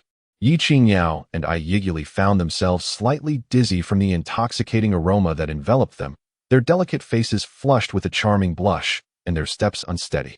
Chu Tian leaned over to peer into the jar, where the liquid shimmered like the clearest spring water, devoid of any impurities. Under the sunlight, it danced gently, refracting a radiant gleam. He fetched a pristine white porcelain bowl and scooped a ladleful with a wooden spoon. As the liquid filled the bowl, its clarity and transparency intensified, the fragrance growing ever more alluring. Chu Tian brought the bowl to his lips, inhaling its scent lightly before downing it in one swift motion. The liquid entered smoothly, exhibiting none of the anticipated sharpness. Instead, it enveloped his palate in an indescribable softness, akin to the finest silk gliding over his tongue. Immediately, a warm current surged from his throat, cascading straight down to his abdomen, spreading warmth throughout his limbs. Every pore seemed to open wide in that moment, delivering an unparalleled sense of bliss. Exhaling a breath of satisfaction, he savored the lingering sweetness reminiscent of grains, compelling him to crave another sip. "Excellent wine," Chu Tian exclaimed, utterly delighted. This beverage surpassed his expectations. "Let us call it drunken spring breeze," he mused, gazing at the clear liquid in the bowl with a smile. Ye Qingyao and Ye softly repeated the name, finding it exceedingly pleasant. "Chu Gij, Chu Gij." At that moment, Zhang San's unmistakable booming voice echoed from the gate. Though he had yet to arrive, his voice preceded him. "My heavens! Chu Gij, what divine concoction are you brewing? I could smell it from the village entrance, and it has me salivating."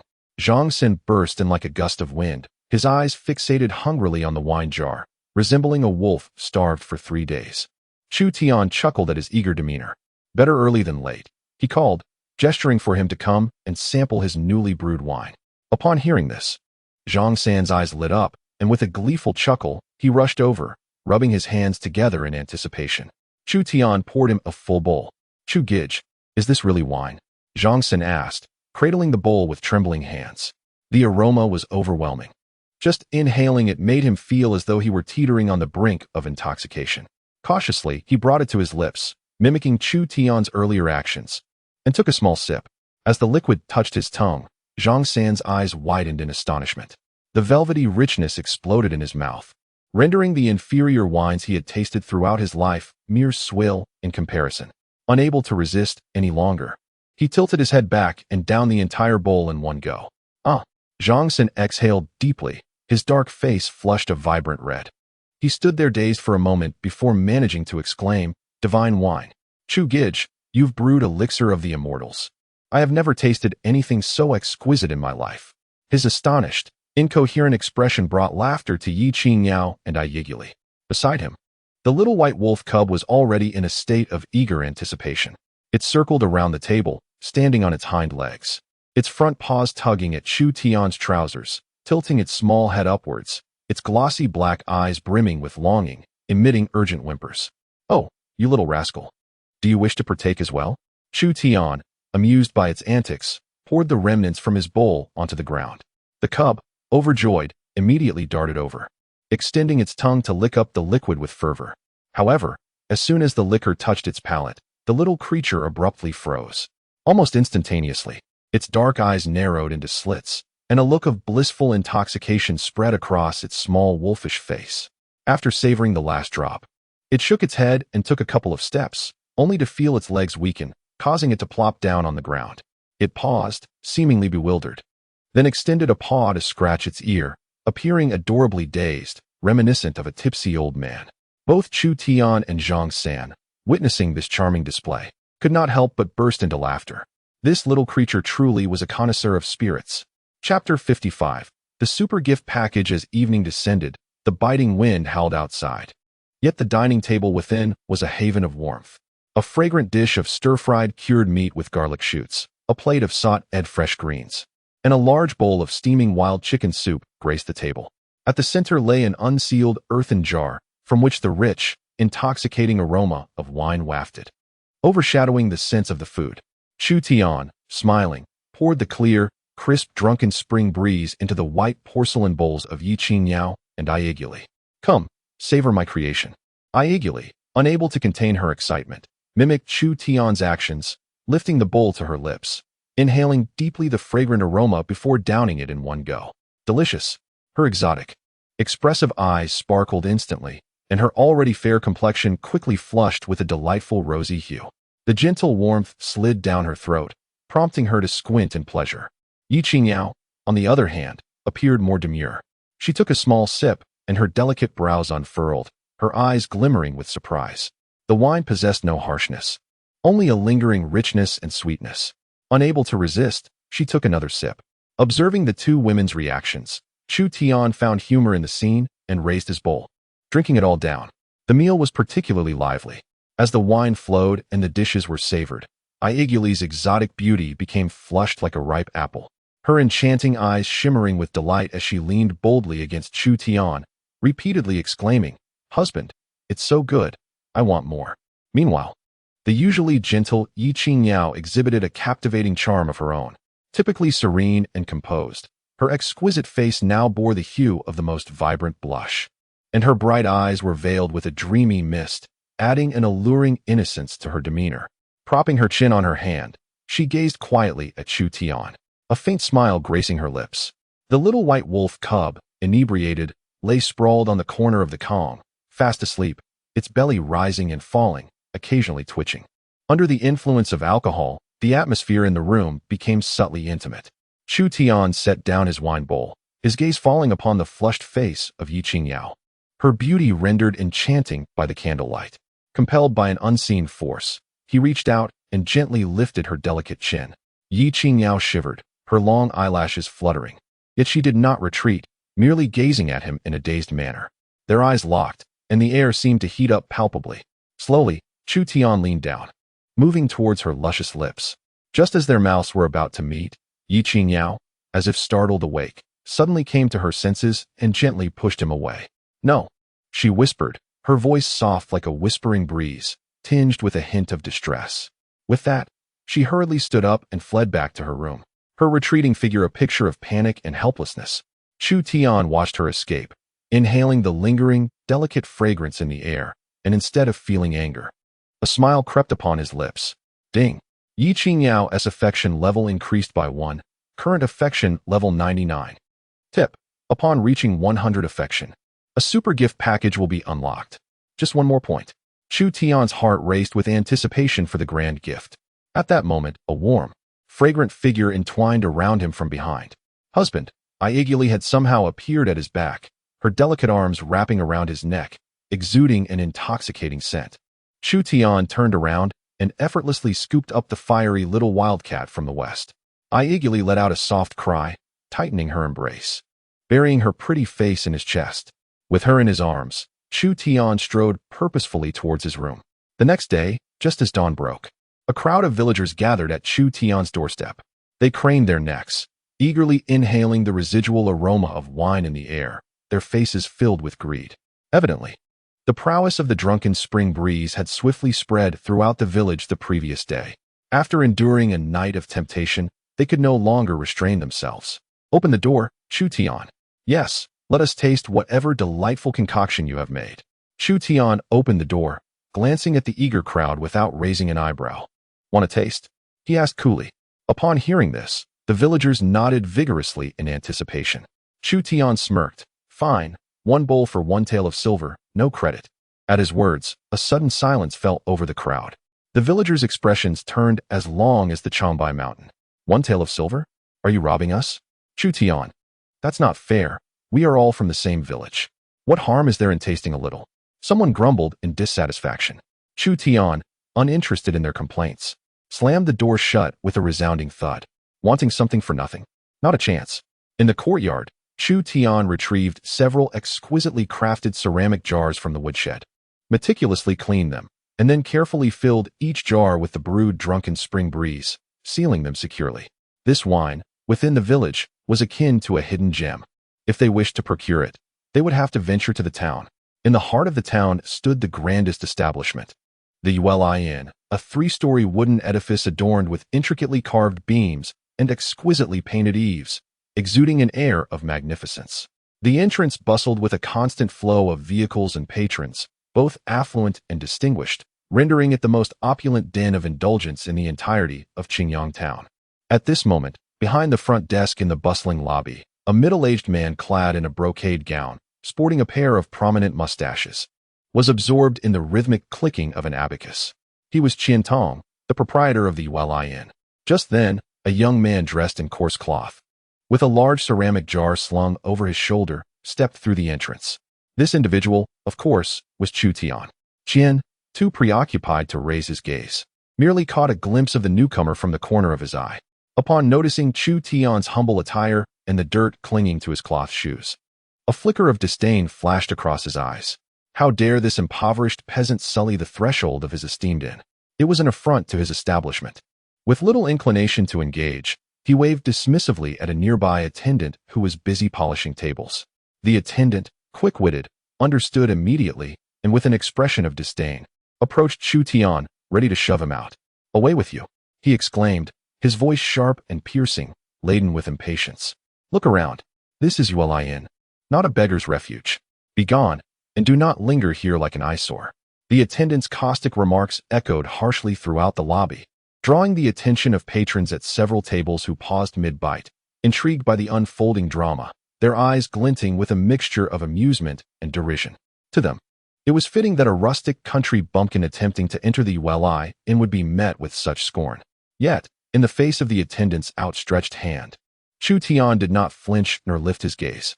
He merely cast a cool glance at the attendant. That single glance rendered the man's hand inexplicably frozen in midair. His ensuing tirade caught in his throat. Chu Tian, uninterested in further discourse, set the ceramic jar down on an empty table before him. Amidst the curious and disdainful stares of onlookers, he removed the clay seal from the jar.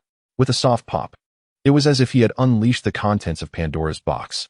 In an instant, a rich, commanding, yet refreshingly sweet aroma of wine surged forth from the jar, enveloping the entire lobby of the Ye Inn. A chorus of gasps erupted simultaneously within the hall. All patrons, regardless of gender, immediately halted their activities upon catching the scent. Their eyes brightened in unison, their noses instinctively twitching, fixated on the jar that rested upon Chu Tian's table. Heavens! What manner of wine is this? How can it be so fragrant? Just the aroma alone renders me weak in the knees. Proprietor, when did you acquire such a rare vintage? Quickly, bring me a jar. The lobby erupted in a cacophony of excitement, patrons unable to contain themselves, clamoring and inquiring, their gazes brimming with longing. Just moments ago, the proud proprietor of the inn, engrossed in his abacus, suddenly froze upon catching a whiff of the intoxicating aroma of wine. His meticulously groomed mustache quivered in sync with the rapid movements of his nose. His eyes widened in astonishment, the expression of shrewdness and avarice on his face replaced by utter disbelief. As the manager of the Ye Inn, he considered himself well acquainted with fine wines, having tasted no fewer than 800 varieties, yet none could compare to the enchanting fragrance wafting before him. In an instant, his demeanor shifted dramatically. Ignoring appearances, he hastily pushed aside his abacus and rushed from behind the tall counter. He maneuvered through the throng, approaching Chu Tian with fervent determination, fixating on the clear liquid in the jug, his throat bobbing as he struggled to swallow. "Might I trouble you for a taste, young sir?" he implored, his face now adorned with a beaming smile, a stark contrast to his previous disdainful expression. The attendant who had earlier attempted to shove Chu Tian aside now stood dumbfounded, gaping at his master's eagerness, utterly at a loss. Chu Tian remained unfazed, as if he had anticipated this very reaction. He said nothing but casually picked up a clean, empty bowl from the table, filled it halfway, and slid it toward the innkeeper. The proprietor, as if grasping a priceless treasure, cradled the porcelain bowl and cautiously brought it to his lips. He inhaled deeply, savoring the intoxicating aroma before daring to take a small sip. Upon tasting the wine, he was jolted as if electrified. Silky, rich, crisp. Countless descriptors for exquisite wine exploded in his mind, yet none could accurately convey the celestial flavor dancing upon his palate. Unable to restrain himself, he tilted his head back and drained the remaining liquid in one gulp. A wave of warmth surged through him, radiating from his core to every extremity, eliciting a near moan of pleasure. What a remarkable wine! Truly extraordinary. The innkeeper's face flushed with excitement as he grasped Chu Tian's arm, nearly losing his composure. "Young sir, Please, allow me to escort you to a private chamber upstairs. His demeanor had undergone a complete transformation, now brimming with obsequiousness as he pulled Chu Tian toward the upper levels, anxious to prevent others from claiming the honor. The surrounding patrons, witnessing this spectacle, quickly grasped the value of the wine and began clamoring. Innkeeper, will you sell this wine? Indeed. Why not share it with us all? The proprietor, burning with urgency, was unwilling to let anyone partake. He bellowed at the still-dazed attendant. What are you waiting for? Can't you see the young sir is weary? Hurry, prepare the finest private room for him upstairs, and bring the best refreshments. With that, he half-dragged, half-escorted Chu Tian toward the staircase leading to the elegant second-floor chamber. Inside the opulent room, the innkeeper personally brewed a pot of the highest quality pre-rain Longjing tea, his smile unwavering throughout. May I inquire your esteemed name, young sir? Is this exquisite wine crafted by your own hands? Chu Tian raised his teacup, gently blowing away the steam before savoring a sip, then replied nonchalantly, My surname is Chu. This wine is called Drunken Spring Breeze. What a splendid name. Truly splendid, Mr. Qian exclaimed, slapping his thigh in admiration. Allow me to express, Sir Chu, that this wine is the finest I have ever tasted in my lifetime. His eyes gleamed with eagerness as he rubbed his hands together. I wish to secure exclusive rights to your Drunken Spring Breeze recipe and sales. Name your price.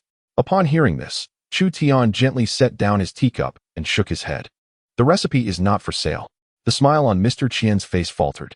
Chu Tian glanced at him, his expression still indifferent. Moreover, this wine is difficult to brew, and the ingredients are rare. I supply only 1 jar each day. What? Only 1 jar a day? Mr. Qian was flustered. This was more distressing than a death sentence. How could such exquisite wine be sufficient with merely 1 jar daily? Sir Chu, sir, he implored, rising to his feet and pacing the room. Please reconsider. The price is negotiable. Truly, if you would entrust the entire supply to my Yulai Inn, I would take 1 jar. Chu Tian interrupted him, his tone firm and unyielding, not a drop more. Faced with Chu Tian's resolute demeanor, Mr. Qian ultimately felt deflated. He realized he had encountered someone extraordinary. Finally, gritting his teeth as if making a significant sacrifice, he extended 5 fingers. Sir Chu, 40 taels for 1 jar. My Yulian will take it. I shall pay you 40 taels in cash daily for 1 jar.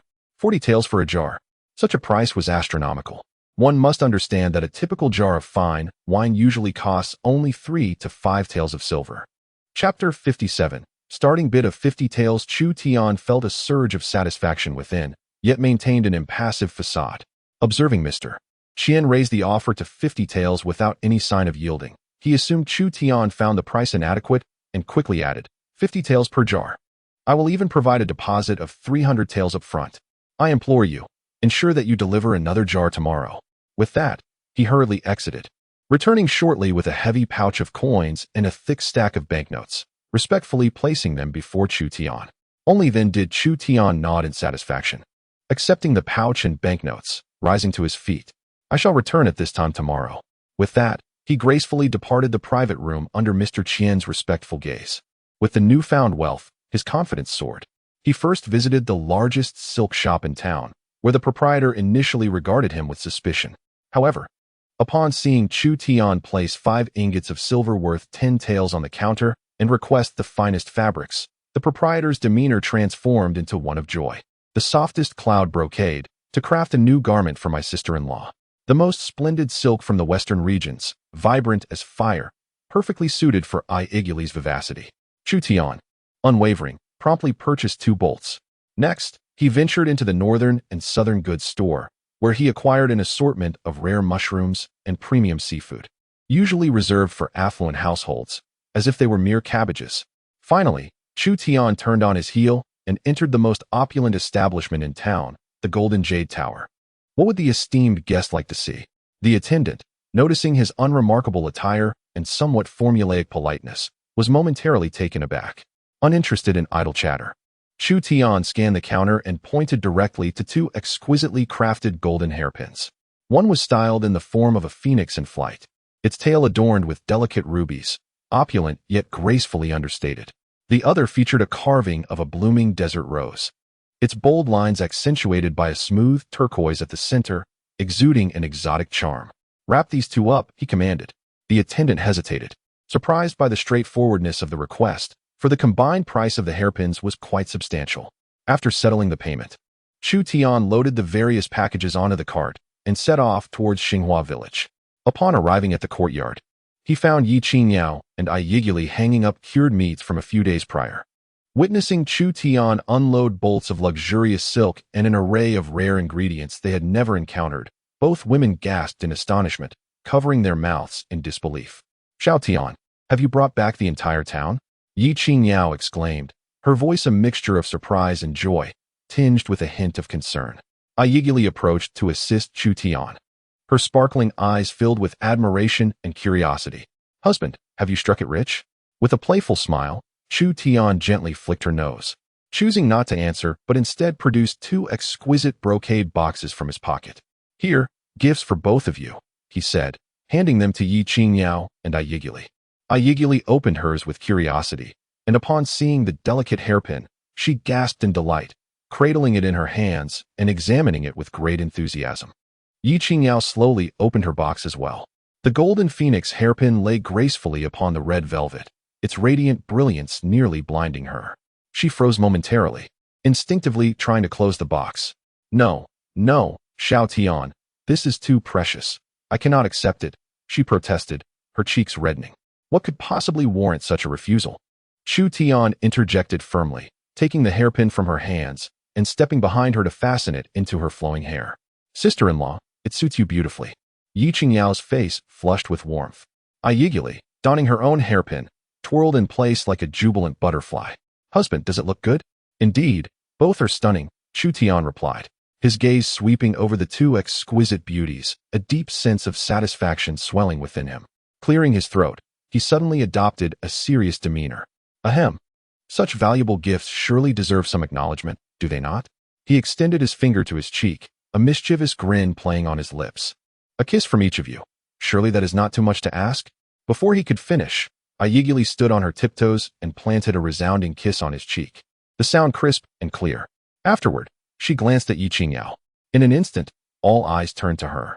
Her face was flushed to the point of near embarrassment. Head bowed, heart racing, Chu Tian merely observed her with an amused smile, the air thick with an intimate tension. After a considerable time, Ye Qingyao seemingly made a firm resolution, swiftly pecking Chu Tian's cheek on the opposite side. The sensation was as delicate as a feather, fleeting and ephemeral. Upon completing this act, she resembled a startled rabbit whose tail had been stepped on, turning abruptly to dash back to her room, slamming the door with a resounding thud.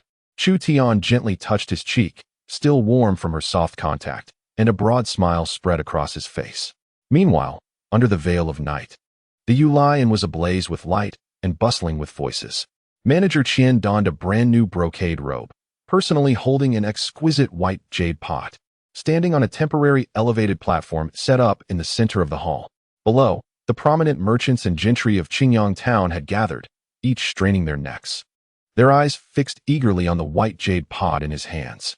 "Esteemed guests," Manager Qian cleared his throat, his voice resonating powerfully. "This wine is named Drunken Spring Breeze, brewed by immortals, a rarity in the mortal realm. Our establishment is fortunate to possess this single pot each day. Today, it shall go to the highest bidder, starting at 50 taels." As soon as the words left his mouth, the crowd erupted in excitement. "I bid 60 taels," shouted a stout merchant with a beer belly, unable to contain his eagerness. "60 taels? Are you worthy of immortal wine?" scoffed a young gentleman in fine robes, raising his hand high. 70 taels. "Manager Qian, do me the honor. This wine is reserved for the county magistrate." "The county magistrate means nothing," another voice interjected. "I bid 80 taels. 90 taels." The prices soared, and the atmosphere in the hall became nearly frenzied. Manager Qian stood on the platform, listening to the escalating bids, his heart racing with excitement as if it might leap from his throat. His hands trembled slightly, beads of sweat forming on his forehead. Yet his shrewd eyes sparkled with a fervent desire for silver. Ultimately, the pot of Drunken Spring Breeze was secured by a mysterious out-of-town merchant for an astonishing 150 taels. The crowd gasped in astonishment.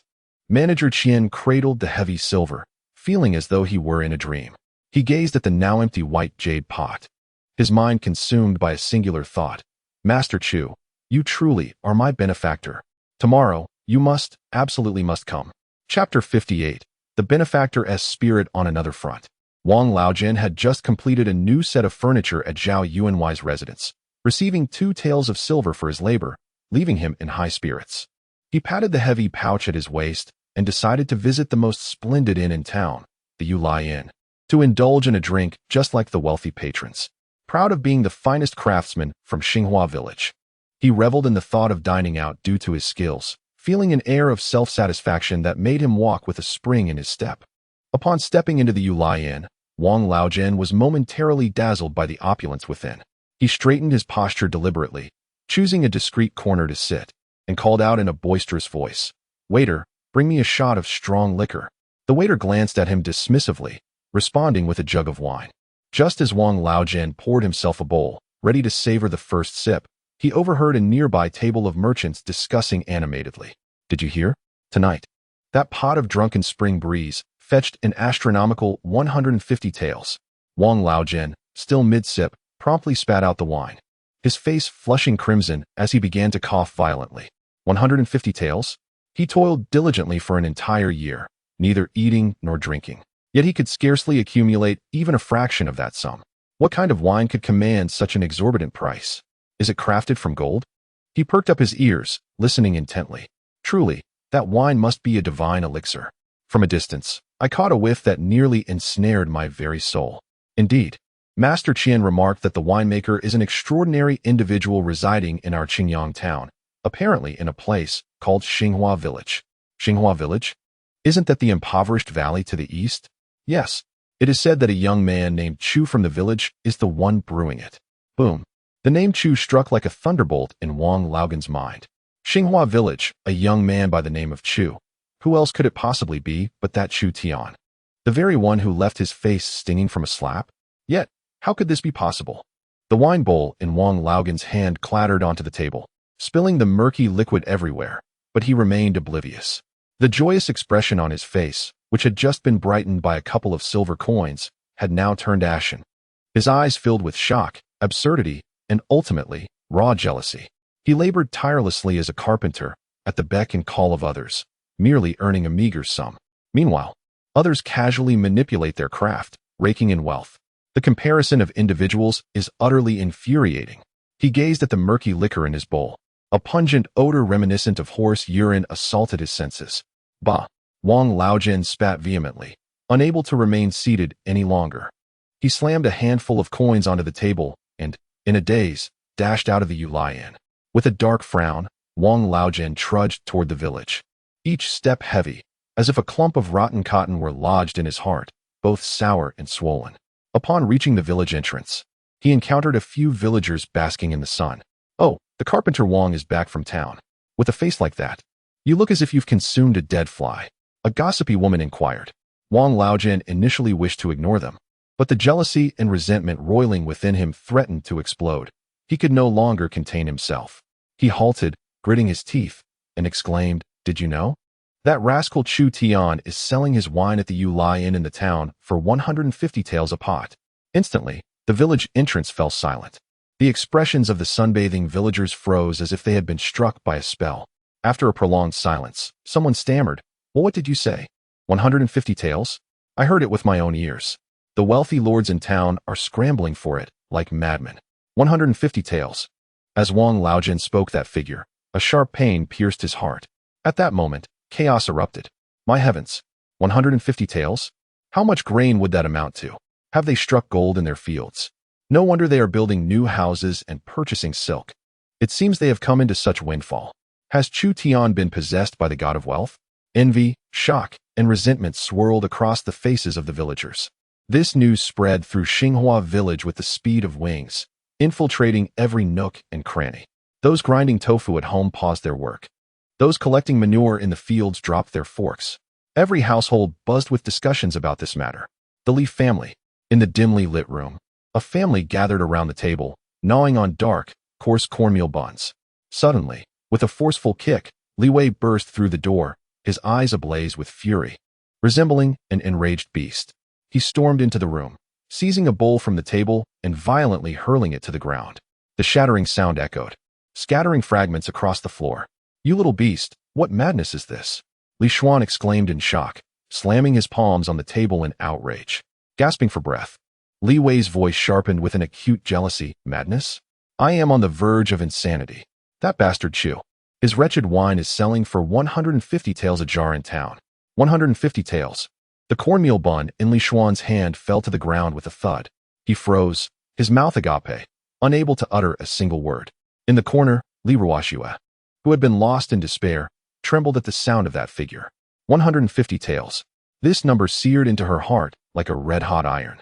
She recalled the beautiful new house of the Chu family, the luxurious silks adorning Ye Qingyao and Ai Gully, now worth an additional 150 taels.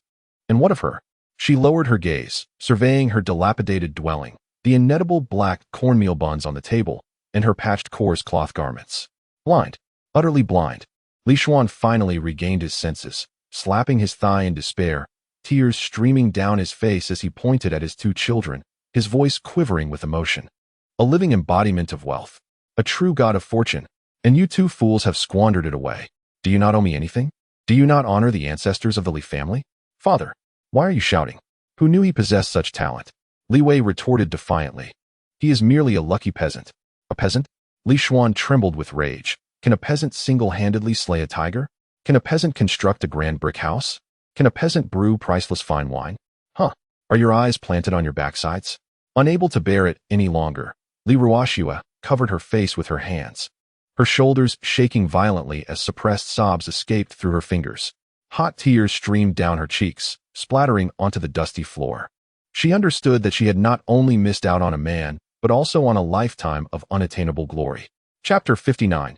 Seeking expertise in Xinghua village. At the Chu family courtyard, after dinner, the night deepened. Chu Tian settled onto a bamboo chair in the courtyard of his new house, leisurely enjoying the evening breeze. Above him, sparse stars twinkled in the sky, and the scent of freshly turned soil filled the air. Inside, Ye Qingyao and Ai Gully were tidying up the dishes, their occasional laughter adding to the serene atmosphere. He inhaled deeply, feeling utterly at ease. At that moment, a sneaky little white figure peeked from behind the door. The small wolf cub, glancing furtively at Chu Tian, noticed him with his eyes closed, seemingly oblivious to its presence. Quietly, it tiptoed, inching towards the corner where a few ceramic jars stood, embodying the demeanor of a petty thief caught in the act. It approached a ceramic jar, sniffing intently with its nose, and in an instant, the depths of its dark, glistening eyes revealed a look of rapture. This is the scent. Little White extended its delicate tongue to lick the jar's surface and clumsily used its front paws to pry at the clay seal, emitting anxious whimpers. A light cough echoed behind it. Little White's body stiffened abruptly, turning to stone. Gradually, it turned its head, only to find Chu Tian leaning against the wall, arms crossed, regarding it with a bemused smile. A woo. Little White instantly donned a pitiful expression, its tail drooping as its watery eyes brimmed with innocence.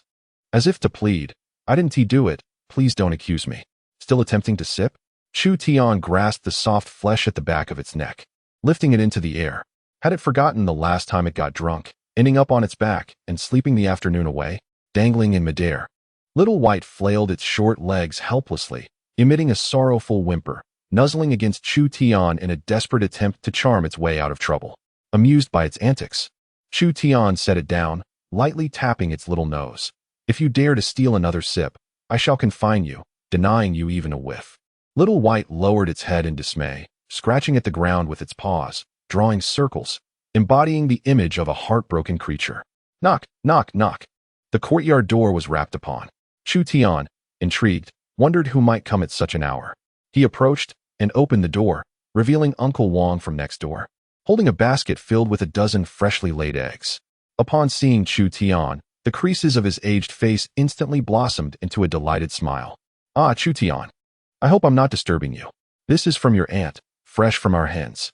The phrase "no such thing as a free lunch" echoed in Chu Tian's mind. He did not accept the offering, merely observing him with a neutral gaze. "Ah, no trouble at all," Uncle Wong replied, extending the basket. "These are just freshly laid eggs from my hens.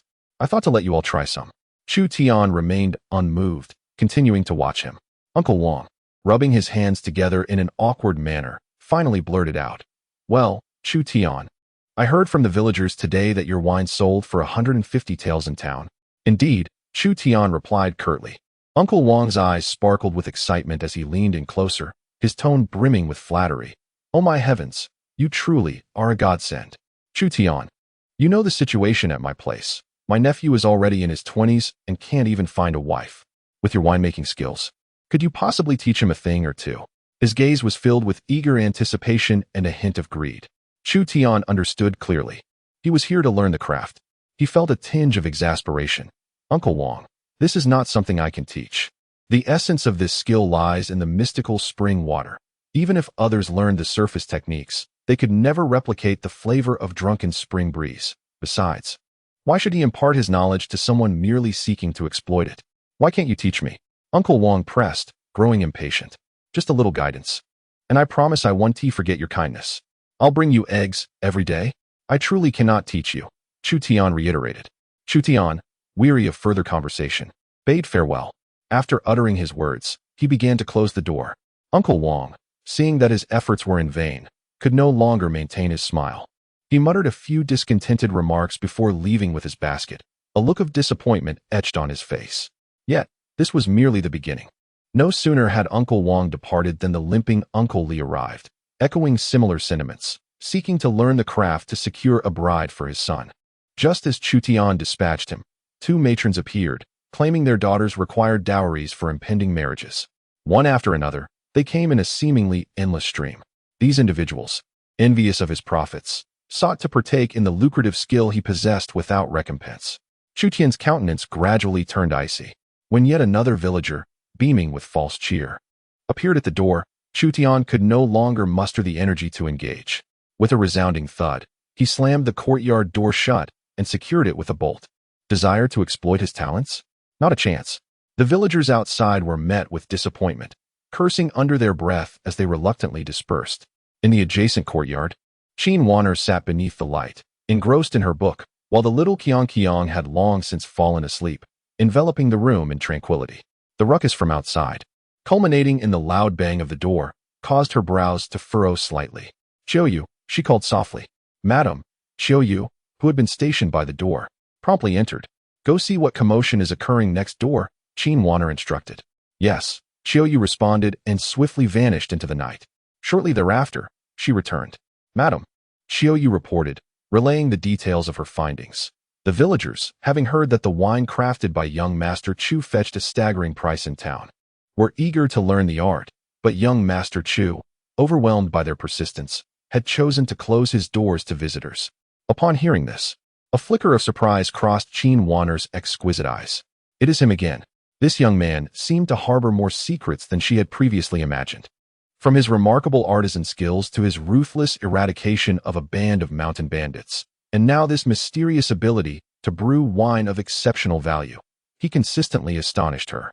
Even more intriguing was his demeanor. Faced with the villagers' greed and demands, he exhibited no sign of compromise or hesitation, resolutely turning them all away. This decisiveness and unwavering resolve were hardly the traits one would expect from an ordinary countryman. Qin Wanner set her book aside, her gaze involuntarily drifting toward the wall separating their courtyards. The flickering candlelight cast a soft glow, rendering her beautiful profile somewhat ethereal. What manner of person was this Chu Tian? Her curiosity deepened. Chapter 60. Jealousy in Xinghua Village. Within the Chu family's modest courtyard, the door was firmly shut, cutting off the covetous and envious gazes from outside. Inside, the candlelight glowed warmly and brightly. Ye had already prepared the bed, dressed in a delicate gauzy gown. Her shapely figure was subtly illuminated in the dim light. Observing her, Chu Tian approached and wrapped his arms around her slender waist from behind. It is late, let us rest, he suggested. His voice, deep and resonant, brushed against Ye's ear.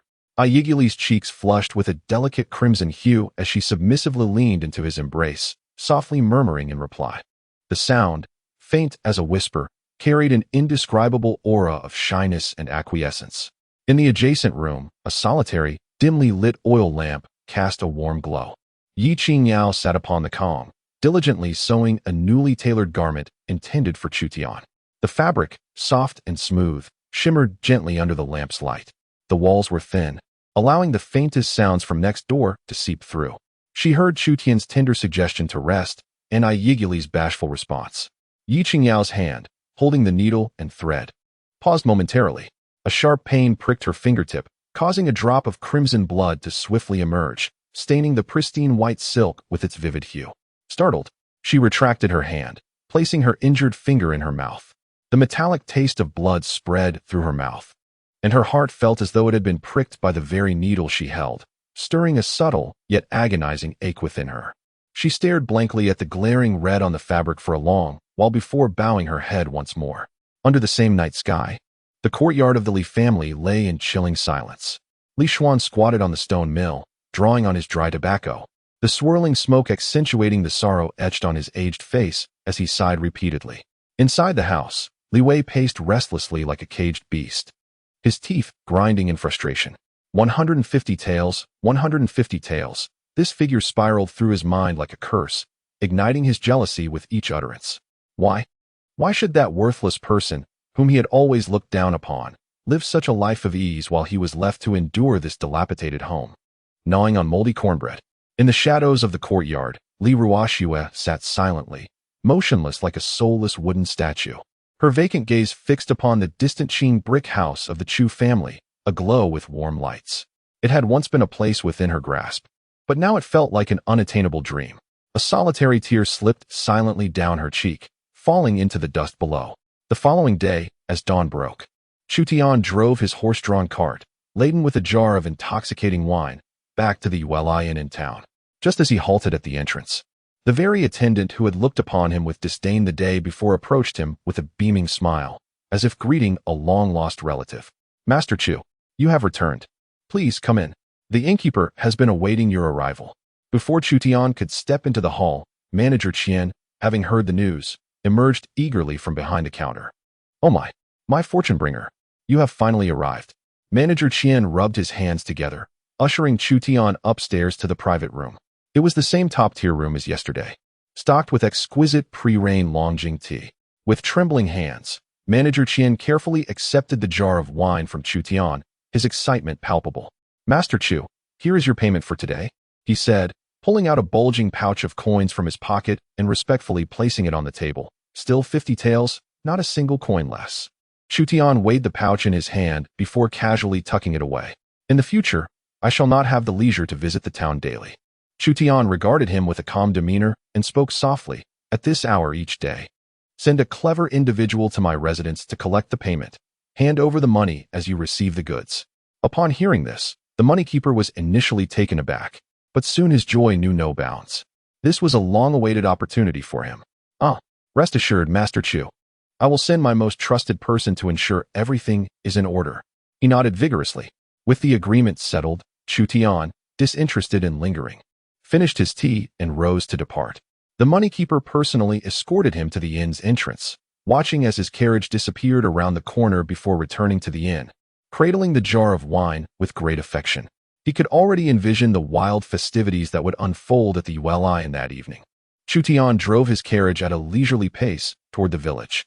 Upon arriving at the familiar stretch of barren land at the village entrance, he spotted a figure despondently approaching along the narrow path. It was Li Wei, clad in a faded old garment with a hoe slung over his shoulder, evidently returning from a day's labor in the fields. Li Wei's gaze met Chu Tian's, and he halted abruptly, his entire being frozen in place. His eyes fixated on Chu Tian's pristine carriage and the fine new attire he wore. The outline of the bulging money pouch in Chu Tian's arms caught his attention. Yet again, there was an abundance of wealth. Jealousy burned fiercely in his eyes. However, Chu Tian did not afford him even a sidelong glance. With an expressionless face, he raised his whip and gave it a gentle flick, allowing the carriage to glide past Li Wei without stirring a speck of dust. The sensation was not one of mere disregard but of utter indifference, as if Li Wei were a phantom, entirely non-existent. Li Wei watched helplessly as the carriage receded into the distance, his seething anger and jealousy ultimately transforming into a humiliating sense of impotence. What could he possibly do? Rush forward to berate Chu Tian? Or perhaps confront him in a fight? Not only did he lack the courage, but even if he did, it would only lead to his own disgrace. In a fit of rage, Li Wei abruptly turned and hurled the hoe he clutched against a nearby gnarled tree. The sound echoed with a dull thud as the innocent tree shook violently, shedding a few withered leaves. Meanwhile, he bent over, gasping for breath. resembling a dog deprived of its backbone. As Chu Tian returned to his doorstep, he had not yet entered the courtyard when he was greeted by the melodious laughter that rang out from within, as clear as a mountain spring. Pushing open the courtyard gate, he beheld Qingyao standing gracefully in the shadow beneath the eaves, adorned in a lake blue silk dress that swayed gently with the breeze. Although it was a rustic courtyard, her presence transformed the space into an exquisite garden, her elegance rendering everything around her dim by comparison. In the center of the yard, Qingyao was rolling playfully with Xiaobai, who lay on his back, paws in the air, exposing his fluffy belly while Qingyang's small hands tickled him, producing contented purrs, his tail wagging like a windmill. It was a scene of tranquil bliss. Chapter 61. Has retribution arrived? As Qingyao beheld Chu Tian's return, a gentle smile graced her lips as she took the initiative to greet him. Young Master Chu has returned. Chu Tian nodded in acknowledgement, his gaze lingering for a fleeting moment on her exquisite visage, which still held a captivating charm. Having heard of the wine brewed by young Master Chu, which has stirred quite the excitement in town, my curiosity compelled me to visit uninvited, she said, her voice soft and delicate, imbued with just the right touch of inquiry.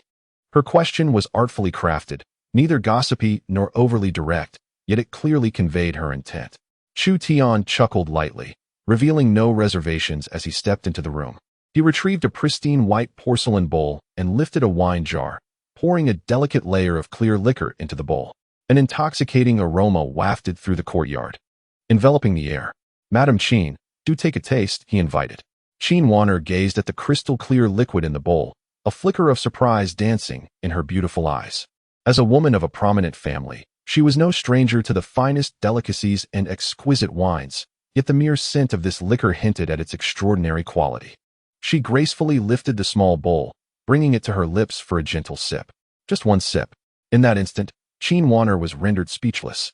The wine was smooth and velvety on the palate, flowing down her throat like a warm current, spreading a delightful warmth throughout her being, leaving an enduring sweetness that eased her spirit. "What a splendid wine!" she exclaimed in genuine admiration, her gaze shifting to Chu Tian, her eyes now brimming with intrigue. It was truly unexpected that such a remarkable brew could be crafted by young Master Chu. "Pray tell, is this wine for sale? I would like to purchase a jar," she inquired. Observing the faint blush upon her cheeks, a result of the wine's effects, Chu Tian smiled. "If Madam is fond of it, I shall gift you this jar." "Such a gesture is too generous." Qingyao hastily waved her hand. "This divine brew is worth a fortune. I cannot accept it for free. Between neighbors, there is no need for formality," Chu Tian asserted, placing the wine jar at her feet with an air of undeniable finality. Just as their conversation unfolded, a white figure stealthily crept across the grass. Xiaobai had caught the intoxicating scent earlier and had been holding back until now. Seizing the opportunity as no one was paying attention, in a flash, it dashed to the table, burying its entire little head in the wine jar. The sound of slurping was startling. Chu Tian's expression darkened instantly. "Xiaobai," he bellowed. The little creature trembled at the sound of his voice, raising its head abruptly, with droplets of the precious liquid clinging to its mouth. Realizing it had landed in trouble, it clutched the nearby porcelain bowl in its mouth and scampered away. "You little wine thief." Chu Tian was both exasperated and amused as he missed grabbing it. "Xiaobai, wait." Qiong, witnessing the commotion, thought Xiaobai was playing a game and, with her short legs, began to chase after it, giggling merrily. A wolf cub dashed ahead while a little girl pursued behind, creating a scene both amusing and endearing. Qingyao, unable to maintain her composure any longer, stifled a laugh behind her hand, the sound bursting forth like a spring breeze, adding a touch of vibrant charm to her otherwise dignified demeanor.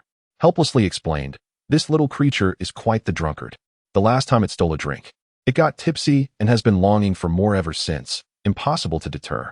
Qingyao laughed until tears brimmed her eyes, clearly enchanted by the extraordinary little wolf cub. After a fit of laughter, she ultimately accepted the jar of liquor, refusing to decline any further. She instructed Xiuyue to fetch a delicate purse from home and insisted on giving it to Chu Tian, claiming it was for the purchase of the wine. Chu Tian, unable to refuse, accepted it. Qingyao bid farewell while cradling Qingyao, the little girl still clinging to her mother's shoulder. Reluctantly waving goodbye to Chu Tian and Xiaobai, the courtyard finally fell silent. When Chu Tian turned around, he spotted Xiao Bai lounging in the corner, one leg draped over the other, proudly clutching the pristine porcelain bowl that had been licked clean, exuding an air of satisfaction.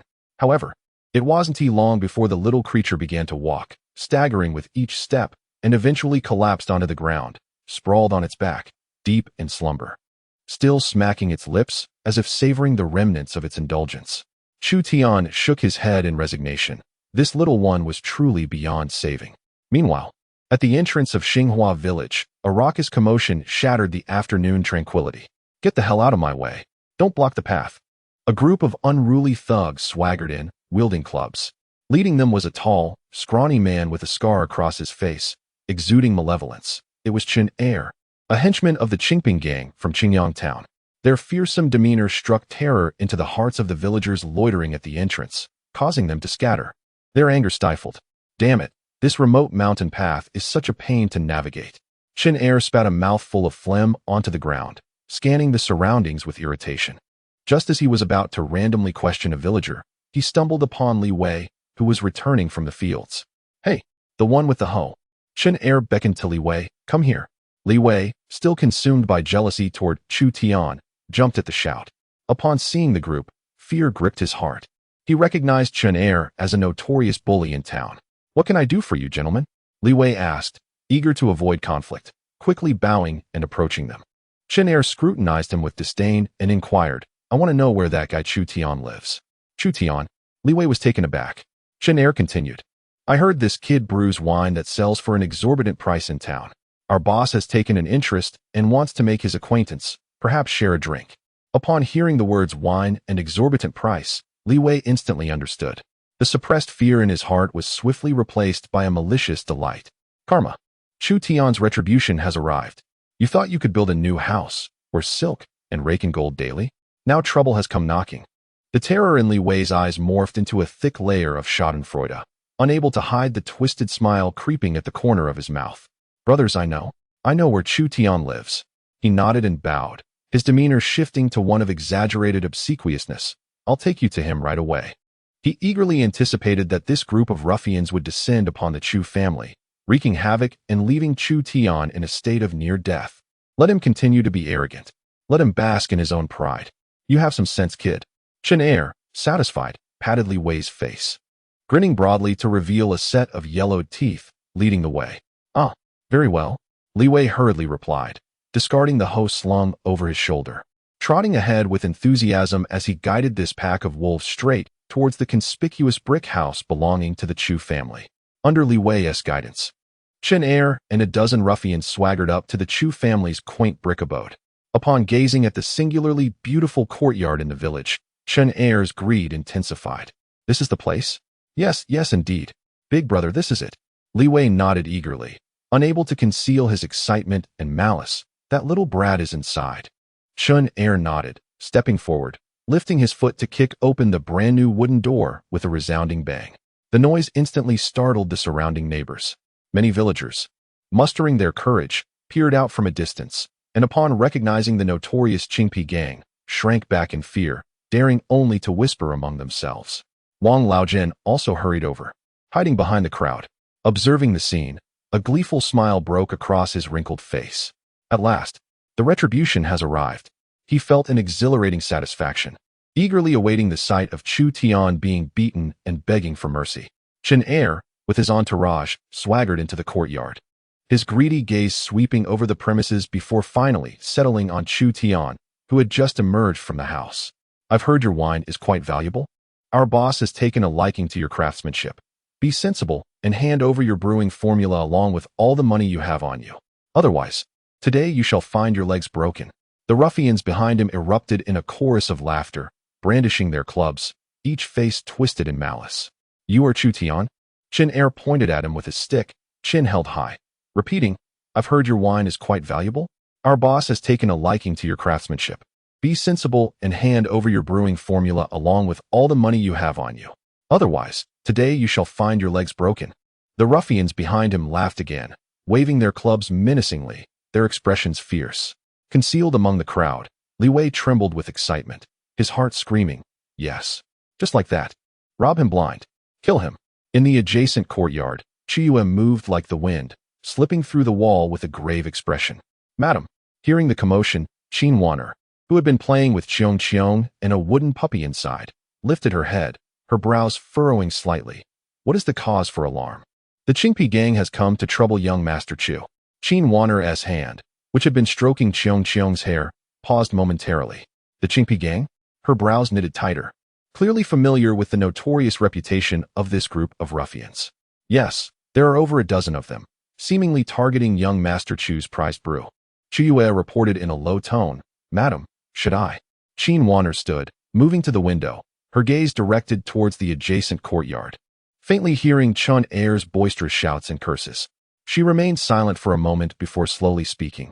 You shall first keep a watchful eye. If he is indeed in peril, do not hesitate to strike. Understood. Yue accepted the command, her figure flickering as she quietly vanished into the courtyard once more. In the small courtyard of the Chu family, facing the threat posed by Chen Er, Chu Tian displayed not a trace of panic upon his visage.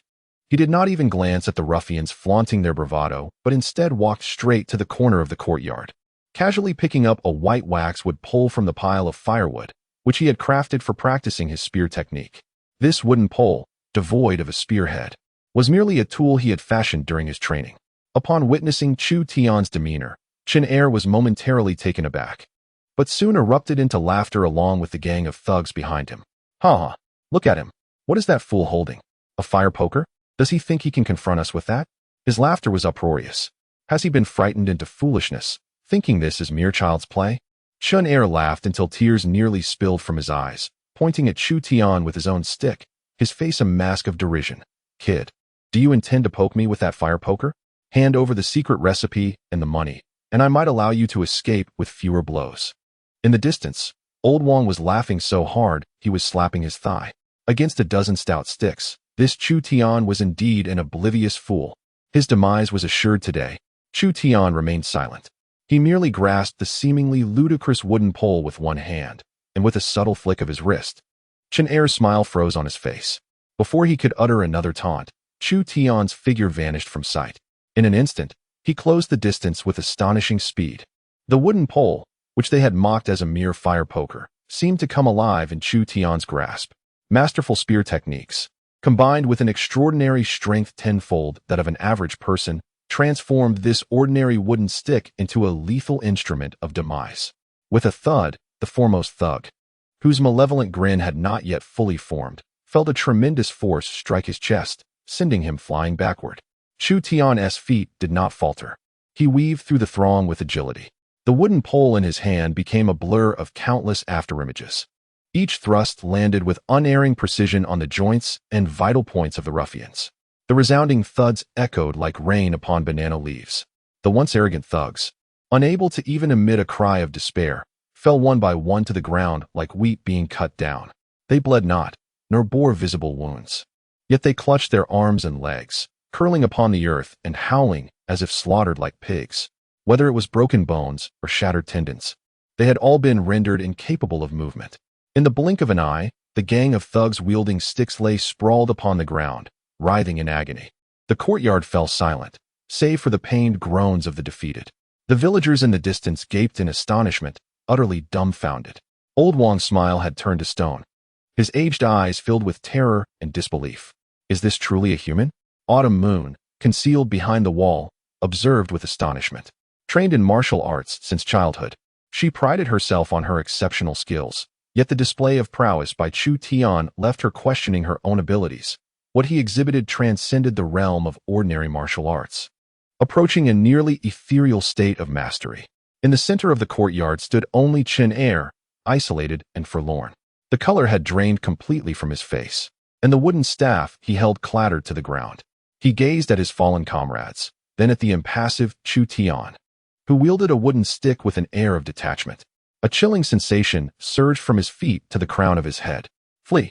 This singular thought consumed him as he turned to dash towards the courtyard's exit. However, the moment he took a step, a fierce gust of wind rushed at his back.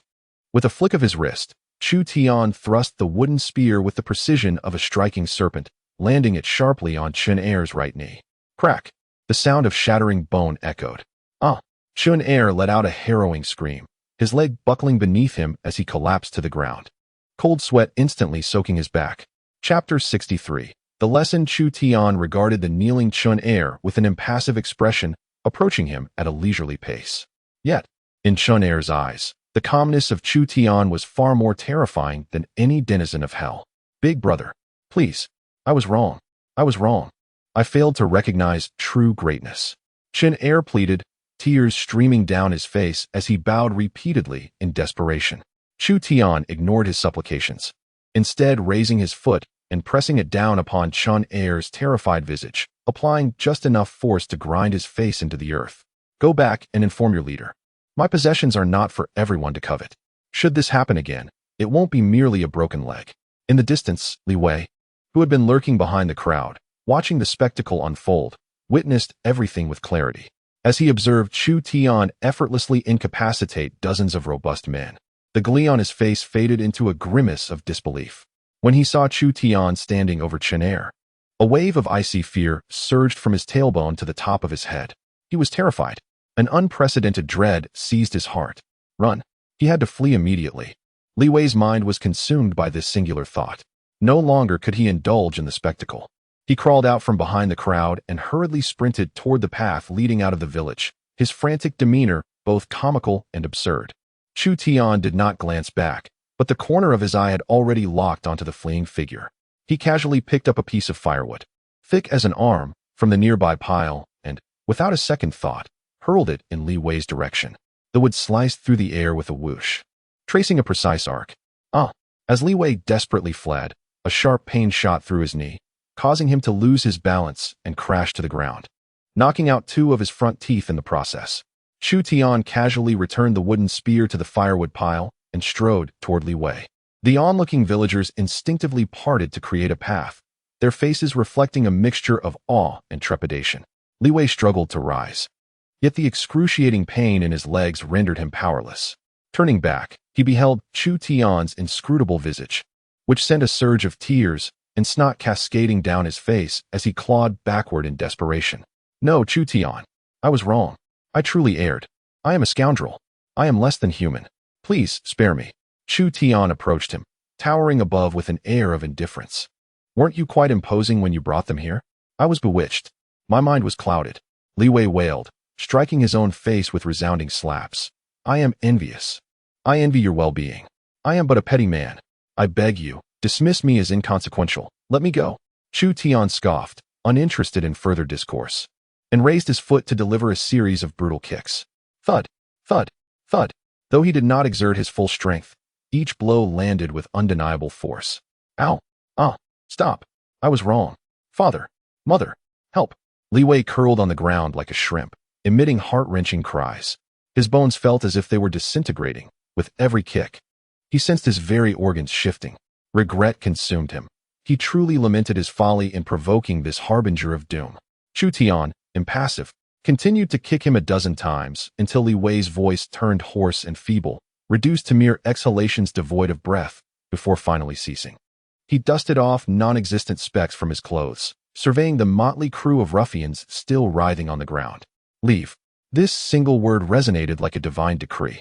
In the courtyard, Chun heir struggled to rise, shouting at his incapacitated subordinates. Get up. For heaven's sake, leave. The group of thugs, feeling as if they had been granted a reprieve, disregarded their agony and fled from Xinghua village in disarray, not daring to utter a single harsh word. In the blink of an eye, the entrance was cleared. The entire village fell silent, utterly subdued by Chu Tian's formidable and ruthless display. Was this truly the same Chu Tian who had once been bullied? He had transformed into a veritable deity of death. Among the crowd, Wang Laojin, paralyzed with fear, turned pale and trembled. Seizing the opportunity while all eyes were on Li Wei, he shrank back, stealthily retreating to his home, bolting the door tight in dread that Chu Tian might come to settle scores. By the neighboring wall, Qin Wanner, Xiao Yu, and Old Deng witnessed the entire scene unfold. Old Deng's mouth hung agape, unable to close, his face etched with shock. Xiao Yu was even more affected, having trained in martial arts from a young age. Her discerning eye recognized that Chu Tian's moves, though seemingly simple, had reached a level of sublime mastery. There were no ostentatious techniques, only unparalleled speed and strength. She pondered to herself, Should she face him, perhaps she would not survive a single exchange. Qin Wan'er stood beneath the eaves, her expression tranquil, yet her hands tightly gripping the window frame betrayed her inner turmoil. She turned to Qiu Yu, her voice trembling with an unrecognized anxiety. Qiu Yu, if you were to confront him, what chances would you have? Qiu Yu let out a bitter smile and shook her head. Madam, this is not merely a matter of a few chances of victory. She paused and spoke with utmost seriousness. It is about when he desires to see my downfall. I am far from his equal, far from it. Upon hearing this, Qin Wan'er was struck with astonishment. She was well aware of Qiu Yu's prowess. Even a dozen robust men could hardly approach her. Yet now, Qiu Yu claimed to be vastly inferior to Chu Tian. What other secrets does this man conceal? In the courtyard, the turmoil had subsided. Chu Tian returned indoors, where Ye Qingyao and Ye stood at the entrance with pallid faces, evidently shaken by the earlier scene. Ye Qingyao's voice trembled slightly, her beautiful eyes filled with concern. It's all right, sister-in-law. Chu Tian approached, his tone instantly softening. They were merely a bunch of clowns and will not return. Ye joined him, her azure eyes still reflecting a hint of fear, but more prominently, an unabashed admiration and affection for Chu Tian. Seeing them, Chu Tian felt a warmth in his heart. From the moment he decided to brew wine for profit, he understood the adage of having a precious possession brings trouble, and that trouble would inevitably come knocking. Fortunately, he was no longer the defenseless commoner he once was. He possessed the ability to safeguard his wealth and protect his family. He raised his head and glanced at the direction from which the ruffians had fled, a fleeting glimmer of cold, murderous intent flickering in his dark eyes. This farce was likely only the beginning. These individuals were akin to the poisonous weeds in a field. Uprooted today, they would surely sprout anew tomorrow. Thus, one must strike at the roots. Chapter 64. Annihilation. The night was as dark as ink. Xinghua village had long succumbed to silence, with only a few distant barks of dogs echoing through the stillness. In the Chu family's small courtyard, all was quiet. Inside, the rhythmic sounds of Ye Qingyao and Ye's breathing were distinctly audible. Chu Tian opened his eyes. Devoid of any hint of sleep, his gaze enveloped in a frigid calm. He rose stealthily, donning a set of practical black attire, and grasped the custom-forged steel spear firmly in his hand. He understood the principle of having a precious possession brings trouble. To live in peace, one must eradicate the threat at its source. He pushed open the door, his figure blending seamlessly into the dense night, without disturbing a soul. In Qingxi town, the headquarters of the Qingpi gang was ablaze with light and reeking of alcohol. A resounding slap echoed as it landed on Chen Er's face. Useless. A bunch of good-for-nothings. Chen Hu, the leader of the Qingpi gang, berated Chen Er, pointing a finger at him. How could a group of brothers be bested by a country bumpkin wielding a firewood stick? If this gets out, where will I, Chen Hu, hide my face? Chen Er, clutching his swollen cheek, knelt on the ground, trembling all over. Boss, that guy is truly sinister. He's not human. Enough of your nonsense. Chen Hu kicked him down to the ground, fuming. I don't care if he is human or not. To dare touch my Qingpi gang. Even if he were a deity, I would pierce him with 3 holes. He seized a ghost-headed knife from the table, grinning wickedly. Tomorrow, gather all the brothers and arm yourselves. With a resolute determination, I shall personally journey to Xinghua village to render that scoundrel limb from limb and retrieve his 2 wives, so that my brothers may revel in merriment. The ruffians within the hall erupted into a cacophony of lewd laughter. Our leader is formidable. Let us eliminate that wretch. At that moment, a thunderous crash resounded as the heavy wooden door of the main hall burst inward without warning, splinters flying in all directions. A dark figure, brandishing a long spear, stood silhouetted in the doorway. His eyes, piercing through the dimness, glimmered ominously. Who the hell? Chen Hu's exclamation was abruptly silenced as he recognized the intruder. Chu Tian, the very individual who had single-handedly vanquished his band of brothers. How dare he come here alone, seeking death? Chen Hu, a desperate man accustomed to bloodshed, quickly transformed his astonishment into unbridled fury. Raising his weapon, he bellowed, "Brothers, charge! Slay him!" A dozen ruffians screamed, brandishing knives and clubs, surging towards Chu Tian like a swarm. Yet, he remained motionless, standing calmly until the first thug lunged at him, steel blade descending. Only then did he act. His spear transformed into a streak of black lightning. There was no grandiose display of power, merely swiftness. A faint sound, akin to a blade piercing flesh. The first assailant froze, a subtle blood hole appearing in his brow, his fierce demeanor swiftly replaced by confusion. The spear withdrew, not a single drop of blood trailing behind. Chu Tian stepped forward, seamlessly blending into the throng. Throat slashes, eyebrow strikes, heart piercings, each movement precise and devoid of excess, every ounce of strength impeccably utilized. Those who had been menacing just moments ago could not even graze the hem of his garment before collapsing silently. Their faces remained contorted in expressions of rage, yet they uttered no sound thereafter. Chun, whose sinister grin had morphed into a visage of sheer terror. He watched, helpless, as his men fell one by one, unable to discern the speed of his opponent's actions. This was not a battle, it was a massacre. In less than 10 breaths, the main hall was left barren, save for Chu Tian and Chun Hu, the latter standing alone amidst a sea of corpses. What manner of person are you? Chun Hu's voice trembled like leaves in an autumn gale, his grip on the knife slick with perspiration. As he beheld Chu Tian advancing toward him, he turned to flee through the back door. However, as he did, an icy aura of murderous intent locked onto his heart from behind. He stiffly turned back, only to see a glint of cold steel rapidly magnifying in his vision. With a soft thrust, the tempered steel spear effortlessly pierced his chest. Chun Hu looked down, disbelief washing over him as he gazed at the spear tip protruding through his body, crimson blood gushing from his mouth.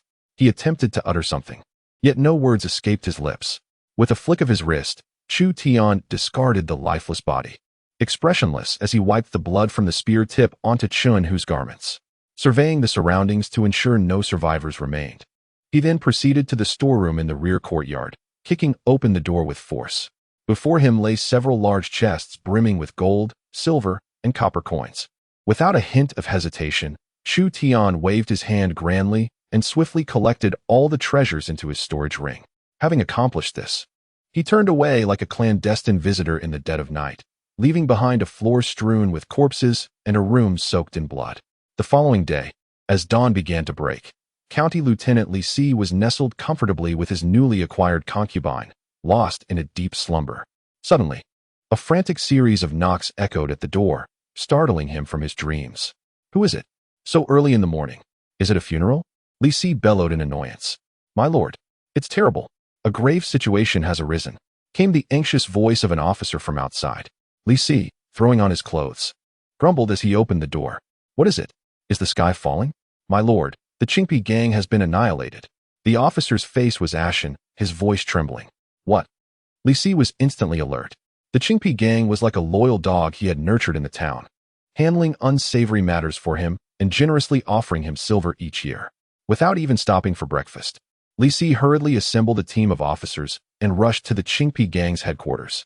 As soon as he stepped into the courtyard, a pungent scent of blood assaulted his senses, nearly causing him to retch. Upon witnessing the scene inside, even this seasoned county lieutenant could not suppress a gasp, his stomach churning violently. The ground was littered with corpses, each body frozen in its final moments. Their expressions varied yet united in the same fate, death by a single strike. The wounds were all located at critical points, the brow, throat, and heart, clean and precise, devoid of any extraneous marks. Li Si crouched down to examine Chun Hu's wound, involuntarily shivering. What a brutal method. What extraordinary speed. This was the work of an elite assassin. When had such a harbinger of death arrived in this impoverished corner of Qingxi County? An experienced detective, drawing near to Li Si, whispered, Have you noticed the method of these killings? Li Si's heart sank. What are you implying? The detective continued. This method is strikingly similar to the massacre at Heifeng village a while back. Chapter 65. The county lieutenants visit Li Si, reminded by the detective. Recalled the horrific scenes from Heifeng village, beads of cold sweat forming on his forehead. Quick, investigate. Retrieve the records from the Heifeng village case for me. Before long, a young clerk, clutching a stack of documents, stumbled over. My lord, I found the Heifeng village case. The informant, Zhang San, mentioned that he was saved by Chu Tian from Xinghua village. Chu Tian, the name rang a bell for Li Si. Another clerk, responsible for household registration, turned ghostly pale upon hearing the name. Trembling, he fumbled through the bottom of a dusty file and nervously presented it to Li Si. My lord, please take a look at this. Li Si, growing impatient, snatched it away. The document bore the words, Death compensation, Chu Dashan, Chu He. Scrawled in red ink beside the name were the words, already dispersed. Yet, those funds had undoubtedly been embezzled by him. In the homeowner's column, two characters stand out distinctly. Chu Tian, the orphan who had been deprived of his compensation, was, astonishingly, the very embodiment of death that had annihilated the Black Wind stronghold and the Greenskin gang overnight.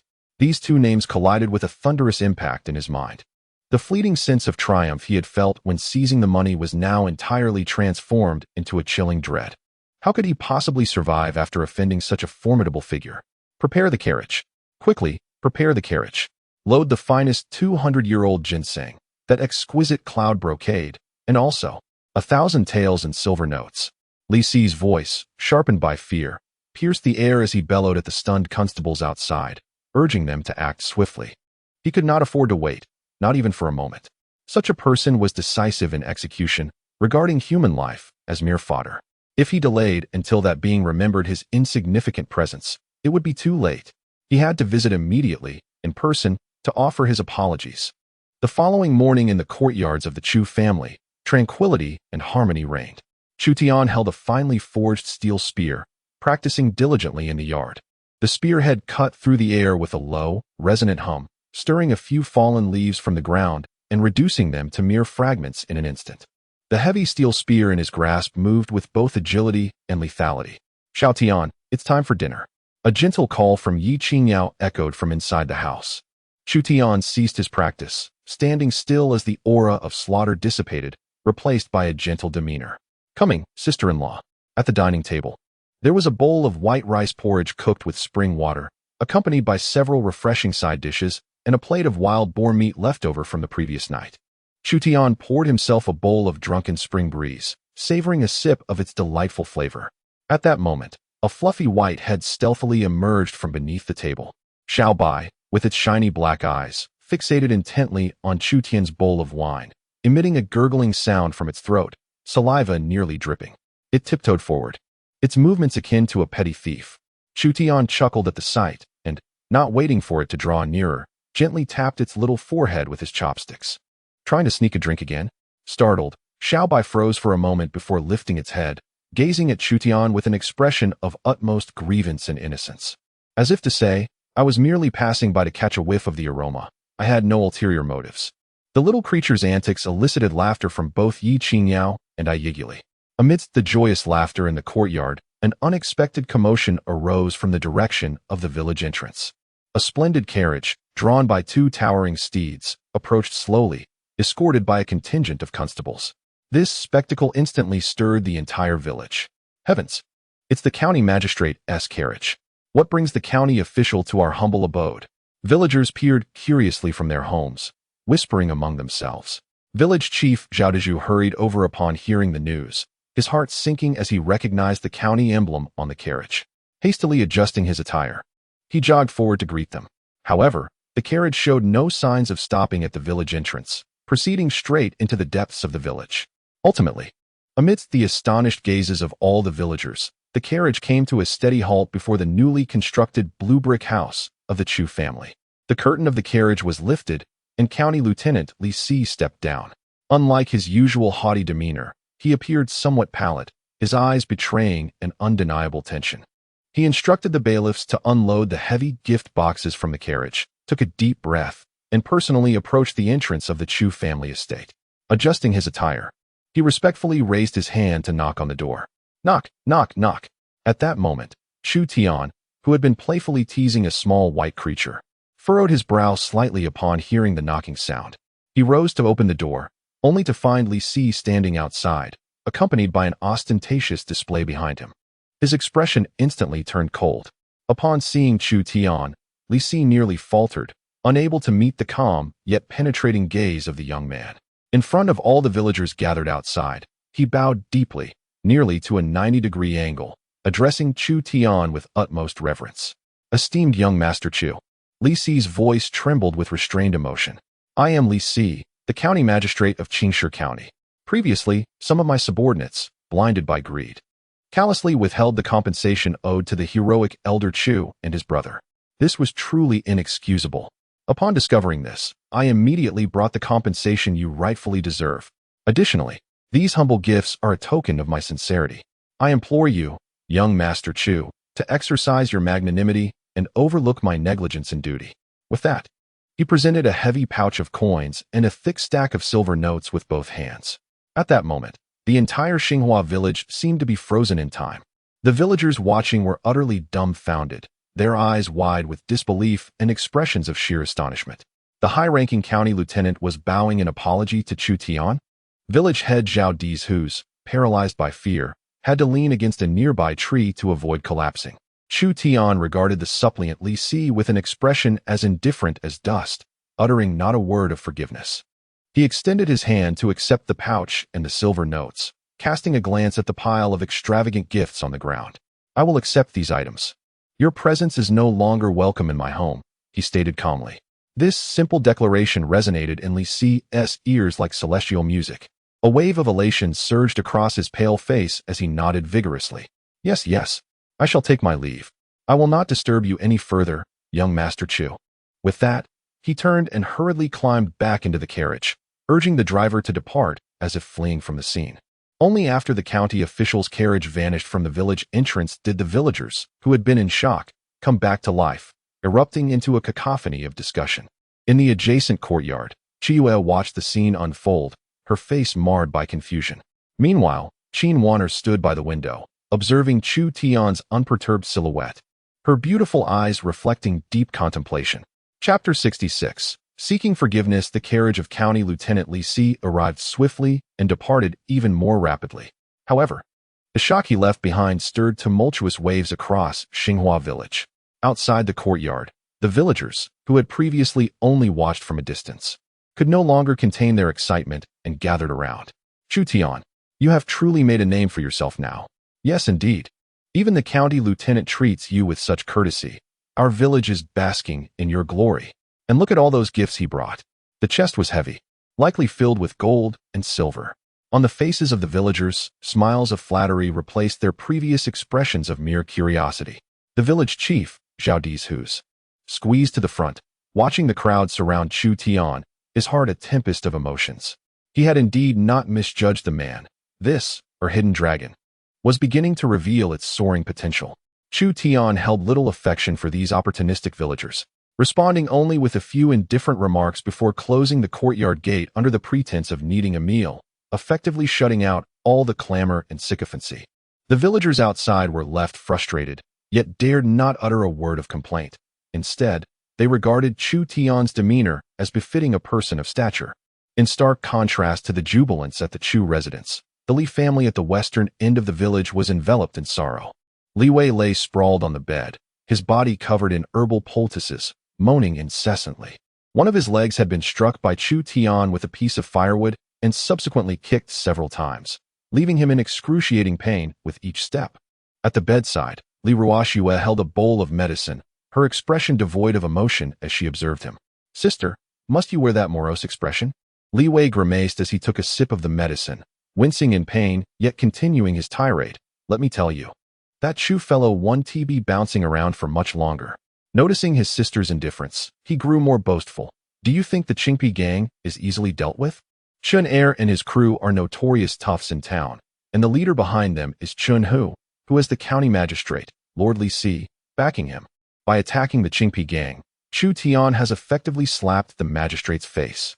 What can a mere peasant do, no matter how skilled? Can he possibly contend with the authority? Just wait. Within 3 days, the magistrate will send his officials to apprehend him. And then his house, those 2 wives, everything will be confiscated. Just wait and see how he meets his end." As Li Wei spoke with mounting excitement, envisioning Chu Tian shackled and paraded in disgrace, a sickly satisfaction lit up his face. Listening to her brother's foolishness, Li Ruoxue felt a wave of sorrow and irritation wash over her. At that moment, a loud crash echoed through the room as the dilapidated door was kicked open from the outside. Li Xuan, the father of Li Wei and Li Ruoxue, stormed in with bloodshot eyes. He had just returned from the outside, having witnessed the humbling scene of County Magistrate Li Si bowing before Chu Tian, nearly losing his wits from the shock. "Father, what are you doing?" Li Wei exclaimed in surprise, his voice rising in discontent. Before he could finish, Li Xuan had lunged to the bedside, raising his calloused hand, and delivering a resounding slap across Li Wei's face. The sharp crack of the slap reverberated throughout the room. Li Wei was momentarily stunned, his head buzzing, half of his face swelling visibly, blood seeping from the corner of his mouth. He looked at his father in disbelief, stammering, "Father, why did you hit me? I'll beat some sense into you, you reckless fool." Li Xuan trembled with rage, pointing a finger at Li Wei's nose. His voice a thunderous roar. "You were waiting for the magistrate to avenge you? Just moments ago, he personally drove a carriage laden with gifts to apologize to Chu Tian." The words struck Li Wei's mind like a thunderclap, reverberating with an unsettling intensity. The anguish and fury etched upon his face instantly solidified, giving way to an overwhelming state of shock and confusion. "No, it cannot be. Father, you must be deceiving me. This is utterly impossible," he instinctively retorted, his voice hoarse. "Father, could you have possibly misjudged? What stature does the county magistrate possess to apologize to that worthless individual?" "Worthless?" Li Xuan erupted with laughter, seizing Li Wei by the collar and yanking him from the bed, spittle flying as he raged. "I see you as the true waste." The entire village witnessed it. The county magistrate bowed before Chu Tian, nearly prostrating himself on the ground. He admitted to being blind and foolish, pleading with Chu Tian for mercy. The gifts he brought piled high like a mountain. "You foolish imbecile. Can you not see the gravity of the situation?" Li Xuan bellowed, recounting the scene he had just witnessed with fervent rage. Each word struck like a hammer, pounding relentlessly against the hearts of Li Wei and Li Ruoxue. Li Wei was utterly bewildered. His mind was a blank canvas, and the earlier fantasies of schadenfreude crumbled into nothingness. The county magistrate apologized to Chu Tian? How is this conceivable? Has the world gone mad? Beside him, Li Ruoxue was equally struck, as though by lightning. The medicine bowl in her hand clattered to the ground, shattering into pieces. Her body swayed, and her complexion turned as pale as a sheet, devoid of any color. If Chu Tian's construction of a house, his victories over tigers, and his wealth had previously only birthed feelings of regret and envy in her, then the news of the county magistrate's apology now filled her with an abyss of fear and despair. "It's all over, it's all over." Li Xuan released his grip, collapsing onto the ground, his eyes vacant as he muttered, "Our family, we have offended such a deity, it is all finished." Suddenly, as if struck by a revelation, he leapt to his feet, his gaze fixed intently on Li Wei, who lay like a limp rag on the bed. "No, it cannot end like this." A frenzied desperation ignited in his eyes. "It is your fault. You must go and seek forgiveness." Li Xuan rushed forward, disregarding Li Wei's injured leg, dragging him from the bed as one would a lifeless dog. "Father, father, my leg. It feels as though it will break." Li Wei cried out in agonizing wails. "Break or not, you must go," Li Xuan shouted, his eyes ablaze with fury. "Today, even if you must crawl, you will reach the doorstep of the Chu family. Kneel, bow your head, plead for his forgiveness. Otherwise, our entire family will be buried alongside you." With that, he unceremoniously dragged the howling Li Wei outside, simultaneously turning to the dazed Li Ruoxue and shouting, "And you, grab the rope. Come with me. Today, our entire family shall go and offer our apologies." Li Ruoxue, pale and trembling, could only follow behind, her face devoid of color. The family, like mourners, trudged toward the Chu residence with somber expressions. Chapter 67. Servitude and subservience. As County Magistrate Li Si departed, the wails from the Li family began to echo behind him. Outside the small courtyard of the Chu family, Li Xuan knelt in the snow, dragging the weeping Li Wei, his aged face streaked with tears. Behind him, Li Mu held Li Ruoxue, gasping for breath between sobs. The commotion was even greater than when the county magistrate had arrived. The villagers, who had just dispersed, surged back in, encircling the Li family in layers, pointing and whispering. "Isn't that the Li family? Why are they kneeling at the door of the Chu family? What other reason could there be? They are afraid. Didn't you see the county magistrate came to apologize? After offending the Chu family so severely, they now realize their folly. They deserve it. I still remember their arrogant demeanor during the annulment of the engagement. Regretting now? It's too late." The mocking and derisive voices pierced the hearts of the Li family like icy daggers. Inside, Chu Tian was sipping porridge, unfazed by the uproar outside. Yet, Ye Qingyao and Ye stood up anxiously. "Sister-in-law, Ye, let us eat," Chu Tian said calmly, picking up a piece of meat and placing it into his mouth. Dismissing the irrelevant commotion outside, The two women, reassured by Chu Tian's serenity, settled back down. Outside, the wailing grew louder, resembling a funeral dirge. After finishing his last bite, Chu Tian set down his bowl and chopsticks, rising to open the courtyard door. With a creak, the cries and chatter outside abruptly ceased. All eyes focused on the figure at the entrance. Upon seeing Chu Tian, Li Xuan crawled forward in a desperate manner, prostrating himself. Chu Tian, Chu nephew. No, Chu master. We, the Li family, have been blind. Our hearts clouded by ignorance. Please, your grace, have mercy and do not hold it against us. Chu Tian regarded them with an impassive expression, saying nothing.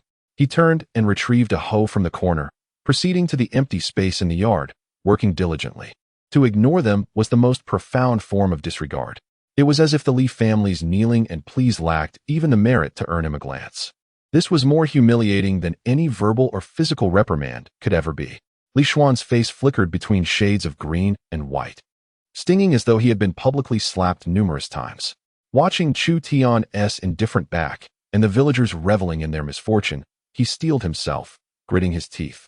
Suddenly, he turned around and delivered a fierce slap to the face of the still whimpering Li Wei. The sharp sound echoed painfully in the still air. Beast! Why aren't you bowing and apologizing to your elder brother Chu? Li Xuan shouted, his eyes bloodshot with rage. Li Wei, stunned from the blow, felt his face swell like a pig's head, gazing at his father's fierce expression, hearing the unabashed laughter of the villagers, and witnessing Chu Tian's cold back that didn't even turn. His psychological defenses crumbled entirely in that moment. With a loud wail, he cried out like a 3-year-old child. I was wrong.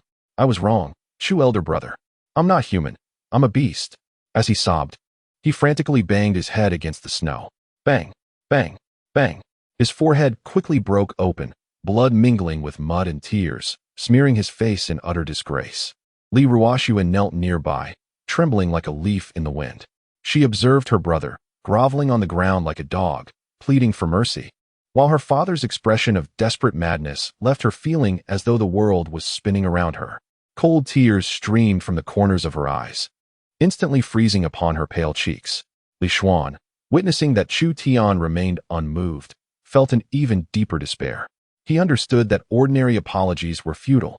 Gritting his teeth, as if summoning every ounce of his strength, he cried out hoarsely, Master Chu, as long as you can quell your anger, our Li family is willing to serve you like cattle or horses, as slaves or servants.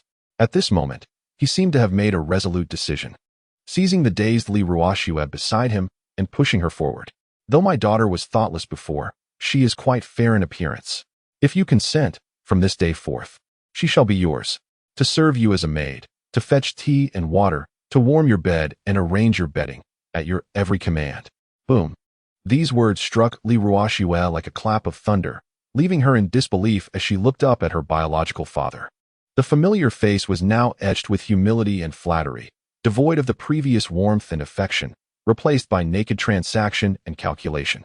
He intended to offer her to Chu Tian as a maid, as a plaything for the man who had rejected her and looked down upon her.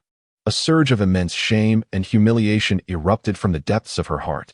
Li Ruoxuan felt a sweetness rise in her throat, her body weakening as she fell backward, fainting directly into the snow. Ruoxuan, her mother cried out in a piercing scream. In the courtyard, Chu Tian finally ceased his work, turning around to cast a cold, sweeping gaze over the farcical scene. Get lost. Do not tarnish my doorstep any further. These simple 8 words utterly shattered the last shred of dignity the Li family possessed. Li Xuan's body trembled violently, the color draining from his face, leaving it ashen. It was over. Completely over. He looked at his unconscious daughter, then glanced at his son, who lay on the ground like a pile of mud, unable to utter another plea for mercy. Amidst the thunderous laughter and mockery of the surrounding villagers, he struggled to rise from the snow, carrying the lifeless Li Ruoxuan and dragging the still wailing Li Wei behind him, step by step, stumbling away to the end of the village path. Their figure, pitiful and laughable, resembled 3 stray dogs. Beyond the courtyard, the absurd farce finally concluded with the departure of the 3 stricken members of the Li family.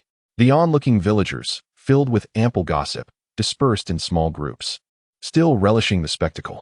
The cold wind swirled the snowflakes, quickly covering the chaotic footprints and traces left in the snow, as if nothing had ever occurred.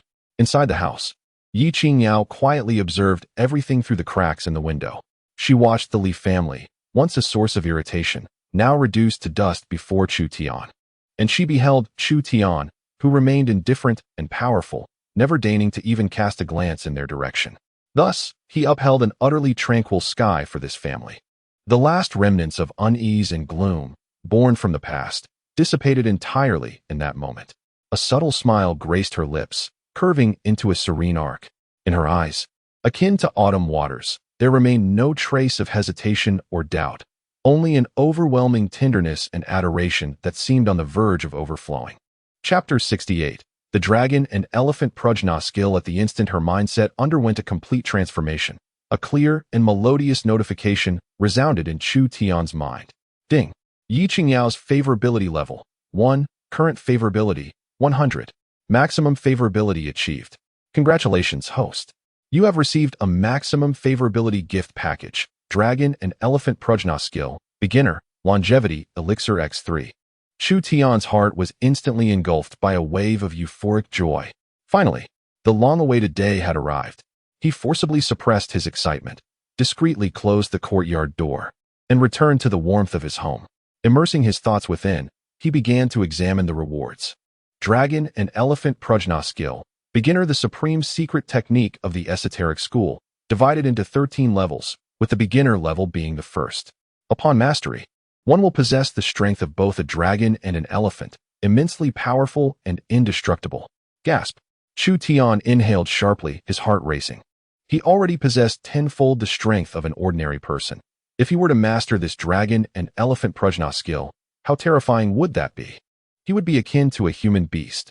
This was undoubtedly a peerless divine skill tailored for him. He then glanced at the other reward. Longevity elixir. Purifies the marrow and strengthens the foundation, eliminates hidden ailments, prevents all diseases, enhances physical health, and grants an additional 100 years of life, immune to all evils. A remarkable treasure. A glimmer of brilliance flashed in Chu Tian's eyes. This elixir had arrived at the most opportune moment. His sister-in-law had only just recovered from a severe illness, and her body was still somewhat weakened.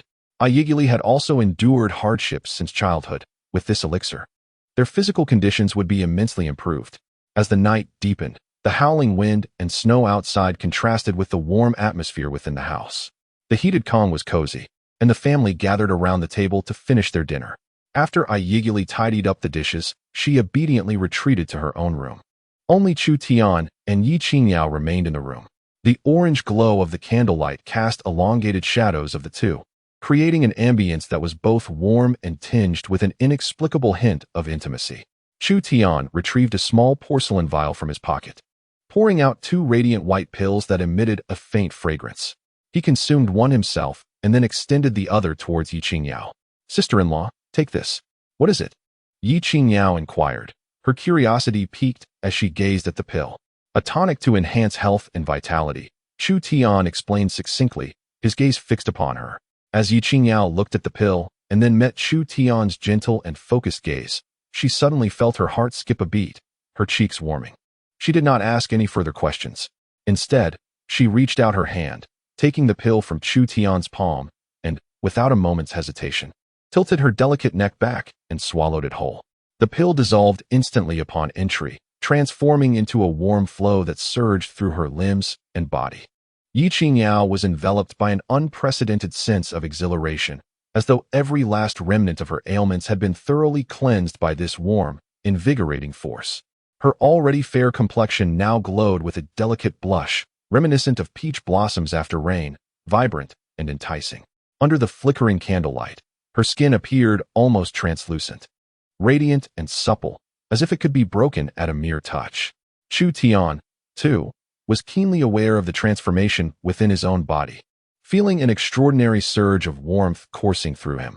Every part of him, inside and out, seemed to be caressed by this torrent of heat, washing away any lingering maladies.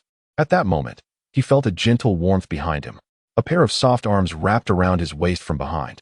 Ye Qingyao pressed her heated cheek against his broad, sturdy back, her movements awkward yet imbued with a resolute determination.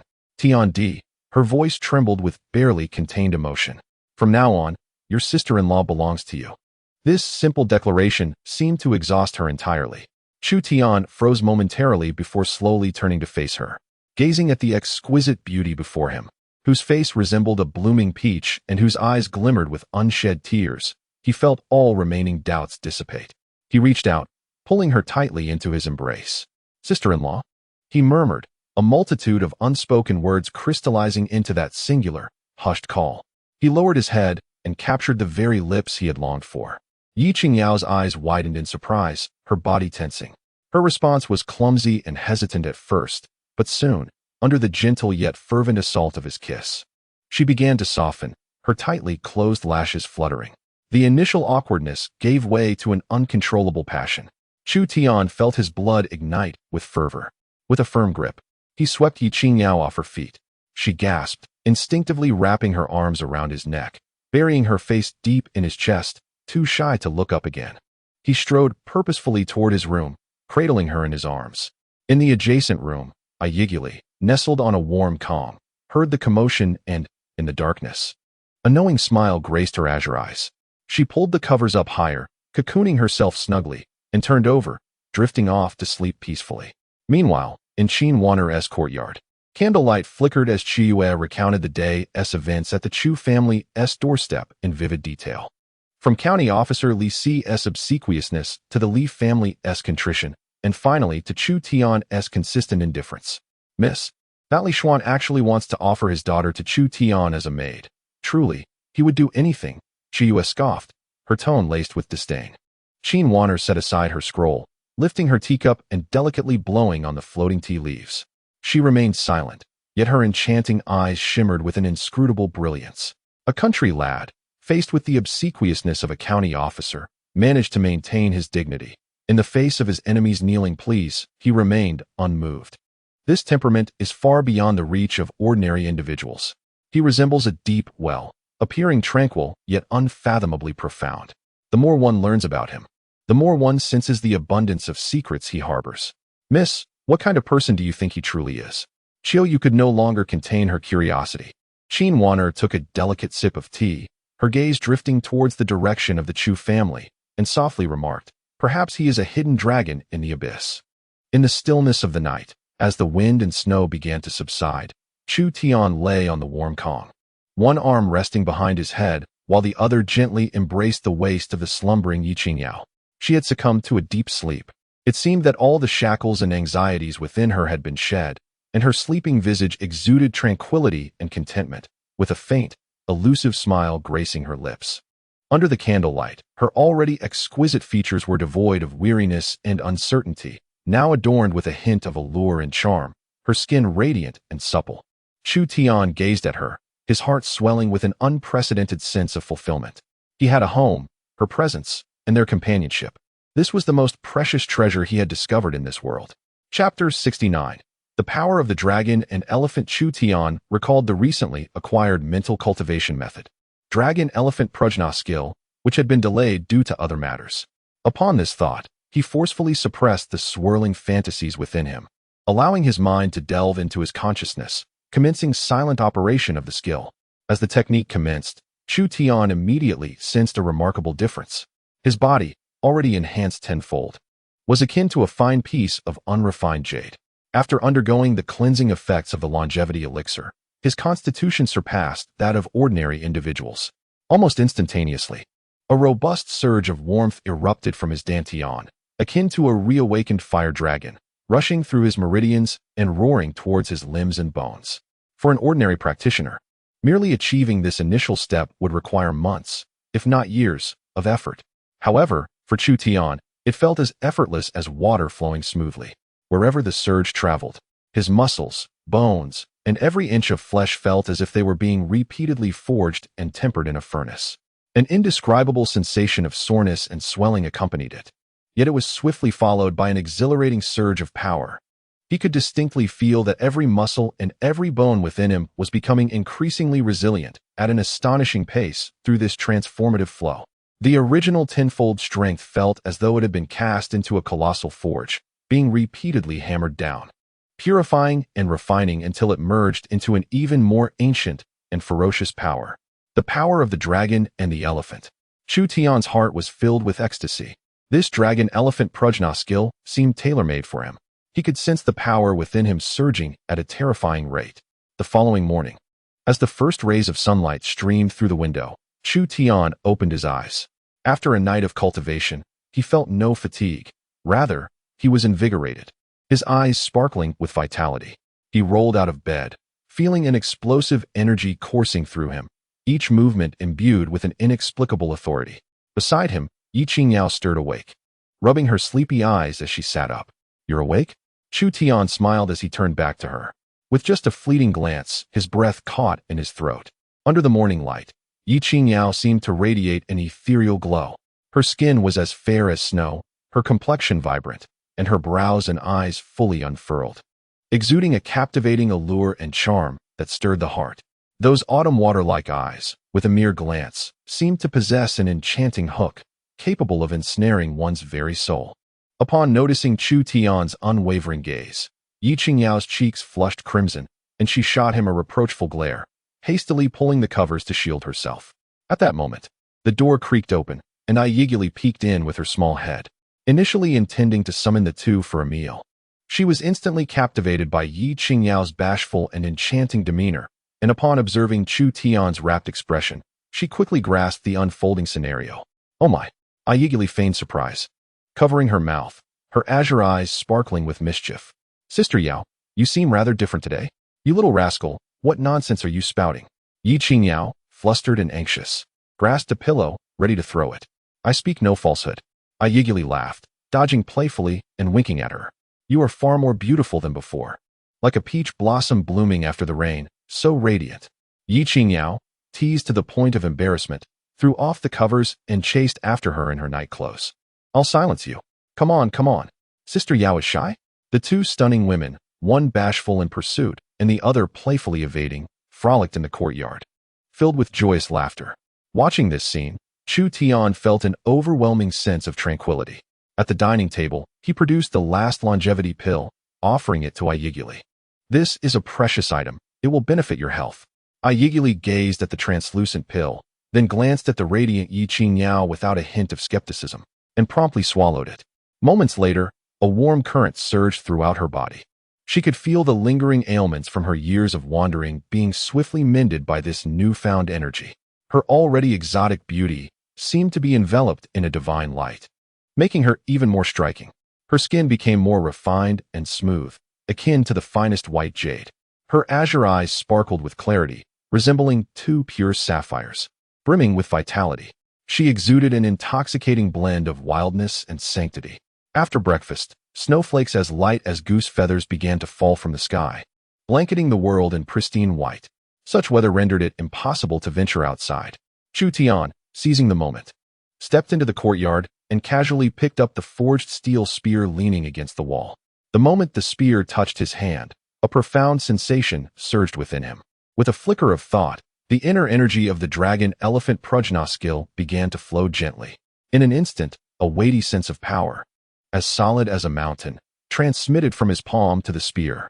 His mastery of spear techniques remained intact, yet the very essence driving these skills had undergone a revolutionary transformation. With a flick of his wrist, the spear sliced through the air. There were no flamboyant maneuvers, merely a straightforward thrust. Buzz! The air emitted a mournful cry, burdened to its limits. The atmosphere before the gun's tip seemed to be instantaneously drained and compressed by an invisible force, creating a visible distortion. The snowflakes swirling in the air, within 3 feet of the gun's tip, were mercilessly ground into powder by the violent energy. A wave of exhilarating satisfaction surged within Chu Tian. This is the essence of the dragon-elephant prajna skill. He retracted his gun and stood upright, shifting its momentum as the barrel swept horizontally. Whoosh! The heavy body of the gun let out a deep howl, stirring up mountains of snow. The accumulated snow in the courtyard was forcibly lifted to a height surpassing a person, forming a white wave that thunderously crashed against the courtyard wall. Boom!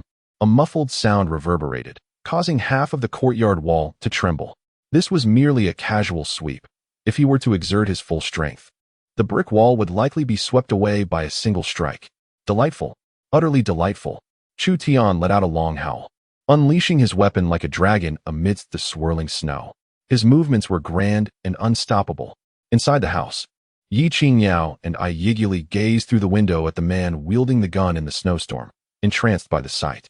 As evening approached, the wind and snow gradually subsided. In the Chu family's kitchen, the warm glow of the fire illuminated two stunning faces. Ye Qingyao added firewood at the stove, her face adorned with a gentle smile, while I eagerly hummed a tuneless melody from the western regions, skillfully slicing meat. Soon, the aroma of food wafted from the kitchen. The rice, simmered from Lingquan rice, exuded a sweet fragrance. The wild boar meat stewed in the pot released a rich and alluring scent that boldly invaded the nostrils. The mingling aromas made one salivate uncontrollably. At the dining table, Chu Tian feasted heartily, while Ye Qingyao and I eagerly occasionally served him dishes, their faces brimming with satisfaction. The atmosphere within the family was warm and harmonious. However, amidst this harmony, an incongruous little being had made its presence known. At some point, Xiaobai had stealthily squatted by the table leg. With its round, glossy eyes, it ignored the fragrant stewed meat on the table, fixating intently on the wine jug beside Chu Tian. A gurgling sound emanated from its throat, and a glistening droplet of saliva could no longer be contained. Falling to the ground, the sight of this little glutton was reminiscent of a seasoned drunkard. Chu Tian found it amusing. After filling a bowl with drunken spring breeze wine, he deliberately raised it and waved it in front of Xiaobai. Instantly, Xiaobai's eyes followed the bowl, its head bobbing like a rattle drum. Want a drink? Chu Tian inquired with a smile. Xiaobai enthusiastically nodded like a chick pecking at grains, its tail wagging like a windmill. Chu Tian set down the wine bowl and, taking up chopsticks, lightly tapped its furry little forehead. Xiaobai's movements froze in that instant. It raised its head, its dark eyes glistening with moisture, looking up at Chu Tian with an expression of utmost grievance, emitting a whimpering sound from its throat.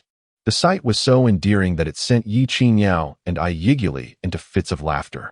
The courtyard was filled with joyous laughter. The laughter and enticing aroma of meat wafted over the courtyard walls and into the night. A few villagers returning home shrank their necks as they passed by the Chu family's door, their steps halting abruptly at the overpowering scent of the sumptuous feast. Upon hearing the sounds of women's laughter from within the courtyard, envy and jealousy etched themselves onto their faces. In the depths of winter, while others struggled to sip a warm broth, the Chu family indulged in lavish meals daily. Who could deny it? Moreover, two ethereal beauties graced their table, living a life akin to that of deities. In stark contrast, at the dilapidated abode of the Li family at the village's western edge, silence reigned.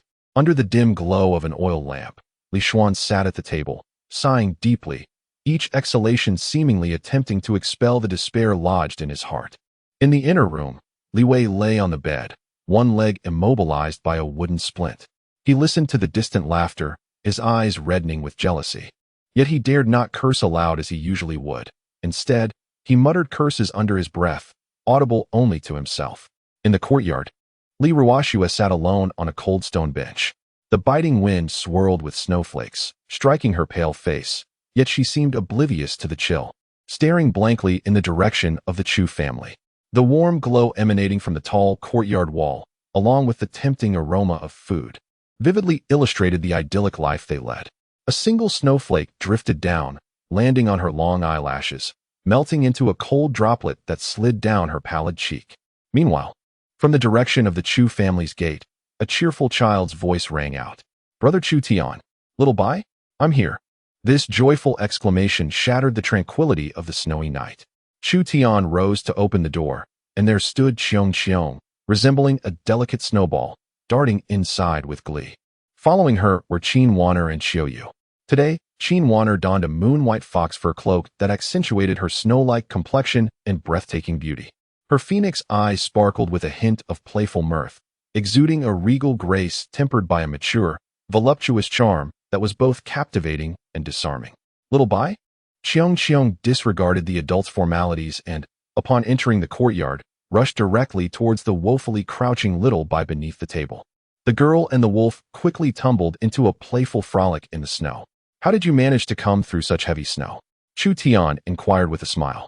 Qiong insisted on coming, so I brought her out for a stroll, Qin Wan'er replied, handing over a delicate food box that Xiaoyu had been carrying. "Just a small token of goodwill, freshly prepared this afternoon for you to savor." Ye Qingyao and Ye, hearing the commotion, warmly welcomed them. One exuded a gentle grace, while the other radiated vibrant allure. Together, they presented a striking contrast that was impossible to overlook. Inside, the steaming dishes and the family's genuine expressions of comfort and contentment sparked a fleeting glimmer of envy in Qin Wanner's eyes. This simple, pure warmth was something she had seldom experienced, even during her time in high places. "Please come in. It's cold outside," Ye Qingyao warmly beckoned. Several individuals settled comfortably in the warm room, engaging in light conversation. Qin Wanner spoke with grace. Ye Qingyao exuded gentle tranquility, and although Ye was somewhat reticent, she displayed an effortless poise. The atmosphere was exceedingly harmonious. Chu opened a food box and retrieved several exquisitely crafted pastries shaped like plum blossoms, offering them to Qiyang, who was playfully frolicking with the little white one. "Young miss, do try this. It is your favorite osmanthus cake." "Thank you, Sister Chu," Qiyang exclaimed, taking a piece without a glance and promptly stuffing it into her mouth, her cheeks puffed up in bliss. But in the next moment, an alarming transformation occurred. The smile on Qiyang's face abruptly froze, her countenance rapidly turning a deep shade of purple. She clutched her throat with tiny hands, emitting strange gasps. Her wide eyes filled with terror, her body convulsing violently, yet no cries for help escaped her lips. Qiyang. The blood drained from Qin Wanner's face in an instant, leaving only sheer horror on her once regal features. She let out a heart-wrenching scream and dashed forward in a frenzy. Young Miss Chu, equally terrified, rushed towards her, utterly at a loss for what to do, flailing about helplessly. Ye Qingyao and Ye stood frozen, their hands suspended mid-air, completely stunned by this sudden turn of events. The piercing scream shattered the tranquility of the courtyard. The commotion quickly attracted the attention of neighboring villagers. "What happened? Is there a problem? It seems to be the child of Madame Qin." Soon, the gates of the Chu family were surrounded by curious villagers, all craning their necks to peer inside, chattering among themselves. "Quick, hurry and fetch Dr. Wang," Chu shouted frantically, her brow glistening with sweat. Soon, the village's only physician, an elderly man with a goat-like beard, was dragged over by the villagers. Dr. Wang squeezed through the crowd, and upon seeing Qiyang lying on the ground, her body beginning to stiffen and her complexion turning a sickly shade of blue, he merely glanced at her before his face paled to that of a corpse. Chapter 73, Divine Dying Technique. Trembling, Dr. Wang reached out to check Qiyang's breath and examined her eyelids. Immediately, he recoiled as if scalded, shaking his head repeatedly at the now frantic Qin Wanner. "Madam, this," Dr. Wang stammered, barely coherent, before finally exhaling a deep sigh and despairingly uttering 4 words. "Even a deity cannot save her." These words struck Qin Wanner like 4 chilling hammers, pounding mercilessly upon her heart. Darkness enveloped her vision, and the world around her faded into silence and colorlessness, leaving only an expanse of unending blackness and coldness. It felt as though all strength had drained from her body. Her legs buckled, and she collapsed onto the icy ground, her once splendid visage now marred by a despairing pallor. Outside the courtyard, Wang Laojian, squeezed among the crowd, observed this scene with a barely perceptible smirk of schadenfreude curling at the corner of his mouth. "Let this be a lesson for your pretentiousness. Let this be a consequence of your residing in such grandeur. In the present moment, as misfortune befalls Madame Qin's child, one can only ponder what fruits remain for you to savor." Amidst this chaos and despair, Chu Tian stepped forward, his demeanor as steadfast as a mountain. He pushed aside the bewildered Qiu, who stood paralyzed with shock, and swiftly advanced to stand behind Qiong. Rather than checking for a pulse or lifting her eyelids, he decisively crouched down, encircling the now stiffening Qiong with his arms. One hand formed a fist, pressing the knuckles against the delicate area above the girl's abdomen, while the other hand firmly enveloped the fist, exerting a powerful inward force. The entire movement was executed without a hint of hesitation, decisive and precise, as if rehearsed 1,000 times before. "What are you doing? Stop!" cried Qin Wanner, collapsed on the ground, alongside the helpless Qiu, both utterly bewildered and unaware of Chu Tian's intentions. To them, this bizarre action appeared more akin to tormenting the already fragile Qiong. Panic-stricken, Qiu's eyes turned red, and she instinctively lunged forward to intervene. Yet, before she could make a move, a soft sound punctured the air.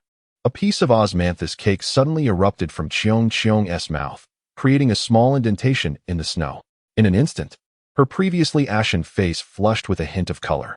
Coughing violently, a series of intense and rapid sounds erupted.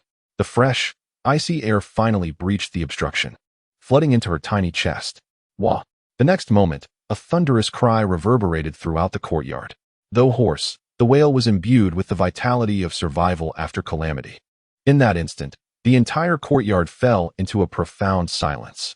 All murmurs of discussion, panicked screams, and malicious chuckles ceased abruptly. Outside the courtyard, the gathered villagers stood frozen in place, their faces etched with an indescribable shock and disbelief. What had just transpired? Was it not said that even divine beings could not save the child? How could it be that after being cradled and shaken by Chu Tian, she had come back to life? Among the crowd, the physician who had just pronounced Qiong's death wore a face that transformed from a shade of deep crimson to a ghostly pallor. He gazed at the weeping Qiong, then turned to look at the composed Chu Tian, feeling an overwhelming heat rise to his cheeks. Embarrassment, shame, and fear coursed through him, compelling him to seek refuge in the earth itself. He hunched his shoulders, and, while everyone remained in shock, he slipped away through the gaps in the crowd, fleeing in disgrace. Qiong. At last, Qin Wanner emerged from her stupor of utter astonishment. A cry filled with joy and relief escaped her lips as she tumbled across the snow, enveloping her sobbing daughter in a tight embrace. Feeling the warmth of her child's body and hearing the vibrant sounds of her cries, Qin Wanner could no longer contain herself, weeping bitterly as she held her daughter close. It was a rapture born from despair, a precious reunion after profound loss. Tears, glistening like pearls strung from a broken necklace, cascaded endlessly from her beautiful phoenix eyes, dampening her daughter's hair and her own garment. "Oh, my dear daughter, you have terrified me to the core," she sobbed incoherently, pressing her daughter's small face tightly against her cheek, as if wishing to meld her into her very flesh and blood. In the courtyard, Ye Qingyao and Ye Qingyao exhaled deeply, exchanging glances that revealed mutual relief and lingering fear. After weeping for an extended time, Qin Wanner's emotions began to stabilize. She gently wiped away the tears from her daughter's face and, using the softest part of her sleeve, removed the remnants from the corner of her mouth. Then, she tenderly placed her exhausted daughter, who had fallen asleep from crying, into Chuyue's embrace with utmost care. Having completed these acts, she turned to face the quietly standing Chu Tian, her swollen phoenix eyes brimming with boundless gratitude. Taking a deep breath, she straightened her disheveled attire and, with unwavering resolve, prepared to kneel before him. This gesture was a profound expression of gratitude, as weighty as a mountain. "Madam Qin, please do not." Chu Tian swiftly intervened, stepping forward to firmly support her before her knees could descend. Although Qin Wanner struggled to kneel again, she found his arm as unyielding as iron, rendering her immobile. She lifted her gaze, her tear-filled eyes gazing at Chu Tian. Her already enchanting visage, now adorned with tears, bore an even more poignant allure, evoking a sense of deep sympathy. "Sir Chu, your kindness today shall be etched in my memory for eternity." At the moment her words fell, a notification from the system echoed in Chu Tian's mind. Ding! Qin Wanner's favorability increased to 10, current favorability 40. "Congratulations, host. You have earned a chance to draw a prize." Hearing the system's prompt filled Chu Tian with elation. Another opportunity to draw a prize had arrived. System. Initiate the draw. Ding. "Congratulations, host. You have obtained divine dyeing technique, including complete secret formulas and weaving processes." Chu Tian's heart raced. The divine dyeing technique. He instantly comprehended the immense value of this reward. In this era, superior dyes and weaving techniques were as precious as gold, especially those vibrant, fade-resistant fabrics, which were luxuries reserved for royalty and the highest echelons of power. This was not merely a skill, it was an inexhaustible treasure trove, a path to wealth, more stable and lucrative than the intoxicating spring breeze, had unfurled before him. Elation engulfed him instantly, yet he maintained a composed demeanor, simply supporting Qin Wanner and calmly stating, "It was but a trifling effort, madam. You need not go to such lengths." Chapter 74. A warm morning after bidding farewell to the endlessly grateful Qin Wanner and her daughter, the clamor in the courtyard gradually subsided. The onlookers from the village, filled with astonishment and curiosity, departed in small groups, continuing to discuss the astonishing events they had just witnessed. Chu Tian closed the courtyard gate, effectively shutting out all inquiries and speculations. In the room, Ye Qingyao and Ye were still gently patting their chests, evidently not yet fully recovered from the recent scare. It was truly frightening. Such a small child left Ye Qingyao feeling rattled. Ye nodded in agreement, her face still showing traces of fear. Chu Tian smiled, pouring each of them a cup of warm water. It's all over now. Everything is fine. As night deepened, the family completed their evening routines and retired to their rooms. Outside, the wind and snow continued to rage, while inside, the atmosphere was as warm as spring. The following morning, just as dawn began to break, Chu Tian awoke from his slumber feeling invigorated, his body brimming with explosive energy. He glanced down to find Ye Qingyao sleeping soundly in his arms. Perhaps due to the nourishing effects of a long life, she seemed utterly transformed. Her once delicate and slightly haggard features now radiated vitality, her skin glistening like jade in the morning light, tinged with a soft blush. Her long eyelashes cast a peaceful silhouette against her eyelids, and her lips were slightly upturned, presenting a serene and contented visage. As if sensing Chu Tian's gaze, her long lashes fluttered like butterfly wings before she slowly opened her eyes. Her eyes, resembling autumn waters veiled in mist, shimmered with a captivating sparkle, infused with an unshakable essence of spring. Meeting his gaze, the shyness and evasiveness that once characterized her demeanor vanished, replaced instead by a touch of playful charm and allure. She looked at Chu Tian, then, unexpectedly, leaned in closer, her warm cherry lips gently pressed against his. The brief contact felt electric, causing his heart to skip a beat. After they both prepared, they stepped outside, greeted by a refreshing, chilly breeze mixed with snowflakes. In the courtyard, a figure was practicing archery amidst the storm. Ye, clad in a sleek outfit, showcased her exotic figure to perfection. With a steady stance, she held her longbow, each draw and release executed with precision and grace, radiating a wild beauty. With a whoosh, an arrow soared through the air, striking the red center of a distant wooden target with pinpoint accuracy. Satisfied, she lowered her bow just as she noticed Chu Tian and Ye Qingyao emerging from the house. Her gaze swept over them, particularly lingering on Ye Qingyao's spring-like demeanor, which elicited a mischievous smile in Ye's azure eyes. She approached them with a grin, examining Ye Qingyao from head to toe. "Oh dear Sister Yao, why do I feel that you look even better today than yesterday?" Ye Qingyao, feeling flustered under her scrutiny, blushed deeply and retorted, "What nonsense are you talking about? There is no difference. How can there be none?" Ye teased, elongating her tone as she circled around Ye Qingyao, dramatically commenting, "Just look at this face. It's so dewy it seems as if you could squeeze water from it. Your complexion is as rosy as the dawn." She clicked her tongue, "Truly. You are becoming more beautiful by the day. You cheeky girl, you never speak seriously." Ye Qingyao, both embarrassed and flustered, chased after her with a flushed face. "Oh dear Sister Yao, has your embarrassment turned into anger? You just wait." In the courtyard, two stunning women frolic and chase each other through the snow, one playfully pursuing while the other giggles and evades. Their melodious laughter resonates from afar, infusing this chilly morning with boundless vitality and warmth. At the dining table, the aroma of wild boar stew wafts from the pot, while the rice porridge, simmered with spring water, exudes a sweet fragrance. The family gathers around, enveloped in a cozy atmosphere. Yet, amidst this harmonious scene, a discordant little creature has reappeared. Little White, having stealthily taken its place by the table leg, has grown significantly larger during its time of nourishment, its white fur now gleaming like a fluffy snowball, utterly adorable. At this moment, its pair of glistening eyes fixates intently on the wine jug beside Chu Tian, emitting a gurgling sound from its throat, reminiscent of a cat scratching inside. Amused, Chu Tian pours himself a bowl of drunken spring breeze.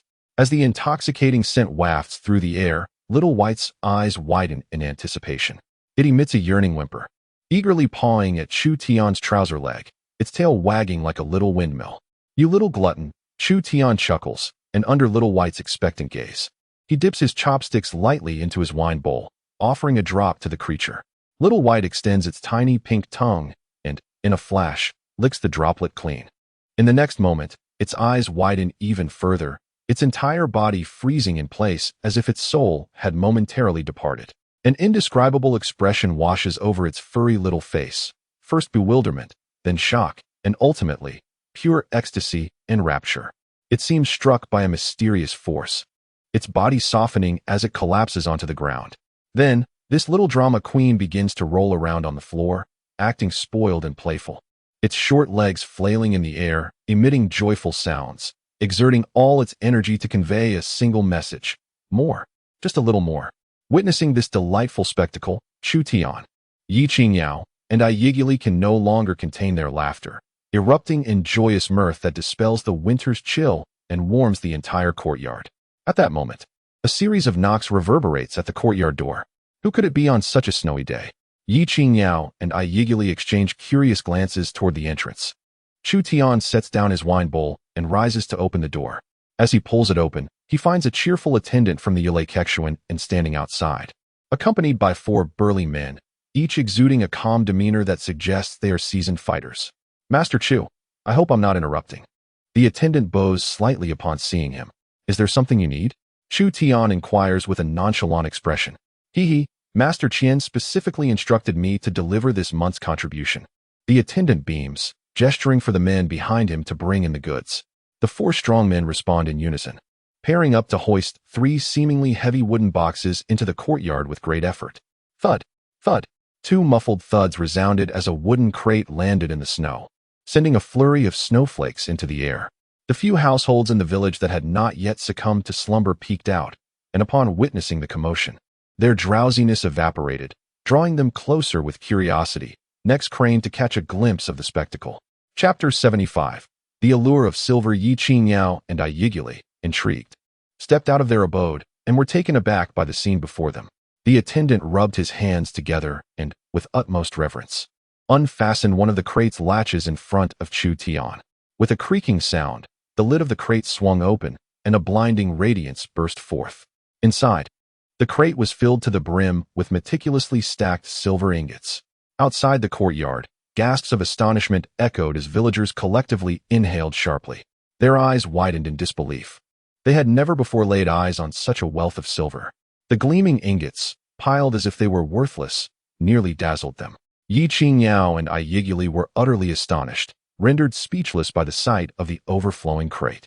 While they were aware that Zui Chunfeng was profitable, they never fathomed it could yield such a fortune, and this was merely one crate. Observing the villagers' astonished expressions, the attendant felt a sense of pride, though his demeanor remained increasingly respectful as he opened a second crate, revealing yet another full array of gleaming silver ingots.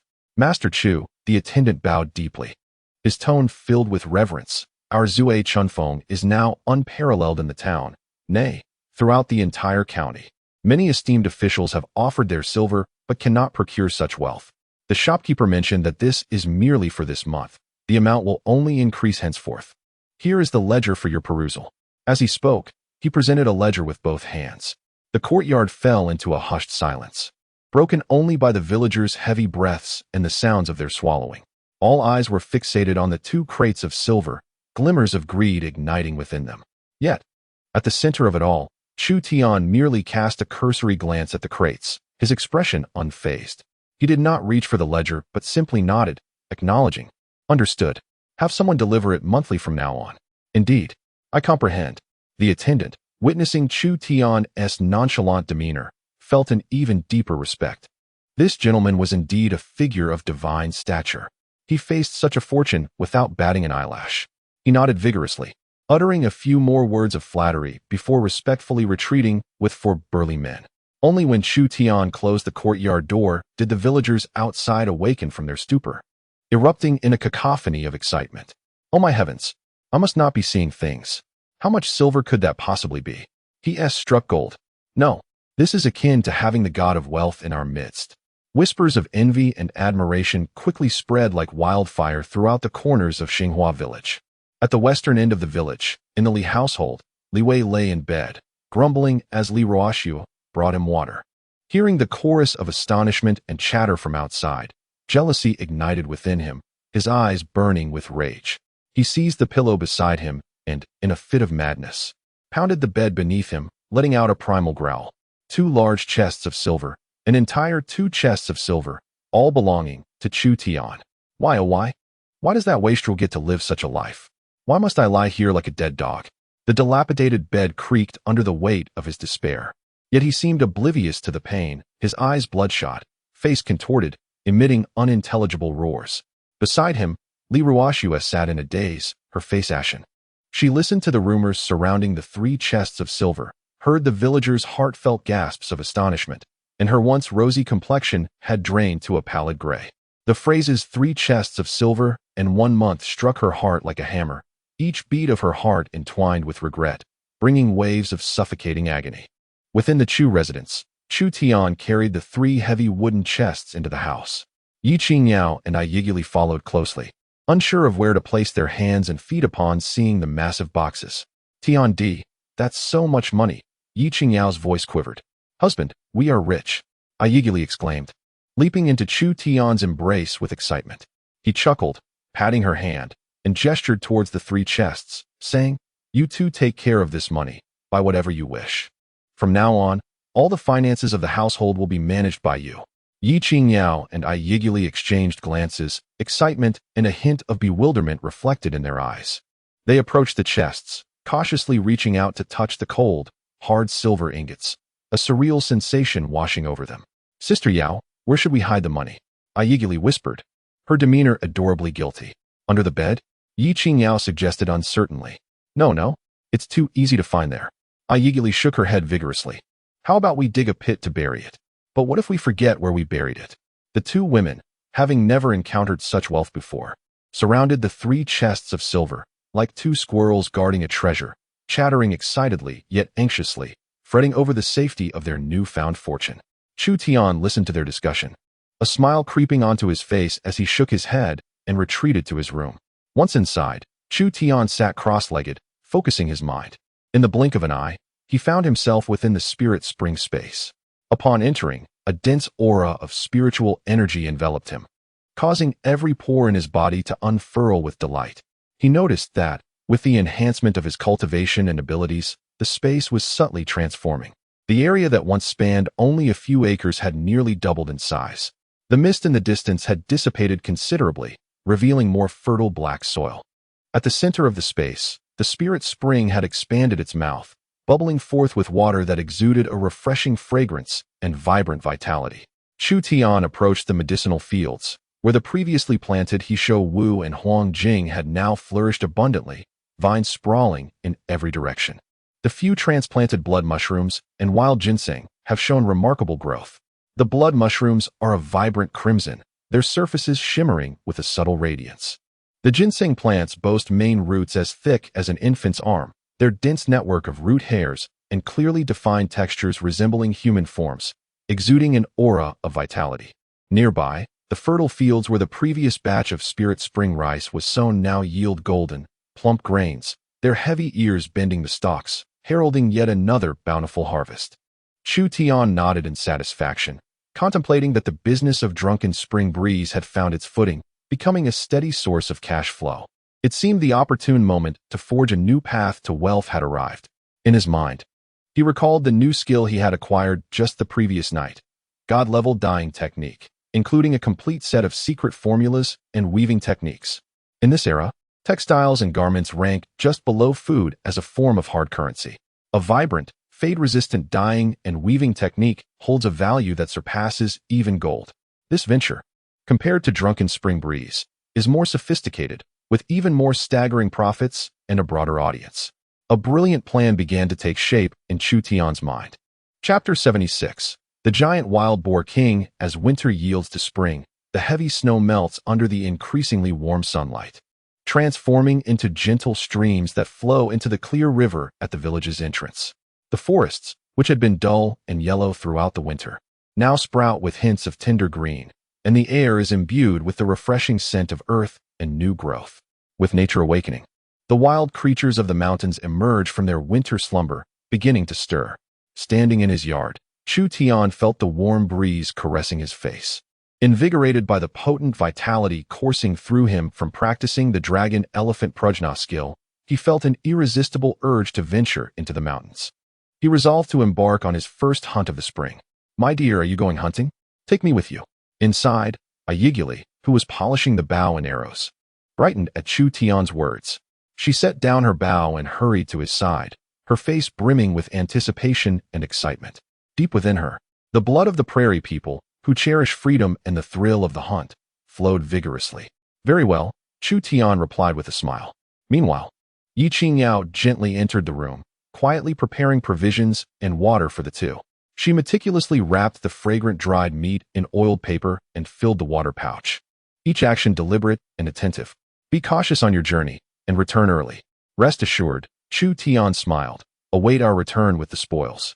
A quarter of an hour later, Chu Tian, Ye, and the excited little white wolf leading the way set off toward the back mountains. After a winter of nourishment from Spirit spring water and meat, Little White had transformed remarkably. Now nearly the size of an adult wolf dog, its limbs were strong and agile. Its coat a dazzling white that gleamed in the sunlight without a trace of discoloration. Only the faint crescent-shaped mark on its forehead had deepened in hue, adding an air of dignity to its presence. No longer is it the little wolf cub that playfully rolls at Chu Tian's feet. Now, as it weaves through the woods, its agile form and vigilant gaze embody the essence of a sovereign of the forest. Ye, too, presents a striking figure. She has exchanged her customary dresses for a tailored ensemble of vibrant red, which exquisitely accentuates her exotic and alluring physique. Long legs, a slender waist, and a full bosom, all showcasing astonishing curves. Her hair is elegantly tied up, and she carries a long bow on her back, with a quiver of arrows at her side, exuding a wild yet poised beauty, reminiscent of a thorny rose poised to bloom in the wilderness. As they venture deeper into the forest, the melodious chirping of birds fills the air, heralding the arrival of spring. It is evident that Ye relishes the ambience of the hunt, leading the way with her keen blue eyes scanning the surroundings for any sign of movement. Suddenly, she halts, instinctively bending her bow and nocking an arrow. With a crisp twang of the bowstring, a feathered arrow soars through the air, striking a plump rabbit foraging in the underbrush. Excellent shot, Chu Tian praises with a smile. Ye turns, beaming with pride, akin to a child eager for parental approval. As they continue, she skillfully brings down 2 more rabbits and an unfortunate wild chicken. Her aim unwavering. Chu Tian, smiling, trails behind, refraining from intervening. Observing Ye's adeptness in drawing the bow and aiming, he gently advises her as she prepares to target a grouse perched on a branch. Raise your elbow a fraction higher for steadier force. Ye, momentarily taken aback, instinctively adjusts her elbow as suggested. With a swift release, the arrow flies with unprecedented speed, resulting in a muffled thud as the grouse, unable to emit a cry, falls lifelessly to the ground. Ye stands in astonishment, slowly lowering her bow to gaze at Chu Tian, her captivating blue eyes brimming with admiration. Just a single piece of guidance has elevated her archery prowess to an extraordinary level. How much more does her husband know? In her moment of exhilaration, the small white companion, who had been scouting ahead, suddenly halts. Its white fur bristles, body taut, emitting a low, suppressed growl filled with menace. Its dark eyes fixate intently on a dense thicket not far ahead, brimming with unprecedented vigilance and gravity. The atmosphere shifts instantaneously.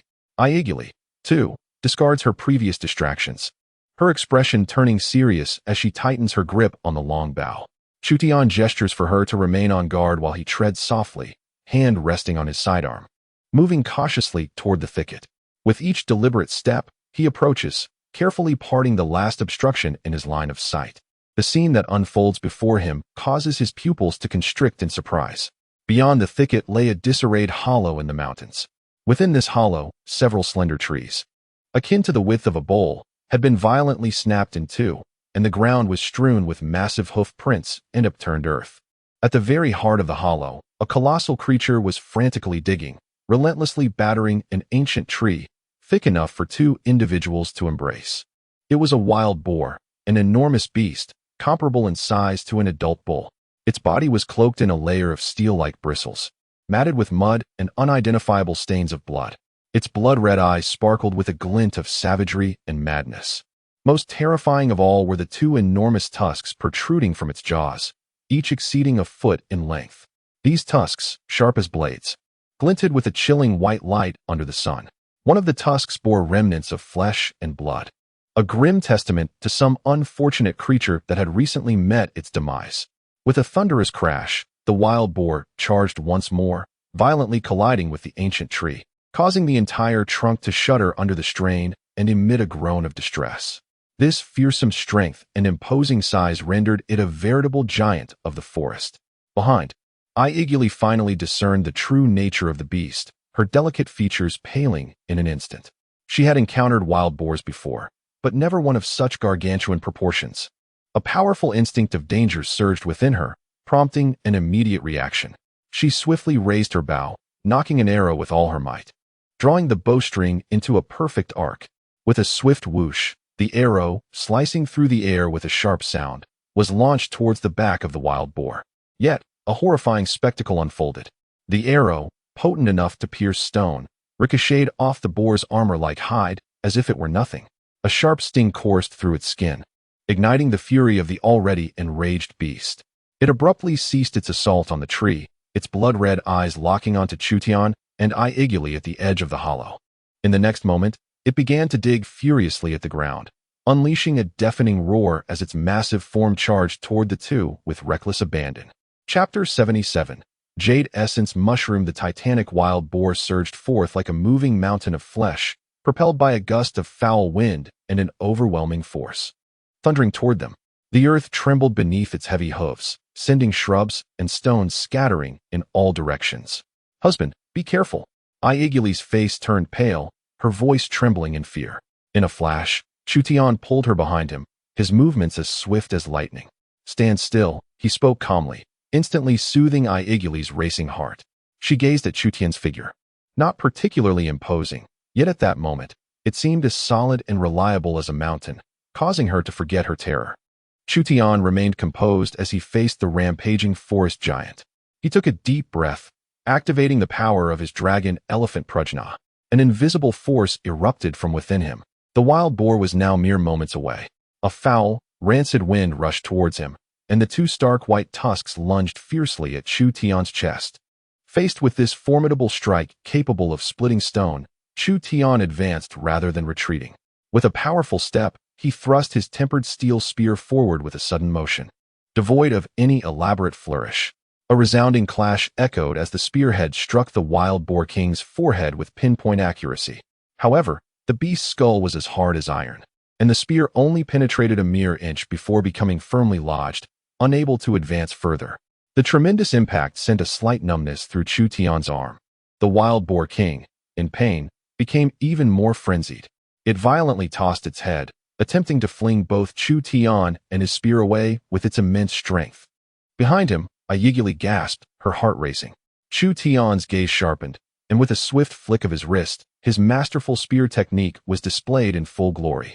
The ensnared spear suddenly twisted at an astonishing angle, leveraging the force of the wild boar king's head toss. With a sickening squelch, the spear withdrew from the skull, accompanied by a spray of scalding blood.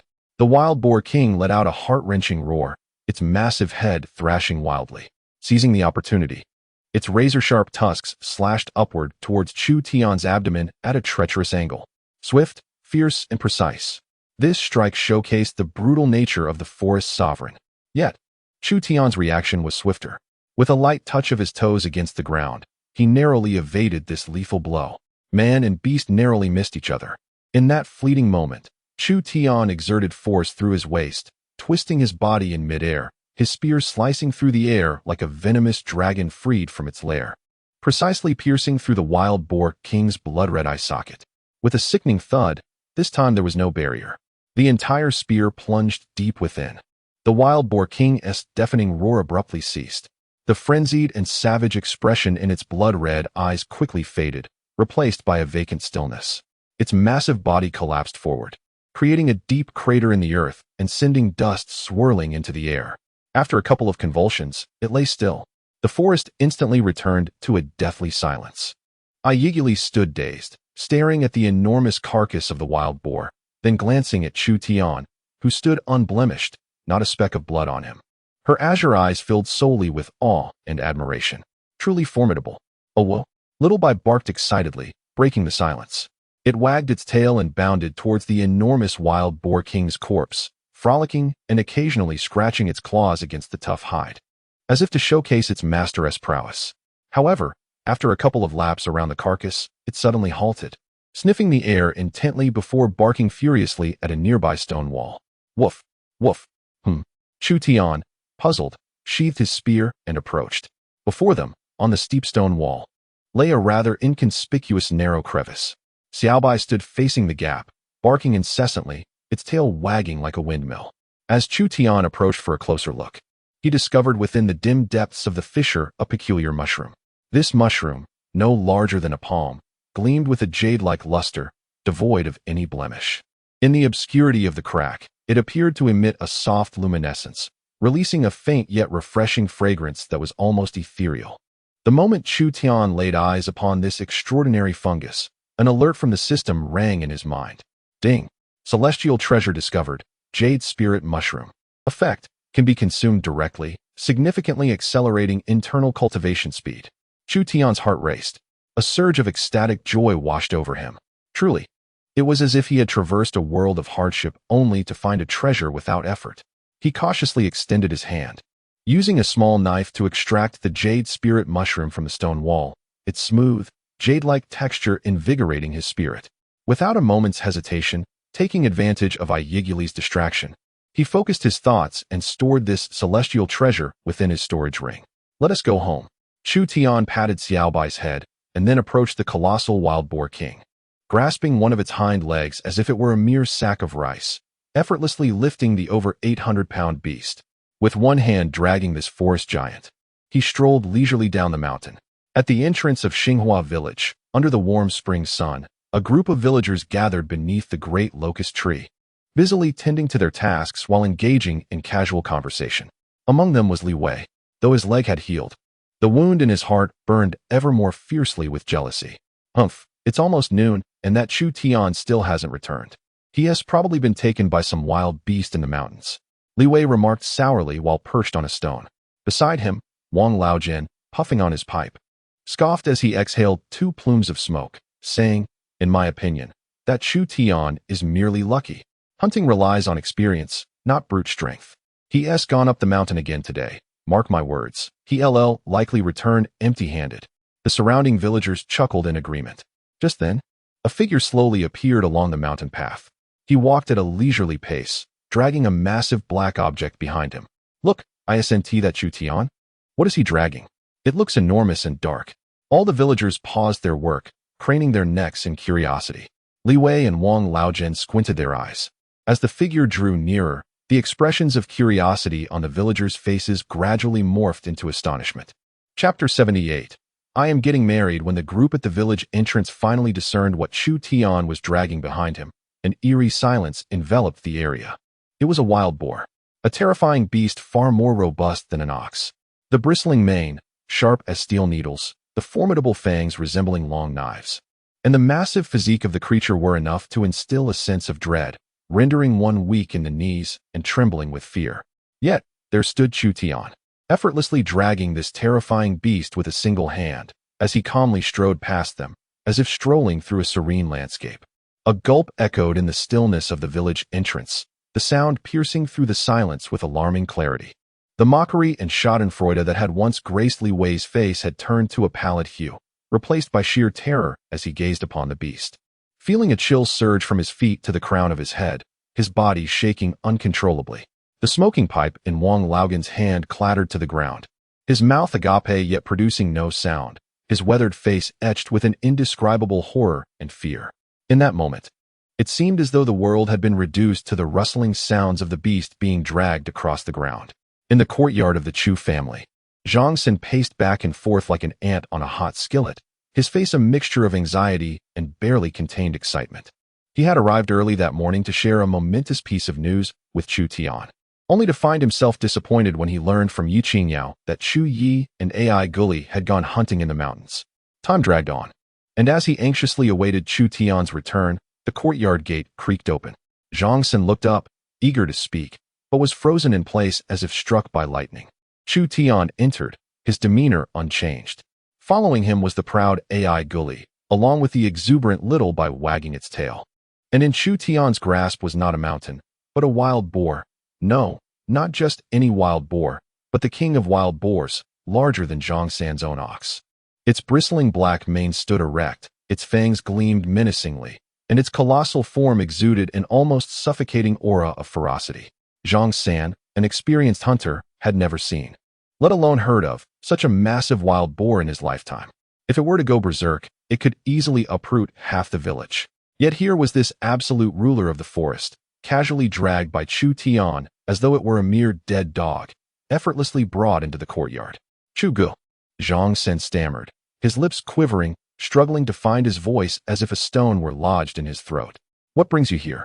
Chu Tian nonchalantly tossed the colossal wild boar's carcass into the center of the courtyard.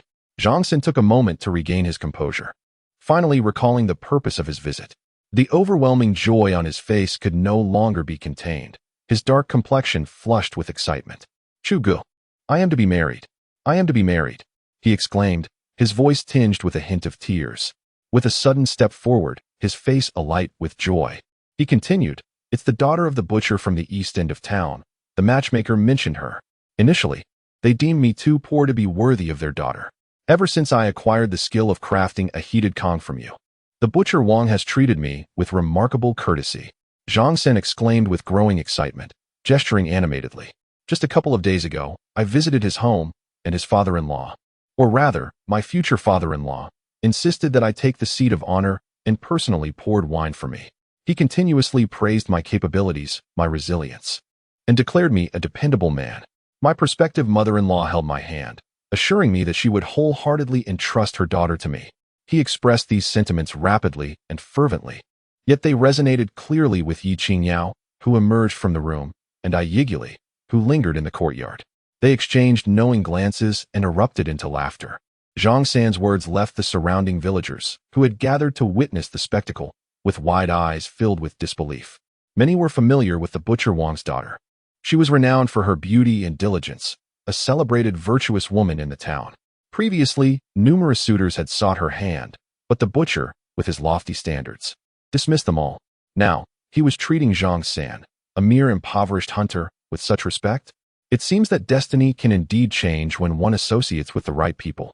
As Zhang San continued, his emotions surged uncontrollably. He reminisced about his past, where he often faced hunger and, nearing 30, had yet to find a wife, with the villagers avoiding him like the plague. Now, however, not only was he free from worries about food and clothing, but he also earned respect and a living through his craftsmanship, and was on the verge of marrying a stunning bride. All of this, who could he credit it to?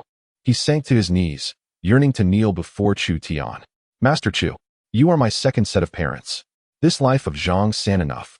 Chu Tian swiftly caught him, his grip as steady as a mountain, preventing Zhang San's knees from bending. Come now, brother, spare me such displays. Chu Tian chuckled and patted his shoulder. Marriage is a joyous occasion. I shall certainly attend and bestow upon you a grand gift. With that, he turned towards the massive carcass of the wild boar king, drawing forth his hunting knife. With a swift motion, he made a clean incision around the boar's robust hind leg. With a surge of strength, he tore off the entire leg, weighing over 100 pounds. Skin and bone intact. Take this back to nourish your mother, Chu Tian said, thrusting the bloodied, enormous boar leg into Zhang San's arms. Dumbfounded, Zhang San cradled the hefty leg, overwhelmed by its weight and the fresh, pungent scent of blood. Tears streamed down his face uncontrollably. He opened his mouth, wishing to articulate his gratitude, but his throat felt constricted, rendering him speechless. He could only nod fervently at Chu Tian, as warm tears dripped onto the succulent boar skin. Outside the courtyard, the onlooking villagers gaped at the astonishingly large wild boar leg in Zhang San's embrace, their eyes wide with amazement. They swallowed reflexively. After all, this was the leg of the wild boar king. Just the sight of it evoked the savory aroma of a stew to come, especially Li Wei. As he watched Zhang San, who was treated like a brother by Chu Tian, he couldn't help but feel as though his heart was constricted by a massive stone, suffocating him to the brink of explosion. Why? Why should this foolish giant enjoy such fortune? He clenched his fists tightly, his nails digging painfully into his flesh. His eyes filled with a frenzied jealousy and unwillingness. Chapter 79. White deer in the early morning. The first rays of dawn filtered through the window panes, illuminating Chu Tian's face. He opened his eyes, feeling an abundance of energy coursing through him. The recent practice of the dragon-elephant prajna skill had transformed his body once more. every inch of flesh seemingly rejoicing in exuberance. There was already commotion in the courtyard. Chu Tian donned his outer garments and stepped outside, pausing at the sight before him. Ye Qingyao was humming an unknown tune, scattering grains to the plump hens in the yard. She wore a light blue fabric dress, the morning light casting a soft golden hue around her. Under this newfound nourishment, her skin appeared even more fair and translucent than before. Her gentle face resembling a lotus flower blooming after a rain, radiant without the need for makeup, exuding a natural glow with every smile and frown, brimming with charm. On the other side of the courtyard, Ye Qingyao, dressed in fiery red attire, was meticulously scraping the fat off a massive wild boar skin from the previous day. In the sunlight, her honey-hued skin seemed to glow, her whole being resembling a roaring flame, alive with wild and vigorous energy. Upon noticing Chu Tian's arrival, she set down her knife, her azure eyes curving into crescent moons as she playfully winked at him. One was gentle as water, the other fervent as fire. Chu Tian felt a warmth swelling within him. "Tiandi, are you not going to sleep a little longer?" Ye Qingyao asked softly, holding a basin of freshly washed vegetables. "No," Chu Tian replied, stepping forward to naturally take the wooden basin from her hands. "Zhang San is about to marry, and as the elder brother, I cannot present a meager gift. I plan to venture into the mountains today to procure some new items for the family and prepare a proper gift for him. I want to go with you," Ye Qingyao exclaimed with eagerness. The wild boar from yesterday had thoroughly showcased her husband's prowess and ignited her deep-rooted desire for hunting. "You and sister-in-law can stay home and prepare that boar skin. It's a valuable resource." Chu Tian chuckled, shaking his head. "I will go alone and return swiftly." He wished to test his current strength in solitude, to see how far he had come. Ye Qingyao felt a twinge of disappointment, but obediently nodded. Meanwhile, Ye Qingyao quietly rose, beginning to prepare the provisions and water pouch required for Chu Tian's journey into the mountains, her movements gentle and meticulous. After a simple breakfast, Chu Tian slung his bow and arrows over his shoulder, took up the tempered steel spear, and whistled. A white shadow darted out from the house, like lightning. Little Bai? Now, Little Bai had grown to nearly the size of an adult dog, its fur gleaming white and sleek, limbs agile, and eyes lively. It excitedly circled around Chu Tian's feet, affectionately nudging its head against his calf. "Let us go. Today we're going for something big," Chu Tian laughed, giving its head a playful pat. A lone man accompanied by a wolf once again embarked on the journey towards the back mountains. The springtime forest was alive with vitality. As he entered the woods, Chu Tian felt as though he had returned to familiar territory. He activated the dragon-elephant prajna technique, channeling the robust power within him, which infused him with boundless energy. His steps were light, treading upon the thick carpet of fallen leaves without producing a sound. His senses became extraordinarily acute. Every rustle within 100 meters was captured by his ears. Xiaobai raced ahead, its nose diligently sniffing the air, acting as an exceptional guide, searching for traces of prey for Chu Tian. Suddenly, Xiaobai halted, lowering its body and emitting a low, warning growl. Its dark eyes fixated on a dense thicket to the left. Following its gaze, Chu Tian's eyes narrowed. In a clearing 100 meters away, a snow-white deer grazed leisurely on the tender grass. This deer was larger than the average sika, and its coat shimmered like the first snow of winter, untouched by any impurities. Upon its head, a pair of bifurcated antlers resembled two exquisitely carved pieces of white jade rather than the typical bony structures, casting a gentle halo in the dappled sunlight filtering through the trees. It stood there in tranquil majesty, seemingly a spirit misplaced in the mundane world of the forest. Chu Tian's heart skipped a beat. In folklore, the white deer symbolizes auspiciousness. Such a flawlessly adorned creature, with its immaculate fur and antlers, was worth a fortune, indeed. The perfect wedding gift for Zhang San. He slowly removed the longbow from his back and drew an arrow from the quiver. With a smooth motion, he drew the bowstring taut. The entire process was fluid and silent. The white deer remained oblivious, continuing to nibble on the grass. With a barely audible whisper, the arrow was released, propelled by an unmatched force, carving a nearly imperceptible trajectory through the air. A soft sound of flesh tearing resonated. The deer had no time to emit a cry. Its body stiffened as the dark feathered arrow pierced through its neck with precision. Vivid crimson blood stained its pristine coat, resembling a red plum blossom suddenly blooming upon the snow. Without a struggle, the ethereal creature collapsed to the ground. Mission accomplished. Chu Tian smiled with satisfaction. The strength and accuracy of this shot surpassed his previous abilities by more than a fold. He approached and hoisted the white deer onto his shoulder, despite its weight, which he estimated to be over 200 pounds. It felt as light as a feather to him. For the remainder of the time, Chu Tian unleashed his full potential. With Xiaobai's assistance, he alternated between drawing his bow to shoot down plump mountain chickens perched atop the treetops and wielding his spear like a dragon to catch startled wild rabbits from the underbrush. In less than half an hour, his haul consisted of 5 mountain chickens and 7 or 8 wild rabbits, yielding a bountiful catch. Content with his spoils, Chu Tian's spirits soared. As he observed that the day was still young, he did not hasten to descend the mountain, but instead paused in a secluded and desolate valley. With a flicker of thought, he immersed his consciousness into the realm of the spiritual spring. Chu Tian meticulously separated a small portion of the jade sap orchid and planted it in the vibrant medicinal field, suffused with ethereal light. Almost instantly upon its contact with the soil of the spiritual spring, the jade sap orchid appeared to come alive, its roots unfurling and anchoring securely, its entire body radiating a more lustrous jade hue. Satisfied, Chu Tian nodded and proceeded to divide the orchid further for planting, ultimately placing the remaining fragment directly into his mouth. As the jade sap orchid dissolved on his tongue, it transformed into a refreshing and sweet warmth that slid down his throat and into his abdomen. In the next moment, this warmth erupted with tremendous force, converting into an overwhelming surge of pure medicinal energy, akin to a flood breaching its dam, coursing wildly through his limbs and bones. Chu Tian immediately assumed a cross-legged position, channeling his energy into the dragon-elephant prajna art. Boom! The energy seemed to find its outlet, erupting within him like a torrential wave, relentlessly cleansing his meridians and bones.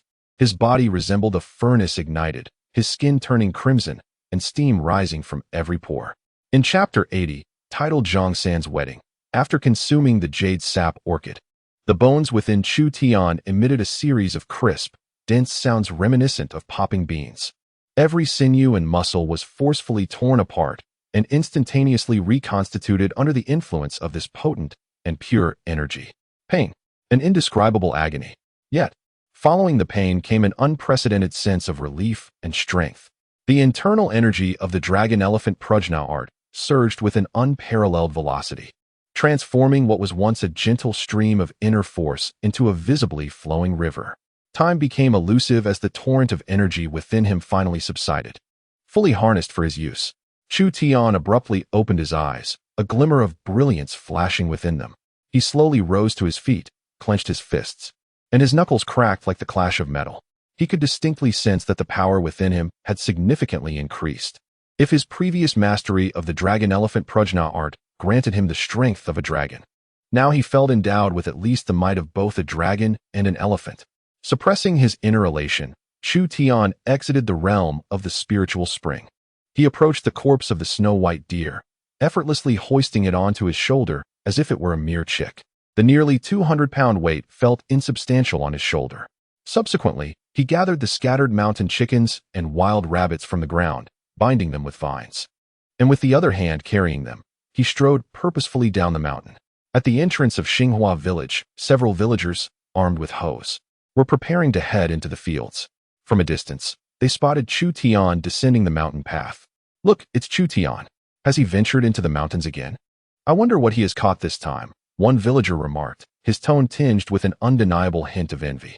However, as Chu Tian drew nearer and they discerned what he bore upon his shoulder, all words caught in their throats. What is that? Is it a deer? My heavens! A white deer.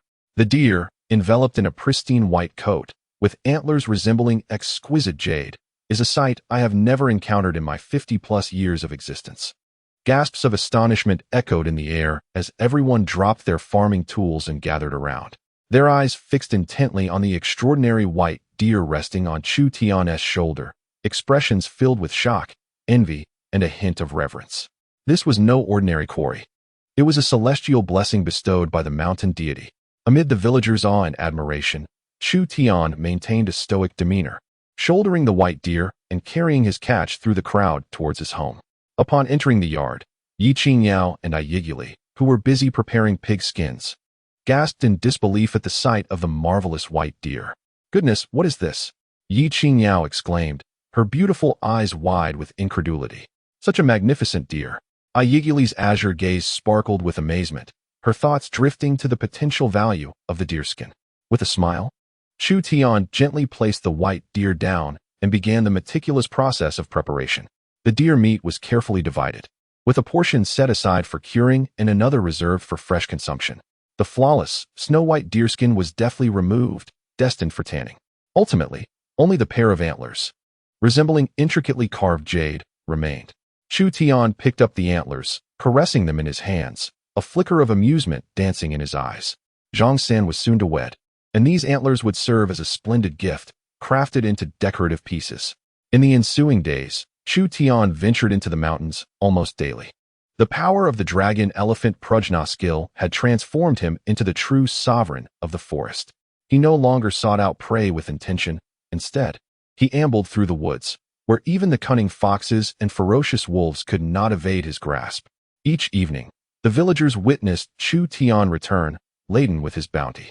Today it was a plump yellow goat, tomorrow 2 sleek foxes, and the day after, a bear as hefty as a small hill. In the courtyard of the Chu residence, dried meat hung from the eaves, and precious pelts amassed in great piles, filling the air of Xinghua village with an enticing aroma of meat that lingered day and night. Bang! At Wang Laojian's home, a jarring sound erupted as he slammed his rice bowl to the ground, his chest heaving violently, and his weathered face flushed with jealousy and rage. Outside the courtyard wall, the overpowering scent of Chu Tian's meat once again invaded his nostrils. Why? Why did that little wretch enjoy such prosperity? He could not comprehend nor accept it. As the days passed, the wedding date for Zhang San finally arrived. The entire Xinghua village was enveloped in an atmosphere of joyous celebration. Zhang San's newly constructed courtyard was adorned with red lanterns and festooned with auspicious symbols. Inside, Zhang's mother donned a fresh outfit, bustling about to welcome the helping hands from the community, though her smile was tinged with an unspoken nervousness and restraint. Within the courtyard, the village matchmaker and several gossipy women surrounded Zhang's mother, cracking sunflower seeds. "Oh, dear sister of the Zhang family, you are truly blessed." The matchmaker, raising her voice in a sarcastic tone, remarked, "Who would have thought that your Zhang San could marry the daughter of the butcher Wang from town? This truly is like smoke rising from the ancestral grave." Immediately, a nearby woman chimed in, spitting out sunflower seed shells everywhere. "Indeed, if you ask me, Zhang San is merely basking in the glory of Chu Tian. If it weren't for Chu Tian teaching him the craft of building a fire pit, he would still be a bachelor." Exactly. Chu Tian is now such an important figure that even the county magistrate must pay him a visit. Just a little generosity from him could sustain us impoverished folk for a lifetime. While these words seemed to be compliments, they felt like sharp needles piercing Zhang's mother's heart. Her smile gradually became stiff. She understood that these people spoke the truth, yet hearing it from their lips felt unbearable, as if everything her son had achieved was not through his own hard work, but rather a mere act of charity from others. Soon, the wedding banquet commenced, and the bride, Wang Zuolian, was escorted out. Although her face was covered by a veil, her graceful figure and poised demeanor drew numerous praises. Accompanying the bride were some of her relatives, among whom a young man dressed in a splendid sapphire blue satin attire stood out. His name was Lu Ming, a distant cousin of the bride, who held a minor official position in the county office of Qinghe and was involved in the textile business. As soon as Lu Ming took his seat, he exuded an air of superiority. He surveyed the courtyard, observing the uneven muddy ground, the murky wine in coarse bowls, and the simple stir-fried dishes on the table, and could not help but curl his lip in disdain.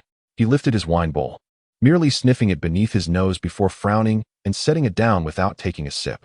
Turning to Zhang's mother, who wore a forced smile, Lu Ming remarked insincerely, "The Zhang family has put forth considerable effort, but the conditions here in the countryside are rather rudimentary. Cousin, you must strive harder in the future to ensure your cousin is not wronged."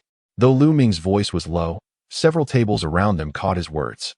The color drained from Zhang's mother's face, her smile frozen, unsure where to place her hands and feet. The groom, Zhang San, donned new attire adorned with a bright red flower, initially brimming with joy. However, upon hearing Lu Ming's words, his smile vanished instantly. His large hands, like fans, clenched into fists beneath the table, veins bulging on the back of his hands. Yet, It was his wedding day, and Lu Ming, being a relative of the bride and an official, left him seething with anger but unable to utter a word. "Oh, Master Lu speaks the truth," Aunt Wang from a nearby table interjected, approaching with a sycophantic grin. "In our poor and remote countryside, how can we compare to the county? It is merely Zhang San's good fortune. Otherwise, there would be no such blessing today." Her words, ostensibly to praise Zhang San, effectively belittled the Zhang family, deepening the discomfort on Zhang's mother's face. Lu Ming let out a light snort, clearly pleased with Aunt Wang's remarks, and his contempt intensified. He gazed at Zhang San, who was seething with anger yet dared not speak, as if observing a dog lying on the ground, wagging its tail in a plea for mercy.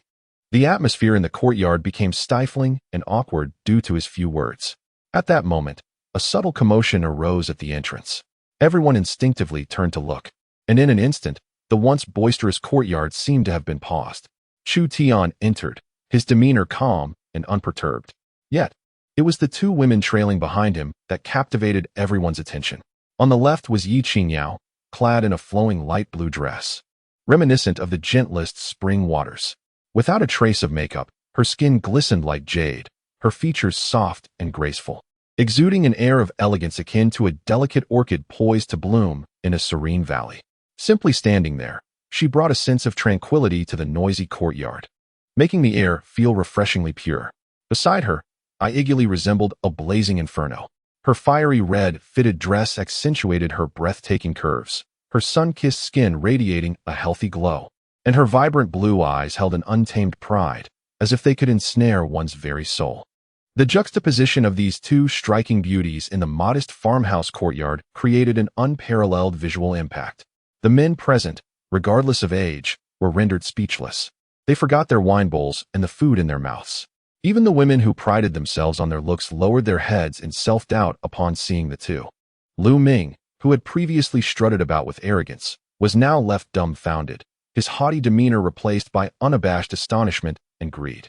"Brother Chu," Zhang San exclaimed upon seeing Chu Tian, as if he had found his anchor, rising to his feet in excitement. Zhang's mother, with tears welling in her eyes, rushed forward to greet him. Chu Tian nodded at Zhang's mother, and then cast a fleeting glance at Lu Ming, whose expression was shifting like the wind, before dismissing him entirely as if he were merely a post in the courtyard. "Apologies for my tardiness. I bring a humble gift, a token of respect," Chu Tian announced, gesturing to those who accompanied him. Several villagers promptly entered, carrying items. The first gift, a pair of prime pig hindquarters, 50 pounds of fresh meat, one villager proclaimed, dropping two sizable chunks of meat, still glistening with blood, onto the empty ground in the courtyard. A collective gasp echoed through the yard. In these times, ordinary families rarely enjoyed meat throughout the year, and here lay over 100 pounds. Lu Ming's astonishment had yet to fade when a smirk of disdain crept across his face. A brute, resorting to such mundane gifts, he thought. The second gift, 2 bolts of top-quality cotton fabric, a large sack of fine salt. 2 villagers carried a box, which they opened before the crowd, revealing 2 neatly stacked bolts of blue cotton fabric alongside a bulging burlap sack. Another wave of gasps swept through the villagers. In this rural area, fabric and salt were indeed valuable commodities. Lu Ming's brow furrowed slightly. As his family was in the textile business, he recognized the exceptional quality of the cotton. These 2 bolts, coupled with the sack of salt, were worth a considerable sum. The third gift consisted of 3 exquisite fox pelts and 10 snow-white rabbit skins. When those glossy, flawless fox furs and the fluffy, pristine rabbit pelts were unveiled, Lu Ming's expression shifted dramatically. The quality of these furs was exceptional. If sold in the county town, they could fetch a price that would leave him envious. Aunt Wang and the surrounding villagers stood in utter disbelief, craning their necks with wide eyes. Yet, this was not the end. Chu Tian personally received a long wooden box wrapped in red cloth from a villager. He walked to the center of the courtyard, under the intense gaze of everyone present, and gradually opened the box. The moment the red cloth was removed, it felt as though everyone's eyes were pierced by something extraordinary. A pair of antlers appeared, radiantly white and smooth as jade, shimmering softly in the sunlight. These antlers were intricately carved into 2 white deer, their bodies entwined in a tender embrace, exquisitely lifelike, as though they were not mere objects, but celestial beings sculpted from white jade. The final congratulatory gift was announced by Chu Tian in a calm voice that resonated throughout the courtyard. The auspicious white deer is bestowed upon the newlyweds. I wish you a harmonious union and an abundance of blessings. An eerie silence enveloped the courtyard. Everyone seemed frozen in place, gazing blankly at the pair of jade-like antlers, their minds utterly vacant. It was Tian who broke this profound stillness with a trembling voice, exclaiming, "This is a treasure bestowed by the mountain god." Lu Ming suddenly leapt from his seat, fixated on the antlers, his breath becoming labored. In his eyes, disdain had vanished, replaced by sheer astonishment and greed. He was no ignorant villager. He recognized at a glance that these antlers were no ordinary items. Their value transcended monetary measures. Mother Zhang could no longer contain her emotions, covering her mouth with her hand, tears streaming down in large droplets. She had never experienced such pride in her life. Chu Gu, Zhang San, a towering figure, trembled with excitement, his voice tinged with tears. He stepped forward abruptly, intending to kneel before Chu Tian. Enough! Chu Tian, quick on his feet, grasped Zhang San's arm, looking at his overly emotional brother with a hearty laugh. "We are family. There is no need for such formalities. Today is your joyous occasion. Let us celebrate." Chapter 82. A heart wrenched with regret. After the suffocating silence in the courtyard, an overwhelming tension filled the air, accompanied by increasingly heavy breaths. Lu Ming's intense gaze remained fixated on the pair of jade antlers, his heart racing, his breath becoming more labored. Beside him, Wang the butcher, the bride's father and a perceptive man, leaned in closer, whispering in an awed tone about Chu Tian's remarkable deeds in Xinghua village, from single-handedly hunting tigers to the county magistrate Li Si personally coming to apologize. With each revelation, Lu Ming's complexion paled, and sweat beaded on his forehead. The county magistrate was none other than the direct superior of his own superior. Even such a figure had to bow and scrape before Chu Tian. Was his earlier disdainful demeanor not akin to brandishing a sword at the gates of the underworld? A chill coursed through Lu Ming's body, shooting up from the soles of his feet to the crown of his head, leaving him weak in the knees, nearly collapsing to the ground. His silken robe was instantly drenched in cold sweat. When he turned to look at Chu Tian again, his gaze had transformed completely. In the next moment, Lu Ming wore the most obsequious smile he could muster, picking up the murky cup of wine he had earlier scorned, bending low, and nearly scurrying to Chu Tian's side. "Master Chu." Lu Ming's voice, tinged with nervousness, was somewhat shrill. "I am Lu Ming, a distant cousin of the bride and an official in the county office. I was ignorant and offended you earlier. I sincerely apologize. Allow me to offer you this drink as a gesture of contrition." He bowed deeply, his posture exceedingly humble, a stark contrast to his previous haughty demeanor. The surrounding villagers were left in a state of disbelief. Was this truly the same official from moments ago? How could he so swiftly descend to such a state? Chu Tian finally reacted. He slowly turned his head, his profound gaze sweeping over Lu Ming without a hint of anger, disdain, or even the slightest emotion, as if he were regarding a mere speck of dust. Then, he turned away entirely, not uttering a single word, taking the hands of Ye Qingyao and Ye, and proceeding directly to the main seat at Zhang San's table. To be utterly ignored. This was a more profound humiliation than any insult could convey. Lu Ming's south body froze in place, his hand still holding the cup suspended in midair. The sycophantic smile on his face turned rigid, transforming into a hue resembling that of a liver. All eyes in the room converged upon him, their gazes filled with shock, disdain, and ridicule, piercing through him like arrows, striking at his heart. He felt a burning sensation on his face, as if he had been stripped bare before the crowd and slapped repeatedly. Shame and humiliation intertwined, nearly causing him to faint on the spot. Yet he dared not express the slightest resentment.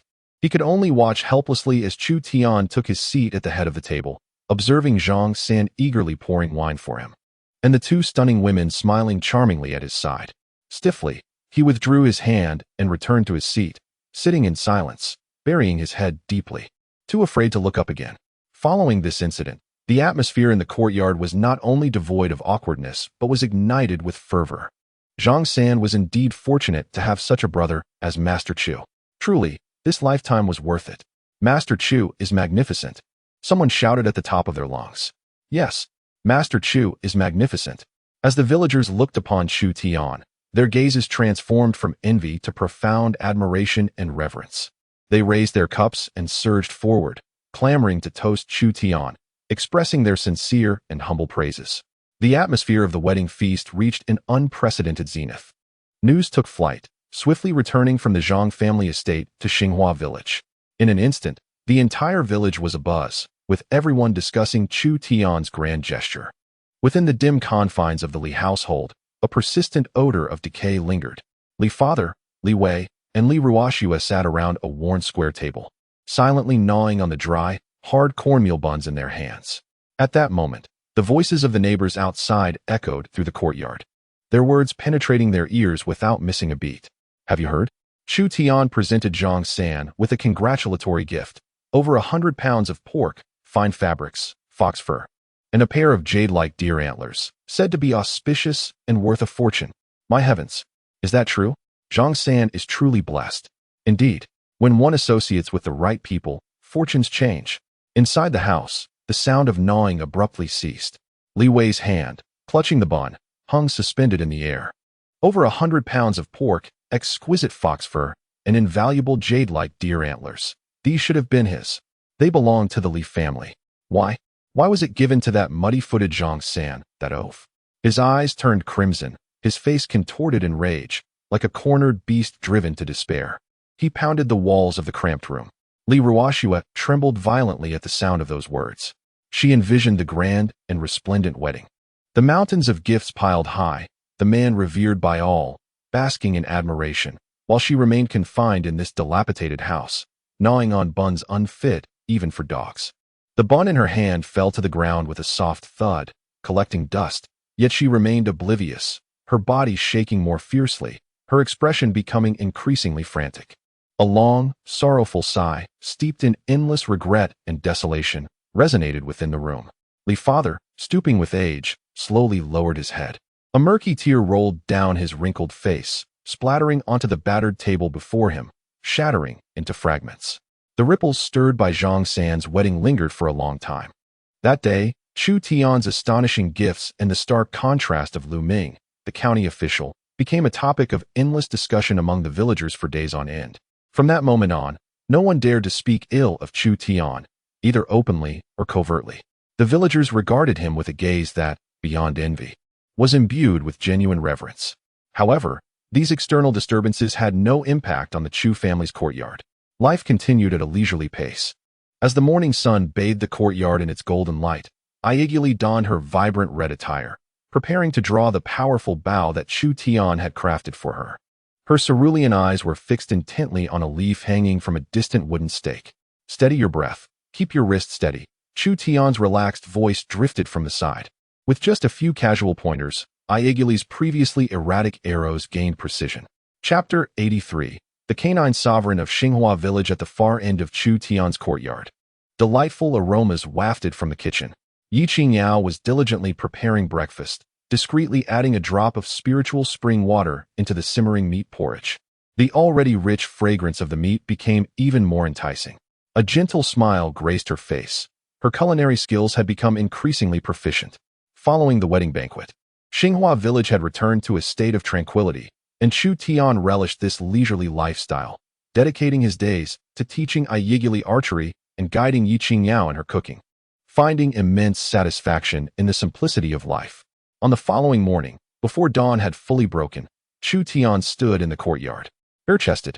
His bronze skin glimmered softly in the morning light, exuding an ethereal glow, with muscular lines that were both fluid and powerful.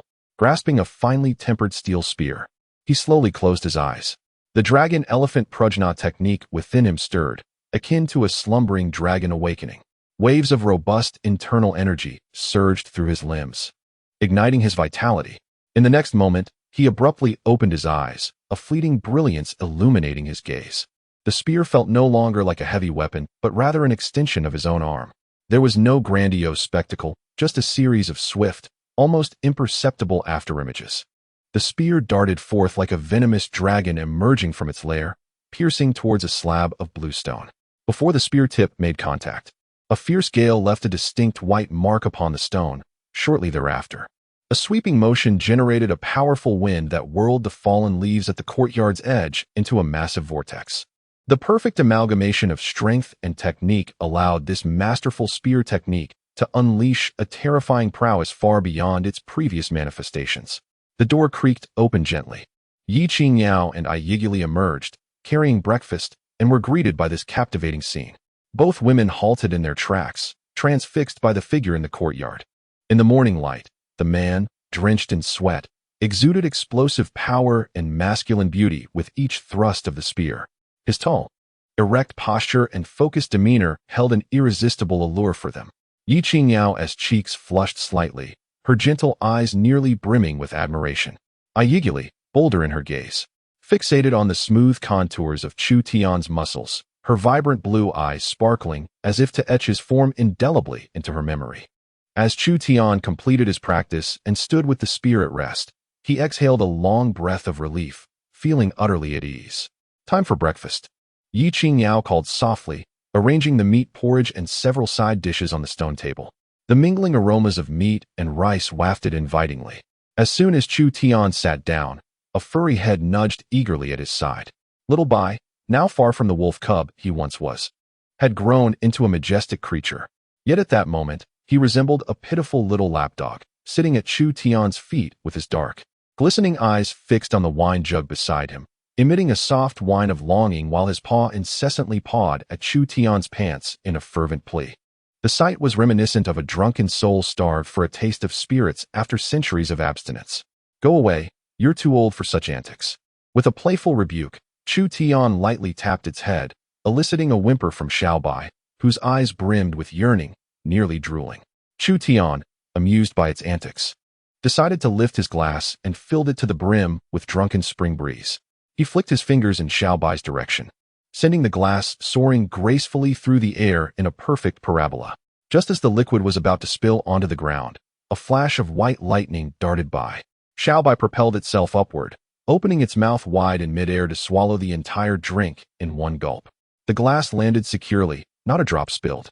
In that moment, Bai let out a satisfied howl.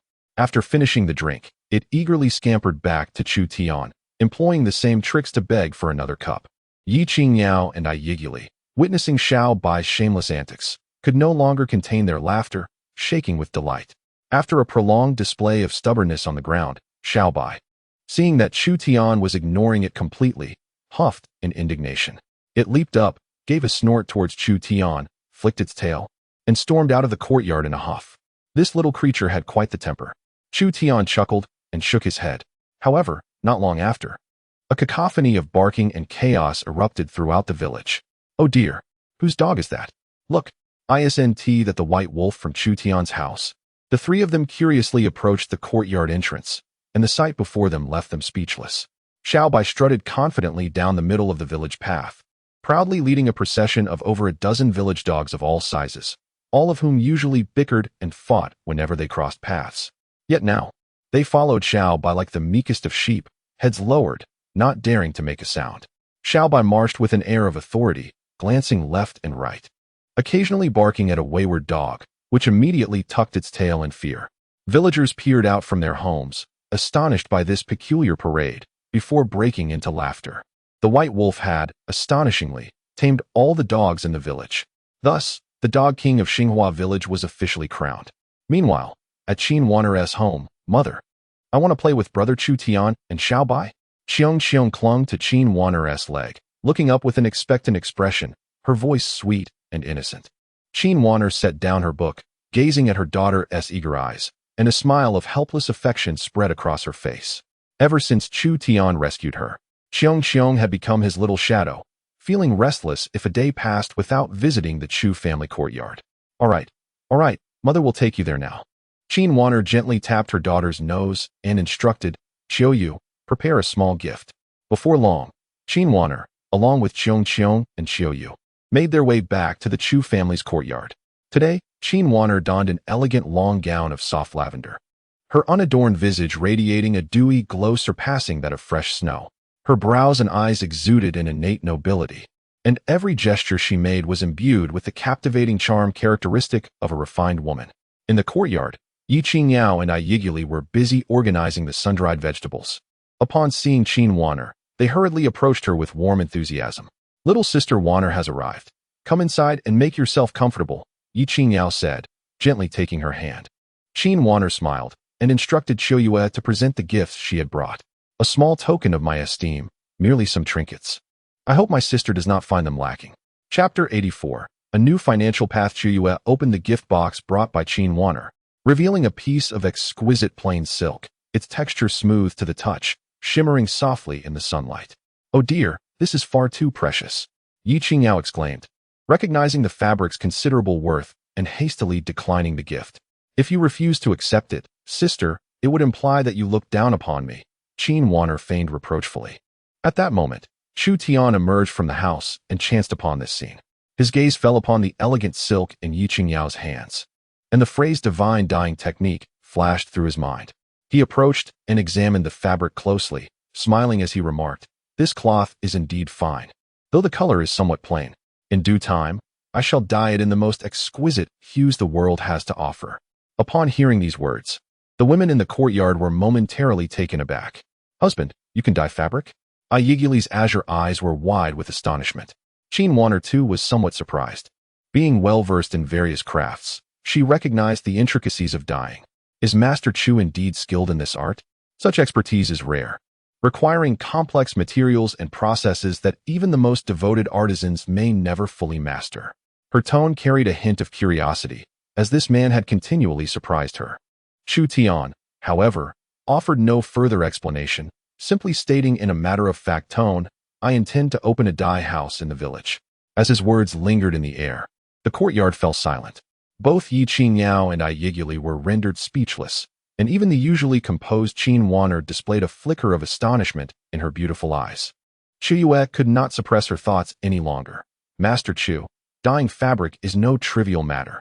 The ratios of pigments, the control of temperature, and the secrets of color fastness are all closely guarded knowledge.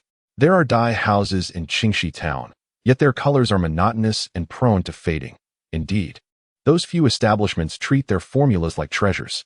Her words echoed Qin Wanner's own doubts. The world of dyeing and weaving is indeed profound. How could a mere hunter from the countryside grasp such complexities? Chu Tian smiled. "Since I have stated my intention, I shall certainly see it through." Observing his resolute demeanor, for reasons unknown, Qin Wanner felt her lingering doubts dissipate. At that moment, a flash of white lightning dashed into the courtyard. "Xiaobai!" Qiong exclaimed joyfully, extending her small hands as she rushed forward. It was none other than the canine king of Xinghua village, Xiaobai, returning from patrolling its territory. With practiced agility, it somersaulted, catching the exuberant Qiong with its belly, and the two tumbled playfully on the ground in a delightful romp. In the courtyard, laughter and joy suddenly filled the air, dissipating the earlier moment of surprise. After Qin Wanner left with a satisfied smile, the idea of establishing a dye workshop took firm root in Chu Tian's mind.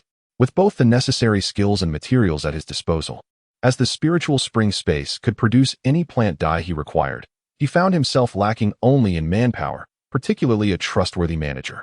The name of this individual sprang to his mind almost instantaneously, Zhang San. No one could be more suitable. He was loyal, earnest, hardworking, and, most importantly, possessed unwavering faith in Chu Tian. Being a man of action, Chu Tian promptly turned and entered the cellar, filling a gourd with the fragrant spring wine from a jar. Then proceeded to the eaves, where he cut a substantial piece of smoked wild boar meat weighing nearly 10 pounds, wrapping it in oiled paper.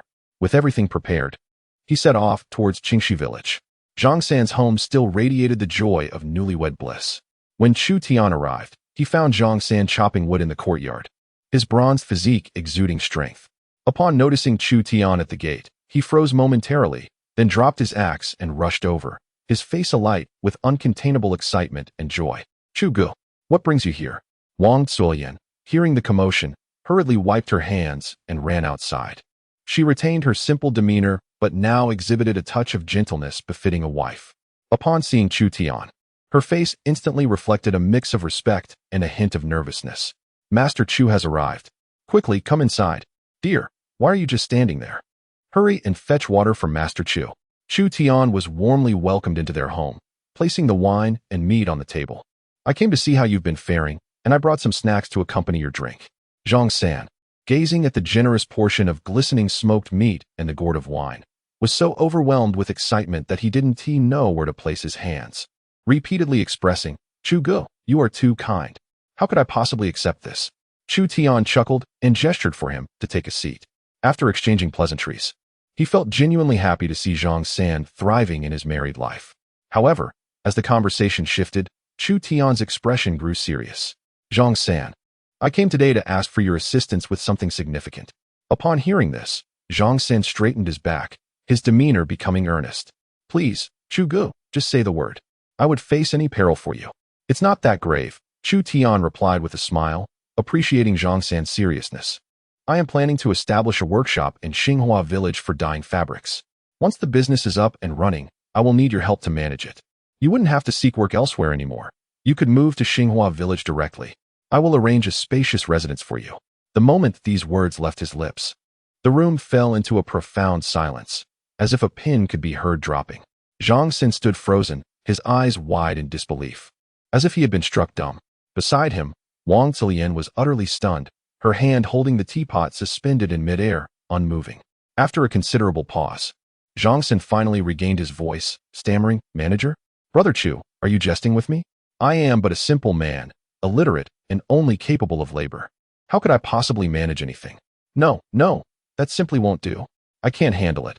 I would certainly ruin your affairs." As he spoke, his head shook vigorously like a rattle, his face filled with trepidation. This was not mere modesty. It was an expression of deep-seated insecurity and fear. In his mind, managing was a task reserved for the learned, and the thought of overseeing a workshop terrified him more than grappling with a bear. Chu Tian did not engage in lengthy persuasion nor enumerate his many virtues. He simply gazed steadily at Zhang San, his eyes calm and resolute. Then he extended his hand and firmly placed it on Zhang San's broad shoulder, articulating each word with gravity, "I believe in you." These three simple words shattered all of Zhang San's fears, anxieties, and insecurities. The man who had pulled him from the mire had bestowed upon him skills, wealth, dignity, and now, a profound trust that he had never dared to dream of. Chapter 85. The Dyeing Workshop. Upon hearing Chu Tian's words, Zhang San's eyes welled with tears, his lips trembling, rendering him speechless. In the next moment, he abruptly slid off the bench, crashing to his knees upon the solid ground with a thud. "Brother Chu." Just as his forehead was about to meet the ground, a strong arm grasped his, preventing him from kneeling any further. "Brother, spare me the theatrics. The workshop will be entrusted to you. Work diligently, and do not let me down." "Yes." Zhang San nodded vigorously, his voice hoarse with emotion. "Rest assured, Brother Chu, if I fail in my duties, I shall offer my head as a chamber pot." The news of Chu Tian's intention to open a dyeing workshop and appoint Zhang San as the chief manager spread like wildfire, sweeping from Qinghua village to Qingxi village overnight. The Zhang family's courtyard, which had just hosted a joyous occasion, instantly became the center of attention for the entire village. Zhang's mother was in the yard feeding chickens when she overheard neighbors visiting to congratulate them, chattering excitedly about the glory of being a chief manager. She was so engrossed that the feed in her hands spilled to the ground unnoticed. As she listened, her eyes reddened, and tears streamed down her weathered cheeks. Throughout her life, she had never wished for much, only that her son would succeed, marry well, and hold his head high. Yet for 30 years, she had endured the sting of hearing others disparage her son behind his back, labeling him a useless pauper. Now, her son was to become a manager of a grand workshop, no less. The elderly lady could no longer contain her emotions, wiping away her tears with her wrinkled hand, repeatedly murmuring, "Heaven has opened its eyes. Heaven has opened its eyes. Master Chu is our great benefactor." Zhang San's mother-in-law's family, upon hearing the news, hurried over that very afternoon, laden with packages of various sizes. As Wang the butcher and his wife entered, they grasped Zhang San's hand with an affectionate warmth. "Oh, my dear son-in-law, I knew you would achieve greatness." Wang's wife beamed, her face radiant with joy. "From now on, you will be in charge. Our Chui Lian will truly enjoy a life of comfort with you." Wang the butcher, with a twinkle in his eye, clapped Zhang San on the shoulder, exclaiming, "Follow Master Chu closely. This is a golden opportunity that has fallen from the heavens. It's far better than my entire life of butchering pigs." Such words pricked the ears of the onlookers, including Aunt Wang, who felt a pang of jealousy akin to being pricked by a cat's claws. A blend of bitterness and irritation coursing through her. Once the visitors departed, Aunt Wang leaned towards a few other women, curling her lips in disdain, and remarked, "Humph, what is so remarkable about it? A mere peasant, and he is already in charge? In my opinion, that Chu Tian is just making a fool of himself. Is dyeing fabric as simple as he thinks? The few dye shops in town are on the brink of closing down. What does a hunter know about such matters? Just wait and see. It won't be long before he loses all his money." "Exactly," another woman chimed in. "He may have a bit of money now, but he can't withstand such turbulence. When the money is gone, how will Zhang San still be his big overseer?" The group gathered, exchanging remarks, painting a picture of Chu Tian's dye shop as if it were on the verge of collapse, as if such thoughts might bring them some solace. Meanwhile, in the small courtyard of Xinghua village, Ye Qingyao and Ai Yiguli were diligently organizing the dried medicinal herbs. Suddenly, a series of knocks echoed at the courtyard door. Ai Yiguli approached and opened it, only to be met by the sight of Ye Fugue and his wife, both wearing overly cheerful expressions. Ye Fugue held 2 limp dried fish, while Wu Shi carried a small basket of eggs that had clearly been sitting for quite some time, their smiles oozing with insincerity. "Qingyao, my dear niece, uncle and aunt have come to see you." Wu Shi's sharp voice pierced the air before Ye Qingyao could respond. As she pushed her way into the courtyard, her shifty eyes darting around like searchlights. Upon spotting several high-quality animal hides stacked in the corner, her eyes widened, and a slight gulp escaped her throat. "Oh my, Qingyao, look at your life now. It's getting better and better." Wu Shi's tone dripped with envy. "Building a new house and enjoying the finer things in life. You are truly blessed. As the saying goes, once you are prosperous, you must not forget your roots and those of us, your less fortunate relatives." Ye Qingyao regarded the pair, her previously gentle demeanor instantly turning icy. "What do you want?" Ye Fugue rubbed his hands together, thick-skinned as he approached, grinning broadly. "Qingyao, why would you say such a thing? We are family. Isn't it only right to come and see you? The recent hardships at home have become unbearable. Your brother is on the verge of seeking a bride, yet we cannot even produce a decent betrothal gift. Now that you are enjoying a more prosperous life, wouldn't it be appropriate to assist your maternal family?" As he spoke, he subtly gestured towards the basket held by Wu, making his intentions unmistakably clear. Ye Qingyao trembled with indignation at their shameless demeanor. She recalled how, when she was gravely ill, these two had conspired with Wang Matzi to sell her for 50 taels of silver. Now, they had the audacity to come begging for favors. "I have no money for you," Ye Qingyao replied, her voice as frigid as ice. "Leave now. You are not welcome here." "Hey, you ungrateful girl." Wu's expression twisted immediately upon hearing this, and she hurled the basket to the ground before dropping to sit on the floor. "Oh, why must my life be so wretched? After raising my niece with such care, now that she has prospered, she forgets her elders. Everyone, come and see how this heartless ingrate treats her own uncle and aunt." As she wailed, she beat the ground with her hands, her unruly display executed with a skill that was nothing short of astonishing. Ye Fugue chimed in, pointing an accusatory finger at Ye Qingyao. "You unfilial wretch. Your parents died young.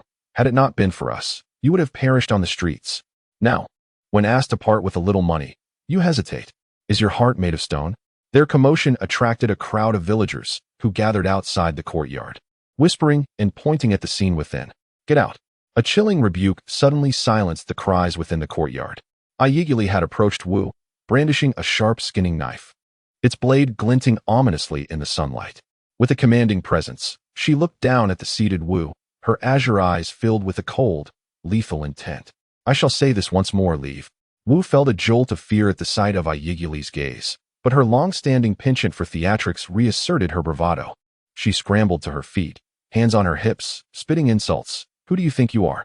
A purchased slave from the western regions? Daring to speak to me like this? We are reprimanding our own niece. What right do you have to intervene? Do you believe I won't tear your mouth apart?" Just as Wu finished her spiteful tirade, a white blur suddenly burst from the house. Xiaobai had emerged, its fur bristling with agitation. The once adorable creature now wore a fierce countenance, baring its sharp fangs and emitting a series of chilling growls, fixating on Ye Fugue and Wu. "Ah!" Both Ye Fugue and Wu shrieked in terror, instinctively recoiling. "This is a wolf." However, the terror was far from over. Woof, woof, oh woof, woof, woof. Following Xiaobai's warning growl, a cacophony of barking erupted along the village path. Immediately, under the astonished gaze of all the villagers, the yellow dog from the east of the village, the black dog from the west, the fierce wolfhound from the butcher Li's house, and the scabby dog from the lame Wang's household, over a dozen various-sized local dogs, came rushing towards the Chu family's courtyard from all directions, as if driven mad. They surged to the entrance, blocking the escape route of Ye Qingyao and Wu Shi, baring their teeth and growling threateningly. Their demeanor suggesting that at a single command from the White Wolf, they would unhesitatingly pounce on these unwelcome intruders, reducing them to a bloody pulp. The canine king of Xinghua village commanded a legion. Oh my! Ye Qingyao, witnessing this spectacle, felt his legs tremble uncontrollably, unable to think of anything else. With a desperate cry, he grasped the still-dazed Wu Shi and scrambled out. Get away, you rabid dogs! Get away! Wu Shi, equally terrified, flailed her arms in a futile attempt to shoo the dogs away. Yet, those dogs, usually wagging their tails at the sight of humans, now displayed fierce aggression, refusing to budge an inch. A few brave ones had already charged forward, beginning to gnaw at their pant legs. Ultimately, this greedy uncle and aunt were chased out of Xinghua village in a humiliating retreat, rolling and crawling, forsaking even the basket of broken eggs they had brought. At the courtyard entrance, the villagers, initially stunned, erupted into raucous laughter. Ha ha, they deserve it. Truly poetic justice. Let them bully the weak and fear the strong. That white wolf of the Chu family has become formidable. The laughter rang out, unabashedly reveling in their misfortune. When Chu Tian returned from the mountains, dusk was approaching. As he stepped into the courtyard, he immediately sensed something amiss. Inside, Ye Qingyao sat silently on a stone bench, her eyes red and head bowed. Ye, clutching a small knife, wore a frosty expression, her murderous intent still palpable. The once dominant local dogs now sat obediently outside the courtyard, tongues lolling as if standing guard. Meanwhile, the canine king, Xiaobai, lay at Ye Qingyao's feet, wagging its tail like a windmill. What happened? Chu Tian set down what he was carrying and approached Ye Qingyao. Ye succinctly recounted the afternoon's events. Chu Tian's expression darkened instantly. He gently pulled Ye Qingyao into his embrace, soothing her with tender words. It's all right now. They won't dare to come again. His voice carried a stabilizing power, gradually calming her trembling shoulders. Releasing her, he affectionately ruffled Xiaobai's head, prompting the little creature to lift its chin proudly, as if to boast, look at how impressive I am. Well done, Chu Tian praised, then lowered his voice to a tone only Xiaobai could comprehend. Next time they dare to come, don't hold back, just bite. Xiaobai's eyes sparkled with excitement, letting out an enthusiastic howl. Having reassured the two women at home, Chu Tian had already devised a plan in his mind. He turned and exited the courtyard, heading straight for the village chief, Zhao Dishu's house. Zhao Dishu was weaving a basket in his yard, and upon seeing Chu Tian approach, he promptly set aside his work and welcomed him warmly. Chu Tian, do you seek my counsel for something? Chu Tian, without any preamble, replied directly, village chief. I wish to purchase a courtyard. Purchase a courtyard? Zhao Dishu was taken aback momentarily. Indeed, Zhang San is coming to assist me, and he requires a place to reside. I recall that you have an old courtyard at the eastern edge of the village that is currently unoccupied. Upon hearing this, Zhao Dishu quickly grasped the situation. That old courtyard, well-positioned and constructed with solid blue bricks, surpassed most of the mud brick houses in the village. Yet it had remained vacant since the family built a new home. Yes, indeed, the courtyard is merely sitting idle. If you find it suitable, you may take it. Zhao Dishu, being shrewd, recognized this as an excellent opportunity to strengthen his bond with Chu Tian. However, Chu Tian shook his head and retrieved 2 hefty ingots of silver from his pocket, placing them on the stone table. Village chief, it is essential to keep clear accounts among close relations. I am purchasing this courtyard. Please accept these 30 taels of silver. Upon seeing the gleaming silver, Zhao Dishu inhaled sharply. The courtyard was, at most, worth 20 taels, yet Chu Tian offered 30. Such generosity was unprecedented. Unable to decline, Zhao Dishu ultimately accepted the silver with a beaming smile, assuring Chu Tian that his family would ensure the courtyard was spotless by the next day. The courtyard Chu Tian acquired fortuitously lay adjacent to the Li family's property. The following morning, a bullock cart rumbled into Xinghua village. laden with Zhang San's family and all their belongings. Zhang's mother and his new bride, Wang Zulian, sat in the cart, their expressions reflecting both apprehension and hope for the future as they gazed at the unfamiliar village. Chu Tian and Zhao Di's who awaited them at the village entrance. "Brother Chu Tian," Zhang San exclaimed as he leapt from the cart, brimming with excitement. "It is wonderful that you have arrived.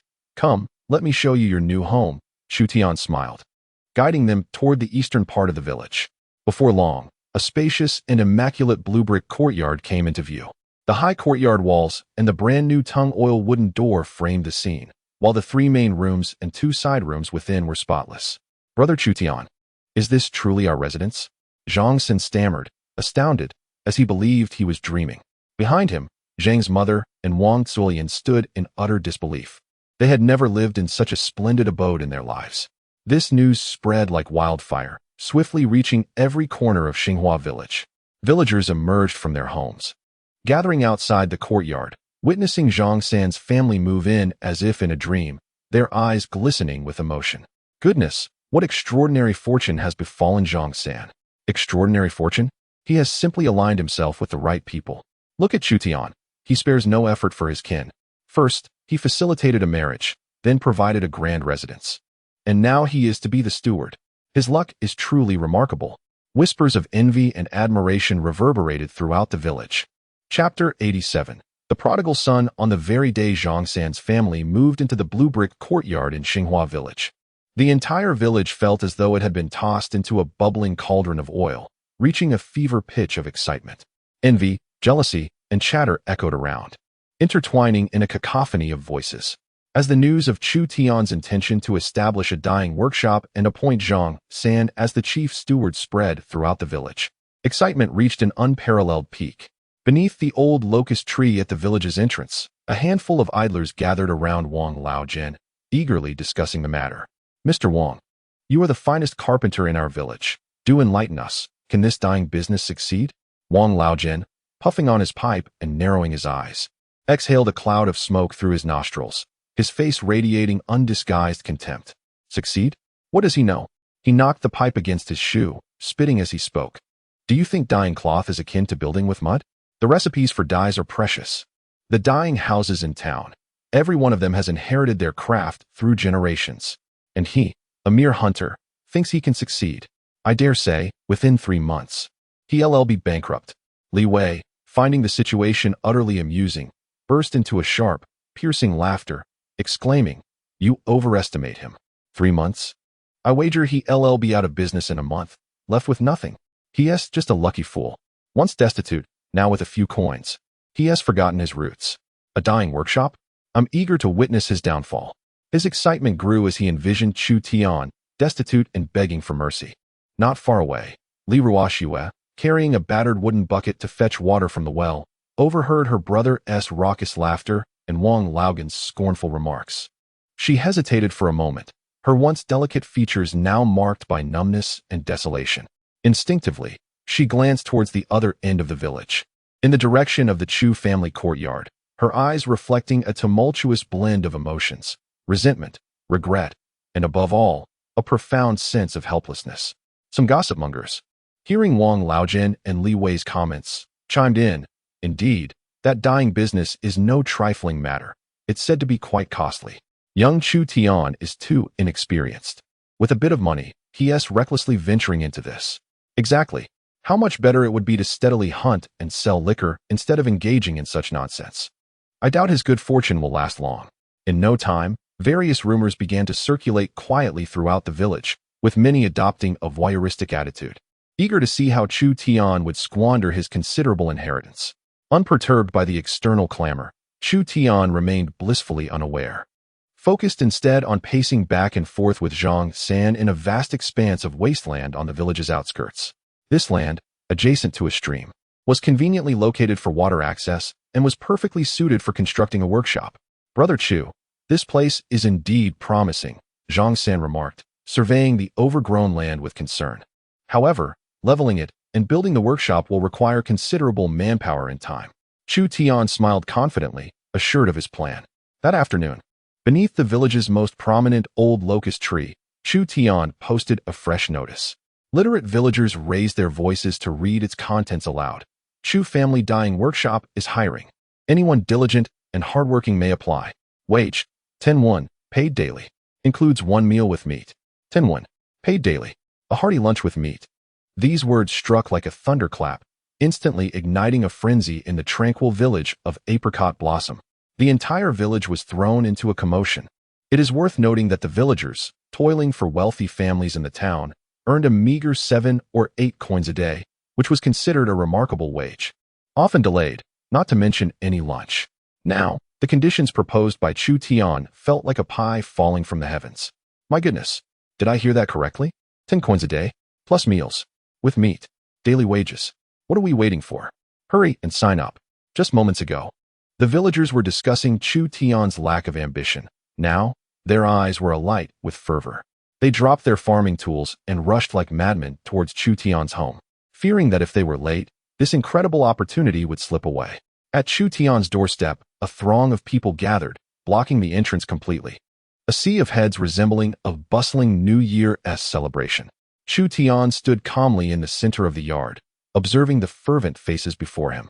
Zhang Xin held a ledger beside him, ready to take notes. Me, Master Chu, choose me.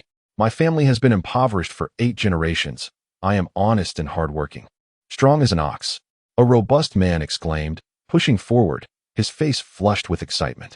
Chu Tian glanced at him and recognized him as a well-known honest man in the village, who rarely gossiped, and nodded in acknowledgement. Zhao Erniu noted. Ah, thank you. Master Chu, thank you. Zhao Erniu exclaimed, nearly bowing in gratitude. Me too. Master Chu, I can work. Choose me. The villagers were utterly frantic, each striving to be selected. However, Chu Tian remained composed, his gaze slowly sweeping through the crowd, nodding at individuals one by one. Wang Jiaolao-san, your wife is ill and needs money. You come. Lu Auntie, your husband has trouble walking. It's not easy for you alone, you too. Li Dazhuang, you helped me when I built my house last time. Come over. He selected those who were genuinely impoverished, of good character, or had previously shown kindness to him. Those called were overjoyed, overflowing with gratitude. Meanwhile, the idlers and gossipers of the village received not even a glance from Chu Tian. Wang Laojin, witnessing this scene, felt a flicker of hope. Self-assured in his carpentry skills, he mused that Chu Tian would surely need him for his dyeing workshop. Clearing his throat, he stepped forward, adopting an air of superiority. Ahem, Chu Tian. About your dyeing workshop. Before he could finish, Chu Tian, as if oblivious to him, pointed to another person behind. Wang Laogan's face stiffened immediately. Li Wei grew anxious. His family was on the brink of starvation, and the prospect of earning 10 coins a day was a lifeline. Emboldened, he squeezed to the front, hoarsely shouting, Chu Tian. At last, Chu Tian's gaze fell upon him, his expression as indifferent as if he were observing a stone by the roadside. Then, he averted his gaze, as though the presence of Li Wei was entirely non-existent.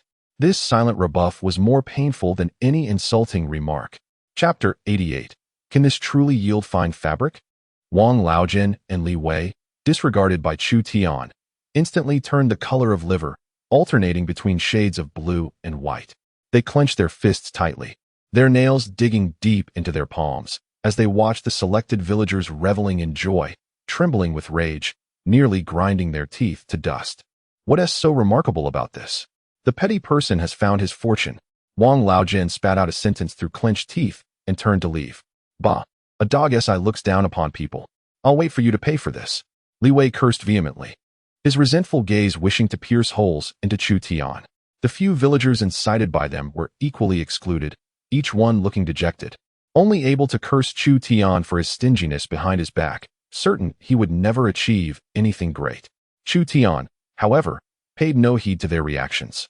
He swiftly selected 30 workers and led them grandly toward a designated open space at the village edge.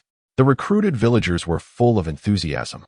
Feeling an overwhelming gratitude toward Chu Tian, they silently vowed to excel in their tasks, determined not to betray Master Chu's trust. What transpired next left everyone utterly astounded. Chu Tian, with a mere branch in hand, casually drew a few circles on the ground and marked several points. Then directed the group to begin excavating the foundation and erecting wooden beams. Without blueprints or measuring tools, everything relied solely on his words.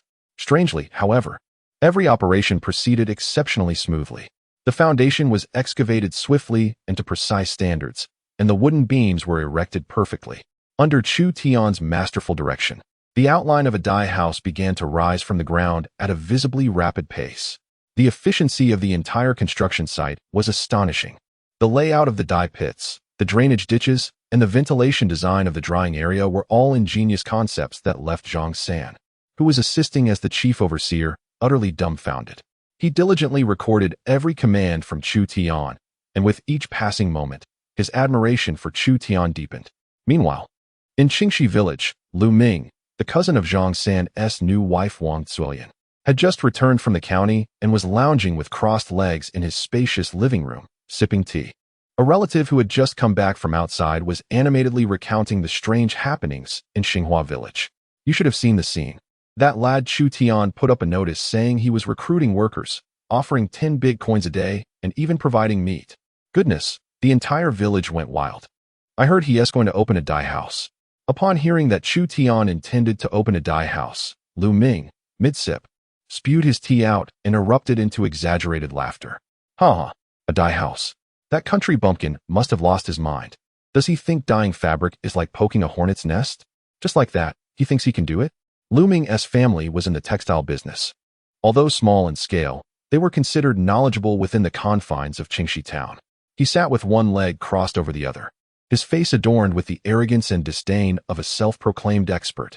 You have no idea how profound the art of dyeing fabric can be. The formula for the pigments is a closely guarded secret among various families. A mere miscalculation could ruin an entire batch of cloth. The craft of fixing colors is even more challenging. The few old dye houses in town produce fabrics that fade significantly. What gives him the right? As Lu Ming spoke with increasing pride, he seemed to envision the dismal fate awaiting Chu Tian. He waved his hand dismissively. Just wait. This fellow is merely a newly affluent upstart, foolishly burning through his wealth. Once he loses all his money, he will have his share of sorrow. Taking a sip of tea, he felt utterly pleased, eagerly anticipating Chu Tian's folly. Days later, on the outskirts of Apricot Blossom Village, a brand new workshop had risen impressively.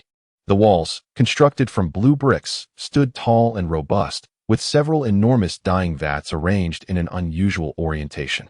Adjacent to them was a spacious drying yard, along with rows of well-ventilated wooden storages.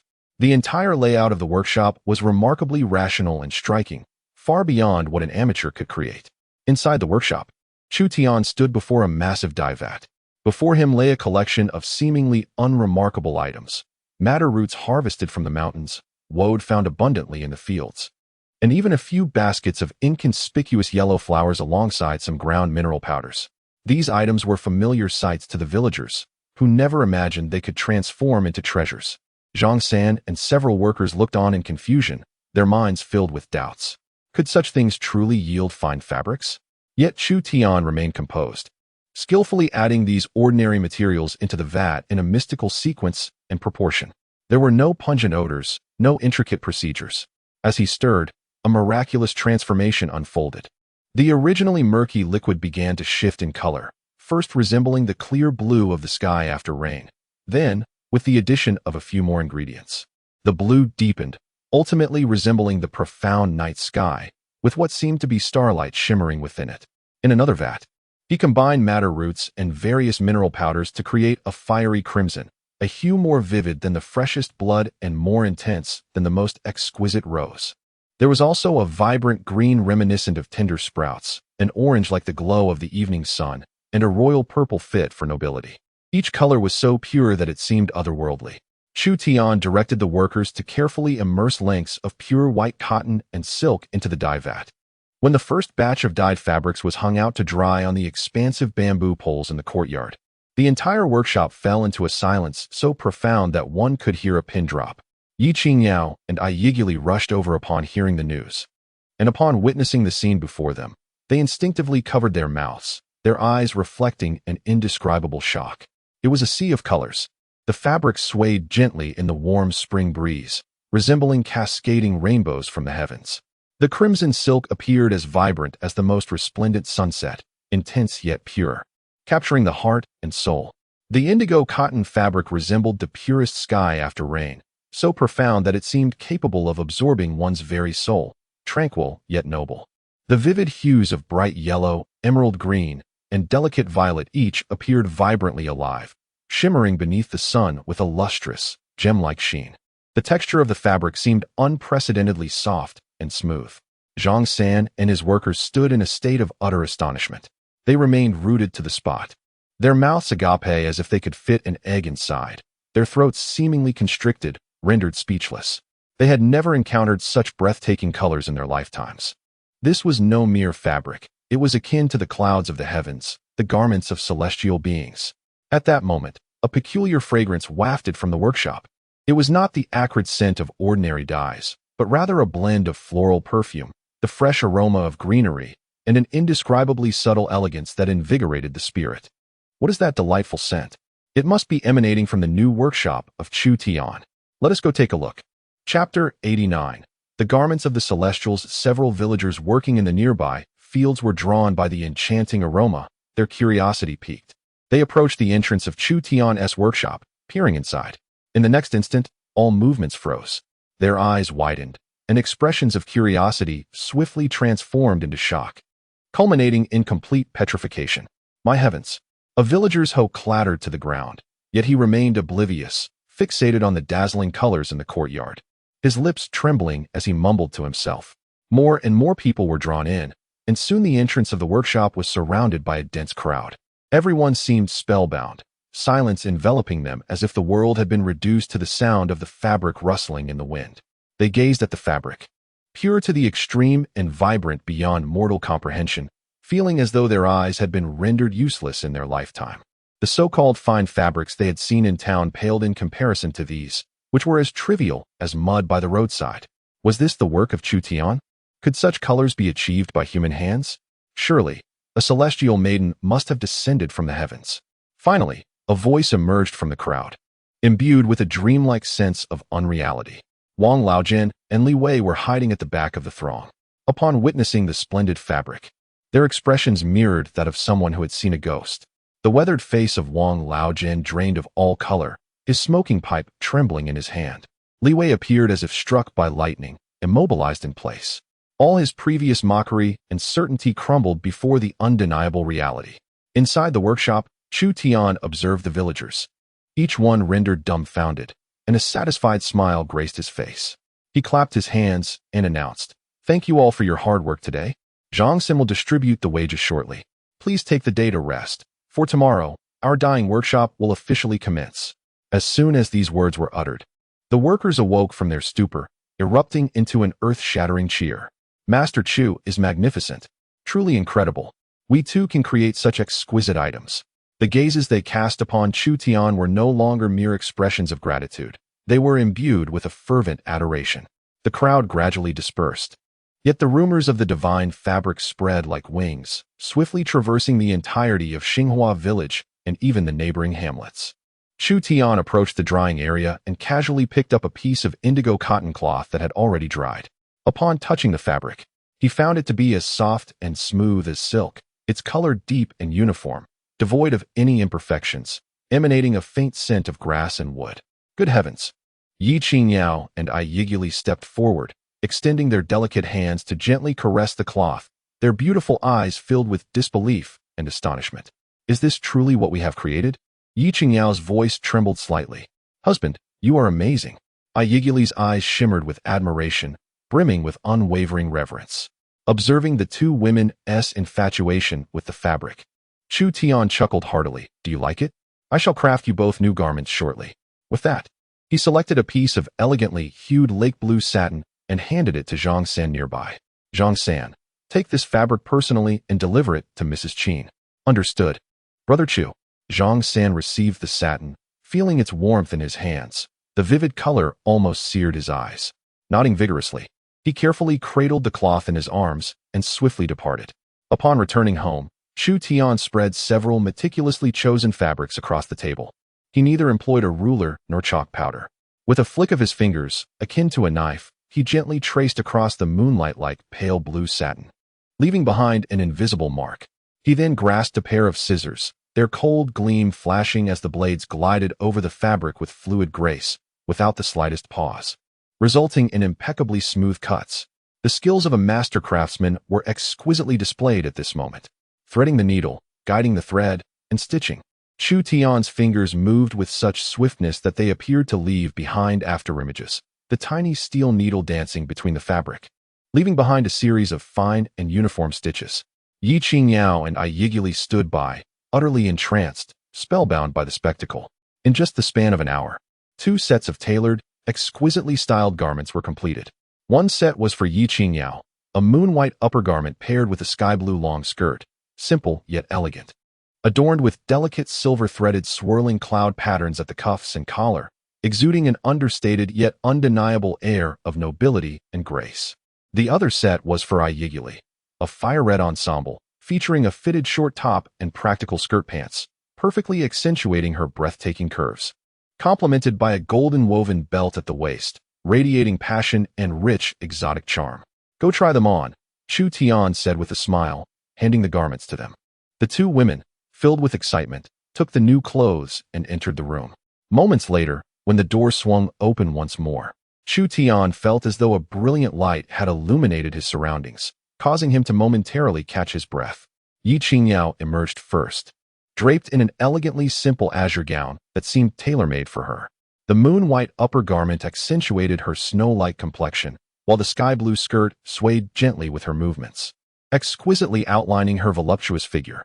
Gone was any trace of sickly frailty. Instead, she radiated a breathtaking beauty akin to orchids blooming in a tranquil valley after the rain. The mature charm in her gaze was enough to send shivers through one's heart. Approaching the bronze mirror, she gazed at her reflection, momentarily in disbelief. Slowly turning around, her enchanting eyes sparkled with an innate allure. Following her, Ye made her entrance. If Ye Qingyao embodied the calmness of moonlight, Ye was the embodiment of blazing fire. Her crimson attire showcased her powerful, wild beauty to perfection. The fitted top clung to her ample bosom, while her slender waist led to a curvaceous silhouette and long, graceful legs. Her already stunning exotic features, against the backdrop of her fiery ensemble, resembled a red lotus blooming atop a snow-capped mountain, exuding a deadly allure. Playfully, she twirled before Chu Tian, her skirt billowing like a dancing flame. "Do you find it beautiful, my husband?" she asked, tilting her face upward, her azure eyes brimming with joy and affection. Chu Tian, caught between the gentle grace of one and the fiery passion of the other, felt his throat dry. Just as he became entranced, 2 warm, soft figures pressed against him from either side. Ye Qingyao stood on tiptoe, shyly planting a kiss on his cheek, while Ye boldly wrapped her arms around his neck, pressing her fiery lips firmly against his.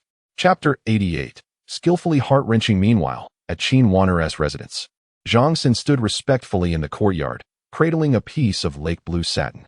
Qin Wanner extended her delicate hand to receive the fabric. As it touched her palm, her eyes, accustomed to fine silks, widened in surprise. The texture was as smooth and delicate as an infant's skin, weightless and soft. She slowly unfurled the fabric under the sunlight, revealing a pure lake blue hue devoid of any impurities, which shimmered like a faint treasure glow in the shifting light, as if she held a spring of water in her hands. Even with her extensive experience, she found herself at a loss for words to express her astonishment. She was certain that even the finest brocade from the county's most prestigious jinxiuge could not rival such exquisite material. "This is made by Brother Chu Tian," exclaimed Xiong, her small face alight with pride. "Brother Chu Tian is the best." Standing nearby, Chu gazed at the fabric, equally mesmerized. "Mother, I want to wear new clothes too." Xiong tugged at Qin Wanner's garment, her voice sweetly demanding, "Let's go find Brother Chu Tian." Seeing the hopeful expression in her daughter's eyes and glancing at the divine fabric in her hands, Qin Wanner made a swift decision. She carefully stored the material away and gently replied to her daughter, "All right, let us go find Brother Chu Tian." As Qin Wanner, accompanied by Chu and Qiangqiang, once again stepped into the courtyard of the Chu family, she was instantly captivated by the scene before her. In the yard, Ye Qingyao and Ye were engaged in cheerful conversation. On this day, they appeared utterly transformed. Ye Qingyao was adorned in an elegant gown of moonlight white paired with azure blue, the subtle hues enhancing her beauty rather than diminishing it. She resembled a delicate orchid blooming in a secluded valley after rain, ethereal, and enchanting, with a unique maturity reflected in her eyes that left one breathless. In contrast, Ye donned a fiery red ensemble that accentuated her wild and powerful figure, akin to a brilliant red lotus flourishing atop a snow-capped mountain, vibrant and exuberant. Together, the two women illuminated the entire courtyard. A hint of uncontainable awe flickered in Qingyang's eyes, soon followed by a twinge of gentle envy rising from the depths of her heart. Her envy was not solely directed at their exquisite garments, but also at the genuine, serene happiness radiating from their expressions. Qin's sister, Ye Qingyao, and Ye greeted her warmly upon noticing her presence. "Forgive the intrusion," Qingyao replied, regaining her composure and shifting her gaze from their attire to Chu Tian, who emerged from within the house. Withdrawing a pouch of silver from his sleeve, she said, "Young Master Chu, I wish to request that you craft 2 outfits for me and Qingyao. This is a token of appreciation, and I hope you will not decline." Chu Tian glanced at the pouch of silver, smiled, yet did not accept it. "Madam Qin, you flatter me. A few garments hardly warrant such generosity." With that, he gestured for Qingyao and Qingyao to stand still. Taken aback, Qingyao wished to say more, but Chu Tian had already turned away, retrieving several pieces of freshly dyed fabric. "Madam Qin, please select a color." As she gazed at the vibrant fabrics before her, seemingly imbued with life, she was once again astonished. Ultimately, she chose a regal shade of bright purple for herself and a delicate, tender yellow for Qingyao. What transpired next left Qingyao and Shuyue utterly breathless. Chu Tian, without even measuring, simply glanced at Qingyao and Qingyao, then laid the fabric upon the table. His fingers moved with precision, tracing the smooth satin as if already envisioning the final design. He then picked up a pair of scissors. In a flash of glinting steel, the blades danced gracefully across the fabric, cutting with a fluidity that left no room for hesitation. The material parted effortlessly, the edges as smooth as a mirror. Executed with an astounding accuracy, Qingyao and Shuyue stood transfixed, their minds blank, fixated solely on Chu Tian's deft hands. Before long, a luxurious purple gown and a charming yellow dress lay perfectly formed on the table. Slowly, Qingyao approached, extending her hand to gently caress the purple garment. The texture was warm and inviting, the colors breathtaking, the stitching flawless, and the design embodied an exquisite fusion of elegance and nobility. A tempest of emotions surged within her. Chu Tian's craftsmanship was nothing short of miraculous. "To give it a try," Chu Tian said with a smile. A moment later, when the door swung open once more, Chu Tian, Ye Qingyao, and Ai Guli in the courtyard could not help but hold their breath. The first to emerge was Qingyao. Adorned in a resplendent purple garment, she appeared as a night blooming Sirius, exuding an air of nobility and mystery. The tailored cut accentuated her exquisite curves flawlessly. Her inherently regal demeanor reached its zenith at that moment. Standing there in silence, she resembled a peony in full bloom, breathtakingly beautiful and so dignified that one dared not gaze directly upon her. Following her, Qiong stepped out, clad in a delightful yellow dress. Like a lively butterfly flitting joyfully from the house, her skirt billowing gracefully, enchanting all who beheld her. "Mother, you look so beautiful. And Qiong is lovely too." Qingyao knelt down to embrace her daughter, her face radiant with an unwavering smile. "The clothes made by brother Chu Tian are the prettiest." Overjoyed, Qiong wriggled free from her mother's embrace, darting to the center of the courtyard. "Look, Xiaobai, my new outfit. You don't have one." Xiaobai lazily opened its eyes, casting a fleeting glance at her, seemingly indifferent to the vibrant attire. Its wolf-like gaze was fixed intently on the wine jug that Chu Tian had just retrieved from the stone table. The rich aroma of the wine was far more alluring to it than any exquisite garment. A yearning whimper escaped its throat as it seized the opportunity, while everyone was preoccupied with admiring the new attire, unnoticed. Now was the moment. Xiaobai's hefty body erupted into a burst of unexpected agility, transforming into a flash of white lightning as it stealthily slipped into the house. Seizing the moment of distraction, it clamped its jaws around the petite wine jug and made a hasty retreat. The execution was seamless, executed with a proficiency that tugged at one's heartstrings. "Ah, Xiaobai, you've stolen the wine again." Qiong was the first to react. Witnessing her companion's impending escape, she promptly set off, her short legs carrying her swiftly as she lifted her yellow skirt, determinedly chasing after it. Stop. That's brother Chu Tian's whine. In an instant, the courtyard became a scene of delightful chaos, featuring a little girl in her new attire pursuing a large white wolf clutching a wine jug, creating a comical chase. The onlookers in the courtyard exchanged glances, unable to suppress their laughter. Chapter 89. The arrival of the plump sheep. Early the next morning, the dye house near Qingyao village buzzed with excitement. Inside the tall workshop, steam rose in waves. Massive dye vats bubbled like vibrant springs, churning with torrents of crimson and azure. The villagers, having been recruited, worked with fervor, beads of sweat trickling down their faces, yet their eyes sparkled with an unprecedented gleam.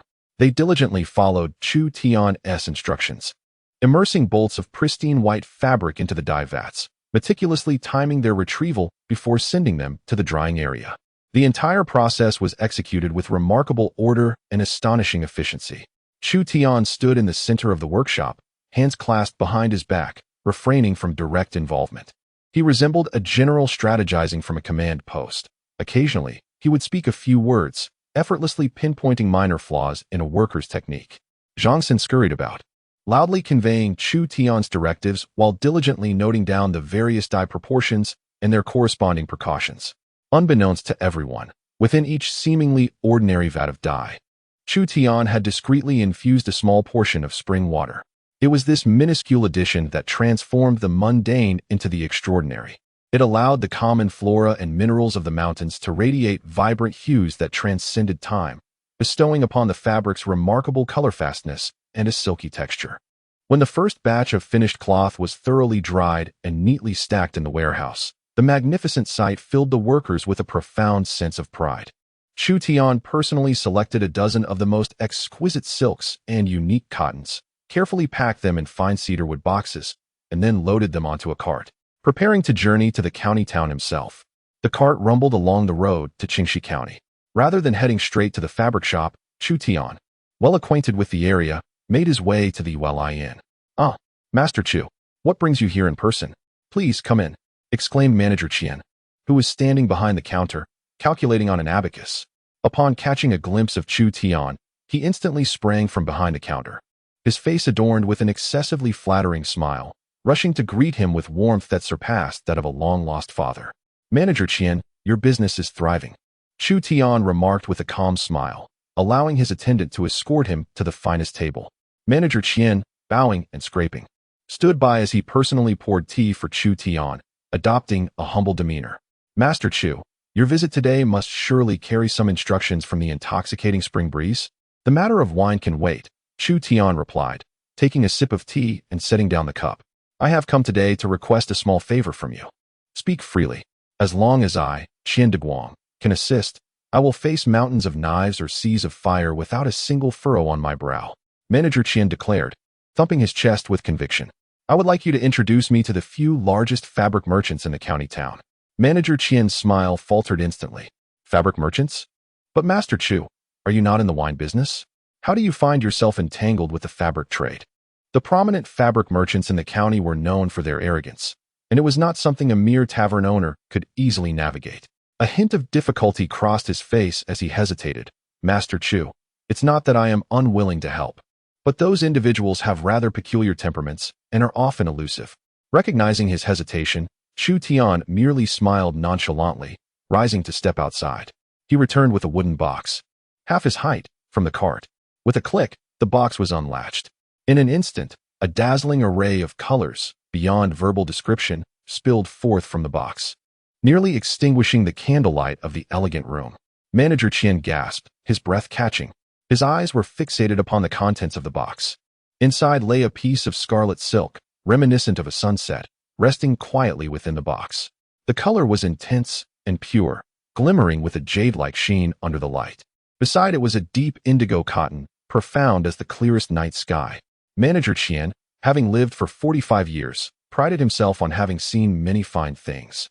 Yet he had never encountered such an awe-inspiring display of color. He could not help but draw in a sharp breath, as if the sound sought to siphon every ounce of air from his lungs. What on earth was this, Lord Chu? Trembling, he extended his hand, yearning to touch it, yet hesitated mid-air, as if fearing that his coarse fingers might tarnish this divine creation. Chu Tian retrieved the scarlet silk and casually handed it to him. Upon feeling the fabric, the shopkeeper, Tian, trembled all over. The texture was smooth, delicate, and warm, surpassing even the finest silk he had ever touched by 100-fold. He quivered as he unfurled the fabric, bringing it closer to his eyes for a meticulous examination. The look of shock on his face swiftly transformed into unbridled joy, ultimately giving way to sheer avarice. He was a merchant with an extraordinarily keen sense for opportunity. He understood better than anyone else the tempestuous waves this exquisite fabric would unleash upon the market once it made its debut. This was no mere cloth. It was a veritable mountain of gold and silver. Tian's demeanor underwent a dramatic transformation. "Lord Chu, fear not," he exclaimed, slapping his thigh with fervor, causing the flesh on his face to jiggle. "Just wait a moment, and I shall summon those old-timers in the textile business for you. If they refuse to come, I, Qian de Guang, will go so far as to drag them here." With that, he dashed out like a whirlwind, his corpulent form exhibiting an unprecedented agility. Chu Tian calmly returned to his seat, leisurely savoring his tea, his expression as tranquil as a still pond. He knew that the fish had taken the bait. In less than the time it takes to burn a stick of incense, Qian, drenched in sweat, rushed back in, wearing a smile that suggested triumph. "Lord Chu, they are here." Following him were several figures, swaying as they entered. Leading the pack was a middle-aged rotund man, sporting a beer belly and dressed in deep purple brocade, adorned with 3 or 4 gold rings, none other than Boss Lu of the county's largest textile shop, Qingyao. The individuals trailing behind him were similarly resplendent in attire, their chins raised high as if to glimpse the heavens, their eyes gleaming with the characteristic sharpness and arrogance of merchants. Upon entering, their gazes fell upon Chu Tian, and upon noticing his humble peasant garb, a flicker of barely concealed disdain and contempt crossed their faces. "Old Qian, you summoned us in such a frenzy just to meet this greenhorn?" Boss Lu of Qingyao remarked, his brow furrowing in displeasure at what he perceived as a jest at their expense. "Indeed, our time is precious. You called us here in such haste just to introduce us to this country bumpkin?" Another, Boss Wang of a silk shop, added with a dismissive sneer. Qian, now in a state of distress, bowed even lower, persistently ingratiating himself. "Esteemed bosses, a misunderstanding, a tremendous misunderstanding. Please, take a look at the goods before passing judgment." Chu Tian appeared oblivious to their remarks, his demeanor remaining unfazed. He extended his hand and, with measured slowness, opened the half-height wooden chest before him with a crisp click. Chapter 90. The frenzy of seizing the moment Chu Tian opened the chest, there was no earth-shattering sound. Yet, the entire elegant room fell into an eerie silence. The once impatient cloth merchants found their expressions abruptly frozen. A vibrant hue, the likes of which they had never encountered, spilled forth from the box. It was not merely a festive red, it was purer than celebratory crimson, more vivid than precious cinnabar. Under the dim candlelight of the elegant room, it resembled molten lava, radiating a gentle, lustrous glow. In that moment, every breath was suspended. Mr. Lu's shrewd eyes widened in astonishment, his throat bobbing as he swallowed, producing a dry, raspy sound as if an invisible hand had gripped his throat. Perceiving their shock, Chu Tian withdrew the red satin, reminiscent of a sunset, from the box. As the fabric emerged, it cut through the air like a streak of flowing fire, dazzling all who beheld it. He casually draped the satin across the table. The once haughty merchants, who prided themselves on their worldly knowledge, instinctively crowded around, nearly colliding heads. Mr. Lu was the first to extend his ring-adorned hand, gingerly brushing his fingertips against the satin. The instant he made contact, he trembled as if jolted by electricity. It was slippery, soft, and smooth, a sensation unlike any he had ever experienced. It surpassed even the finest cloud brocade and the most exquisite silk offerings he had ever touched. Heavenly craftsmanship. This was undoubtedly the work of divine hands. Mr. Wang leaned in closer, his face nearly pressed against the fabric, inhaling deeply. A delicate, earthy fragrance mingled with the scent of foliage filled his nostrils, invigorating him. He marveled at the flawless color, watching the satin shimmer under the candlelight. His astonishment swiftly transformed into ardor, culminating in unabashed greed. Mr. Qian stood to the side, observing the once arrogant tycoons now behaving like unsophisticated bumpkins. Captivated by a mere piece of cloth, a sense of satisfaction welled within him, deepening his reverence for Chu Tian. Whatever Chu Tian produced was never ordinary. Meanwhile, on the other side of Qingxi County, Lu Ming paced back and forth in his rather impressive textile shop, hands clasped behind his back. Move with some urgency. This batch of cloth is destined for the capital. If anything goes awry, I'll have your hides. He barked at several busy workers. A relative, freshly returned from the countryside with fabric, approached him with an obsequious grin.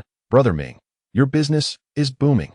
I heard that Zhang San from Xinghua village has a supporter named Chu Tian who has opened a dyeing workshop. It's quite amusing, isn't it? A country bumpkin daring to compete with you. Lu Ming scoffed, his face brimming with the arrogance of a self-proclaimed expert. Him? Just a lucky upstart, clueless about dyeing fabric. I wager that within a month, he'll be left with nothing, even his undergarments. Just wait, he'll be the one crying.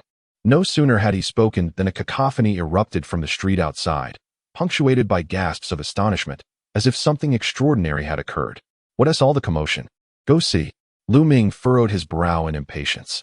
A flustered attendant stumbled back, breathless, exclaiming, Boss, it's terrible. It seems a deity has appeared at the Yulian. A deity? Lu Ming scoffed, yet curiosity piqued within him. Adjusting his robe, he strode forth with purpose. Upon reaching the entrance of the Yulian, he found himself amidst a throng of people, tightly packed in layers, their heads forming a dark sea. Leveraging his modest strength, he finally elbowed his way to the front. Peering inside, Lu Ming was struck motionless, as if hit by lightning. What did he see? The esteemed boss Lu of the Qingyao Pavilion. A wealthy merchant who earned the respect even of the county magistrate, was now blushing profusely, bowing and scraping before a young man. And there was boss Wang of the silk shop, even more exaggerated, repeatedly calling out, Master Chu, divine Master Chu, sell it to me. I will pay double. In the center of this adulation stood the calm young man, and Lu Ming felt the color drain from his face. It was Chu Tian, the very person he had derided as a rustic upstart. His gaze rigidly shifted from Chu Tian's face to the wooden chest before him. Inside lay vibrant, resplendent fabrics, each piece like a stinging slap to his face. He knew all too well what such colors and lusters signified, for his family was in that very trade. Impossible. This cannot be. He seized the arm of a bystander, his voice hoarse with disbelief. Whose fabric is that? Who else could it belong to? It was brought by the young Master Chu. The onlooker replied, sparkling. Haven't you seen? Divine garments. In my lifetime, I've never encountered such exquisite cloth. With a thunderous crash, Lu Ming felt something inside him explode, and darkness clouded his vision as he nearly collapsed. Every derisive word he had uttered previously now transformed into the sharpest daggers, stabbing mercilessly at his heart. The Yulian had descended into chaos. I offer 150 taels. I want this red. I bid 180. Lu Fatty, don't you dare compete with me. Master Chu, name your price. Whatever it is, we shall accept. Amidst the almost violent clamor of fabric merchants, Chu Tian merely raised a finger. 1,500 taels. He stated calmly, his voice low yet rendering the entire hall silent. These 10 pieces of fabric are packaged at 1,500 taels, and they are not for individual sale. 1,000 taels. Gasps filled the air, yet as they gazed at the fabric, their eyes burned with fervor. They understood the worth. With proper dealings, they could easily multiply their investment several times over. I'll take them. Boss Lu was the first to commit. Wait. Chu Tian raised his hand, presenting an even more bewildering demand. I do not wish for silver notes, nor gold. This time, I require all the payment in copper coins. What? 1,000 taels of silver, exchanged for copper coins? How much would that entail? How many carts would be needed to transport them? The crowd exchanged glances, each believing they had misheard. Observing Chu Tian's undeniable gaze, Boss Lu gritted his teeth and nodded first, declaring, no problem.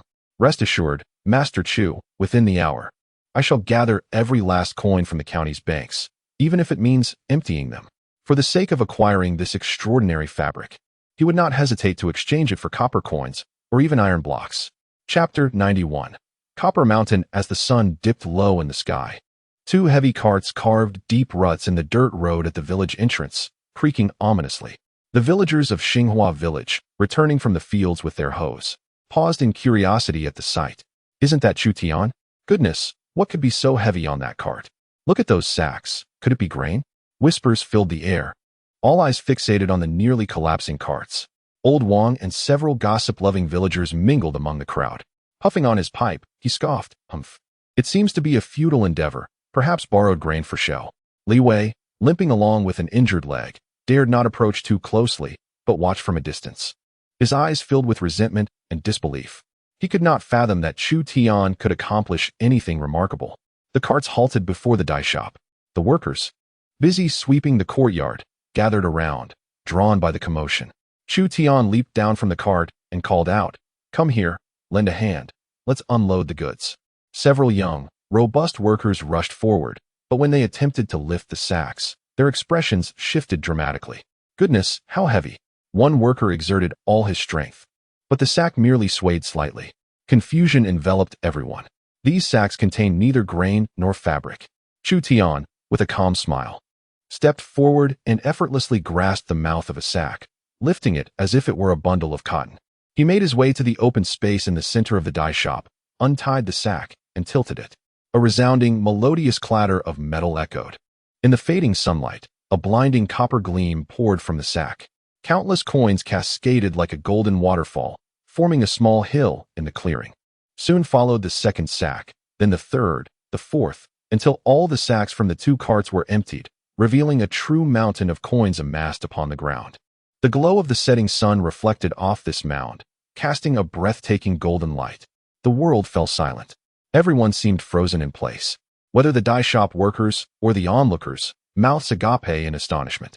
Their eyes remained fixated on the copper mountain, unable to blink. What was this? It was wealth. An unfathomable amount of money. A mountain of coins. Uncertain of who it was, someone swallowed hard, the sound resonating distinctly in the stillness of the air. Am I dreaming? A worker named Wang Erniu trembled as he pinched his thigh fiercely. The sharp pain confirmed that all before him was indeed real. The crowd gathered at the door erupted in astonishment. Good heavens! I have never seen so much money in my life. How much could this possibly be? Surely, it rivals the treasury of the county magistrate. The pipe in Lao Wang's hand clattered to the ground, his aged face drained of color, his lips quivering. Unable to utter a single word, Li Wei was struck as if by lightning, his legs faltering, nearly collapsing to the ground. He gazed at the mountain of coins. At Chu Tian standing before it with an air of calm, feeling a surge of blood rush to his head, the world around him fading to black. Chu Tian clapped his hands, capturing the attention of all the workers. Standing before the mound of copper coins, his voice was tranquil, yet resonated in every ear. You all have worked hard these past few days. I, Chu Tian, keep my word. Now, it is time to settle your wages. He turned to Zhang San beside him. Zhang San, read the names and distribute the money. Absolutely, Brother Chu. Zhang San, equally stunned, took a moment to gather himself. Excitedly grasping the ledger, and began to call out names in a voice that almost turned into a shout. Wang Erniu. Upon hearing his name, Wang Erniu jolted, almost stumbling as he made his way forward. Zhang San took a pre-prepared cloth bag and used a shovel to fill it with a hefty amount of copper coins from the mound, weighing it before handing it to Wang Erniu. Brother Erniu, this is your wage for 5 days, 50 big coins. Take it. Wang Erniu trembled as he accepted the heavy bag of coins, the tangible weight bringing tears to his eyes. He thought this was the end of it. However, Chu Tian's next words led everyone to believe their ears were deceiving them. This 50 big coins constitutes your wages. Chu Tian paused, surveying the crowd before continuing. Given your diligent work these past days, I am quite satisfied. Therefore, each of you will receive an additional reward of 101. The crowd instantly erupted. The workers, initially bewildered, then burst forth in disbelief and uncontainable joy. 101. The bonus is double the wages. What kind of benevolent employer is this? Lord Chu, you are like a second father to me. Wang Erniu was the first to react. The burly man fell to his knees with a thud before Chu Tian, bowing deeply and weeping uncontrollably. He had worked before, and receiving wages on time without deductions was already a blessing. Yet here was Chu Tian, not only delivering full wages, but also bestowing bonuses. 101 at that. Get up, Chu Tian said solemnly. You earn your living through hard work. This is what you deserve. As long as everyone continues to work diligently, such bonuses will only increase, never diminish. Lord Chu is benevolent.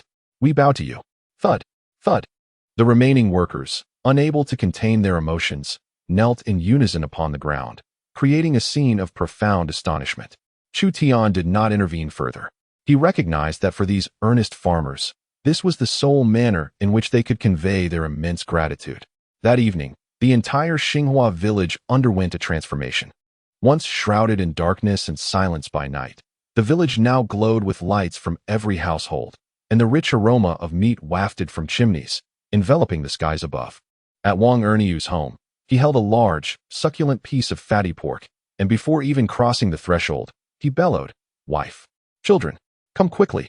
Look what delightful treasures I have brought back." His wife emerged from within, and upon seeing the meat in his hands, her eyes widened in disbelief. "My dear, have you struck it rich? We're going to live well from now on." Wang Erniu poured out a pouch of coins onto the table, the clattering copper almost dazzling his wife and 2 children. Chapter 92. Young Master Chu distributes money. Wang Erniu animatedly recounted to his wife how Chu Tian had returned with 2 large carts of coins and how he had distributed wages and bonuses. His wife gazed at the coins on the table, her hand covering her mouth as tears streamed down her cheeks. For years, they had scarcely seen meat in their home. Soon, a large iron pot simmered with pork and pickled cabbage, the bubbling sounds accompanied by an enticing fragrance that boldly invaded the family senses. The 2 children clustered around the stove, saliva pooling as their eyes sparkled with happiness. Such scenes unfolded simultaneously among the 30 households of Qinghua village. Laughter and joy replaced the sighs of the past. Villagers held their bowls, seated at their doorsteps, feasting heartily while engaging in lively conversation, each face aglow with genuine delight. In stark contrast, at the western end of the village, the homes of Wang and Li stood in shadow. The yard of Wang Laojin was engulfed in darkness. Alone, he sat in the cold living room, a narrow gap left in the door. The enticing aroma of stewing meat relentlessly teased his nostrils, stirring his hunger. He recalled a few days prior when he had mockingly derided Chu Tian as a spendthrift, lost in fanciful dreams. He remembered his arrogance, believing he could profit from Chu Tian's endeavors, only to be met with bitter failure. If only he had not been so prideful. If only he had chosen to lend a hand. Would his own home not be aglow with light, with a pot simmering with meat? The more he pondered, the heavier his heart grew.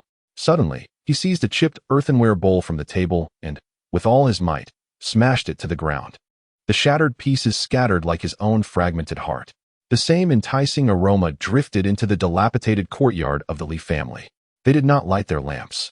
In the dim room, the family of 4 sat like lifeless clay figurines. Li's father sat on a small stool, sighing heavily, his aged face etched with sorrow. Each sigh seemed to drain him of all vitality. A primal roar, more beast than human, erupted violently from Li Wei's throat. He fixated intently on the blurred light outside the window, a seething flame of jealousy threatening to burst forth from his eyes. Chu Tian. Once again, it was Chu Tian.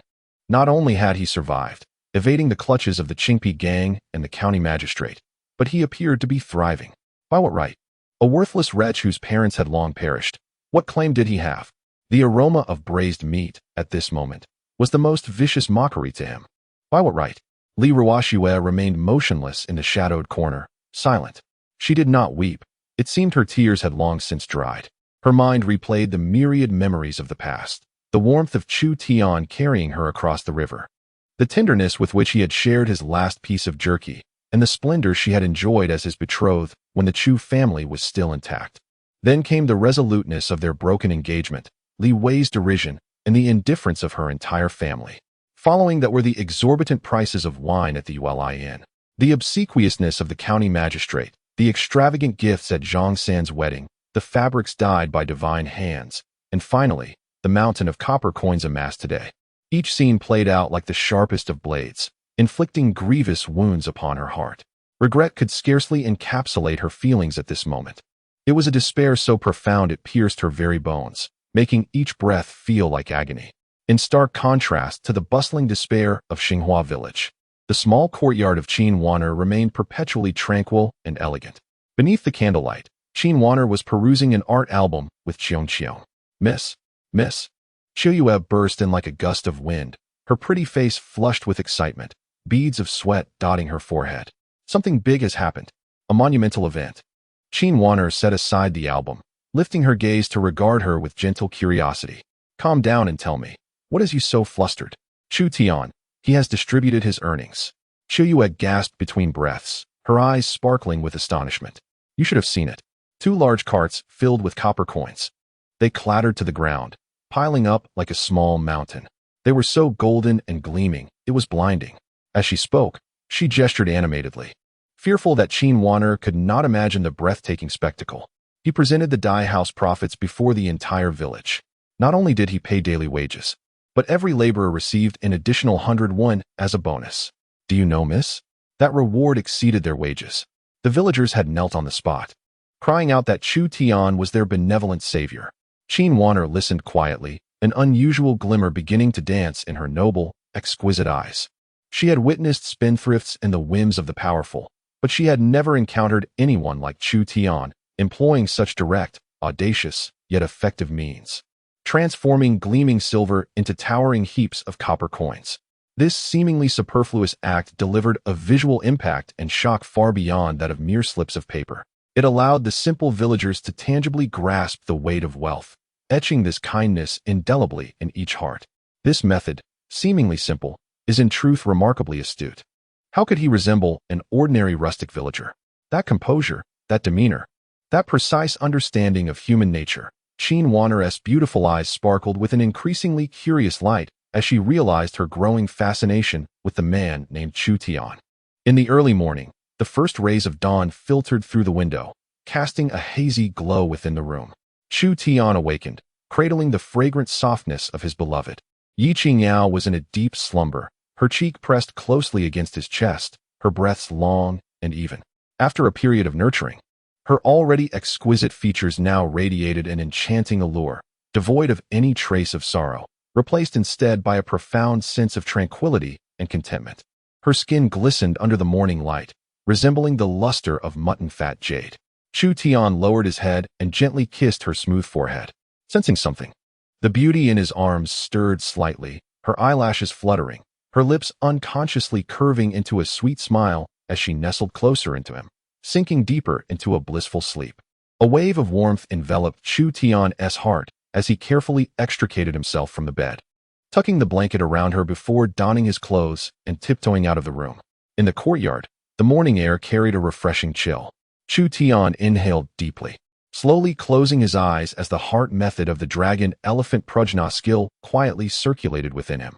Warm currents surged from his dantian, swiftly coursing through his limbs.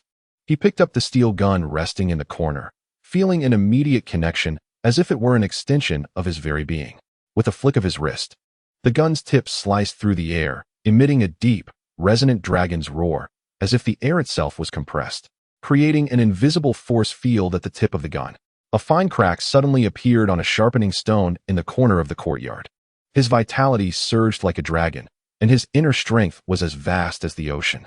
Chu Tian felt an inexhaustible energy coursing through him, a thrilling sensation of continuous enhancement.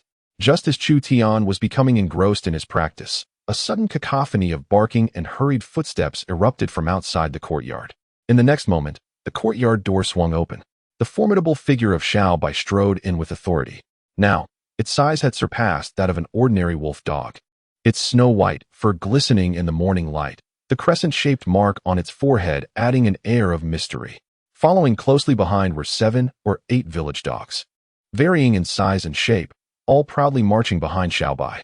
This patrol team of canine royalty had evidently just completed their morning rounds of Xinghua village and was returning triumphantly. However, when Xiao Bai's gaze fell upon the wine jar that Chu Tian had casually placed on the stone table, its regal demeanor vanished in an instant. Its wolf-like eyes gleamed with desire. A yearning growl emanated from its throat as its massive body transformed into a white blur, darting straight for the wine jar. Get back! Chu Tian did not turn around, but rather struck the hilt of the gun lightly against Xiao Bai's forehead. With a yelp, Xiao Bai stumbled, nearly losing its balance. With a look of grievance, it gazed up at Chu Tian, then cast a glance at the nearby wine vat. A soft whimper emanated from its throat, and the large wolf head nuzzled against Chu Tian's pant leg. Its azure eyes sparkled with tears, filled with a desperate plea. Noticing that Chu Tian paid it no heed, it dramatically flopped onto the ground, exposing its soft belly, and began rolling about, emitting various sounds of utmost discontent. The display of petulance left the pack of canine followers behind it momentarily stunned, each tilting their heads in contemplation. puzzled by how their majestic canine king could exhibit such a side. After breakfast, Chu Tian exchanged greetings with the two women and proceeded towards the dyeing workshop at the village's edge. As he approached, a wave of warmth mixed with the fragrant scent of dyes enveloped him. The entire workshop was abuzz with a spirited atmosphere. In front of the large dye vats, workers toiled vigorously, sweat pouring down their faces, yet their expressions radiated genuine joy and determination. They meticulously followed the procedures, immersing bolts of pristine white fabric into the vats, timing their retrieval with precision before designated personnel transported them to the drying area. Despite the hustle and bustle, the workshop maintained an impressive orderliness, devoid of chaos. Zhang San, holding a small notebook, dashed back and forth among the various processes, his dark complexion reflecting his seriousness and focus. The once simple and honest hunter now exuded an air of authority akin to that of a seasoned manager. "Brother Chu, you've arrived." Zhang San's eyes lit up upon spotting Chu Tian, and he hurried over. "How's everything going? Smoothly, I hope?" "Quite smoothly. Exceedingly so," Zhang San exclaimed, rubbing his hands together with excitement. He pointed towards the drying area. "Brother Chu, look. Following your method, we dyed over 300 bolts of fabric in just one day. The color, the texture, it's 10 times better than the finest fabrics in the county." Chu Tian followed his gesture and beheld a splendid array of vibrant, lustrous fabrics neatly piled up in the open space next to the drying area. The dazzling colors resembled a rainbow that had descended to earth, forming small hills. The brilliant hues shimmered under the sun, almost blinding to the eyes. The workers gazed at their labor's results, those mounds of fabric symbolizing wealth and hope. Standing tall with chests puffed out, their eyes brimming with pride and fervent admiration for Chu Tian. At that moment, a worker from the dyeing workshop rushed in, breathless. "Master Chu, the manager of the Yu Lion has arrived, accompanied by several horse-drawn carriages, and wishes to see you." Upon hearing this, Chu Tian nodded, relayed a few instructions to Zhang San, and turned to head home. As he stepped into his courtyard, he spotted Manager Qian standing in the center, his signature brocade robe soaked with sweat, incessantly wiping his forehead with his sleeve. The moment he saw Chu Tian, his plump face broke into a radiant smile, resembling a blooming chrysanthemum, as he hurriedly approached, nearly bending over in deference. "Master Chu, at last, you have returned. I have been waiting for you for quite some time." The visage of Manager Qian was adorned with an almost obsequious smile as he exclaimed, "The last batch of fabric you sent. I've lived for 45 years and have never encountered such divine craftsmanship." Once displayed, the ladies of the entire county went into a frenzy. It was sold out on the spot. As he spoke, he gestured animatedly, then pointed towards the several carriages parked in the courtyard. "And that exquisite liquor, drunken spring breeze, is now more precious than gold. This is the alcohol money for the month, along with the dividends from the fabric. Please take a look." Manager Qian, with great enthusiasm, approached and began to open the large wooden boxes that stood half as tall as a person. With a click, the moment the box lids were lifted, the breath of everyone in the courtyard caught in their throats. Gleaming silver ingots were meticulously stacked within the boxes, reflecting a blinding brilliance under the afternoon sun, dazzling to the point of being nearly unbearable to the eyes. 1 box, 2 boxes, 3 boxes. When all 4 were finally opened, the mountainous pile of silver exuded a resplendent glow. Ye Qingyao and I eagerly clasped their mouths in shock, their beautiful eyes wide with astonishment. Just then, Zhang San hastily entered from outside. He was about to report on the dye house matters, but upon catching sight of the open boxes, he froze in place. His throat constricted as he struggled to speak, his mouth agape, yet no words escaped. Just days ago, he had witnessed the terrifying Copper Mountain, and now he stood before this blinding sea of silver. The overwhelming visual and psychological impact rendered his mind blank, elevating his reverence for Chu Tian to an entirely new echelon. However, Chu Tian seemed utterly unfazed by the sight of the silver. He nodded slightly, acknowledging the bounty. "Zhang San." "Yes." Zhang San jolted back to reality, hastily bowing in response. "Tonight, provide all the workers with a hearty meal featuring generous portions of meat. Additionally, distribute a bonus of 101 to each individual," Chu Tian instructed casually. "Understood," Zhang San replied, yet he hesitated, displaying a hint of difficulty and uncertainty on his face. "Is there something else?" Chu Tian inquired, casting a glance at him. Zhang San bit his lip and whispered, "Brother Chu, there's a matter that requires your decision. While inventorying the fabric today, we discovered 3 pieces missing. Upon investigation, it was revealed that Wang Dachui and Zhao Laosi had secretly concealed them, intending to take them home. The atmosphere in the courtyard immediately grew tense. Chu Tian's expression darkened, his gaze devoid of any emotion, and he uttered 2 words, execute them. Yes. Zhang San felt a chill run down his spine, daring not to speak further. He nodded gravely and swiftly departed. In the dye house, Wang Dachui and Zhao Laosi, caught red-handed, were being kept under the watchful eyes of several workers. Yet they showed no signs of shame. Wang Dachui puffed out his chest, nonchalantly boasting to those nearby, "What is the big deal? I've watched that kid Chu Tian grow up. He used to wear the split-crotch pants for my family. Now that he is wealthy, what is wrong with me taking a few pieces of his fabric?" "Exactly," Zhao Laosi chimed in, rolling his eyes. "The money he earns in a day is enough for us to live on for a lifetime. Why should we care about this trivial matter? It's an overreaction." The surrounding workers, listening to their conversation, furrowed their brows, their gazes filled with contempt and disdain. At that moment, Zhang San strode in, his face darkened with displeasure. Without even glancing at the 2 men, he addressed everyone with a booming voice. "Brother Chu has issued a decree. Wang Dachui and Zhao Laosi, your hands are unclean. Effective immediately, you are expelled from the dyeing workshop and will never be rehired. Now get out." The smug expressions on Wang Dachui and Zhao Laosi's faces froze in an instant. "What? You're firing us?" Wang Dachui exclaimed in disbelief, his eyes wide with astonishment. "Zhang San, don't you dare wield a chicken feather as a talisman. I demand to see Chu Tian. On what grounds do you dismiss me?" Zhang San let out a cold laugh, completely ignoring their protests. He turned to the other workers, raising his voice once more, a smile breaking across his face. "Furthermore, Brother Chu has good news to share. To reward everyone, there will be an extra meal tonight. Meat for all, unlimited. Additionally, Brother Chu has stated that for your hard work, each of you will receive a bonus of 101.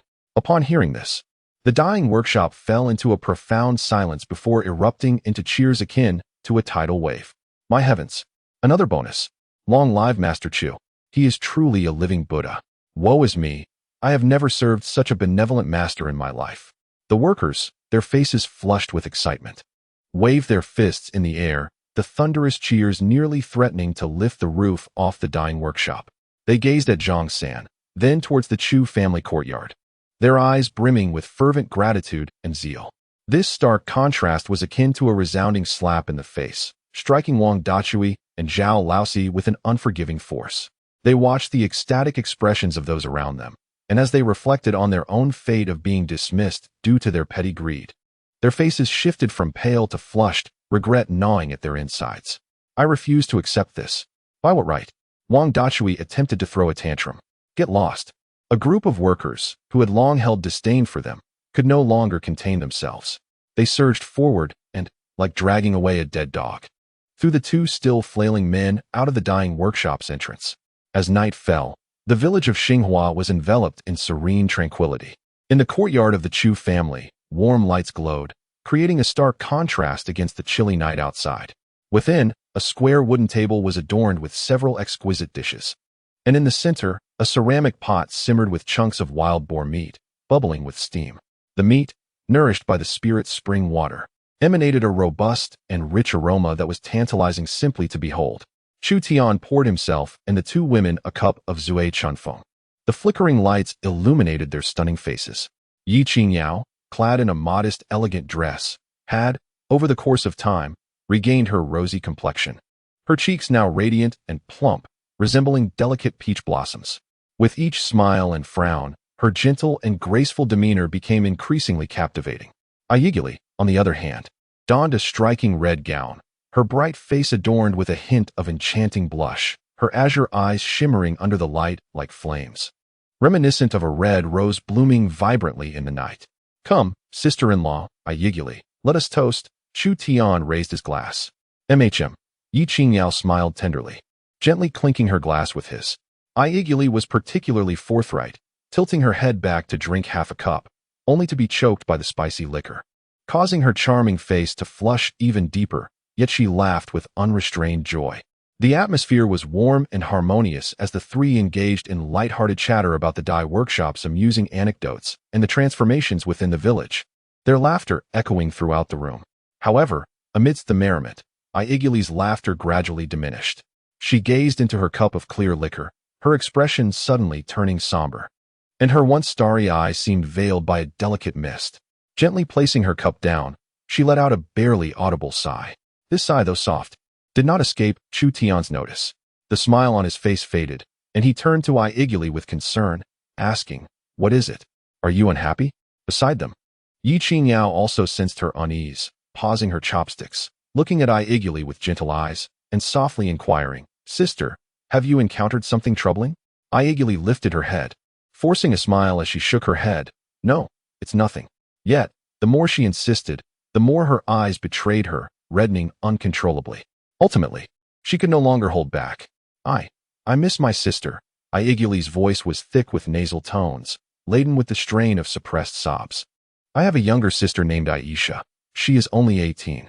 With tear-filled eyes, Iegili choked on her words. "When our tribe was attacked, we were taken together. Later, those merciless slave traders separated us." Iegili bit her lip, tears cascading down like pearls from a broken string. "I only know that I was sold to Qingxi County. But she was taken to a much farther place. I don't know where she is now, or if she is well. She has a fierce spirit, and I fear she may encounter wicked people." As she spoke, her voice faltered, and she covered her face with her hands, breaking down into heart-wrenching sobs. Her cries were filled with boundless longing, worry, and an overwhelming sense of helplessness. Ye Qingyao's eyes also glistened with tears as she moved beside Iegili, enveloping her in a gentle embrace, offering soft comfort while her own tears fell freely. Chu Tian listened quietly, his brow furrowed tightly, watching Iegili tremble in Ye Qingyao's arms. A wave of compassion surged within him. He had long regarded these two women as the most significant figures in his life. Their suffering was his suffering. After a moment of silence, Chu Tian asked gravely, "Do you have any leads? Where might she have been sold?" Iegili lifted her tear-streaked face from Ye Qingyao's embrace, shaking her head through her sobs, before suddenly recalling something. I once overheard those slave traders mention that girls my sister's age, young and beautiful, are typically sent to the county city, where affluent families abound, and they can fetch a high price. Chapter 95. Let us bring her back. Looking at Iegili's tear-stained face, Chu Tian felt no hesitation. He reached out, gently wiping the tears from her cheek with his fingertip. "Do not weep. Tomorrow, I shall set off for the county city to bring her back." As his words echoed in the room, silence enveloped them. Iegili's cries abruptly ceased. She suddenly lifted her head, her tear-filled azure eyes fixed intently on Chu Tian, her expression replete with disbelief. To go to the county city? To search for her sister? Though she had fantasized about it, the vastness of the city and the sea of people made the prospect of finding one person exceedingly daunting. She had resigned herself to the thought that she might never see her beloved sister again in this lifetime. Yet, in the warmth of this night's atmosphere, overwhelmed by emotion, she voiced the deep-seated pain she had long buried, never daring to hope for anything more. But Chu Tian, with effortless ease, bestowed upon her an enormous promise. After a fleeting moment of distraction, an indescribable wave of joy and gratitude washed over her entire being. Unable to contain herself, Iegili lunged into Chu Tian's embrace, her arms tightly wrapping around his sturdy waist, burying her face in his chest as she wept openly.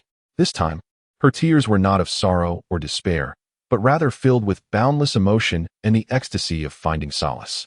This man not only offered her a stable life, respect, and warmth she had never known, but now, he vowed to seek out her long-lost relatives. In that moment, Chu Tian became her entire world, her sky. The following day, before dawn had fully broken, Chu Tian had risen. Iegili's tears from the previous night felt like a branding iron, leaving an indelible mark on his heart. He did not disturb the two women still peacefully sleeping. Instead, he quietly rose and opened the heavy wooden chests. The glimmering silver ingots reflected a cold light in the early morning, but Chu Tian did not even glance at them. He reached directly to the bottom of the chest and retrieved a thick stack of silver notes, which he had arranged with the money manager for convenience. After securely stowing the notes, he prepared some provisions and water, packing them into a simple satchel. "Brother Tian." A gentle voice came from behind him. It was Ye Qingyao. He turned to see her and Iegili, both dressed neatly, standing at the door with slightly reddened eyes. Ye Qingyao stepped forward and meticulously adjusted his collar. her fingertips cool against his skin. Though she said nothing, the worry reflected in her gaze spoke volumes. Be cautious on your journey. Do not overexert yourself. I understand, sister-in-law, he replied, patting the back of her hand. Ye Qingyao silently approached him, pressing a wolf fang necklace strung with a red cord into his hand. A cherished possession she always wore. Our tribe's warriors wear this. The wolf god will protect you. She looked up, her azure eyes shimmering like a lake reflecting the stars, filled with reluctance and hope. Suddenly, Xiaobai, the large wolf, had approached, its immense head nudging Chu Tian's leg while emitting soft whimpers, seemingly aware of his impending journey. Chu Tian chuckled, stroking its large head. Stay vigilant at home, protect your sisters well, and I shall bring you fine wine upon my return. The whimpering from Xiaobai diminished slightly. After bidding farewell to the two women, Chu Tian mounted the cart and set out towards the county city. The cart rolled steadily along the official road, and Chu Tian, seated at the front, did not find the journey tedious. His spirit delved deep within. As the heart method of the dragon-elephant prajna skill began to circulate autonomously within his meridians, a thick current of warmth surged through his limbs with each breath, cleansing his sinews and nourishing his vital energy. The fatigue from the long journey paled in comparison to the might of this formidable technique, transforming into a unique form of cultivation. After 2 days, a towering metropolis emerged on the horizon. The city walls soared over 10 zhong, constructed entirely from dark blue-black stones, casting vast shadows under the sunlight, exuding an oppressive aura that could stir the heart. Even the open city gate loomed taller than the towers of Qingxi County. A continuous stream of merchant caravans flowed in and out, the streets abuzz with the sounds of bustling activity, various accents of vendors calling out, the neighing of horses, and the rumble of wheels coalescing into a symphony of commotion that struck the senses. This was the county city, a stark contrast to the tranquility of Xinghua village and the leisurely pace of Qingxi County. Here lay a true hub of prosperity. Chu Tian paid the entrance fee and drove his horse-drawn carriage slowly into the city. The streets were wide enough to accommodate 4 carriages side by side, flanked by rows of shops, with taverns and tea houses rising 3 to 4 stories high, adorned with flying eaves and intricately carved beams. The pedestrians were dressed far more splendidly than those in the county town, their expressions embodying the unique composure of city dwellers. After securing his carriage at an inn, he wandered leisurely through the streets. As he strolled, a particularly grand silk shop caught his eye. The sign, elegantly inscribed with the words Jinxiu Pavilion, beckoned with its opulence. As a steady stream of elegantly clad women entered and exited. Intrigued, Chu Tian stepped inside. The interior was vast, filled with a dazzling array of fabrics, while a middle-aged man, resplendent in fine silk, animatedly promoted his wares to a noble woman. Madam, do take a look at this exquisite Tian Shuibai. Observe its color and luster. In the entire county city, only our Jinxiu Pavilion boasts such merchandise. 1 foot for a mere 10 taels of silver. Following the man's gesture, a playful smile crept onto Chu Tian's lips as he recognized the extravagant fabric being extolled. It was none other than the tribute-grade cloud brocade, familiar to him as it originated from the dye shop in Xinghua village. Clearly, the fabric trade was far more extensive than he had anticipated. Without making a scene, he turned and exited the Jinxiu Pavilion. His thoughts were not on this matter. His immediate priority was to locate Aisha. He casually sought out a bustling tea house that appeared to be well-informed, requested a table by the street, and ordered the finest tea. "Young lad," he called, "coming right up. What can I do for you, esteemed guest?" replied a sprightly waiter, hurrying over. Without wasting words, Chu Tian produced a 5-tael silver ingot from his pocket and placed it gently on the table, pushing it forward. The waiter's eyes instantly sparkled with excitement. "I wish to inquire about something," Chu Tian said flatly, regarding slaves from the western regions. The waiter discreetly tucked the silver away in his sleeve, his smile growing increasingly respectful, and bowed slightly lower. "Esteemed guest, you have come to the right place. Our tea house is frequented by individuals from all walks of life. We are privy to the most reliable information. May I ask what specific details you seek?" Finding someone, Chu Tian, succinct and to the point, was a striking young woman from the western regions, around 18 years of age, possessing remarkable beauty. The innkeeper, with a glint in his eye, lowered his voice conspiratorially. "Sir, the scope of what you inquire is quite broad. A couple of months ago, a group of slaves from the western regions was indeed brought to the county town, and their allure was simply captivating. Many high-ranking officials vied for their attention. As for the very finest among them, do you know where they were taken? The innkeeper rubbed his hands together, his face revealing a hint of reluctance. Chapter 96. Drunken Spring Pavilion. Chu Tian observed the innkeeper's movements with a stoic expression, placing a silver ingot weighing 5 taels upon the table. The innkeeper's breath quickened as he hurriedly accepted the silver, leaning in closer, his voice dropping to a near whisper.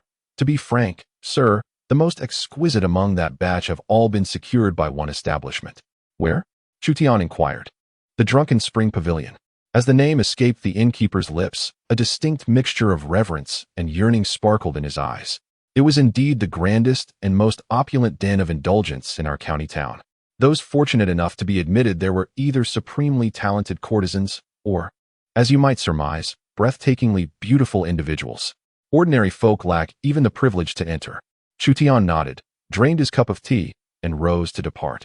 As night fell and the city's lights illuminated, the nocturnal atmosphere of the county town became even more boisterous than by day. Countless lanterns were lit, bathing the entire city in a radiant glow. Following the directions he had gathered, Chu Tian traversed several bustling streets, ultimately arriving before a lavish 3-story pavilion. The entire structure was constructed of exquisite golden silk Nanmu wood, adorned with ornate eaves and hundreds of brilliant red lanterns, casting a bright light before the entrance. The entrance bustled with the comings and goings of affluent young masters clad in fine garments, as well as rotund merchants and gentry. The melodic chirping of birds, the sounds of stringed instruments, intertwined with the intoxicating scent of cosmetics wafting from behind the crimson doors, emanated an air of extreme luxury and temptation. Above the entryway, a grand plaque made of golden silk Nanmu wood displayed 3 gilded characters, Drunken Spring Pavilion. Chu Tian stood apart from the throng, donned in a simple blue robe, starkly contrasting with the extravagant revelry surrounding him. As he gazed upon the 3 characters, a subtle furrow appeared upon his brow before he resolutely stepped inside. Upon crossing the threshold, an even more potent aroma of wine and perfume enveloped him, and the cacophony of voices threatened to deafen. A middle-aged woman, heavily adorned with layers of makeup and sporting elegantly elongated eyeliner, was directing the attendants to welcome guests. Upon turning, she noticed Chu Tian's entrance. Her shrewd eyes, having surveyed countless men, appraised him from head to toe. Noticing his modest attire and composed demeanor, which set him apart from the eager newcomers and extravagant patrons, her smile dimmed slightly, and she approached him with a token semblance of warmth. Ah, sir, you seem unfamiliar. Is this your first visit to our Drunken Spring Pavilion? Her voice dripped with a professional sweetness. Chu Tian disregarded her overture, his gaze sweeping across the raucous hall, and addressed her directly. I am looking for someone. The smile on the madam's face momentarily froze, only to quickly revert to its original form as she covered her mouth and giggled. Oh dear sir, you certainly know how to jest. Everyone who comes here is seeking companionship, are they not? Pray tell, what sort of maiden do you fancy? Do you prefer our innocent girls, or those who are more fiery? I assure you, our ladies will not disappoint. A young woman from the western regions, perhaps around 18, had been sent to the county city 2 months prior. Upon hearing the mention of a girl from the western regions, the madam's eyes briefly flickered with a hint of wariness, but her smile grew even more radiant. Oh dear sir, you truly put me in a difficult position. With the comings and goings here, how could I possibly recall the events of 2 months past? Moreover, this establishment is a reputable house of pleasure, not a den of human trafficking.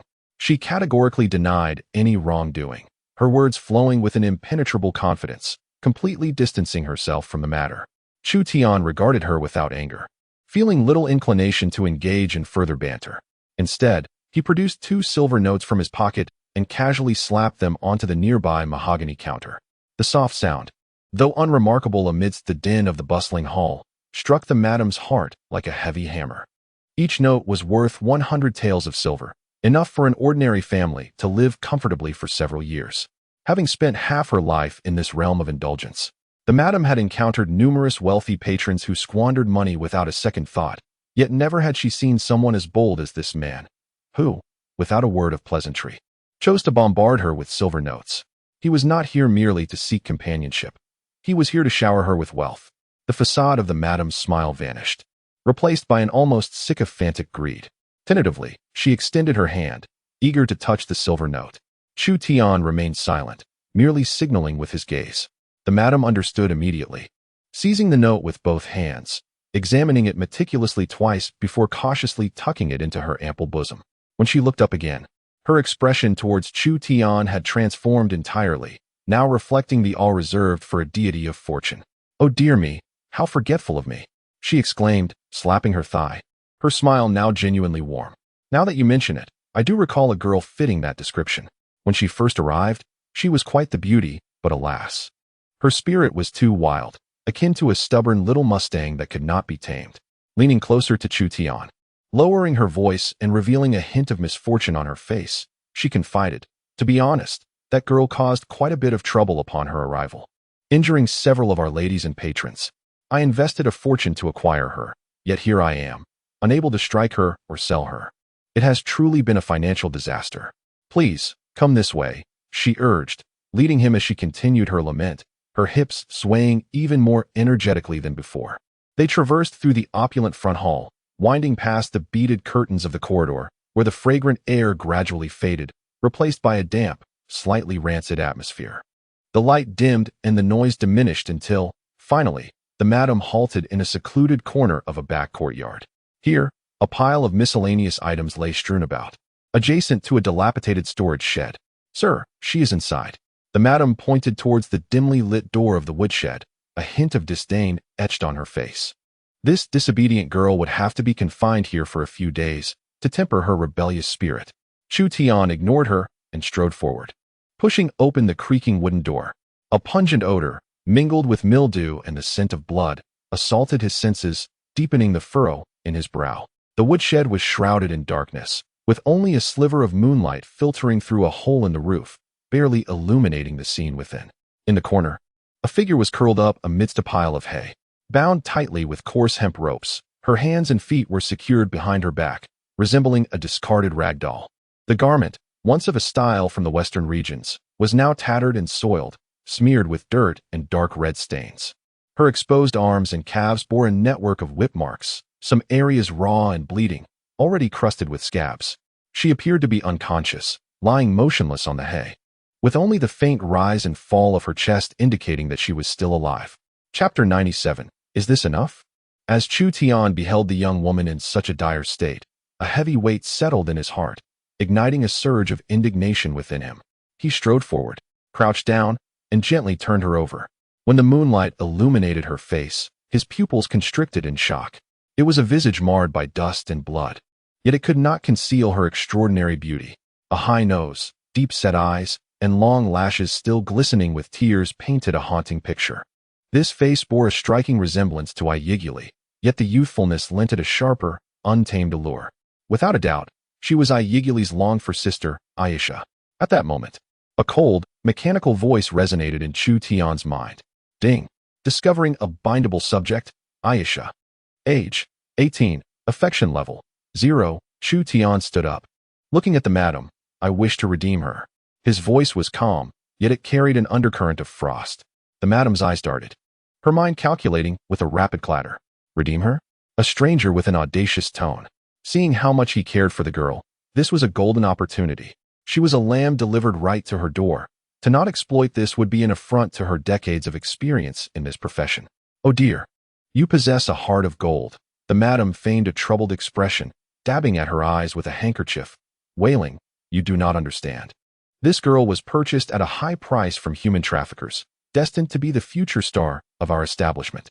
Just look at her face, her figure. With proper training, she could be a veritable cash cow."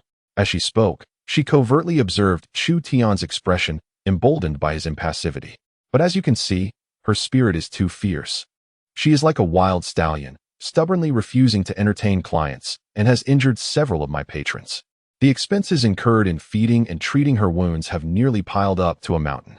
The brothel keeper, with a pained expression, counted on her fingers as if she were making a significant investment. With a determined grimace, she extended her 5 fingers and declared, "A flat price of 1,000 taels of silver, not a single coin less, or you shall not take her away." She gazed at Chu Tian with a sense of triumph, her eyes gleaming with calculation. 1,000 taels was ample enough to purchase 2 fine residences in the county town. She was certain that this man could not possibly afford such a sum, and when he would inevitably bargain, she would deftly manipulate him, gradually extracting every last bit of his wealth. However, Chu Tian's reaction was entirely beyond her expectations. As he regarded the avaricious countenance of the brothel keeper, a fleeting glimmer of murderous intent flashed in his eyes, quickly replaced by an air of indifference. He uttered not a word, instead slowly reaching into his bosom. The next moment, a sharp crack resonated through the quiet courtyard. A thick stack of banknotes was flung onto the rickety table piled with miscellaneous items. The stack, consisting of no fewer than a dozen notes, each worth 100 taels, gleamed ominously in the dim moonlight. The crimson seal of 100 taels burning into the brothel keeper's gaze like a heated iron. Her expression froze instantly. She stood rooted to the spot, her eyes bulging in disbelief as she fixed her gaze on the substantial pile of banknotes before her. How much was there? 1,000 taels? Or perhaps 1,500? Her breath quickened, overwhelmed by the staggering visual impact that rendered her mind a blank slate. This was no impoverished youth. He was clearly a living deity of wealth, cloaked in a humble robe. Is this sufficient? Chu Tian's cold voice roused her from her stupor. Enough. More than enough. She stammered, her demeanor shifting to one of frenzied elation. The way she looked at Chu Tian transformed from that of a predator eyeing its prey to a child gazing upon a beloved parent. She scrambled to the table's edge, her hands trembling as she clutched the stack of banknotes, counting them one by one, fearful of misjudging their quantity. Master, wealthy benefactor, I was blind to your greatness. Once she confirmed the amount, a radiant smile spread across her face, her posture shrinking to the utmost humility. Rest assured, from this moment forth, this girl is yours. I shall fetch the contract of sale immediately. Please, wait just a moment. Fearing that Chu Tian might change his mind, she dashed hastily toward the front hall. Chu Tian, with little interest in her frantic energy, turned and re-entered the woodshed. He withdrew a dagger from his boot, its sharp blade slicing through the coarse hemp rope binding Aisha. Subsequently, he retrieved a water pouch from his storage ring, filled with diluted spring water. He gently propped Aisha up and brought the pouch to her cracked lips, carefully administering the life-giving liquid. As the spring water entered her mouth, a wave of cool, sweet warmth surged through her, revitalizing her parched body as if it were parched earth receiving much-needed rain. Her long eyelashes fluttered lightly before she gradually opened her eyes. What met her gaze was the visage of a stranger. In the dim light, she could not discern his face, yet the aura emanating from him instantly tensed her body. It was a man, one of those brutes who sought to lay hands on her. Almost instinctively, a fierce, beast-like vigilance ignited in Aisha's eyes. She struggled violently, opening her mouth to bite down hard on the arm that was feeding her water. Her teeth did not graze flesh, as he effortlessly evaded her attack. Observing her snarling demeanor reminiscent of a wild animal, Chu Tian felt no anger. Instead, he spoke in a low, steady voice. Aigili, allow me to take you. This simple phrase struck her like a thunderclap, resonating in Aisha's mind with explosive force. Her body jolted. All her struggles, all her hostility crumbled to dust upon hearing that familiar name, etched indelibly in her memory. She froze, her entire being immobilized. Those once wary azure eyes locked onto the man before her. Aigili's sister. Was she dreaming? Or was this a mirage conjured by her dying mind? No, that was not right. This name was known to no one here but her. It had been ages since anyone had uttered it in her presence. An indescribable pang of sorrow surged from the depths of her heart, instantly obliterating all her fortitude and facades. She gazed at Chu Tian, her lips quivering violently. Yet no words escaped her. In the next moment, the tears that had long been pent up in her beautiful eyes burst forth like a flood that could no longer be contained. Chapter 98. Tomorrow we go home. In the storeroom, the girl's cries were muffled and despairing, as if she sought to expel months of accumulated grievances and fears in this singular moment. Chu Tian watched her quietly, neither urging nor comforting. He understood that she required this cathartic release. It was only when her sobs gradually transformed into soft whimpers that he unfastened his outer garment and gently draped it over her scarred shoulders. The fabric still retained his warmth, causing Aisha's trembling body to stiffen abruptly. She lifted her tear-streaked face to gaze at him, her eyes brimming with tears. Chu Tian did not utter another word. Instead, he bent down, his arms encircling her knees and back, lifting her effortlessly into his embrace. Aisha emitted a short gasp, her body instinctively tensing, but the thought of her sister's name stayed her struggles. Instead, she buried her face deeply into the warmth of his garment, her silent tears soaking its fabric. Ding. Congratulations, host. Successfully bound Aisha, current affinity level 30. The prompt that resonated in Chu Tian's mind stirred something within him. He held the delicate girl, as light as a feather, and strode purposefully out of the filthy courtyard. The brothel madam, waiting outside, rushed over with a sycophantic smile. Sir, you see, Chu Tian continued unabated, casting her a cold glance. The madam shivered under his gaze, her remaining words stifled in her throat. She watched helplessly as Chu Tian carried the bloodied girl, making his way through the opulent hall, disappearing beyond the entrance of the drunken spring pavilion amidst the astonished gazes of the wealthy patrons and courtesans. It was only when his silhouette vanished completely that the brothel keeper realized her back was already drenched in cold sweat. At the county inn, Chu Tian kicked open the door, carefully laying Aisha on the bed. Young lad, he called. The innkeeper rushed over, panting. Prepare the finest hot water and bring a set of clean women-esque clothing. Swiftly, Chu Tian tossed a piece of silver from his pocket. The innkeeper's eyes brightened as he caught the coin, bowing repeatedly in acknowledgement before hurriedly departing to fulfill the request. Before long, hot water was delivered, accompanied by a set of pristine garments clearly of considerable value. Chu Tian gestured towards the screen. Go wash up and change out of those filthy clothes. Aisha curled up in the corner of the bed, hugging her knees like a frightened creature, her swollen azure eyes warily watching him, unwilling to move. Chu Tian did not rush her. He simply placed the new clothes by the bedside, turned, and sat at the table in the outer room, pouring himself a cup of tea as he waited in silence. Time trickled by. Eventually, the sound of rustling water emerged from behind the screen. After the passage of a fragrant incense stick, a figure stepped out from behind the screen. Chu Tian's breath caught for a moment. The warm water had washed away the grime and blood, revealing her smooth, delicate skin, marred only by faint scars that did nothing to diminish her beauty. She donned a pale blue gown, though not of her tribe style, it still failed to conceal her exotic allure. Her features were more pronounced than Aigu Li's, bearing an untamed defiance. Her azure eyes resembled a sky washed clean after rain, clear to the depths, yet still holding an air of lingering vigilance. Standing there, she resembled a thorny rose defiantly thriving in adversity, beautiful yet perilous. She regarded Chu Tian in silence, but within her watchful gaze, there flickered a hint of inexplicable reliance. In this unfamiliar county, the man who had rescued her from the flames while invoking her sister's name was the only lifeline she could grasp at this moment. Chu Tian spoke simply, "Rest for the night. We shall return home tomorrow." Home. How simple yet distant those two words felt. Aisha bit her lip and nodded heavily. The journey back to Xinghua village felt much slower than the journey there. Inside the carriage, Aisha curled up in the corner, hugging her knees, mostly silent. Occasionally peeking through the curtain to gaze at the rapidly retreating fields and trees, her eyes filled with confusion about the unknown and a glimmer of hope. 2 days later, the familiar entrance of the village finally came into view. At the Chu family's gate, 2 graceful figures paced anxiously, stretching their necks from time to look towards the village entrance. It was Ye Qingyao and Aigu Li. Why haven't they returned? Aigu Li's face was etched with worry. The county was so far. Would her husband encounter any trouble? Ye Qingyao clasped her hand gently, soothingly assuring her, "Do not worry. Tian Di possesses great abilities and will be safe." Yet, despite her words, the worry in her eyes mirrored that of Aigu Li. At that moment, the distinct sound of galloping hooves drew nearer.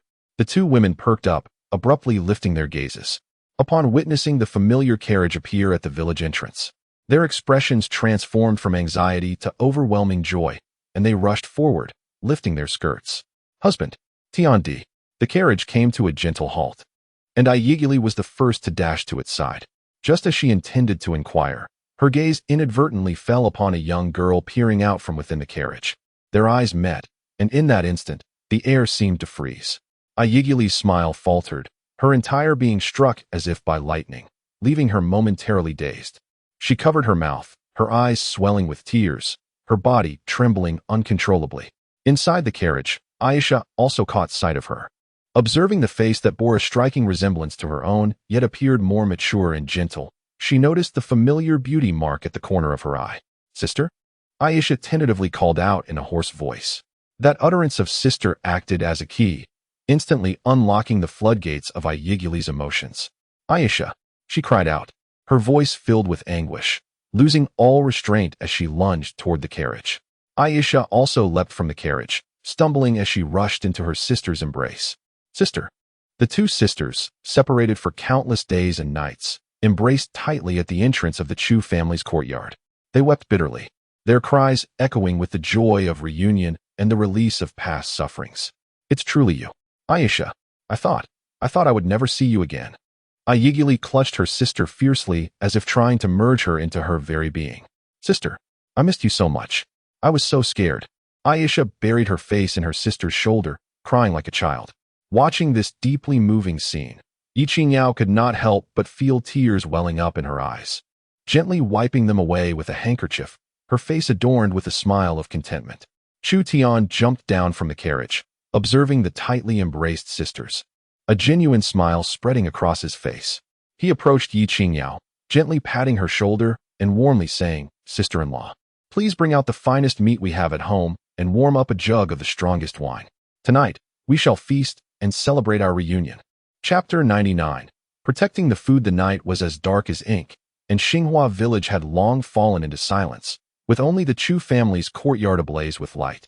Bright as day, the rich aroma of meat mingled with the intoxicating scent of spring wine, boldly wafting into the air, enticing even the patrolling dog, Wang Xiaobai, who could not resist abandoning his companions and scampering home.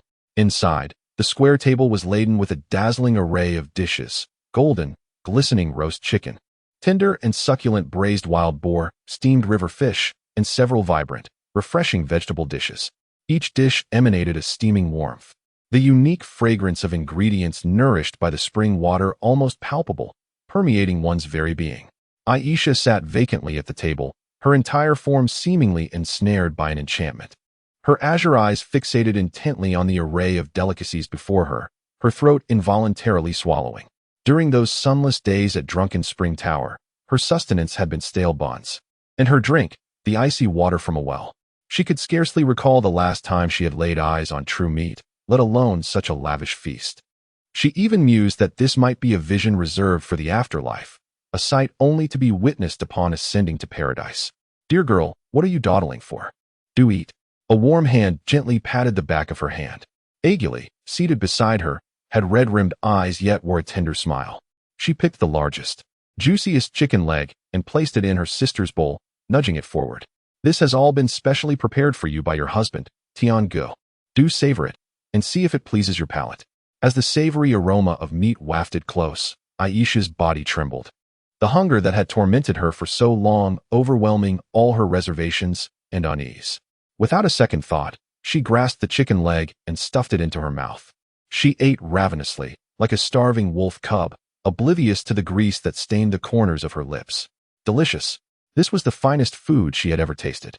As she continued to eat, tears flowed uncontrollably, each droplet scalding as it splashed into her bowl, mingling with the meat juices. She could not discern whether her tears were born of the exquisite flavors or the bitterness of her past. All she knew was that she had survived. "Slow down. Don't choke. There's plenty more in the pot." Ye Qingyao watched her with a mixture of pity and amusement, rising to serve her a steaming bowl of meat soup, gently placing it beside her. "Thank you, sister-in-law," Aisha mumbled gratefully, a term her elder sister had taught her. Aiguli gazed at her sister's voracious appetite, her heart nearly overflowing with compassion. She continuously added meat to her sister's bowl, tenderly wiping the grease from the corners of her mouth with a handkerchief. "We owe our current fortune to Tian Go." Aiguli's voice was soft, yet imbued with strength. "My sister was once sold by a human trafficker, and it was Tian Go who rescued me. He is unlike other men. He never strikes or scolds us, granting us a home where we can eat our fill and live like human beings." She paused, observing the lingering confusion in her sister's eyes, and continued. "Tian Go is remarkable. He brews fine wine and possesses a wondrous dyeing technique, creating fabrics fit for deities. Even the county magistrate shows him respect. He promised me he would find you in the county town, and he truly has." Aisha's chewing instinctively slowed. She lifted her gaze, stealing a glance at the man seated at the head of the table. Chu Tian conversed softly with the gentle and beautiful Ye Qingyao, a faint smile gracing his face as he occasionally served his sister-in-law some dishes and poured himself a glass of wine, exuding an air of serene contentment. Unlike what his sister had suggested, he did not boast of his own strength or adopt a condescending savior's demeanor. He sat there quietly, resembling a majestic mountain, steadfast and dependable, imbuing the room with warmth and tranquility. This man, indeed, was as gentle as his sister had described. Within Aisha's heart, something began to melt away silently. Gratitude, curiosity, and a hint of dependence intertwined, drawing her gaze into a trance. At that moment, a white figure stealthily slipped in from outside. Xiao Bai, with its large wolf-like head held high, strutted around the room with an air of indifference, finally fixing its gaze on the glistening plate of braised pork at the corner of the table. Lowering its body and treading lightly like a seasoned assassin, it edged closer to the table. Just as its tongue was about to graze the edge of the plate, an unexpected turn of events occurred. No stealing. A sharp reprimand pierced the air. Aisha, who had been lost in thought, instantly flared up. She clutched her bowl and chopsticks tightly to her chest, while her other hand shot out like lightning to protect the plate of meat in front of her, her azure eyes flashing with fierce intensity as she glared at Xiao Bai. It was an instinctive reaction honed from years of guarding her food, executed so swiftly that it bypassed her consciousness. Xiao Bai, ready to indulge, was shaken to its core by the sudden outburst, nearly toppling over in surprise. It stood there, bewildered, glancing between Aisha and the meat on the table, its large wolf eyes filled with innocence and confusion. Who am I? Where am I? What have I done wrong? This newcomer, a mere biped, appears even fiercer than the master who often kicks me. A wave of immense grievance surged within Xiao Bai, and with a whimper, it tucked its tail and retreated to the corner, casting a mournful gaze at everyone in the room. The room erupted in laughter. Initially taken aback, everyone soon burst into hearty guffaws.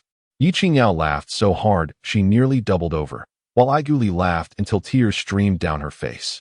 Even the usually composed Chu Tian could not suppress the upward curve of his lips. This sudden laughter jolted Aisha out of her tense state. She looked at the pitiful Xiao Bai in the corner, on the verge of tears, then glanced at her sister and sister-in-law, who were shaking with laughter, and felt her cheeks flush a deep crimson. It dawned on her that this was not the perilous environment of the drunken spring building, where one had to fight for survival. No one would snatch her food here. As she soaked in the warmth and kindness of their laughter, the long-lost feeling of safety enveloped her like a rising tide. The tension that had gripped her heart finally relaxed.